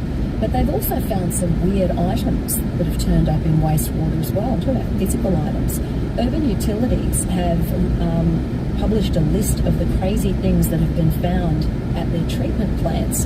And among the stranger items to find their way down the pipes are basketballs, cash, children's toys, I can understand that, false teeth, footballs, lots of dead goldfish, keys, jewellery and mobile phones. A spokesperson for Urban Utilities, Michelle Cull, says pipe blockages are avoidable and the most commonly caused are by wet wipes that are being flushed down the loo. And there was a push to kind of get rid of those completely, but clearly not enough. Cooking fats and oils being washed down sinks that then make those big globs that sort of clog everything up. She says the mix of wipes and fats create what they call fatbergs in the network, which means they can be meters long, they're messy, and it's a smelly job for the crews to have to remove a fatberg. As always, we encourage everyone to only flush the 3 Ps. Pee, poop and paper. That's it. Last financial year, there were 2,700 tonnes of rubbish that made its way into the network and had to be disposed of. And they say that's the equivalent of about 1,500 cars. 1,500 cars that would have been written off if they had been in Victoria or New South Wales, made their way to Queensland. So the 10 weird and wacky items found in the sewer, as I said, children's toys, money, mobile phones, sporting balls of all kinds, keys, false teeth. I can't believe that came in at number 6. Goldfish, because I guess people just, old fish dead in the bowl, down the bowl. Jewellery, snakes, and surfboard. A surfboard. Bits of a surfboard? A whole surfboard? That just seems weird. What have you lost down the toilet? Let me know. 133 That'll be a talker. I had dropped my mobile phone into the toilet bowl. Did I ever tell you that story? Yeah, I was at Indooroopilly and I had just got a brand new phone. It was in the back pocket of my jeans and I completely forgot it was there and it went straight into the toilet and thankfully it was clean and I didn't think twice. I retrieved it, I took it out, I washed it as best I could, I took it straight into Telstra and I put it on the table in front of the guy and I went, and this is a while ago, mobile phone, it was early days of mobile phone, it was expensive. I put the mobile phone on the table in front of him and I said, I've just dropped my phone in the toilet, and he just stood back and he put his hands up and he said, I'm not touching it. And he gave me a hazard bag and sent me on my way. I tried everything, I put it in rice, I did the whole kit and caboodle and nothing. I should have just let it go. I should have flushed it down there and found it with all the other weird, wonderful things in the wastewater. We're coming up to 2:30, which means we'll be joined now by Siobhan Fay in the newsroom.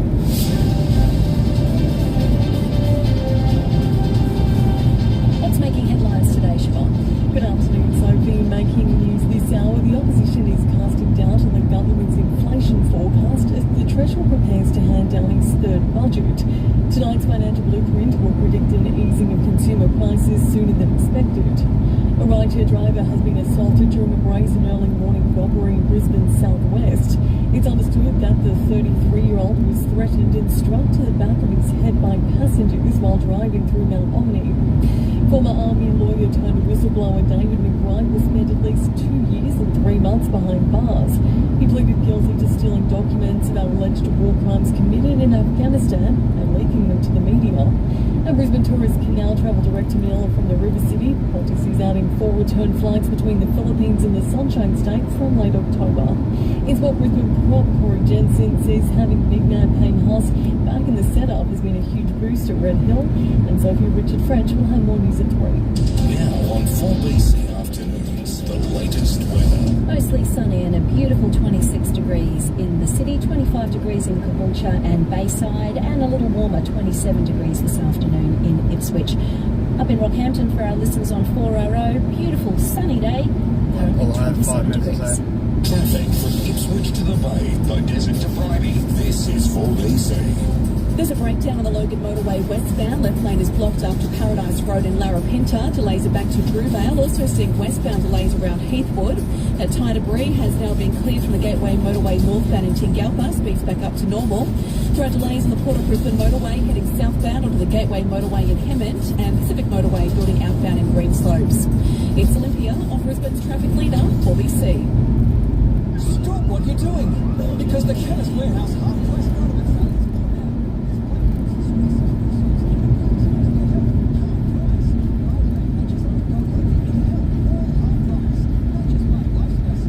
Stop 5 minutes.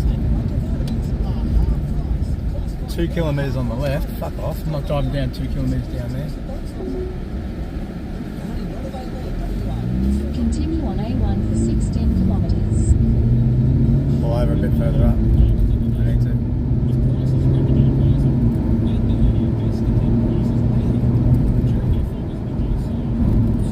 I thought it was just there. It's 2 kilometres down the road.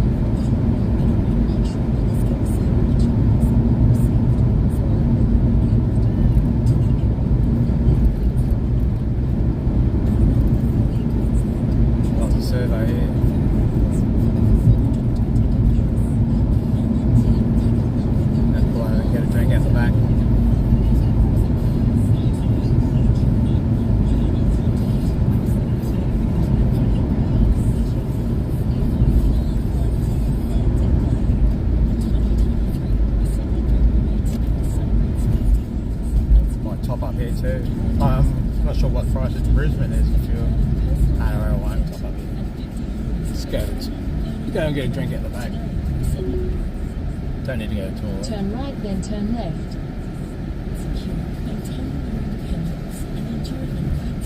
Take the next left, then turn left. Now go on left yourself.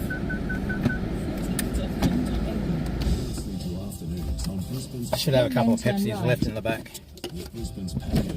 You turn left and you turn right.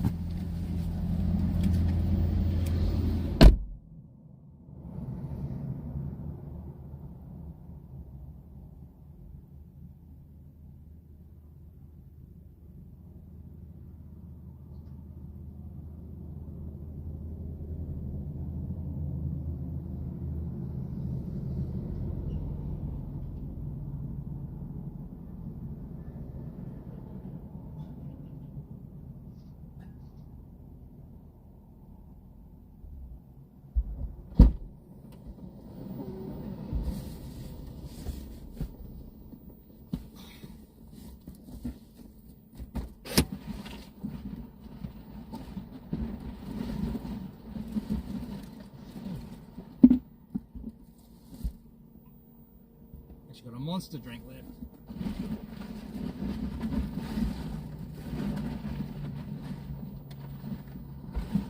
I've got 2 left. Thank God for that.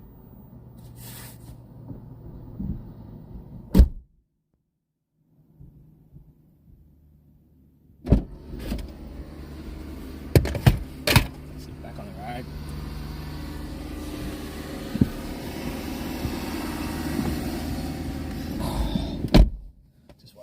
And the coffee. Drifting life. Good old Cliffy.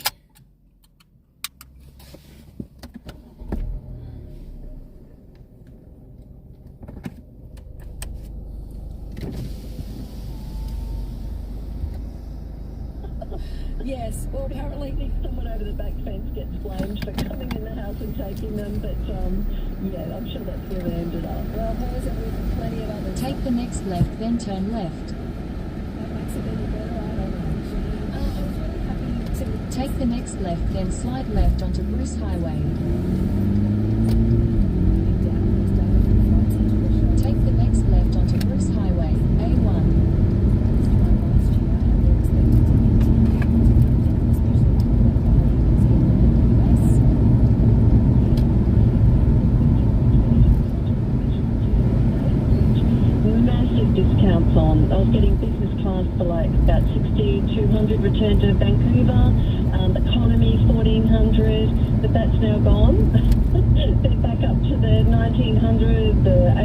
2000. So fingers crossed we'll get more of those with the competition across to the States. Nothing's come through in Europe. I'm getting emails to say increases are coming. Asia has been a little bit varied up and down, all about the sort of supply and demand option, I think, is the main thing. And yes, I would say they've definitely come down from last year, but not enough. Yeah. It used to be, yeah. But, I mean, especially through to Europe. And it's just a airlines market at the moment when it comes to Europe. Just go back to what you said, though, that you're starting to hear that there could be some increases. What was that about? Domestic. I had an email this week saying some of the domestic flights are increasing. Okay. That was from Virgin. There was another one that came through a few days later from Qantas. There was it's too expensive to fly in Australia domestically. So they all send through these emails to say that, make sure you tick it by this date because there's fair changes coming. Right. It's how they put it. So yeah. Patsy has sent me through a note and she has a question for you. She says she recently booked a tour for September of 2025. Okay. Mm-hmm. She said she's paid a $1,990 deposit and now but now find I have to pay the full amount that's due, $8,000 by the 30th of May, but the trip is more than 15 months away. And she says, I feel this is an excessive amount to be paying so early. Should I be concerned? Is there any way I can avoid it? The small print appears to say that if the balance is not paid on time, my earlier deposit could or would be forfeited. I do want to take this trip. And she says, I will pay the full amount if this practice is common, if there is little or no risk involved. It does appear to be a reliable, long-established tour company based in Australia. Thank you, Patsy. Oh, lovely, Patsy. So it just depends who the tour company is, whether they are certainly long and standing and there's no issues coming up there. I would say generally when it's full payments required that far in advance, it may have been like a special when she booked it, like an early bird deal that did require payment within, so many months before departure. I have seen lots of packages come out where, they have all these big discounts if you do pay earlier. So it's a little bit tricky to know unless I sort of know the company. And then also whether there was some particular deal involved. If it is a really well-established company, then, it's probably certainly legit. You can always contact the company and just get them to double-check it. The fine print usually relates to anyone and everything. So if finals aren't paid on time, irrespective of what the date is, they always threaten you that, you can cancel, you forfeit your deposit.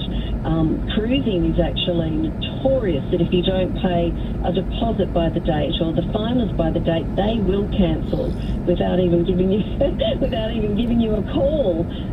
But yeah, got to be careful of that. If Patsy, it came through as a text, so if Patsy, if you're listening and you want to give us some more details or you want us to put you in touch with Sandra to talk about it a little bit more specifically, we can.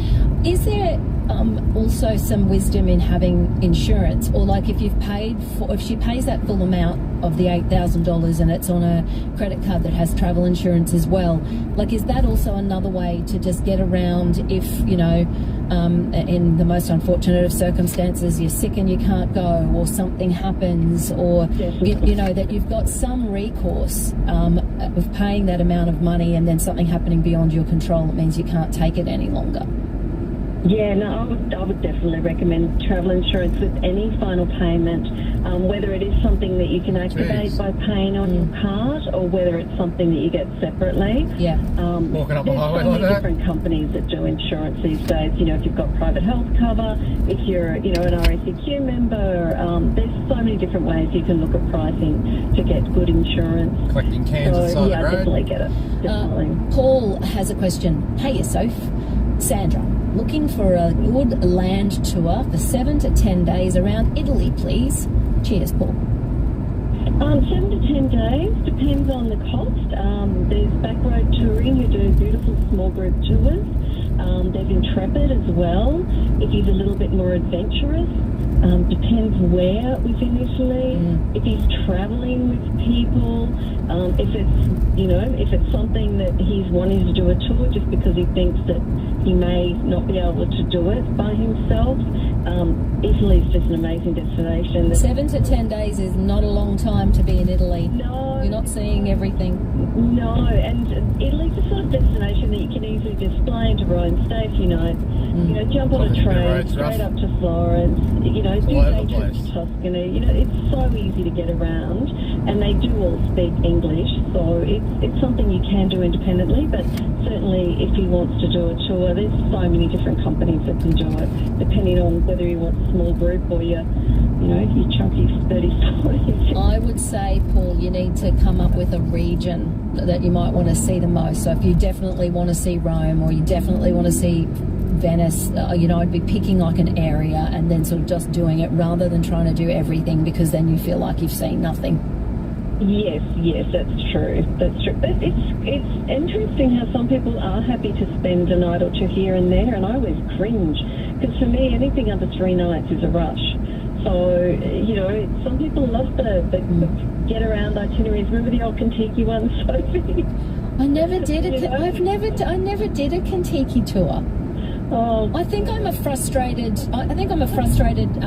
travel agent, Sandra, because I've spent the last 2 nights when I've gone home just trolling the internet. We're going to do a fly drive through the North Island of New Zealand, fly into Auckland, and then do an 8-day drive and fly out of Wellington. I'm having a ball looking at all the places that we could go, and the Airbnbs and the... Yeah, and there's even on the local website, I'm trying to remember which one it is, sorry, I'll flip it through to you, but there's some amazing driving itineraries you can play with and, work around, and it gives you all the distances between places, and, there's some fabulous places. You'll have absolutely have a ball, Sophie. Now, speaking of New Zealand, I also wanted to mention ski season in Australia and New Zealand, given that, we woke up this morning, it was chilly here, so ski season's just around the corner for those who are looking to go, winter on our doorstep. Is now the time to be booking? Definitely get in. I had a quick squeeze, and flights are still available, accommodation is available, New Zealand or even the Australian ski fields. So I think, people, it's been so warm, people haven't really thought about it. Because normally this time of year I'd be looking and I'd be going, oh gosh, there's not much left. Yeah. So if you're definitely going to be looking at the ski season, then I'd be looking at getting something done within the next 2 weeks for sure. Otherwise, prices are just going to go up and availability is going to disappear. And if someone is listening, maybe last night they were the recipient of a huge bunch of cash, maybe with the Gold Lotto, and they're looking for something a little bit different. You wanted us to be aware of Viking doing a Tokyo, Japan, to Vancouver, Canada, on a 23-day cruise. I just thought this was a really lovely itinerary. I mean, everyone always thinks of the Southern and Europe and everywhere else, but it's just a really nice itinerary from Japan through to Vancouver. Doing Alaska, so Kodiak Sea, Wood Valdez, and then down the Hubbard and Glacier Bay down to Vancouver. And who knows, if you've got some frequent flyer points, try and get some flights into Tokyo and some flights back out of Vancouver. And it was 11 September they had a deal on where it was about 13 grand per person for 23 days, which isn't bad value considering it includes everything. Like, you've got a complimentary shore excursion at every port, and everything else is pretty much included. So I just thought that was a, nice little itinerary, something a little bit different. In 500 metres, at the roundabout, take the first exit and stay on Bruce Highway, A1. Sophie, it is, yes. Well, thank God the ships are usually quite large and lots of things to do that you can move around and, That'd be a true test of any love, I reckon, right there, 23 days on a boat. What was the old thing we used to say years ago? If for anyone who was thinking of getting married, go on a driving itinerary through Europe or Italy. Yeah, there you go. Absolutely. Absolutely. All right, I'll see what... Exit the roundabout onto Bruce Highway. Continue for 18 kilometres. An expert in travel, you can Google Sandra Skelton. You'll find her number. You can give her a call. We'll talk again next week. Thanks. See you then. Happy travels. The Bunnings Trade Expo is back Thursday 16th of May from 12 to 8 p.m. at the Brisbane Convention and Exhibition Centre. Don't miss this massive free event with the latest from over 100 trade suppliers, plenty of free food and drinks and free parking. Register now at the Bunnings Trade website. Still there, Drift Life? Is your perfect Yeah, I'll still opportunity to treat yourself to a new Mercedes-Benz. Until June 30, you can take advantage of As you can tell, it's riveting content. select range of Mercedes-Benz coupe. For the ultimate blend of performance and luxury, it has to be Mercedes-Benz. Don't delay. These offers end on the 30th of June, so visit an authorised Mercedes-Benz retailer today. Terms and conditions apply. If you're a tradie and your supplier lets you down, you look like an idiot. But no one needs that. That's why your first call should always be to Hype for Hire. They've got machines to meet your needs, ready to go today. Scissor lifts, boom lifts, forklifts, Hey, Drift Life, are you a Queenslander? Or are you from another state? Can't remember you said anything about that. Call 1-800-HEIGHT or go to Are you even Australian? Hype for Hire, safely taking you to new heights. Probably a stupid question. To smash plates, dance for the soda and eat. Managini returns this weekend. Astrek Park transforms into a celebration of Greek culture, tradition and food. Tickets on sale now. Panagini.com. Yashu. I'm Andrew Lofthouse. Watch 9 News at 6 for today's biggest stories from across the southeast, Brisbane, Logan, the Gold Coast, Caboolture and Ipswich. We have every region covered, plus the latest in sport. Do you go out to, say, Queensland Raceway or whatever and do drifting yourself? Or anywhere else? Do you have like a special drift car or? Because if you do, I wouldn't mind coming out and streaming it.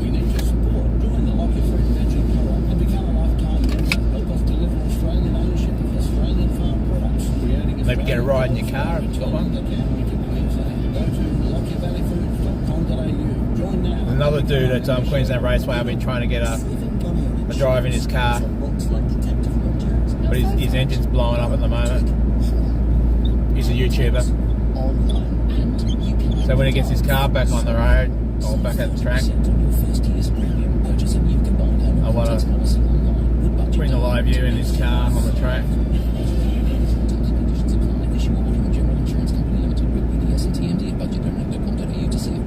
Individual circumstances and policy terms may vary. Compare for yourself. You're listening to Afternoons with Sophie Formica on Brisbane. Oh, okay. I get it. What are you saying? That's all right. Sent me through a text to let me know that her husband lost his wedding ring down the urinal at the local pub. Just curious. So it slipped off his finger and straight to the urinal. That's what he said. Well, those V8 supercar sim driving racing things, that's pretty good too. They got some Shane doesn't think it's fair that some massive setups.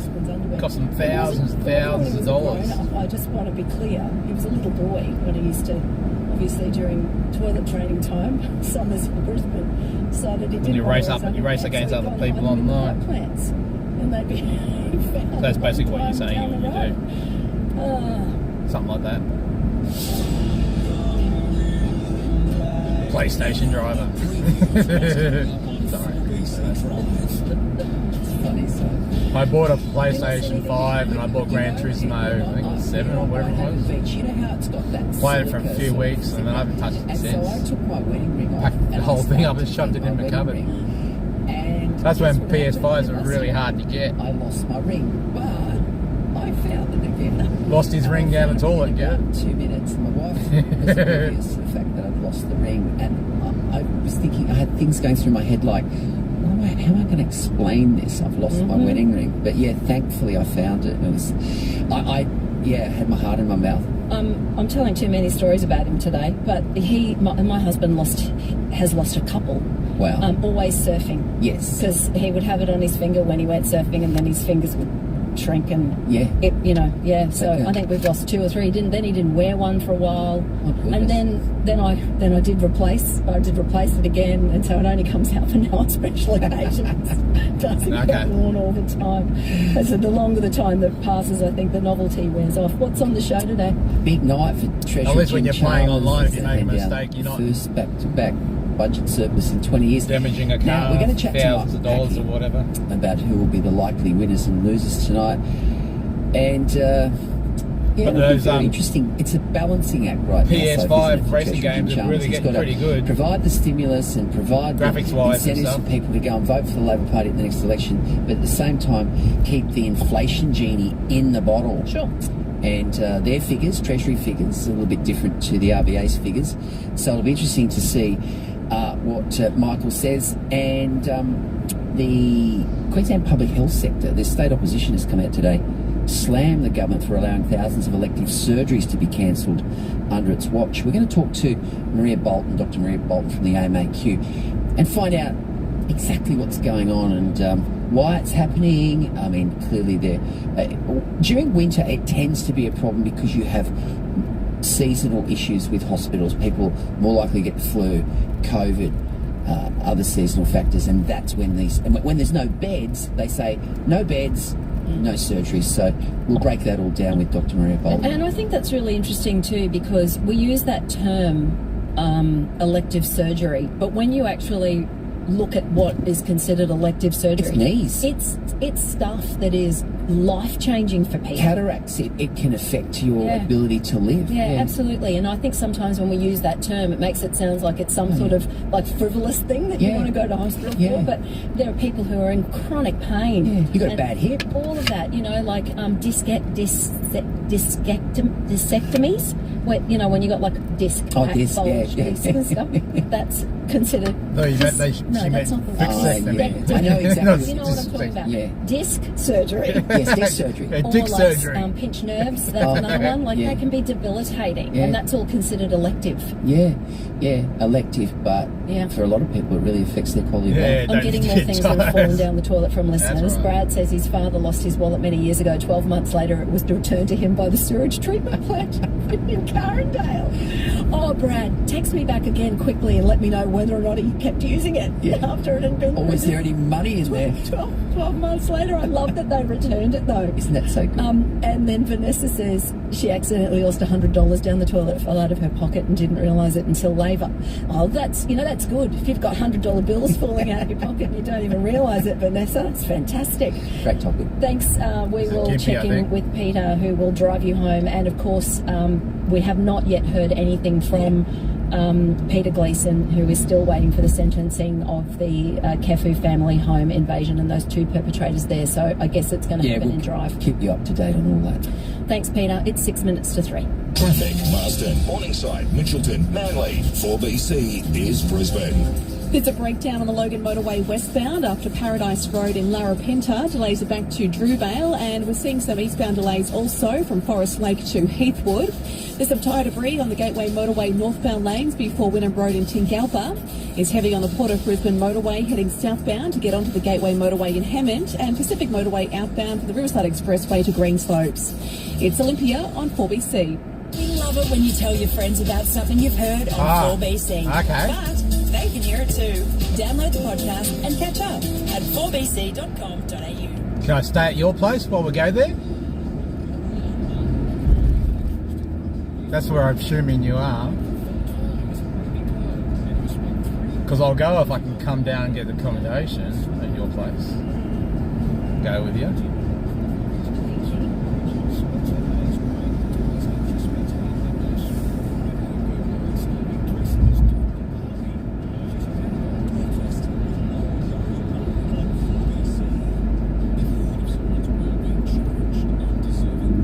Fuck it in a truck next to me. Sitting on my fucking ass.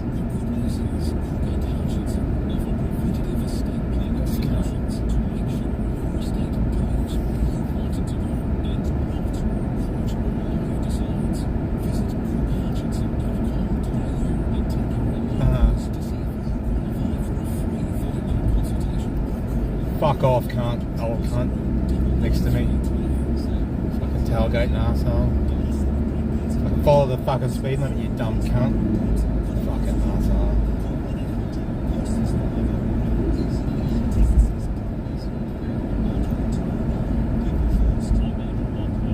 A big American Ram truck.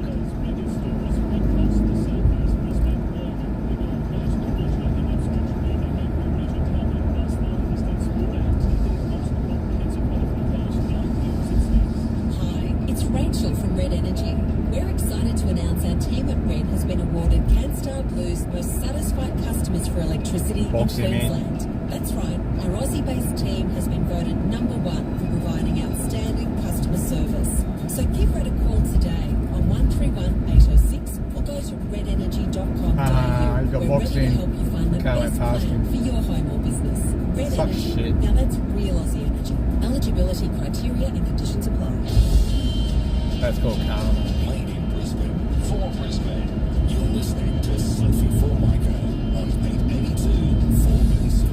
I heard back from Brad, whose dad lost his wallet many years down the toilet, and 12 months later it was returned to him. Yeah, there are, monkey. Planet Carradale, and I said, Brad, did he use it? I don't think he used the wallet, but Brad... Please sent me back subscribe, a text to monkey. say it still had his licence and his credit cards in it. I don't know whether or not it would have been using. I don't know if there's any sort of kind of sanitation or... That's about one of the last cleaning that could be Pizza done Huts that after you can actually it's sit in and get the all-you-can-eat thing left. sometime in the sewage system. Right, I wanted to finish with a little bit of a lighter story with you today, and that is that The Simpsons, we know, as a TV show, over time have had some pretty massive guest stars. 35 years they've been on air with The Simpsons. Over that time, Michael Jackson, Bette Midler, Dustin Hoffman, Lady Gaga, Everybody's just to pretty name a much few. been on The Simpsons. But they say none compare to this.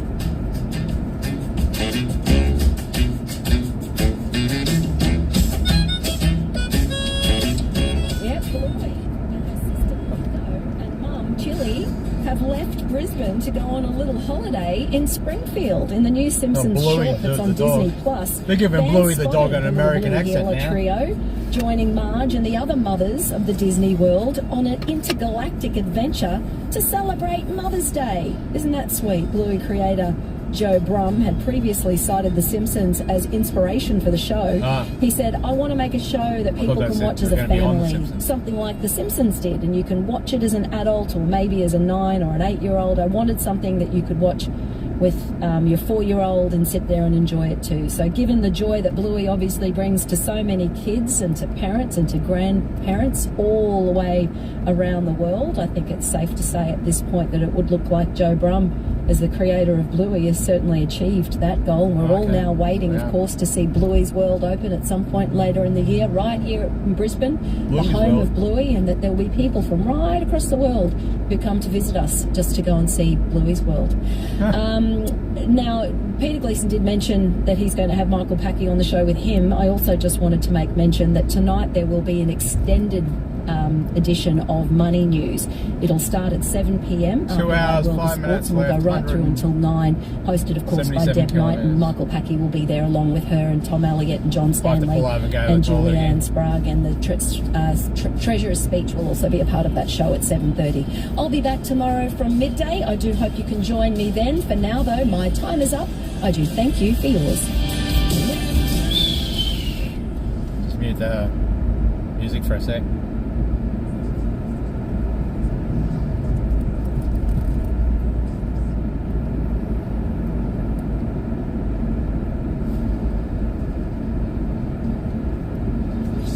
News time. Same news, different day. In this bulletin, jail for whistleblower, new twist in Gold Coast body discovery, and a Queensland Origin star to fight charges on principle. It's 3 o'clock. Good afternoon, I'm Richard French. Treasurer Jim Chalmers says his third federal budget will deliver cost of living relief and bring down inflation at the same time. The view is at odds with what the Reserve Bank predicted just last week.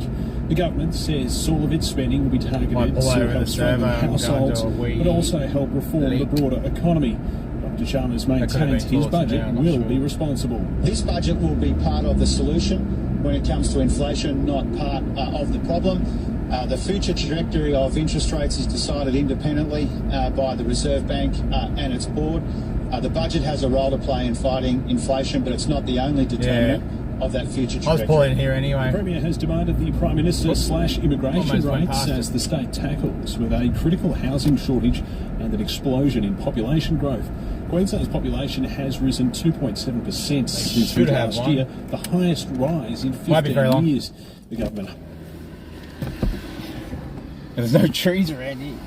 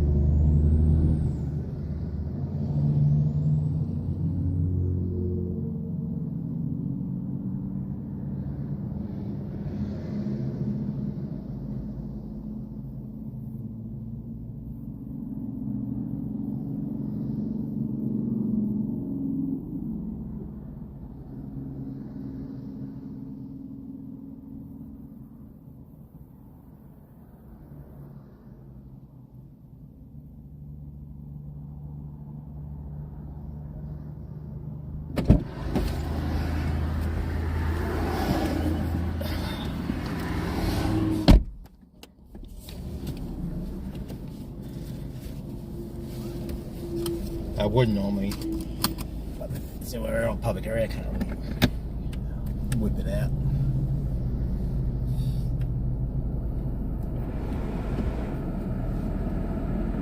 As the Tigers come to town, Brisbane star Charlie Cameron has been below his best this year, but says he's been going back to basics to rediscover his form. It's 3:04. That's the latest news and sport. Because menopause is not just about one symptom, Harmony is not just about one ingredient. Harmony's Menopause Max contains chaste tree, traditionally used in Chinese medicine. It helps relieve the intense symptoms of menopause, it's including 187.9 night over sweats, fatigue, irritability and muscle aches. Take a positive step. Take Harmony, the #1 menopause brand in pharmacy. Always read the label and follow the directions for use. IQVIA unit sales about 2309-2023. Terrific. Have a look inside your favourite show. Click on watch at 4bc.com.au. In Ormiston, there's a crash on Wellington Street at Sturgeon Street and a crash in Bald Hills on Strathpine Road just near Athlete Street, causing minor delays. There's a breakdown on the Logan Motorway westbound, left lane after Paradise Road in Larapinta. Delays are back to Drewvale, and eastbound delays also from Forest Lake to Heathwood. And Centenary Highway's heavy inbound from Sumner to the Jindalee Bridge. It's Olympia on Brisbane's traffic leader, 4BC. You can sell your car by the side of the road, might take the road, and it might get towed. You can buy some ads in used car mags, spend big bucks in the daily rags. You can list your wheels on those car websites and sit and wait until you get some bites. Yeah, and you might get more money too than selling to these idiots.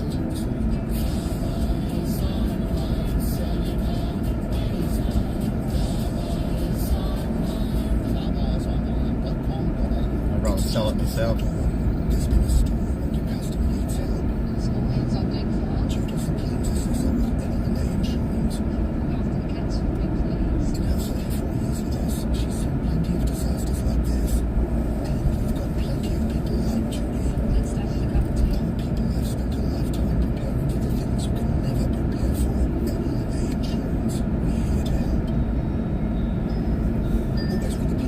Well, thanks everybody for coming on a journey with me. Continue onto AM Hodges Bridge, Bruce Highway. Yeah, I will. Google's AI now. Overnight, looking ahead, a possible shower tomorrow, 25 in Brisbane and Ipswich, 24 Bayside. A shower or two Thursday, 24. Similar conditions for Friday, 24, and possible showers on Saturday. On the bays tomorrow, winds up to 20 knots with the seas below 1 metre. Currently it's 25 degrees at Tenerife. There'll be more news at 3:30 on your home of the Olympics, Brisbane's 4BC. Definitely be streaming around the streets when the Olympics are on.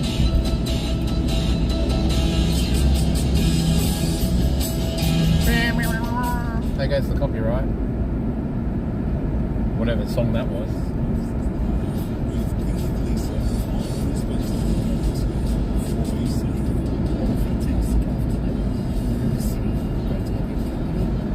Thanks, buddy. Yeah, because I did see tickets on for sale for that event. It'd make it a bit cheaper if I had some sort of accommodation down there. And now it can get pretty hard to get accommodation with all how big the actual event is. It's massive. I always wanted to go, but all that shit that went on last year sort of turned me off a bit.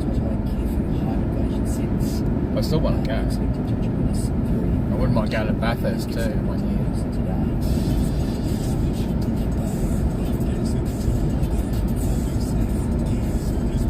It's my hot time of the year too. February, March or something. Remember that disgraceful white elephant that we know as the Well Camp quarantine facility being built off the back of the Palaszczuk government's desire to embarrass. I'd go and get a media pass too. Remember that?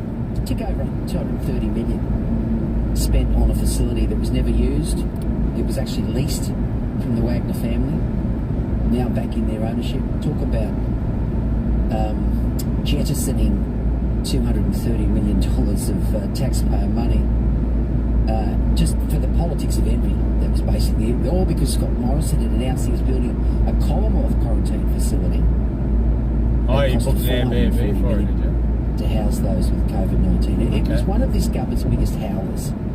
You know, when you write the epitaph on, you know, what did the Palaszczuk Miles government bugger up, this is right up there.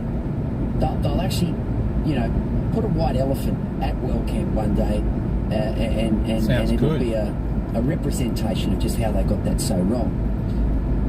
And as I said, it was the at least they got cell service. It doesn't matter how much it costs the taxpayer. Let's just do it because we want to get square with Morrison over Northern Nats. COVID. Well, now we've got another pretty small compared to bloody how Premier Stephen Miles will do anything. Other events I've been to show that he's actually trying to address. I know they're in association with some of Nats. He's even duplicating the federal inquiry into supermarkets. More money, more duplication. The event treating us like bucks. Miles has been turning up. We're on the highway. Finally on the highway now. I should get to 110 k's an hour. This state-run supermarkets inquiry, blowing his own trumpet on how he's trying to get the big retailers under control. Is it 110 up here? Yesterday, he's asked a Woolworths executive, would you apologise to the Queensland families who've reduced their food consumption because of price increases? Now, he based his claim on data from the ABS. Getting closer to home now. And the Woolworths representative said, look, we empathise with customers 155 k's with the cost of living. He then said, I don't believe Woolworths is to blame. Fair enough. Well, I think Woolworths has a lot to answer for on that. And here's what he said. Well, we acknowledge that a number of customers in the community are from tough. 31st to we do try our best to provide like a week value items to the customers in our stores, and we empathise. Must be a pretty nice place for $1,500. And then he says to Miles, so what am I actually apologising for? Those weeks not too bad. Honestly. Gold Coast is about the same price for a week in a unit there, a decent unit on the beach. To convince people that he's actually in their corner. I wanted to do the V8 supercars on the Gold Coast, but get like an Airbnb or a unit or something by his mentor on the track. Chief benefactor, the Godfather, a bloke called and stream from that. I won't be walking around, just stream from that, and I'll get on the grog and whatever, a few drinks. Not that I really drink. They're nothing if not. But I'll let myself go for once in a blue moon. That's for sure. But I'm a responsible drinker, put it that way. I know when to stop. Tonight's federal budget. We'll cross to our national political editor Michael Packett very shortly to discuss the big issues. But this is one of the biggest slapdowns I've seen in modern Labor political history today. And it's come from the state Labor government. Finally, they've realised that their federal counterparts are causing them major problems with out-of-control migration numbers. The Premier said today we urge them to consider moderating migration levels to assist with population growth without actually naming a target. Housing well, that could be something we could do. Piece of her own. She called for a sensible conversation about migration. Then you had Deputy Premier and Treasurer Cameron Digg saying the state ultimately supports... Yeah, the Gold Coast is a pretty big car scene. Though they want it to be done faster. Way bigger than Brisbane. Too little too late, guys. You've had 18 months to get in federal Labor's ear about unsustainable migration numbers. I really like the car scene on the Gold Coast. 500,000 new migrants last year alone came to this country as part of the Gold Coast is very commercialised. Big Australia plan. And now with the clock at 5 minutes to midnight before a state election. Have you seen the latest odds, by the way? I checked this morning. $1.10 the LNP. That's shorter than Winks. Okay. They won 28 straight or whatever it was. Well, now the state Labor are trying to blame Canberra. This has been their trick all the way through. State Labor here in Queensland always blames Canberra. So you drive it all the way down to Canberra, inability to get things done, even if it means that they've got to throw their own party under the bus. And now they've realised... That'd be a road trip. At 5 minutes to midnight... We'll get the Starlink going. That this unsustainable way in which we're allowing migrants into this country... Follow you down. Of course we need migrants. Of course we need migrants. Migrants have built this country.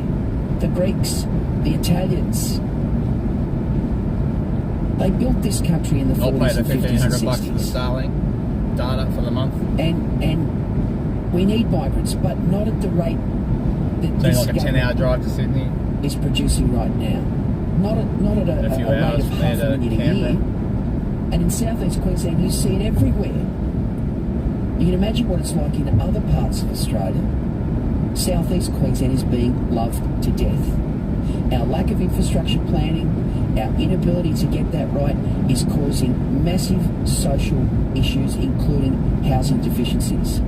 And as for Albanese's pledge to build 1.2 million homes over the next 5 years, that just shows how delusional this fellow is. And as for Megan Scanlon, who came out today and said, you know, we need to have a conversation, a sensible conversation about migration. Megan, why weren't you saying this 3 years ago, 5 years with ago? other people, it'd be more entertaining too, you know. Of course we need a sensible conversation about migration. By but myself. You're the ones that can lead it, the State Labor Party, because you've actually got a bit of pull with the Federal Labor Party. They don't listen to anyone else. They might listen to you. They might listen to some other premiers. I noticed a lot of other premiers. My mate was supposed to be coming up with me. I was going to pay for everything all the way up to Northern Nats, but he ended up getting a new job.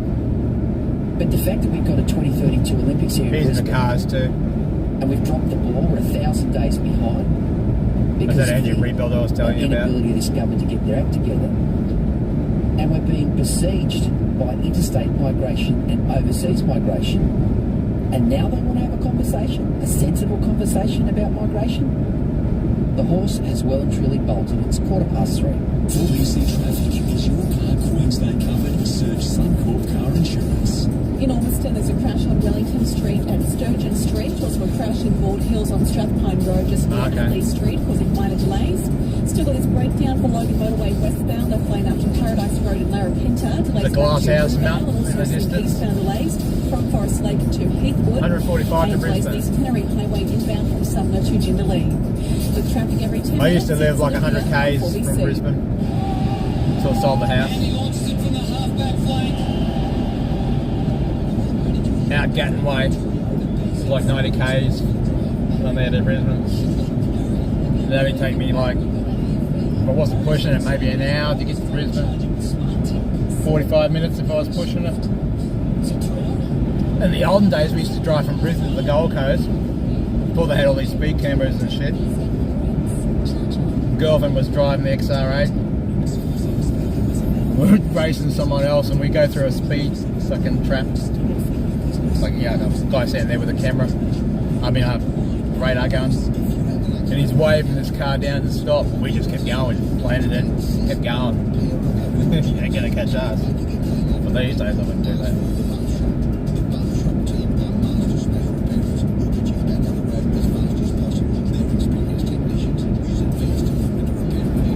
That was in a black EBXR8 back in the day. And my grandfather, he bought the one from the Brisbane show. It was the only one sitting there. And I was tuned for American roads. And we used to borrow it and go down the Gold Coast and back.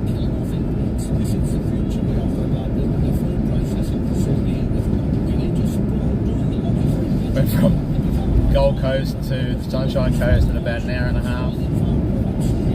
That's before they had before they built the new highway. It was like 2 lanes.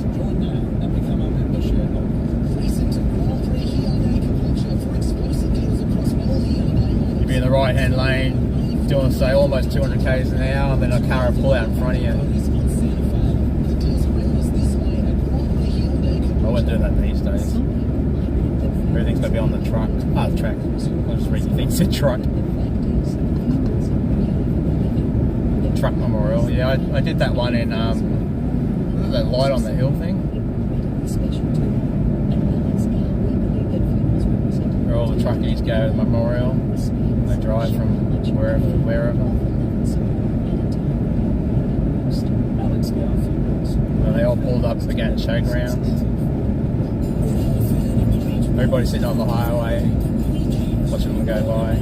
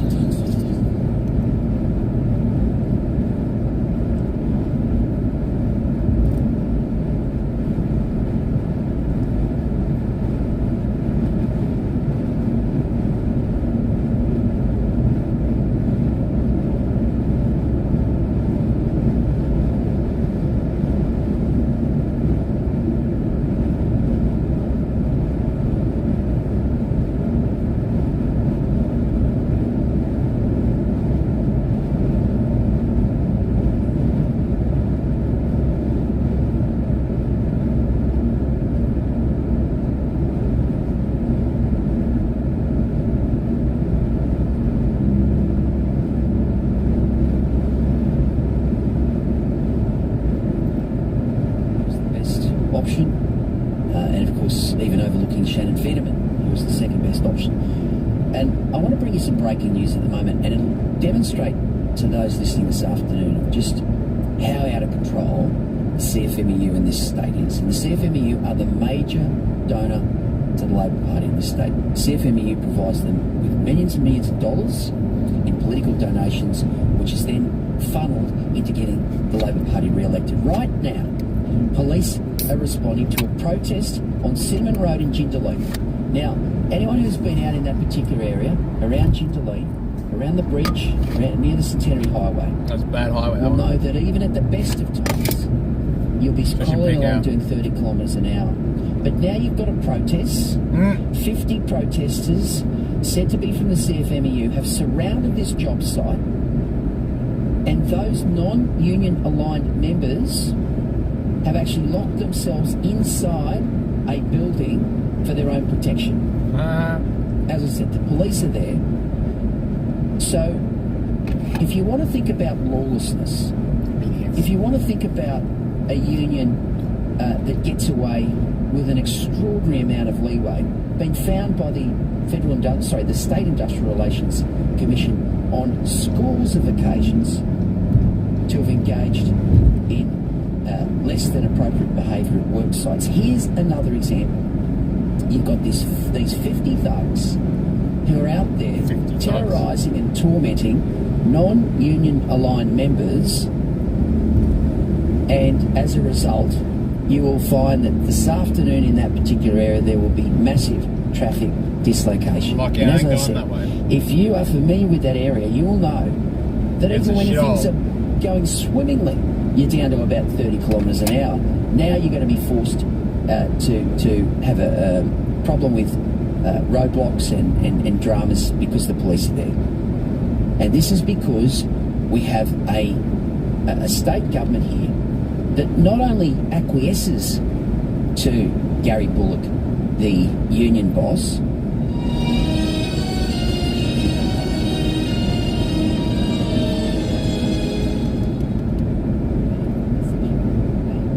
this premier who has a doctorate he studied the union movement. That's why he's called Dr. Stephen Miles.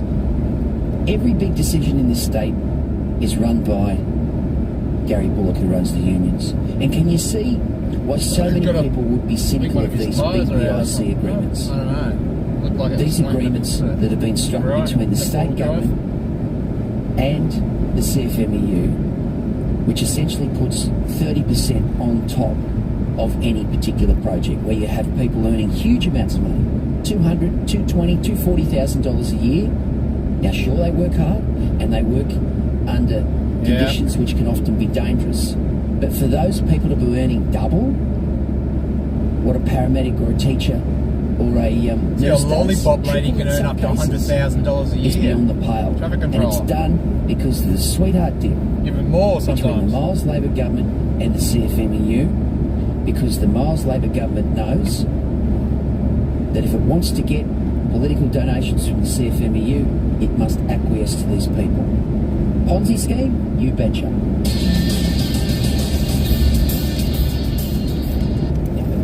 told you about what has been going on behind the gates at the Embattled Marist College, Ashgrove. You might remember me reporting about an alleged incident involving a female teacher who was surrounded by a group of male students by having food thrown at her and being heckled with obscenities. Now, this incident was supposedly linked back to a toxic culture that had emerged under the leadership of a bloke called Michael Newman, who took over as head of the college in 2021. Now, since that alleged incident, which of course the school stayed particularly tight-lipped about, it's been revealed that staff turnover under Newman has tripled. There were 91 employees there in 2022, just 66 in 2021, and then that's dropped as low as 27. On top of all of that, in another unrelated alleged incident earlier this year, a nude photo scandal rocked the school, and that involved a young male student. Other students allegedly accessed that boy's iPhone, forwarded the photo of himself to their own phones, and then proceeded to share it with their classmates. And it doesn't end there. This Michael Newman character took leave earlier this year, and that came after a former student of Sydney St Joseph's College made allegations of sexual abuse against him in a civil claim in the New South Wales Supreme Court on January 8. That allegation dated back to 1994 when Newman was a Marist brother on staff at St Joseph's College. And after all that, I think you can quite confidently say that the situation within Marist Ashgrove is untenable. The head of the college, Marist Ashgrove, is untenable. The head of the college, Marist Ashgrove, is untenable. The head of the college, Marist Ashgrove, is untenable. See if that worked. Type something in chat, see if you got a wrench.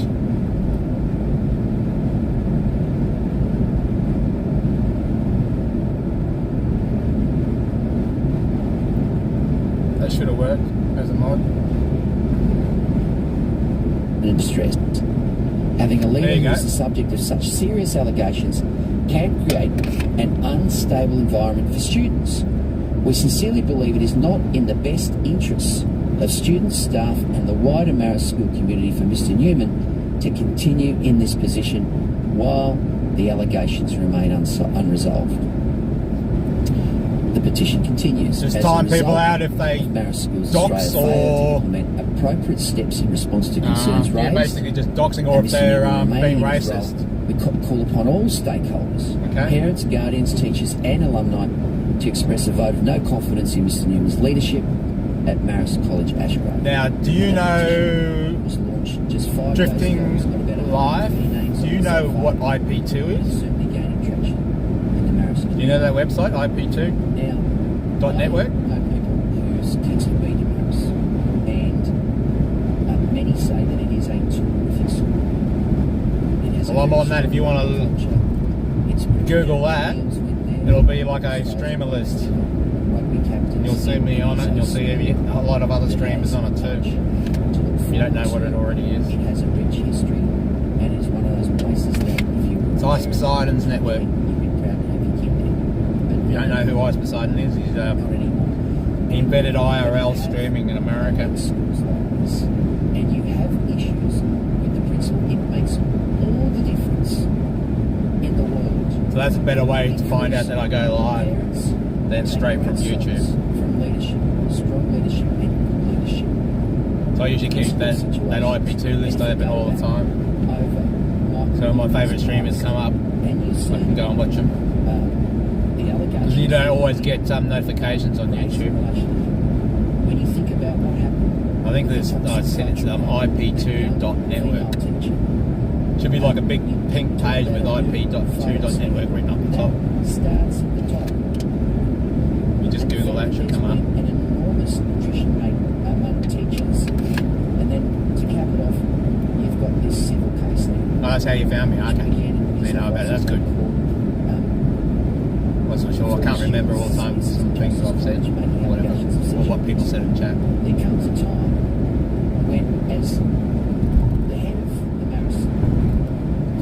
Marist Brothers College, when you think about... See, Ice bought himself a new Lambo. There comes a time... Well, second-hand Lamborghini. And I think in this instance... Hurricane.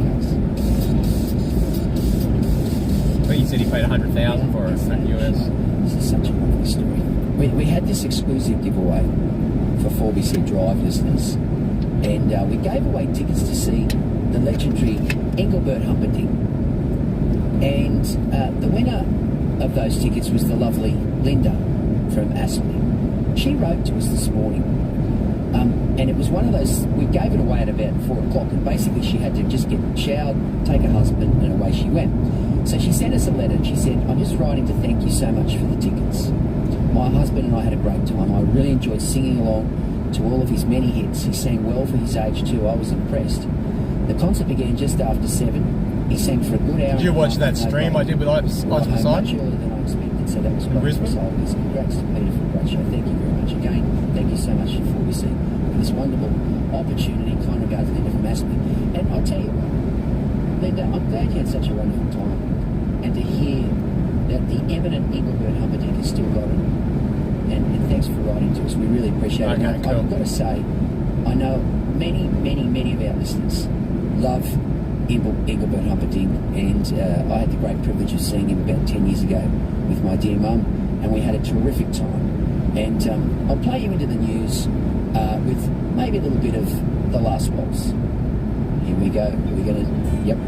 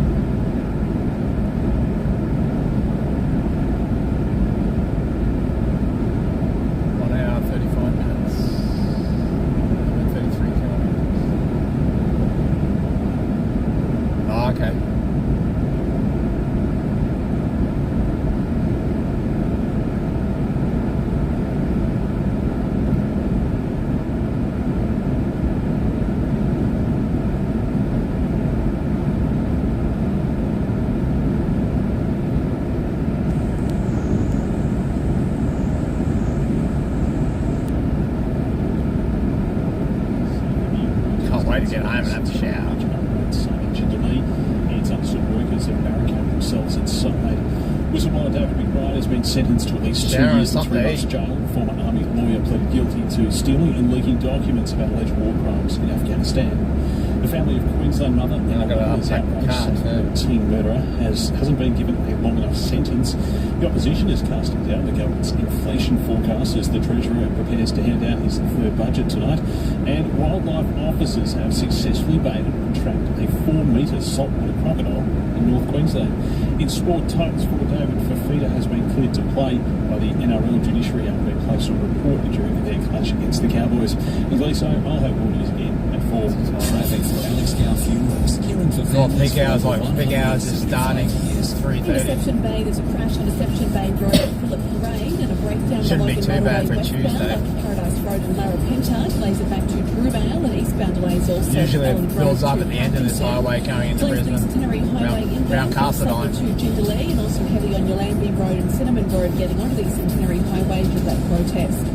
With traffic every 10 minutes, it's Olympia on 4BC. Usually petrol's cheaper out that way too than where I'm going on the north side. Are you heading to a work site? No, I just wanted to grab a workwear bargain. Have those! There's Traders 308 shorts and pants, new style and your trusted favourites. High-vis polos and shirts, UPF rated for protection. Ladies workwear, This is the longest I've ever driven. 1,700 kilometres one way. We've got all the famous brands, including the iconic Traders 308. Big feat for me. There's nothing quite like State of Origin. Glad the car did it. Had it in it. In women's Origin history, it's a blockbuster 3-match series. Ampol Women's State of Origin.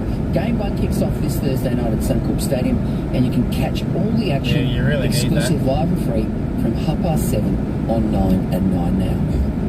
Wind, water. 2 unstoppable forces of nature. One just as capable of destruction as the other, but neither, it seems, capable of affecting how these waterproof and wind-resistant I need a Tesla bot. with a detachable stormwater frame. They're selling them at the end of the year for about $20,000 US. At the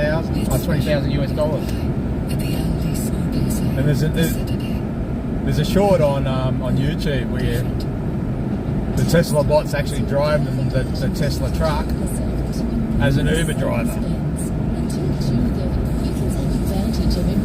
Gets out, he takes the guy's bag and chucks it up on top of the forward drive of the Tesla truck. For the ultimate blend of performance and luxury, it has to be Mercedes-Benz. Don't delay. These offers end on the 30th of June, so visit an authorised Mercedes-Benz retailer today. Terms and conditions apply. Looking for the ultimate in If I stick the backpack on him too, he can go out and do the scrambling for me. Mazda dealer Capuccio Mazda with a state-of-the-art showroom, Mazda dealer service, and incredible deals on a huge. Those robots, Tesla robots, they actually build themselves. They can build like the actual robots, building the robots. And they got them in there doing stuff on cars too, like changing wheels and rattle guns. So they can basically do whatever a human does. Well, they just need recharging every so often.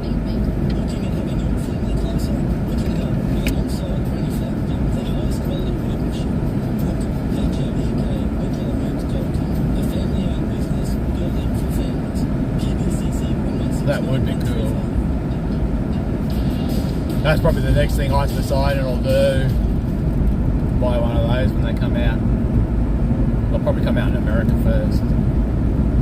It's like that phone he was supposed to be bringing out. That was supposed to be out by now. The Play phone. Off the satellite. Latest budget. The top line big ticket item is that the Feds will deliver the first back-to-back surplus in 20 years. And it's going to be worth about $9 billion to government coffers. Chalmers says he wants to tackle the big cost of living pressures. I'll try and find that short Australians while also keeping inflation at bay. For you. And we'll have to see how he's planning on performing that sort of magic show. There'll likely be big wins for new mums, Aussies living with HECS debts, lower middle income earners, the housing and construction industries, and of course people who rely on Medicare or aged care pensions. But as for what the government isn't telling us about what will be in the budget books tonight, well, we'll have to wait and see. The nation's journalists are currently in the budget lockup in Canberra, scouring over the books, and having done about 17 of them, it's like sitting for an exam in many instances. But I've got to say, I'm pleased to say I was able to have a chat with our very own Michael Packey moments ago, and here's what he had to say.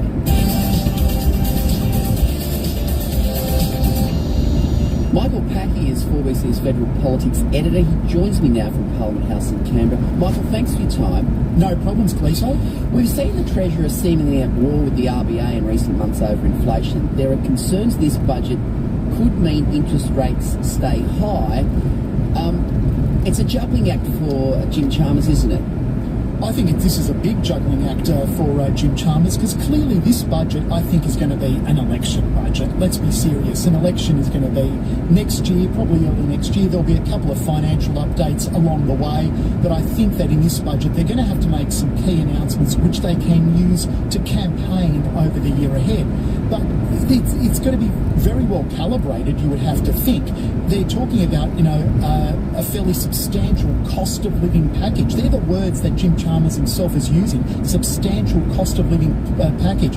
Well, when you put that spending out into the marketplace, well, you only would think that would stoke inflation. But according to these budget papers that are going to be handed down tonight, inflation is actually going to come back down. It's going to reach the Reserve Bank's target range of 2 to 3%. And if that is the case, if it reaches 2 to 3% by Christmas of this year, which is about a year earlier than what the Reserve Bank only predicted last week, if it does come down, you'd think that interest rates would also have to come down. But look, I'm not sure. You've got a lot of economists actually saying, well, some of the measures that have already been announced government's always inflationary, and some of the indications that Jim Chalmers seems to be announcing also seem to be inflationary. So if inflation doesn't seem to be coming down, that you would think leads to interest rate pressure. But according to Jim Chalmers, inflation will come down and come down earlier than expected. It's a big punt, Michael, and Opposition Leader Peter Dutton has labelled the budget a magic pudding budget. What are your thoughts on that? Yeah, well, look, I suppose he's labelled it a major pudding budget without having seen the budget, but I suppose the opposition is basing it on what's been announced so far.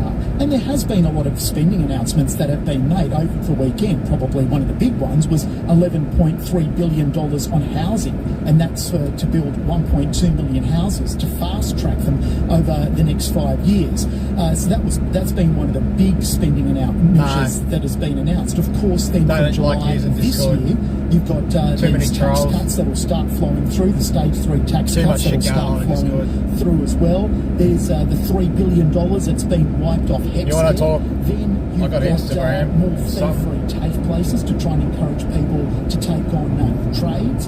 Then if you're a teacher, a nurse, a midwife or a social worker, and you're out and doing your prac and you're not going to pay for that prac work that you're doing, the government will give you $300 a week. So there's been some of those spending measures that have already been announced, and of course you've got another $900 million to help women escape violent relationships. So that's just some of the spending that's been announced so far. Tonight we're expecting energy bill relief. They could be announcing further energy bill relief. There's some suggestion there'll be some tinkering with welfare payments. Does that mean there'll be more money for pensioners, more money for job seekers?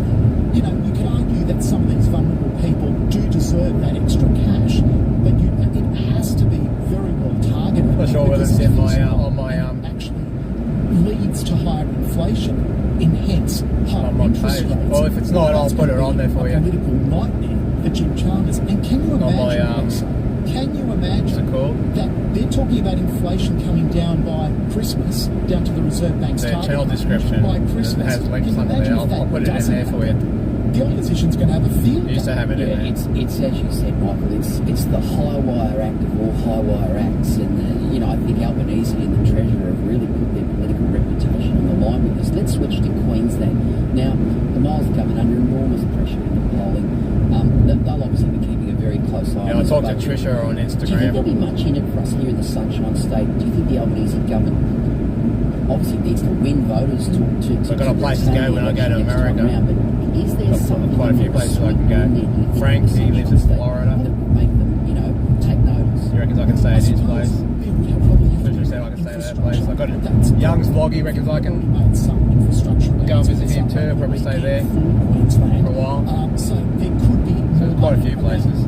Infrastructure. I want to hit up Icerside too and go and stay at his place. Maybe there could be a little bit more sweetness thrown towards the Olympic Games, given that they're only a decade away. Still do another stream with Icerside, but it's will be on different terms. It'll be probably in America. But I noticed that your treasurer somewhere else, is calling another country, for maybe a 50% decrease nothing's in the planned. immigration rate because he thinks that but nothing like the last housing solution of the housing crisis. So I know that this budget will forecast a lower migrant intake over the next year, but whether or not that's enough remains to be seen. Michael, that's a really interesting point you make there about Cameron Dick referring to migration reductions of that significance. And we've seen Housing Minister Megan Scanlon today. No, I got no clue. It'll be interesting to see how Albanese and Chalmers react to calls from their Queensland colleagues for such a big reduction in migration, because it is a big issue. It's a huge issue, and the interesting not until I at least get a house set up here and get my car going. And ministers are making these same calls to Albanese. So you've got Cameron Dick, which I think has probably gone the furthest that I've ever heard. Can't really do anything on my car. Calling for the federal government to do something about the migrant intake. I've got a townhouse, but there's no garage or anything. Similar rhetoric out of New South Wales, not so much out of Victoria. I think it's probably a little bit more muted in Victoria, but definitely New South Wales. They're talking about parts of Western Sydney unable to cope with the migrant influx. So now I can stream at home with the cars and stuff too. Labor ministers and premiers starting to pressure the federal government to do something about the migration intake. There will be some noises that are going to be made in tonight's budget about that, but whether or not it's going to be enough to please the premiers it remains to be seen, because it is now becoming a big issue, because it's the problems that it has on broader infrastructure, problems that it has on housing, the problems that it has with education and health systems as well, the pressure that it puts on education and health systems. So there are these sorts of issues that do need to be addressed. At the same time, one of the ways they're trying to deal with the migrant intake is by restricting the number of overseas students coming to study in Australia. Well, the unis are screaming blue murder about that, because they rely on that funding from those overseas students, and education is a huge export market for Australia. So again, another balancing act for the government, trying not to discourage too many people not to come to Australia and spend their money in Australia and prop up our economy, but by the same time not have so many people here that infrastructure crumbles. Who'd want to be a treasurer these days? Just quickly before we go, Michael, because I know you've got to head into the budget lock-up. Tell me this. The first back-to-back surplus in 20 years, it's going to be followed by 3 years of deficits. Does that mean there could be more pain on the horizon? Or will the Treasurer tonight trumpet the fact that we've got this great I've got my car in storage at my mate's place. I think they'll trumpet the fact that they've reached a surplus. So it's, as you say, the second surplus in a row. That's the first time in 20 years that we've had surpluses in a row. But we've got to remember, Lisa, why have we achieved these surpluses? Basically, high income taxes, it's income taxes. The unemployment rate is fairly low, so they're collecting more from people out there working, number one. Number two, it's mining exports. Coal, iron ore, gas. That's the way way these surpluses have been achieved over the last 2 years, I think the government is right in using some of that money to pay down some of that COVID-era debt. But unless, and I think the opposition is right here, the government needs to show that any future surplus down the track is going to be structural. That means, that the surplus that you do get is genuine. It's not just from these one-off windfall gains of, having a low unemployment rate, which means people are paying more in income tax, or having a strong export sector. Because when those parts of the economy weaken, you still want to make sure that your budget is ticking along. So it'll be interesting to see what they say. It'll also be interesting to see how deep the deficits are going to be after this year. Terrific insights, Michael Packy, as always. Thanks for joining us on 4BC Drive. No problems, Gleeso.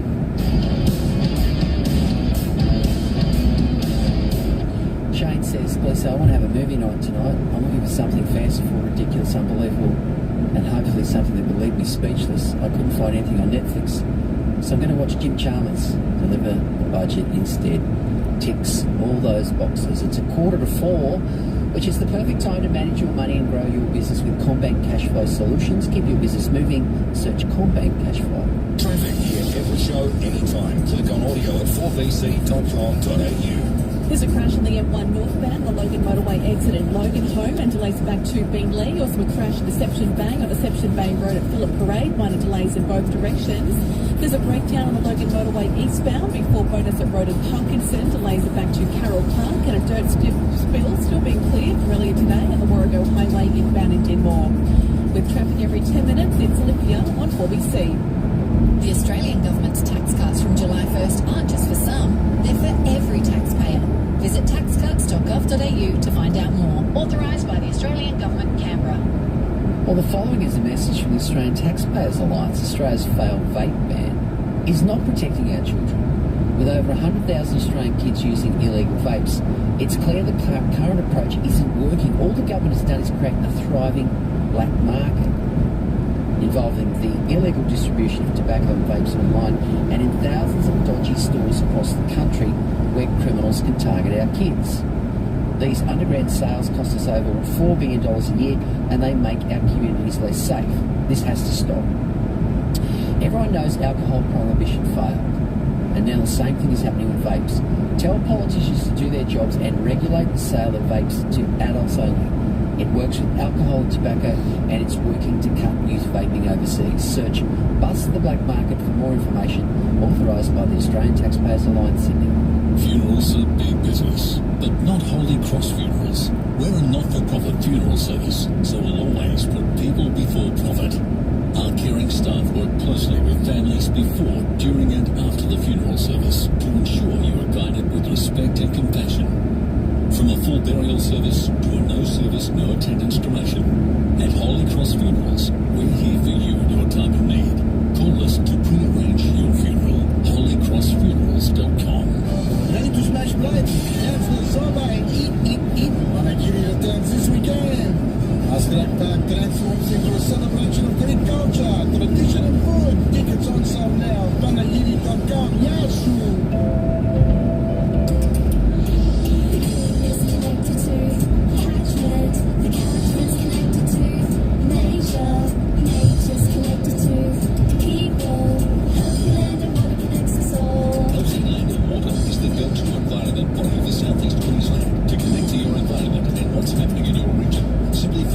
Socials or search for Healthy Land and Water Connect. Healthy Land and Water Connects us all. Dreammaker Travel. Hi, it's Hilary from Dreammaker Travel, and I'm thrilled to invite you to Canada to celebrate all things Christmas. We'll enjoy White Christmas in Victoria, see the 12 Days of Christmas at the Bouchard Gardens, stay at the luxury Fairmont Hotels in Jasper, Lake Louise and Bath, and even a sleigh ride around Lake Louise. My 19-day tour departs 21 December this year. Come join me on our Canada Christmas Winter Wonderland tour. Dreammaker Travel, 33435422. Until 6 is Find a servo or something to pull over. Take a leak.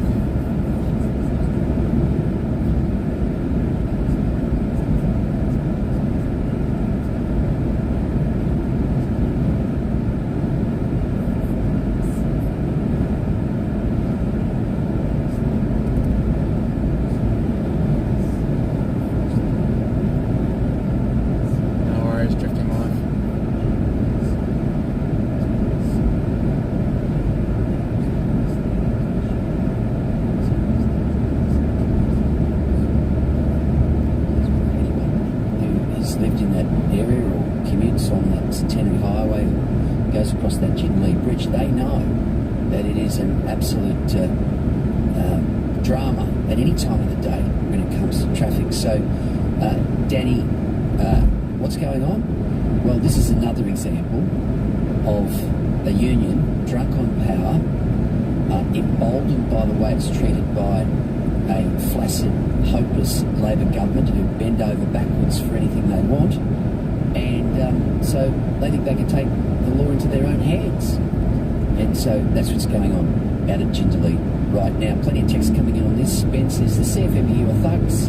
They're a gang, not a trade union. Dave from Cannon Hill's very forthright. He says David Christopher needs to be on the phone to you right now, Peter, saying that he would deregister the CFMEU. I'm not quite sure whether he has that authority, Dave. I will check that out. I've got a feeling the Industrial Relations Commission is the only one who can deregister a union, but I will get that checked out. He can certainly make their life difficult, which no doubt he will, if in fact he becomes Premier on October 26. Now, we are waiting for Peter Fegan, our Senior 9 News reporter, to give us the latest on the Totai Kefu sentencing. We expect that to happen at any moment. That sentencing hearing has been happening for most of the day, and of course it was actually happening yesterday. There were issues around transportation of the offenders. But if you were left scratching your head yesterday at the sentencing handed down to the killer of North Lakes woman Emma Lovell, there's been some really good analysis today on Bill McDonald's morning show, and I think it helps put into perspective why the offender got 14 years as opposed to life. And this is what leading criminologist and former Detective Inspector Dr. Terry Goldsworthy had to say earlier on Bill's show. So in Queensland, the penalty for the offence of murder is either imprisonment for life or an indefinite sentence under the Penalty and Sentences Act. Now, in terms of parole, for life or murder, you usually have to do 20 years, although that can be up to 25 or 30 if you kill a police officer or offence of multiple murders. Now, in terms of young offenders, some use age between 10 and 17 years, they may be dealt with as a child under the Youth Justice Act in terms of the Children's Supreme Court, and then the mandatory sentence requirements of life imprisonment or indefinite sentence don't apply to that young offender. If a young person is found guilty of murder, the court can order they may be detained for no more than 10 years, or in other circumstances where it's shown to be particularly heinous, as it was in this case, they can serve up to time maximum of life, and we saw him get 14 years. There are some circumstances where they can be tried as an adult, for example, if there's an adult co-offender, etc. They're really complicated, those rules. The 14 years we saw yesterday for youth offenders probably sits in the middle, I would say, of the type of sentences we've seen given to youth offenders in Queensland for murder. You know, he probably should have got life in reality, you know, going into the circumstances of the attack, his history, etc. I look at the commentary in the media about remorse, but it seems to me the reporting indicates that his remorse centres around the effect on his family rather than the victim's family. So I would have thought that circumstances this with extensive criminal history, going to people's homes at night, armed with knives, and it wasn't the first time he'd gone and confronted people in their homes. That 19 times. Terry Goldsworthy speaks a lot of sense, doesn't he? And there was outrage yesterday when we gave you that case of all the days for Lee Lovell. It was his birthday yesterday, and he had to sit there, him and his daughters, and listen to the sentencing judge provide a 14-year sentence. Now, he did indicate that he thought that the crime was particularly heinous, and as such, he used his discretion to take the sentence from 10 to 14 years. But the non-parole period means that if this you do what you have to do, buddy. Behaves himself behind bars, he'll be out before the 2032 Olympic Games, and he'll be 26 at the time, 20, maybe 28, 27 which, when you think about what happened to Emma Lovell, and we saw reports today of the offender laughing after driving a knife through that woman's heart. And as Terry Goldsworthy said, he referred to the fact that he was remorseful. He wasn't remorseful so much just the victim's family, but more his own family. And the fact that he's going to have to spend the next 8 years behind bars. And I think when you look at the judicial system in this state, up a bit, and you can hear the Premier and his predecessor talk about, we've got the toughest youth crime laws in the country. Well, in fact, we don't. And the reason we don't is because the legislative framework is not there for magistrates and judges to impose. They're all sitting up each other's the appropriate penalties. But also, too, you've got to remember that the Labor Party in this state have been in government for 30 of the last 34 years, have essentially been able to infiltrate the judiciary with left-leaning judges who essentially don't provide sentences that are commensurate with community expectations. There's no doubt that young thug should have been given life in jail yesterday. Did you have to take this exit? There would have been a parole period, a non-parole period, and he probably would have been out in 14 years or 12 years. I don't know exactly what the parole period is for life sentences when it comes to those sorts of crimes. But the family of Emma Lovell felt as if justice was not served. The community felt that justice was not served. The only person who felt that justice was served was the judge. And I think that says so much about the way in which our judicial system operates these days. It's 4 minutes to 4. Traffic on Robertson Brothers 1960s. Q-Pack 2 p.m. Sunday, July 14. There's a crash on the M1 northbound in Logan Home, delays back to Beenleigh, and a breakdown for Logan Motorway eastbound in Parkinson. That's got delays back to Carroll Park. A dirt spill still being cleared on the Warrego Highway inbound in Riverview. That's got delays back to Carrollee, and secondary highways to the inbound from Darra to the Jindalee Bridge, and the Western Freeway outbound in Indooroopilly. With traffic every 10 minutes, it's Olympia on 4BC. Hey you, thinking of taking the next step in your career? Looking to upskill or stand out from the crowd? We see you making that happen. The postgrad degree from CQ Uni. Search postgrad CQ Uni today. In 600 metres, merge onto M1. Thought I saw a servo down here. Must have been. I've been seeing things. I thought that red thing going across the bridge was the servo.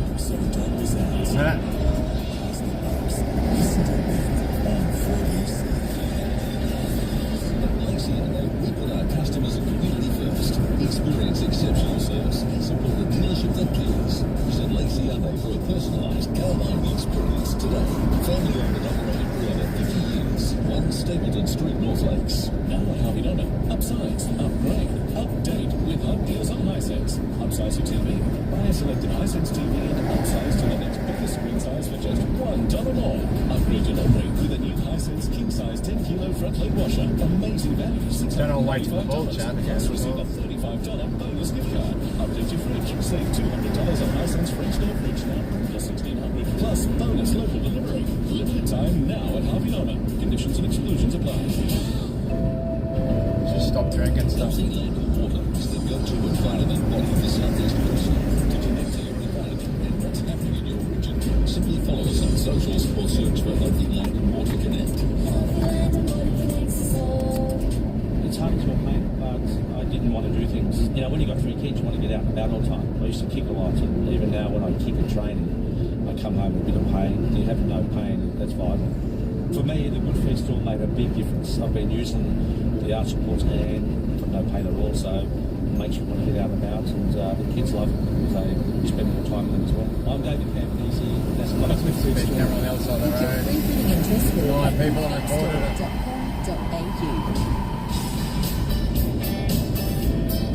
Until 6, this is Drive with Peter Gleeson on Brisbane's 4BC.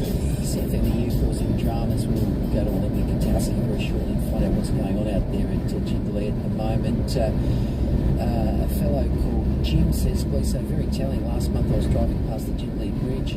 These CFMEU protesters covered in tats. One of the protesters had on his scarf in large bold font, Bandito. These people are thugs. Now stick around after the 4 o'clock news. Flight pass.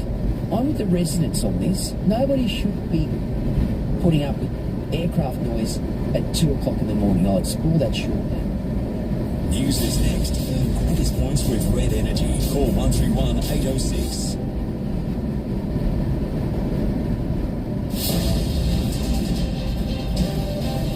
Brisbane's 882 4BC. In this bulletin, union members blockade worksite devastated homeowners in Moreton Bay and a massive croc caught in the state's north.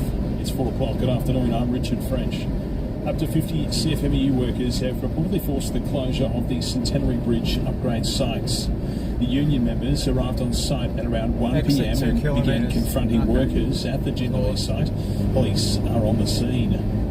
There are concerns the jail sentence handed to whistleblower David McBride could create precedents, deterring others from coming forward. Ella Smith reports. David McBride has been sentenced to at least 2 years and 3 months behind bars for stealing and leaking documents which detailed alleged war crimes committed in Afghanistan by Australian soldiers. Independent MP Andrew Wilkie says it's astonishing a whistleblower is the first Australian to front court and be jailed over the alleged war crimes. So today's a grim day for whistleblowing in this country. Senator David Shoebridge says the real crime is the laws which allowed the former military lawyer to be jailed and is demanding changes to protect whistleblowers. Mr McBride could spend up to 5 years and 8 months in prison. His lawyer has confirmed he will appeal the sentence. In Canberra, Ella Smith, 9 News. A former Jetstar pilot trial accused of killing 2 campers in Victoria's High Country. Greg Lynn has pleaded not guilty to the murders of 74-year-old Russell Hill and 73-year-old Carol Clay in 2020. Lawyers for Mr Lynn say the deaths were a tragic accident which occurred while the 2 men struggled over a gun. Tragedy for the owners of 2 homes in Moreton Bay under construction after their properties were gutted by fire. Emergency services were called to Mango Hill in the early hours of this morning. They discovered the neighbouring residences extensively damaged. Owner Wendy James says her dream home has been destroyed. So we're sort of in limbo at the moment, living with our daughter. She's due to have a baby soon, so we've...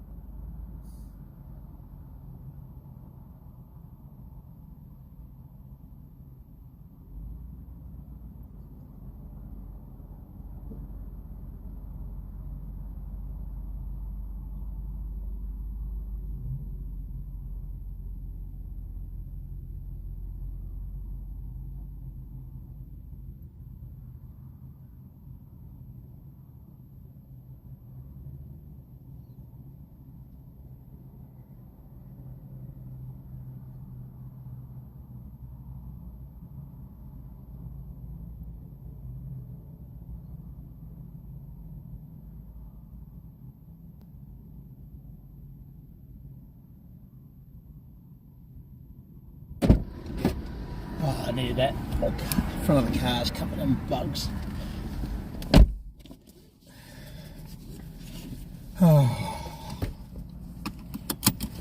No more drinking. Too many energy drinks, too much coffee.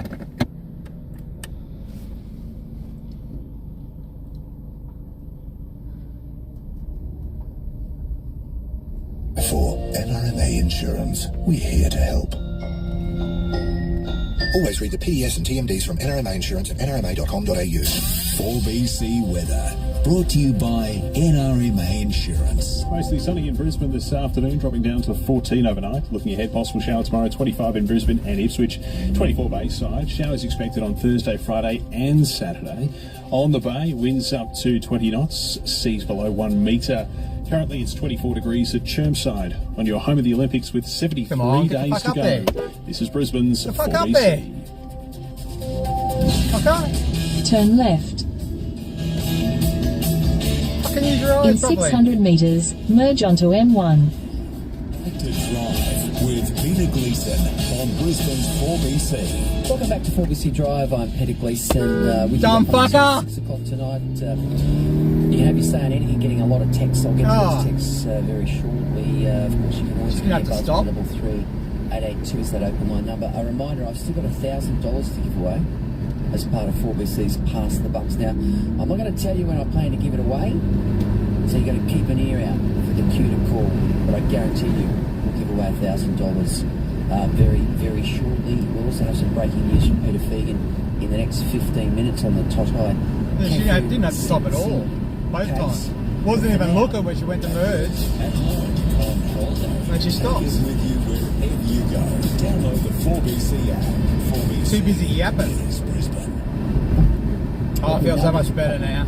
At Gingerley at the moment, we know there's a CFMEU protest, and I just want to get some implications for those motorists who are in that region. Olympia Katowski joins me. G'day, Olympia. What's happening? Yeah, good afternoon, Glee. So, police are on scene of this protest happening in Gingerley. Now, no lanes of traffic are actually affected at the moment. The Centenary Highway northbound on-ramp is open. It was blocked for a short amount of time earlier, but it is now all open. It is all in the work site, so no traffic lanes are affected at all. We were seeing quite heavy delays earlier along Yalambee Road and also Cinnamon Road. Those delays have now eased considerably. I think the school pickup made it extra busy around that time. But of course, we are still seeing those delays on the Centenary Highway, and it's heavy inbound from Sumner through to the Gingerley Bridge. Good stuff, Olympia. Thanks so much for joining us, Olympia. Will be updating us every 10 minutes on 4BC Drive. Peter Gleeson comments. Make this time of year less taxing with impressive savings on select Mercedes-Benz models until 30 June. Visit an authorised retailer today. Not saying I'm perfect, but hell, Christ. So what the hell is going on with planes wrecking people's early morning sleep in Brisbane suburbs? Were we not promised relief from flight paths across the city when the Greens won a couple of city seats at the last election? Wasn't that what Max May, the Chandler, promised when he won the election? That we'd have less flights across inner city suburbs? So much for that. Well, now we've learned that the state government is under fire after revelations that it's subsidising dozens of late night and early morning flights into and out of Brisbane Airport. A Senate hearing has been told that the government is subsidising up to 50 flights a week as part of this $200 million Attracting Aviation Investment Fund. Now, those flights include a 1:55 a.m. service to Dubai by Emirates. Now, Emirates posted a $4.1 billion half-year profit last November. Let me repeat that. A $4.1 billion half-year profit, and they are being subsidised to fly in and out of Brisbane Airport. Go figure. We know that aviation fund was set up and helped airlines during COVID. Get it? Good stuff, good policy. But why are we still doing it? And you remember last year Stephen Miles, the Premier, blasted inner city elites, what he called them inner city elites, for pushing for an airport curfew, saying that the airport was critical to the state's prosperity. Well, of course it's critical to the state's prosperity, Mr. Premier. But you have inner city constituents whose lives are being turned upside down by this latest bulldust. Now, I spoke to several residents about this issue today. Some people are not getting sleep. One woman told me she'd been up since 1 o'clock in the morning because their houses are actually shaking under the weight of the planes flying, and they're coming in at about 2,000 feet, about 800 metres. There's even a 1 a.m. flight to Nauru, according to the flight paths that I've seen today. What the hell are they doing in Nauru? Mount Gravatt seems to be the preferred route, or heading over Mount Gravatt seems to be the preferred route in the early hours. Suburbs being affected. They're not the usual suspects. I mean, they're still being affected in Hawthorne, in Bulimba, in Combsley, in Gaythorne, in Morningside. That's still absolutely. But you now got people in Kangaroo Point, Bribie, Redcliffe, Brookfield. I would say everybody. And I know people are going to say, well, they bought in those suburbs. They knew full well that planes frequent those areas. And yes, that's a legitimate argument when the goalposts are in the right position. But when you move the goalposts and you come up with these 2 a.m. flights, 2,000 feet above the home, shaking the house, waking people up, that's a whole different kettle of fish. And if Sydney, one of the busiest airports in the world, can have a curfew, so too can Brisbane. And what I want to know is, how did they actually exploit this loophole? How has the government allowed this investment fund to continue when you've got airlines like Emirates being paid to keep coming to Brisbane when they make multi-billion-dollar profits? This is a very clear example of where you need a premier who's got his finger on the pulse saying, you know what, party's over, guys. COVID's over. The party's over. I'm going to intervene. Because I'll tell you what's going to happen here, Stephen Miles, if you don't intervene. I'll give you one perfect example of a casualty that will occur as a result of you referring to the good folk of a particular electorate as inner city elites.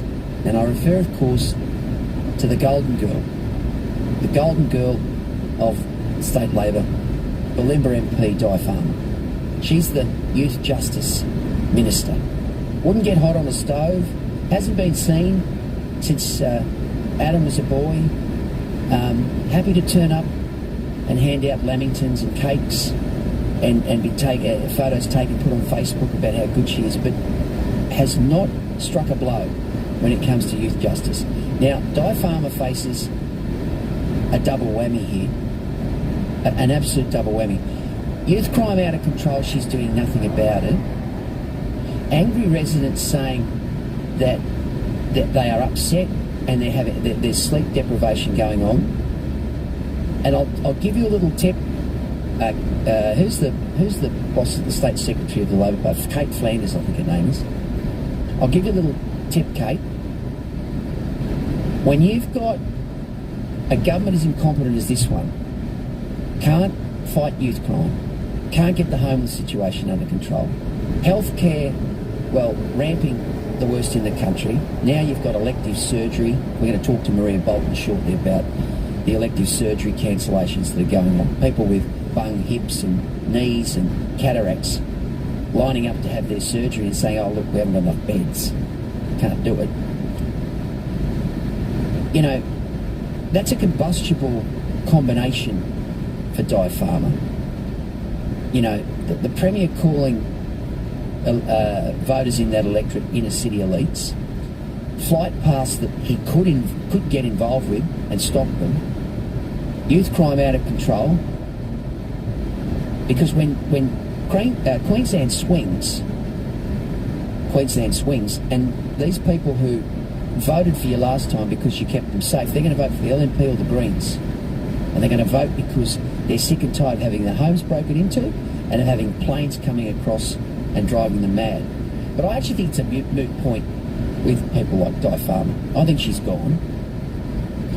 I think people have made their minds up already. We're 5 months out from this election. She's a liability, and I think she'll get punished at the next election. I think people like Don Brown in Capalaba will be punished. Don thinks that the youth crime crisis is a beat-up. Mick de Brenny again, another minister who is simply incompetent. He couldn't, QBBC, he was in charge of the QBBC for years. I think he might still be in charge of the QBCC. And it's a basket case. Now he's in charge of all these hydrogen projects, these phantom projects. And don't be surprised if another one of the world's worst ministers, Grace, pulls the pin before the election as well. She can see the writing on the wall. She's another incompetent. No hope on October 26th. The Greens will win that seat, McConnell. Jonty Bush in trouble in Ashgrove. So what I would suggest to the Premier right now is get that aviation fund, whatever it is, what's it called, the Attracting Aviation Investment Fund, 200 million, and instead of propping up wealthy Middle Eastern airlines and driving residents mad because of the fact that they are being woken at 1 a.m, 2 a.m, 3 a.m, 4 a.m, 5 a.m, because of these flight paths, disband the fund and give people a little bit of peace. That could be your legacy, Stephen Miles. That can be your legacy. It's 4:17. 4BC Traffic, brought to you by My Car Tyre and Auto. People first. That breakdown is now cleared from the Logan motorway eastbound in Parkinson, but delays still remain really heavy all the way back to Ellen Grove. There's a dirt spill on the Warrego Highway inbound in Riverview. That's got delays back to Caroline. Some Henry Highway inbound delays from Sumner to the Jindalee Bridge, and the Gateway motorway is heavy northbound from Broondall up to the Bruce Highway, and delays on Gympie Road northbound in Aspley. With traffic every 10 minutes, it's Olympia on 4BC. Morning, Belinda. I heard you and Barry got a Toyota BZ 4X all-wheel drive. Yeah, we did. What about the dirt track to the farm? It's got X-Mode with all-wheel drive capability. Small space inside? Nope, it's got lots of leg room and more. Plenty of tech. Packed to the brim. So, what made you switch? Well, it's a Toyota. The all-new, all-electric Toyota BZ 4X. Charge on, a lot of feeling. Toyota. Care and consideration.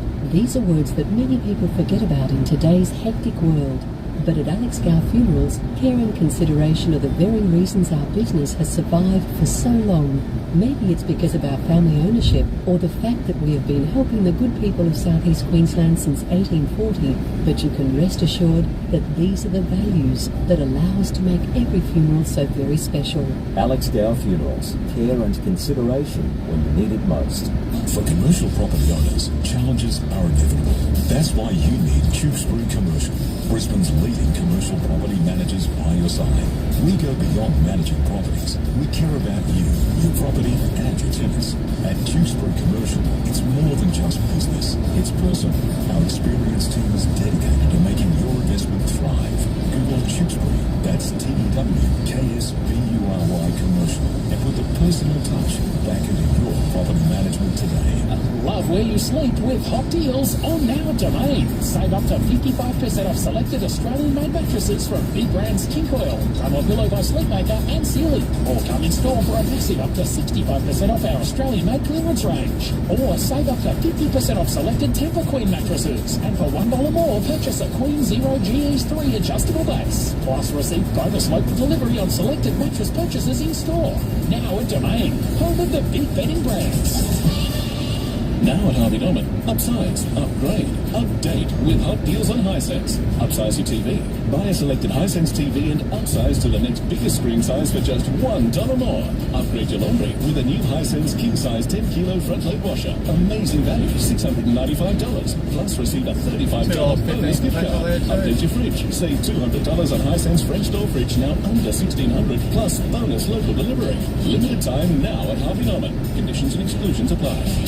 Tonight, 9 News has exclusive video. Felix hunts teenage arsonists after 2 new Mango Hill hunters set alight. Today's federal budget bombshells explain what's really in it for you. And international flights slashed in price. 9 News at 6. International flights. Domestic flights are going until 6. This is Drive with Peter Gleeson on Brisbane's 4BC.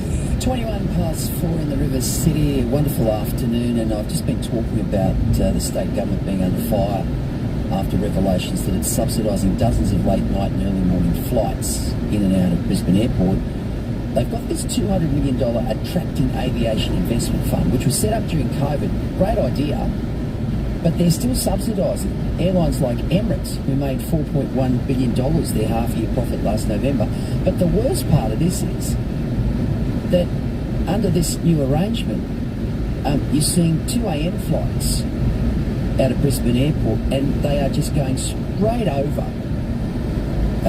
a whole range of Brisbane suburbs, and they're getting down as low as 2,000 feet. So the homes are shaking, people are not sleeping. Nicole says, this is my bugbear, Peter. The flights have just started for the afternoon here. Flying so low, so loud it rattles our windows, wakes us up during the night.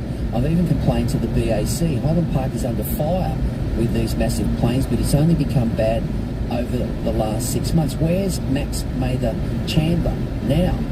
Well, Nicole, I can tell you where Max is. He's in Canberra. He'd be at their buffet tonight, the federal budget buffet. I mean, the Greens will say anything to get elected. That's what you've got to understand. Anne says, Gleeso, here's a thought. Giggles could divert the funds from international airlines into our struggling housing industry to get some roofs over the head of our homeless. Well, I put the challenge out today, Anne, to Stephen Miles. If there's one legacy you can introduce before you go on October 26th, Stephen Miles, let the good folk of this city not have to put up with these 2 a.m. flights, 2,000 feet above them. People are not sleeping, Stephen. Get that through your head. Peter Fegan, senior reporter for 9 News, and of course, Weekend Mornings host on 4BC, joins me. He's got the latest from the Totai Kefu sentencing hearing. Pete? G'day, guys. It's just wrapped up again for another day. Unfortunately, we didn't get the sentences handed down today. That date will be set later on. The judge has decided to reserve that right. So he's going to go through all the submissions from both of course, the prosecution, and then we'll hear the submissions of the defence as well, which we sat through today. There's a stalled vehicle ahead. Today, unfortunately. What was said today, Peter? I know there is a debate as to whether it's a particularly heinous crime. I know that's one of the issues that the judge is weighing up. Yeah, it certainly is, Gleeso, and you've nailed it, mate. That's what they've talked about today, whether or not the crime was particularly heinous. Now, look, as they do, and I mentioned yesterday, they go through a number of different court cases from whether it be 2, 3, 4 years ago to use as examples. We heard a lot of those today, but Gleeso, we're also starting to now learn more about the offenders. We learned that one of them was born in a refugee camp in Africa. His father is currently behind bars at the moment for domestic violence offences against the mother. He was, obviously, he lived in that sort of in a childhood that wasn't, obviously like a lot of us live in. It was quite a violent childhood. And then we heard about the other offender who, struggled with, he struggles with anxiety and things of that nature. He's a bit of a loner at school. All those sorts of things that we start to hear today from the defence. We call it, get the small violin out and start playing it. But I mean, it's important in a court case because they are trying to defend their clients as much as they can. Again, we were delayed today, Gleeso, because corrections couldn't get the boys here on time. There was a 9:15 set down, so Ben Cannon and the Kefu family are here. They then have to sit around for another 2 hours to wait for some bonehead to get them here from corrections because they couldn't do it. It's 2 days in a row now. For some reason, even the judge turned around to corrections and said, you're only at Waco, why can't you get here on time? You got one job. That's a mystery we don't know about yet, but those are the things we heard today, the submissions back and forth from both the defence and, of course, the Crown. The Crown thinks it is particularly heinous and thinks that this is some of the worst offending that he's seen in his time. He's calling for a sentence in excess of 10 years, whereas the defence, on some occasions today, have called for the immediate release because they've done 1,002 days in custody. It is a difficult back and forth. I mean, these defence lawyers have a job to do, but it's hard to listen to because I've heard all the facts from yesterday. I've heard that what had happened to the Kepus. I heard that at one stage, one of the boys raised a sickle above his shoulders to strike Rachel Kepu. Her arm was nearly severed off. They stabbed Totai Kepu until the skin peeled back and he placed his hand inside his stomach to stop the bleeding. Their eldest son was stabbed in the back. And also we heard today, Gleeso, a very good point made by the judge as the defence was trying to argue that these boys have learnt their lesson. The judge turned around, Lisa, and simply said, your clients had the option to walk away. Tonai Kepu and Rachel Kepu offered you the opportunity to walk away, to take the keys and leave, but you decided to stay and continue the violence. And I think that is something that's resonated with me today, Lisa. Something we all need to remember when these boys are finally sentenced, which possibly could be in a few weeks, we don't know, is that they had the opportunity, Lisa. They had the chance. Tonai Kepu said to him, take the keys and leave. Rachel said, take the keys and leave, but they decided not to. Another point that was raised by the judge today was that they were armed, so they were ready for confrontation, and they were greeted with it. So those weapons were there on themselves because they were going to break into a house, and if someone stopped them, they were going to use the weapons, and that's exactly what happened. So these are the major points we learned today. Good stuff. Peter Fagan, really appreciate you joining us as always. Thanks for joining us on Forbesy Drive. Anytime, please. Cheers. Well, we're talking about flight restrictions and whether, in fact, we need a change to the way the government is handling this so-called Attracting Aviation Investment Fund, $200 million, which means that they are actually paying airlines like Emirates, who made $4.1 billion half-year profit last November, to actually fly out of Brisbane. The real issue is the time of day in which they're flying out. There's a 1:55 a.m. service to Dubai. There was a 1 a.m. service to Nauru just last night. And the flight path seems to sort of head over Mount Gravatt. And the problem too is that they're very low. We're getting plenty of text on this either way. Robert from Jindalee says, flight restrictions are restrictions to tourism and a hit to the local economy. Nauru flights depart and arrive at a sensible early local time, as they're 2 to 3 hours ahead. Having the flexibility to depart at any time of the day in Brisbane is a strong convenience for tourism. People complaining can suck it up. It doesn't bother me, says Robert from Jindalee. Now, Jules also says planes fly. I'm sure we'll agree on this. I live directly under a flight path, and it is what it is. Loud, yes, but done and dusted quickly. I'm just bloody grateful they aren't dropping bombs on us. This is a first world problem. Thank God I live where I do, flight path and noise included. I'm fortunate enough to have a roof over my head and a bed to sleep in. John says Max, as in Max Mather Chandler, is enjoying the chairman's lounge at the Brisbane airport. You can guarantee that the Greens always lap it up. What do you think? I mean, I have empathy for those who are living in Brisbane who cop it from flight paths. I certainly do. I lived for a very short period of time in Bulimba. It didn't worry me, but I didn't hear a plane at 2 o'clock in the morning as is happening now. I think that's the key here.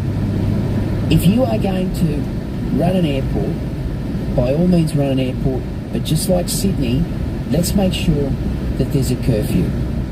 If there are flights coming over your home at 800 or 700 metres, so 2,000 feet above you, those big Boeing 747s or the A380s that make a real noise, they're huge aircraft, and they're shaking your home, and you are waking up as a result, that's not living.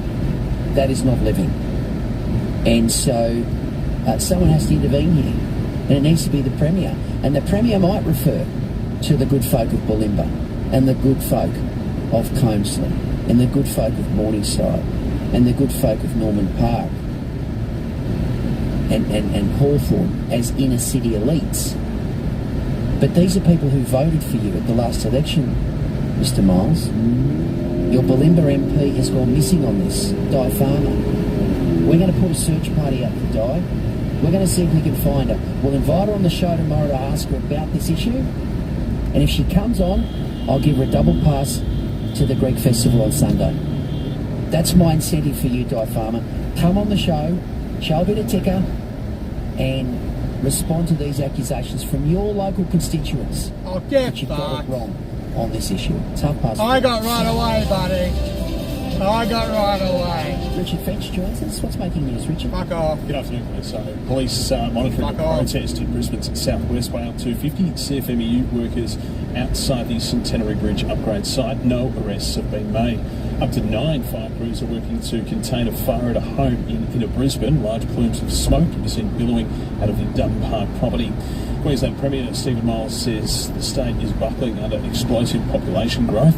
In the year to September, the Sunshine State's population growth is 2.7%, the highest in more than 15 years. Households are likely to see further energy bill relief and changes to some welfare payments as part of tonight's trying to overtake me on the left-hand side. And you won't Queensland work, researchers are taking part in the world's biggest study into destructive internet use in young people. In sport, breaking the law, following me up like a metre from my bloody car. To miss the rest of the season with a wrist injury. Old Tristan Saylor could be out for up to 6 weeks. 487ZSA, it's a white four-wheel drive. At 5. Way over the speed limit. Queensland covered surge. He's got to go left anyway, so what are you doing pushing someone in the right-hand lane? Road at Barton Street, also a crash I'm doing a speed limit on Kingston Road just near Reserve Road. That's causing delays in both directions. The breakdown. Hey, burn on burn off. I just had this idiot behind me trying to overtake me and all sorts of shit. Now he's hopping right over to the right-hand lane again. An idiot. Especially when the speed cameras along here too. In 800 metres, keep left to stay on. I got about 42 minutes. The Gateway Motorway, Gold Coast.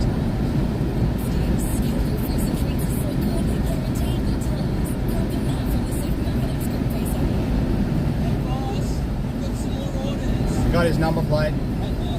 Got some cool shit in there. Got it on camera. To stay on M1. I won't be too long. I can't wait to get home and have a shower and have something to eat. Get off the road. Sick of idiots on the road. Bloody Queenslanders. On M1 for 15 kilometres. Sorry about that, chat. Not going to be intimidated on the road by anybody.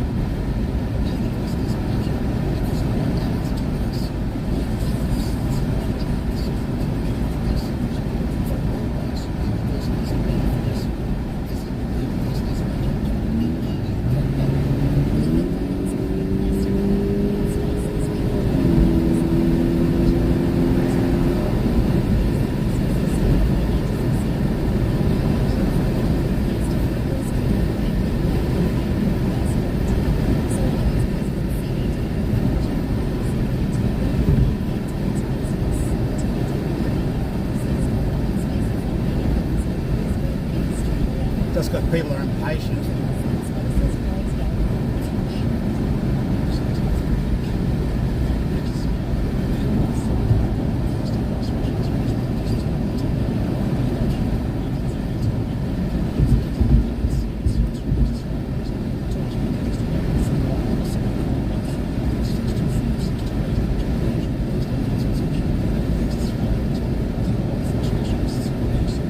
Good.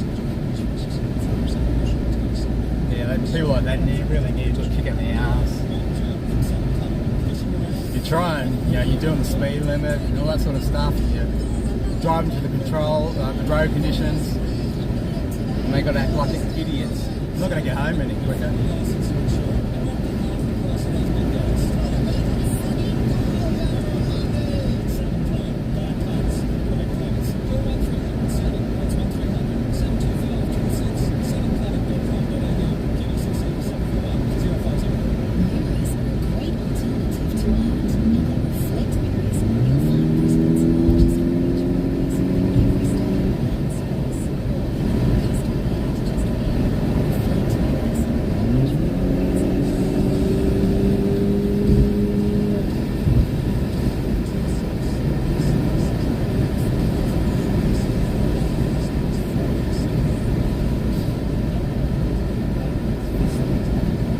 Not too far away from home.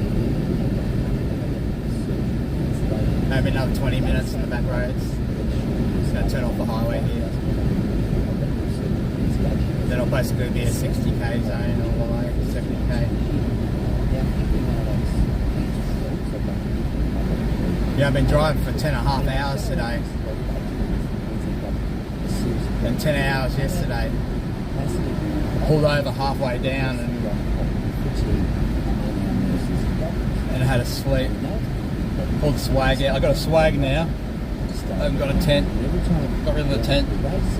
State government and the Economic Health Minister, this time of course going to show you that they declared the concerns as the repeater. So where does the truth lie? Are our politicians to blame, or are there more factors adding to the mess? Now, to help bring some sense to the matter, it's a very good afternoon to Dr. Maria Bolton, who of course is the president of the Australian Medical Association of Queensland. Dr. Bolton, thanks for your time. You know, what's your read on that was a P plane at beside me that holds. You know, where do you think he wasn't doing nothing? He was alright. These have been issues for quite some time now, and this thing can move when it wants to. 2021 to look at issues with banking at hospitals, and one of the recommendations that we made at the time was that hospitals should run at 90% capacity so that when there's surges, like happens when there's, for example, cases of viruses doing the rounds. Well. Continue on M3 for 800 metres. In 200 metres, continue straight to Stephen Beams Road. COVID or RSV or influenza like they're experiencing now, there's really no capacity to take on extra load. And if there's no hospital beds available, for example, then that means that sometimes they may look at the elective surgery list. These idiots don't realise they're on camera too. Got a multiple camera set up in my car now. Front, back. So that's the reason that we're getting these cancellations. We've got an upward surge, obviously, in flu cases, possibly COVID cases. And records everything on SD card. They effectively say we can't actually do this surgery. Correct. And then there's a stream. Thing to do. The issue is that then there's patients waiting for a long time on the elective surgery list, and we know that these surgeries. Yeah, that's what I've done. Even though I still had too much stuff with me. But the swag is a good idea. I got a King's one. It was only about $200, $189 or something on special. And they're like made of that canvas stuff, and it takes 2-3 minutes to put it up, and same to put it down and roll it up and put it in its bag and chuck it in the boot. You don't even need to have a cover over the top like a canopy or anything. So you know they're really good, and they got a mattress in them. I got the double one, so it's like a double bed.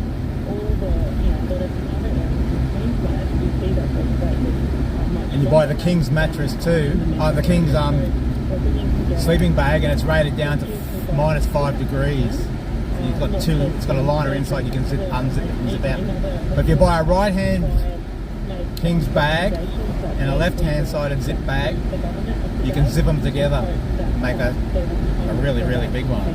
It'd be like a double-double.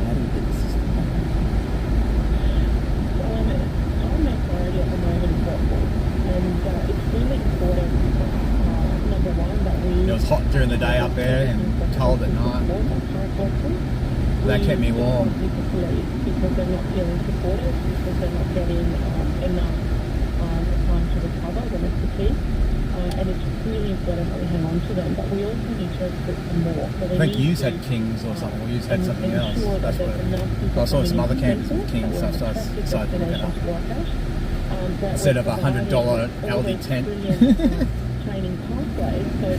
They get swamped out with water when you get a big storm. It ruins your camera. Do you end up getting insurance on the car and the camera?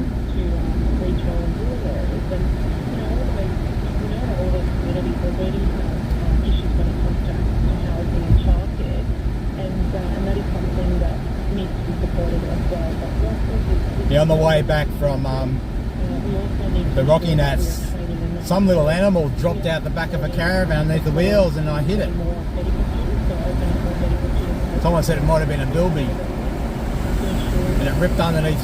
So I got plates, these like sort of real thick cardboard, hard cardboard plates that run all under the car for aerodynamics, and ripped one of them apart. So I've got to replace that. Yeah, my whole car's covered with them underneath. It's for aerodynamics, like Formula One.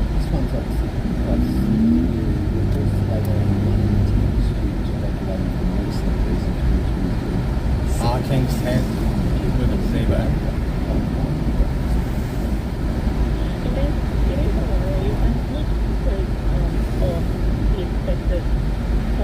Yeah, I didn't bring that big gazebo thing and that this time. So I just kept that for the car in case I wanted to put the car under something.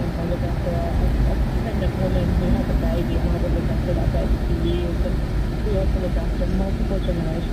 so they should. The amount of money you pay for insurance these days. And I suppose you had to pay an excess too. When I'm feeling better and engaging back in work and with the family, it's just so special. But and that's why we're calling for the government to increase support for doctors who want to become GPs. It's always good. I've got to get all my camera gear and that insured for when I'm driving around. I got the Starlink on the roof. So I basically used the Starlink to stream all the way home. Even up there, there was no 4G signal at all at the racetrack. Springmount racetrack. $1,000.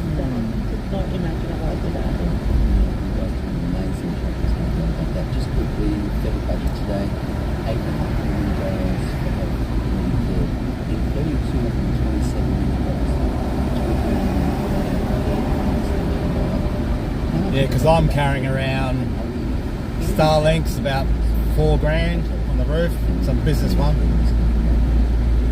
Computers and live view, so I got about $20,000 at least worth of streaming gear and phones and stuff like that. 4 cameras that are valued at like $1,000 each.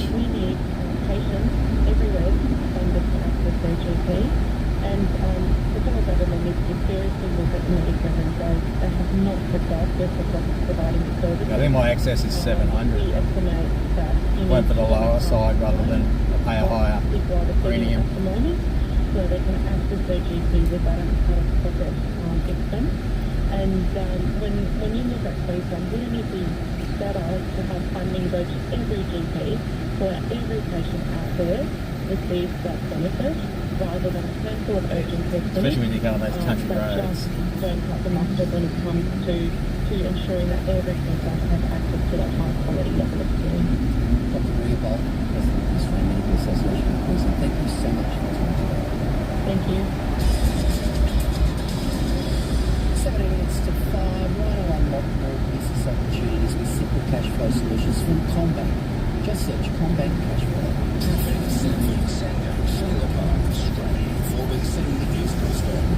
In Oxford, there's a crash on the M1 northbound, delays it back to Helensvale. Also a crash in Archerfield on Ballum Road and Barton Street, minor delays there in both directions. And a crash in Slacks Creek on Kingston Road just near Reserve Road. Logan Motorway is heavy eastbound from Ellen Grove to Parkinson, and the Western Freeway outbound to Wong to Fig Tree Pocket, and Pacific Motorway outbound in Greenslopes. With traffic every 10 minutes, it's Olympia on 4BC. Love it when you tell your friends about something you've heard on 4BC. But they can hear it too. Download the podcast and catch up at 4bc.com.au. One in August out the back of Leeburn Sprints. It's like a historical one where they have all the old Formula. This will be the first Formula 1 racetrack in Australia. It's out behind Warwick, out the Darling Downs. I went there back in about 2012 or something. I'm going to do it again. We're camping out there for the 2 to 3 days.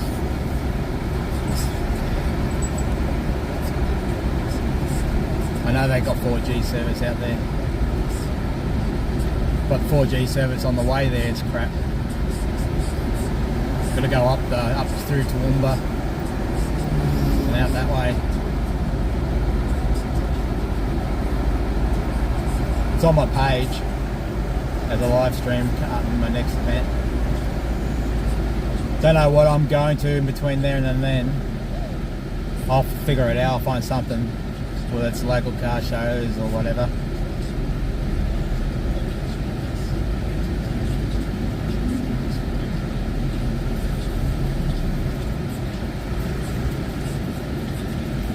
So I've got solar panels and stuff because there's no power where I'm going. I'm going to try and get a media pass for this one, since I've filmed it before on another channel.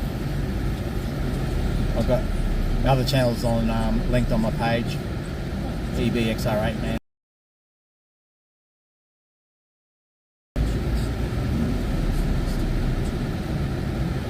I made another account up and then I just kept going with that one.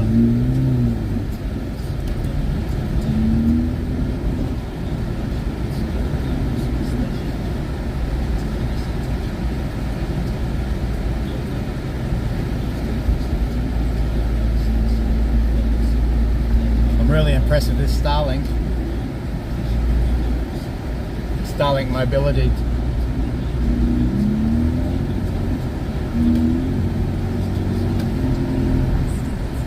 Cost me $1,500 for the data for the month, for a terabyte.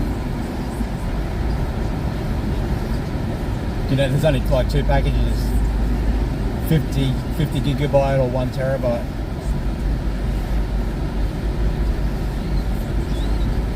So I've got about 100 videos uploaded. When I get home, I'll sort them all out and I'll post them on my page. Most of them are in 8K because I had no cell service. Then I figured out, I taped the round to my door of my car and I pulled up next to the burnout pad. And that's how I end up streaming in Starlink. But then it got blocked because of the music that was being played.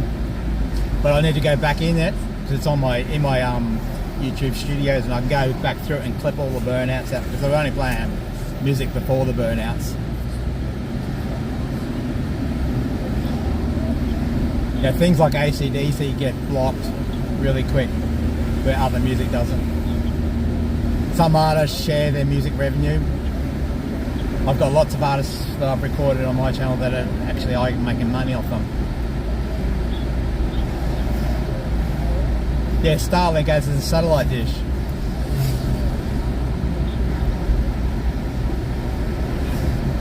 I got it on roof racks. It's the only one, the mobility business one is the only one that actually you can use when you're mobile.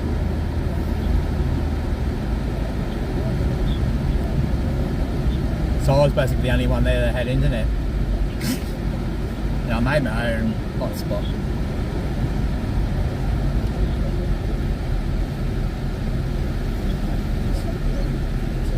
I think I've got pictures of it on my community page on top of my car. Yeah, I have. If you want to have a look on the community page, you'll see it, the white thing sitting on top of my car. Had one woman come up to me, she goes, "Are you Mr. Google?" She thought I'd like the Google car driving around. She came up to me a couple of times on the weekend. She wanted me to stand in front of my car and take a picture of me in the car. Because it's big and white, and she thought maybe it was that camera thing or something, I suppose, I don't know. Yeah, so it's the big dish out of a lot of them. It just sits flat on the roof. It doesn't have no motors or anything. And it's the one that connects to more than one Starlink satellite at a time.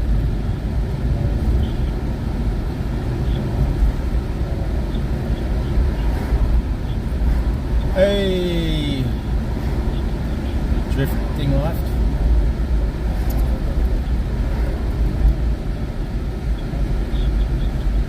Yeah, while you're away drifting live, I had another idiot on the roads again, another one trying to overtake me and all sorts of shit. Then coming back up, sitting behind my ass like a metre behind my ass, honking the horn and all sorts of shit.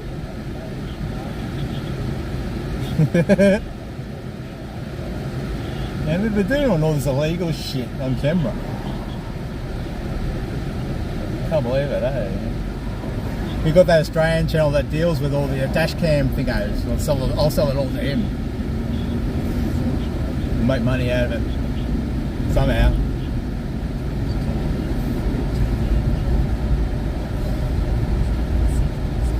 It seems like you get one idiot and you get rid of it, and then all of a sudden you got another one. I used to get that up when I was living out in the country, near the highway. I'd pull out of my house, you know, your car's not even warmed up, and I get these idiots on the car hassling me already.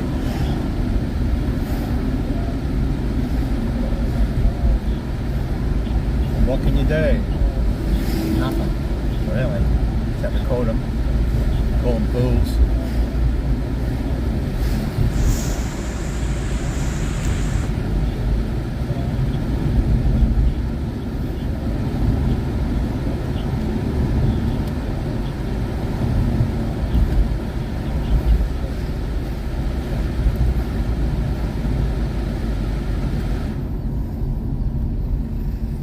So they're the other two cameras I got, but they're not going at the moment, those ones.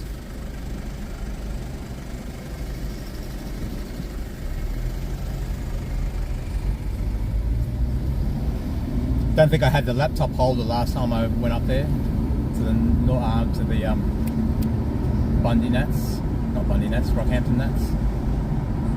So I've got a switcher here. I've got another camera, as you can see there, with a big dead cat and a mic.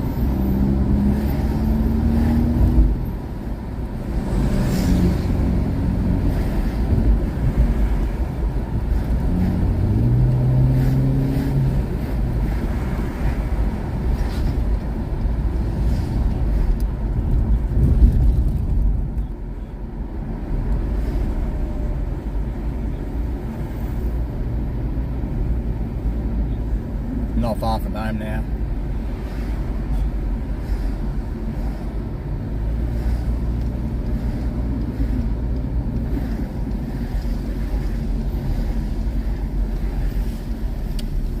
How much is petrol here? $1.93.4. Not too bad. Don't need it.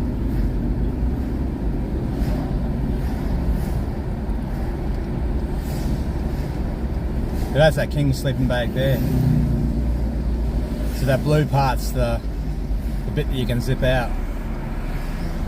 If you want to use it for summer, you just pull that part out.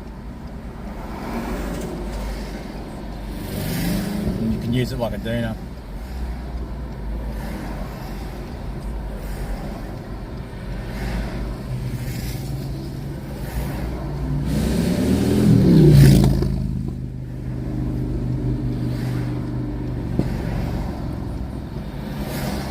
Got my laptop sitting here on the holder so I can just do streams, you know, go into YouTube and create another stream, all that sort of stuff.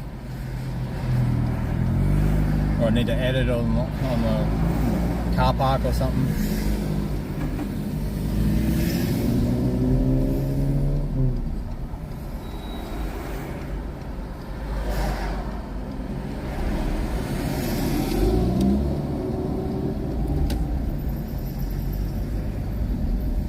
I'll end the stream in about 5 minutes.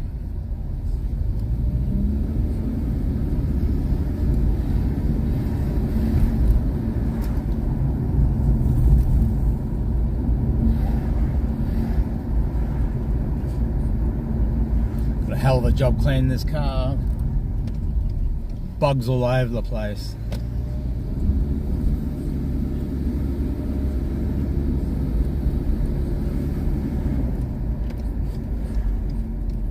I'll be doing that the next day or two. I suppose I better do it tomorrow before they bake on the sun. They're all over the front of the satellite dish too. They've been splattered. That was from driving last night, I reckon.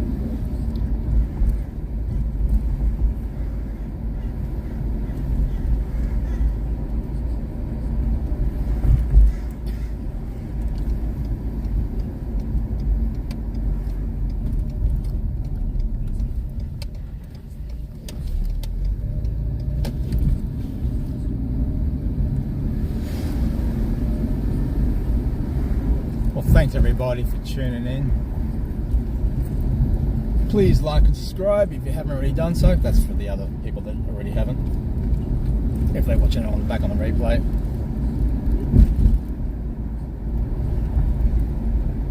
And I hope to catch up with you sometime.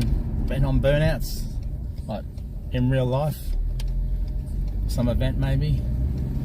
Maybe I'll come down your way sometime.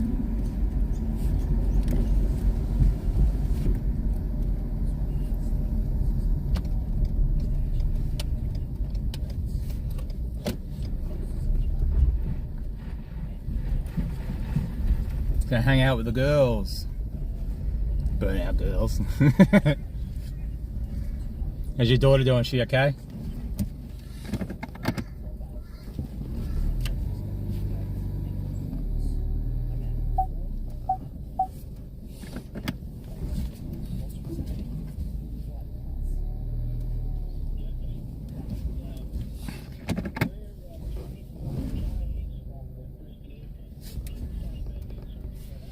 Okay, everybody. Just park the car and I'll end the stream. I'm going and have a shower and have something to eat. Don't know which one first. Okay. Thanks everybody for being in chat. I'm gonna repeat myself. I'll catch you around. Take care. Yeah, Nitro Champs. Okay. Is that an event, is it? Anyway.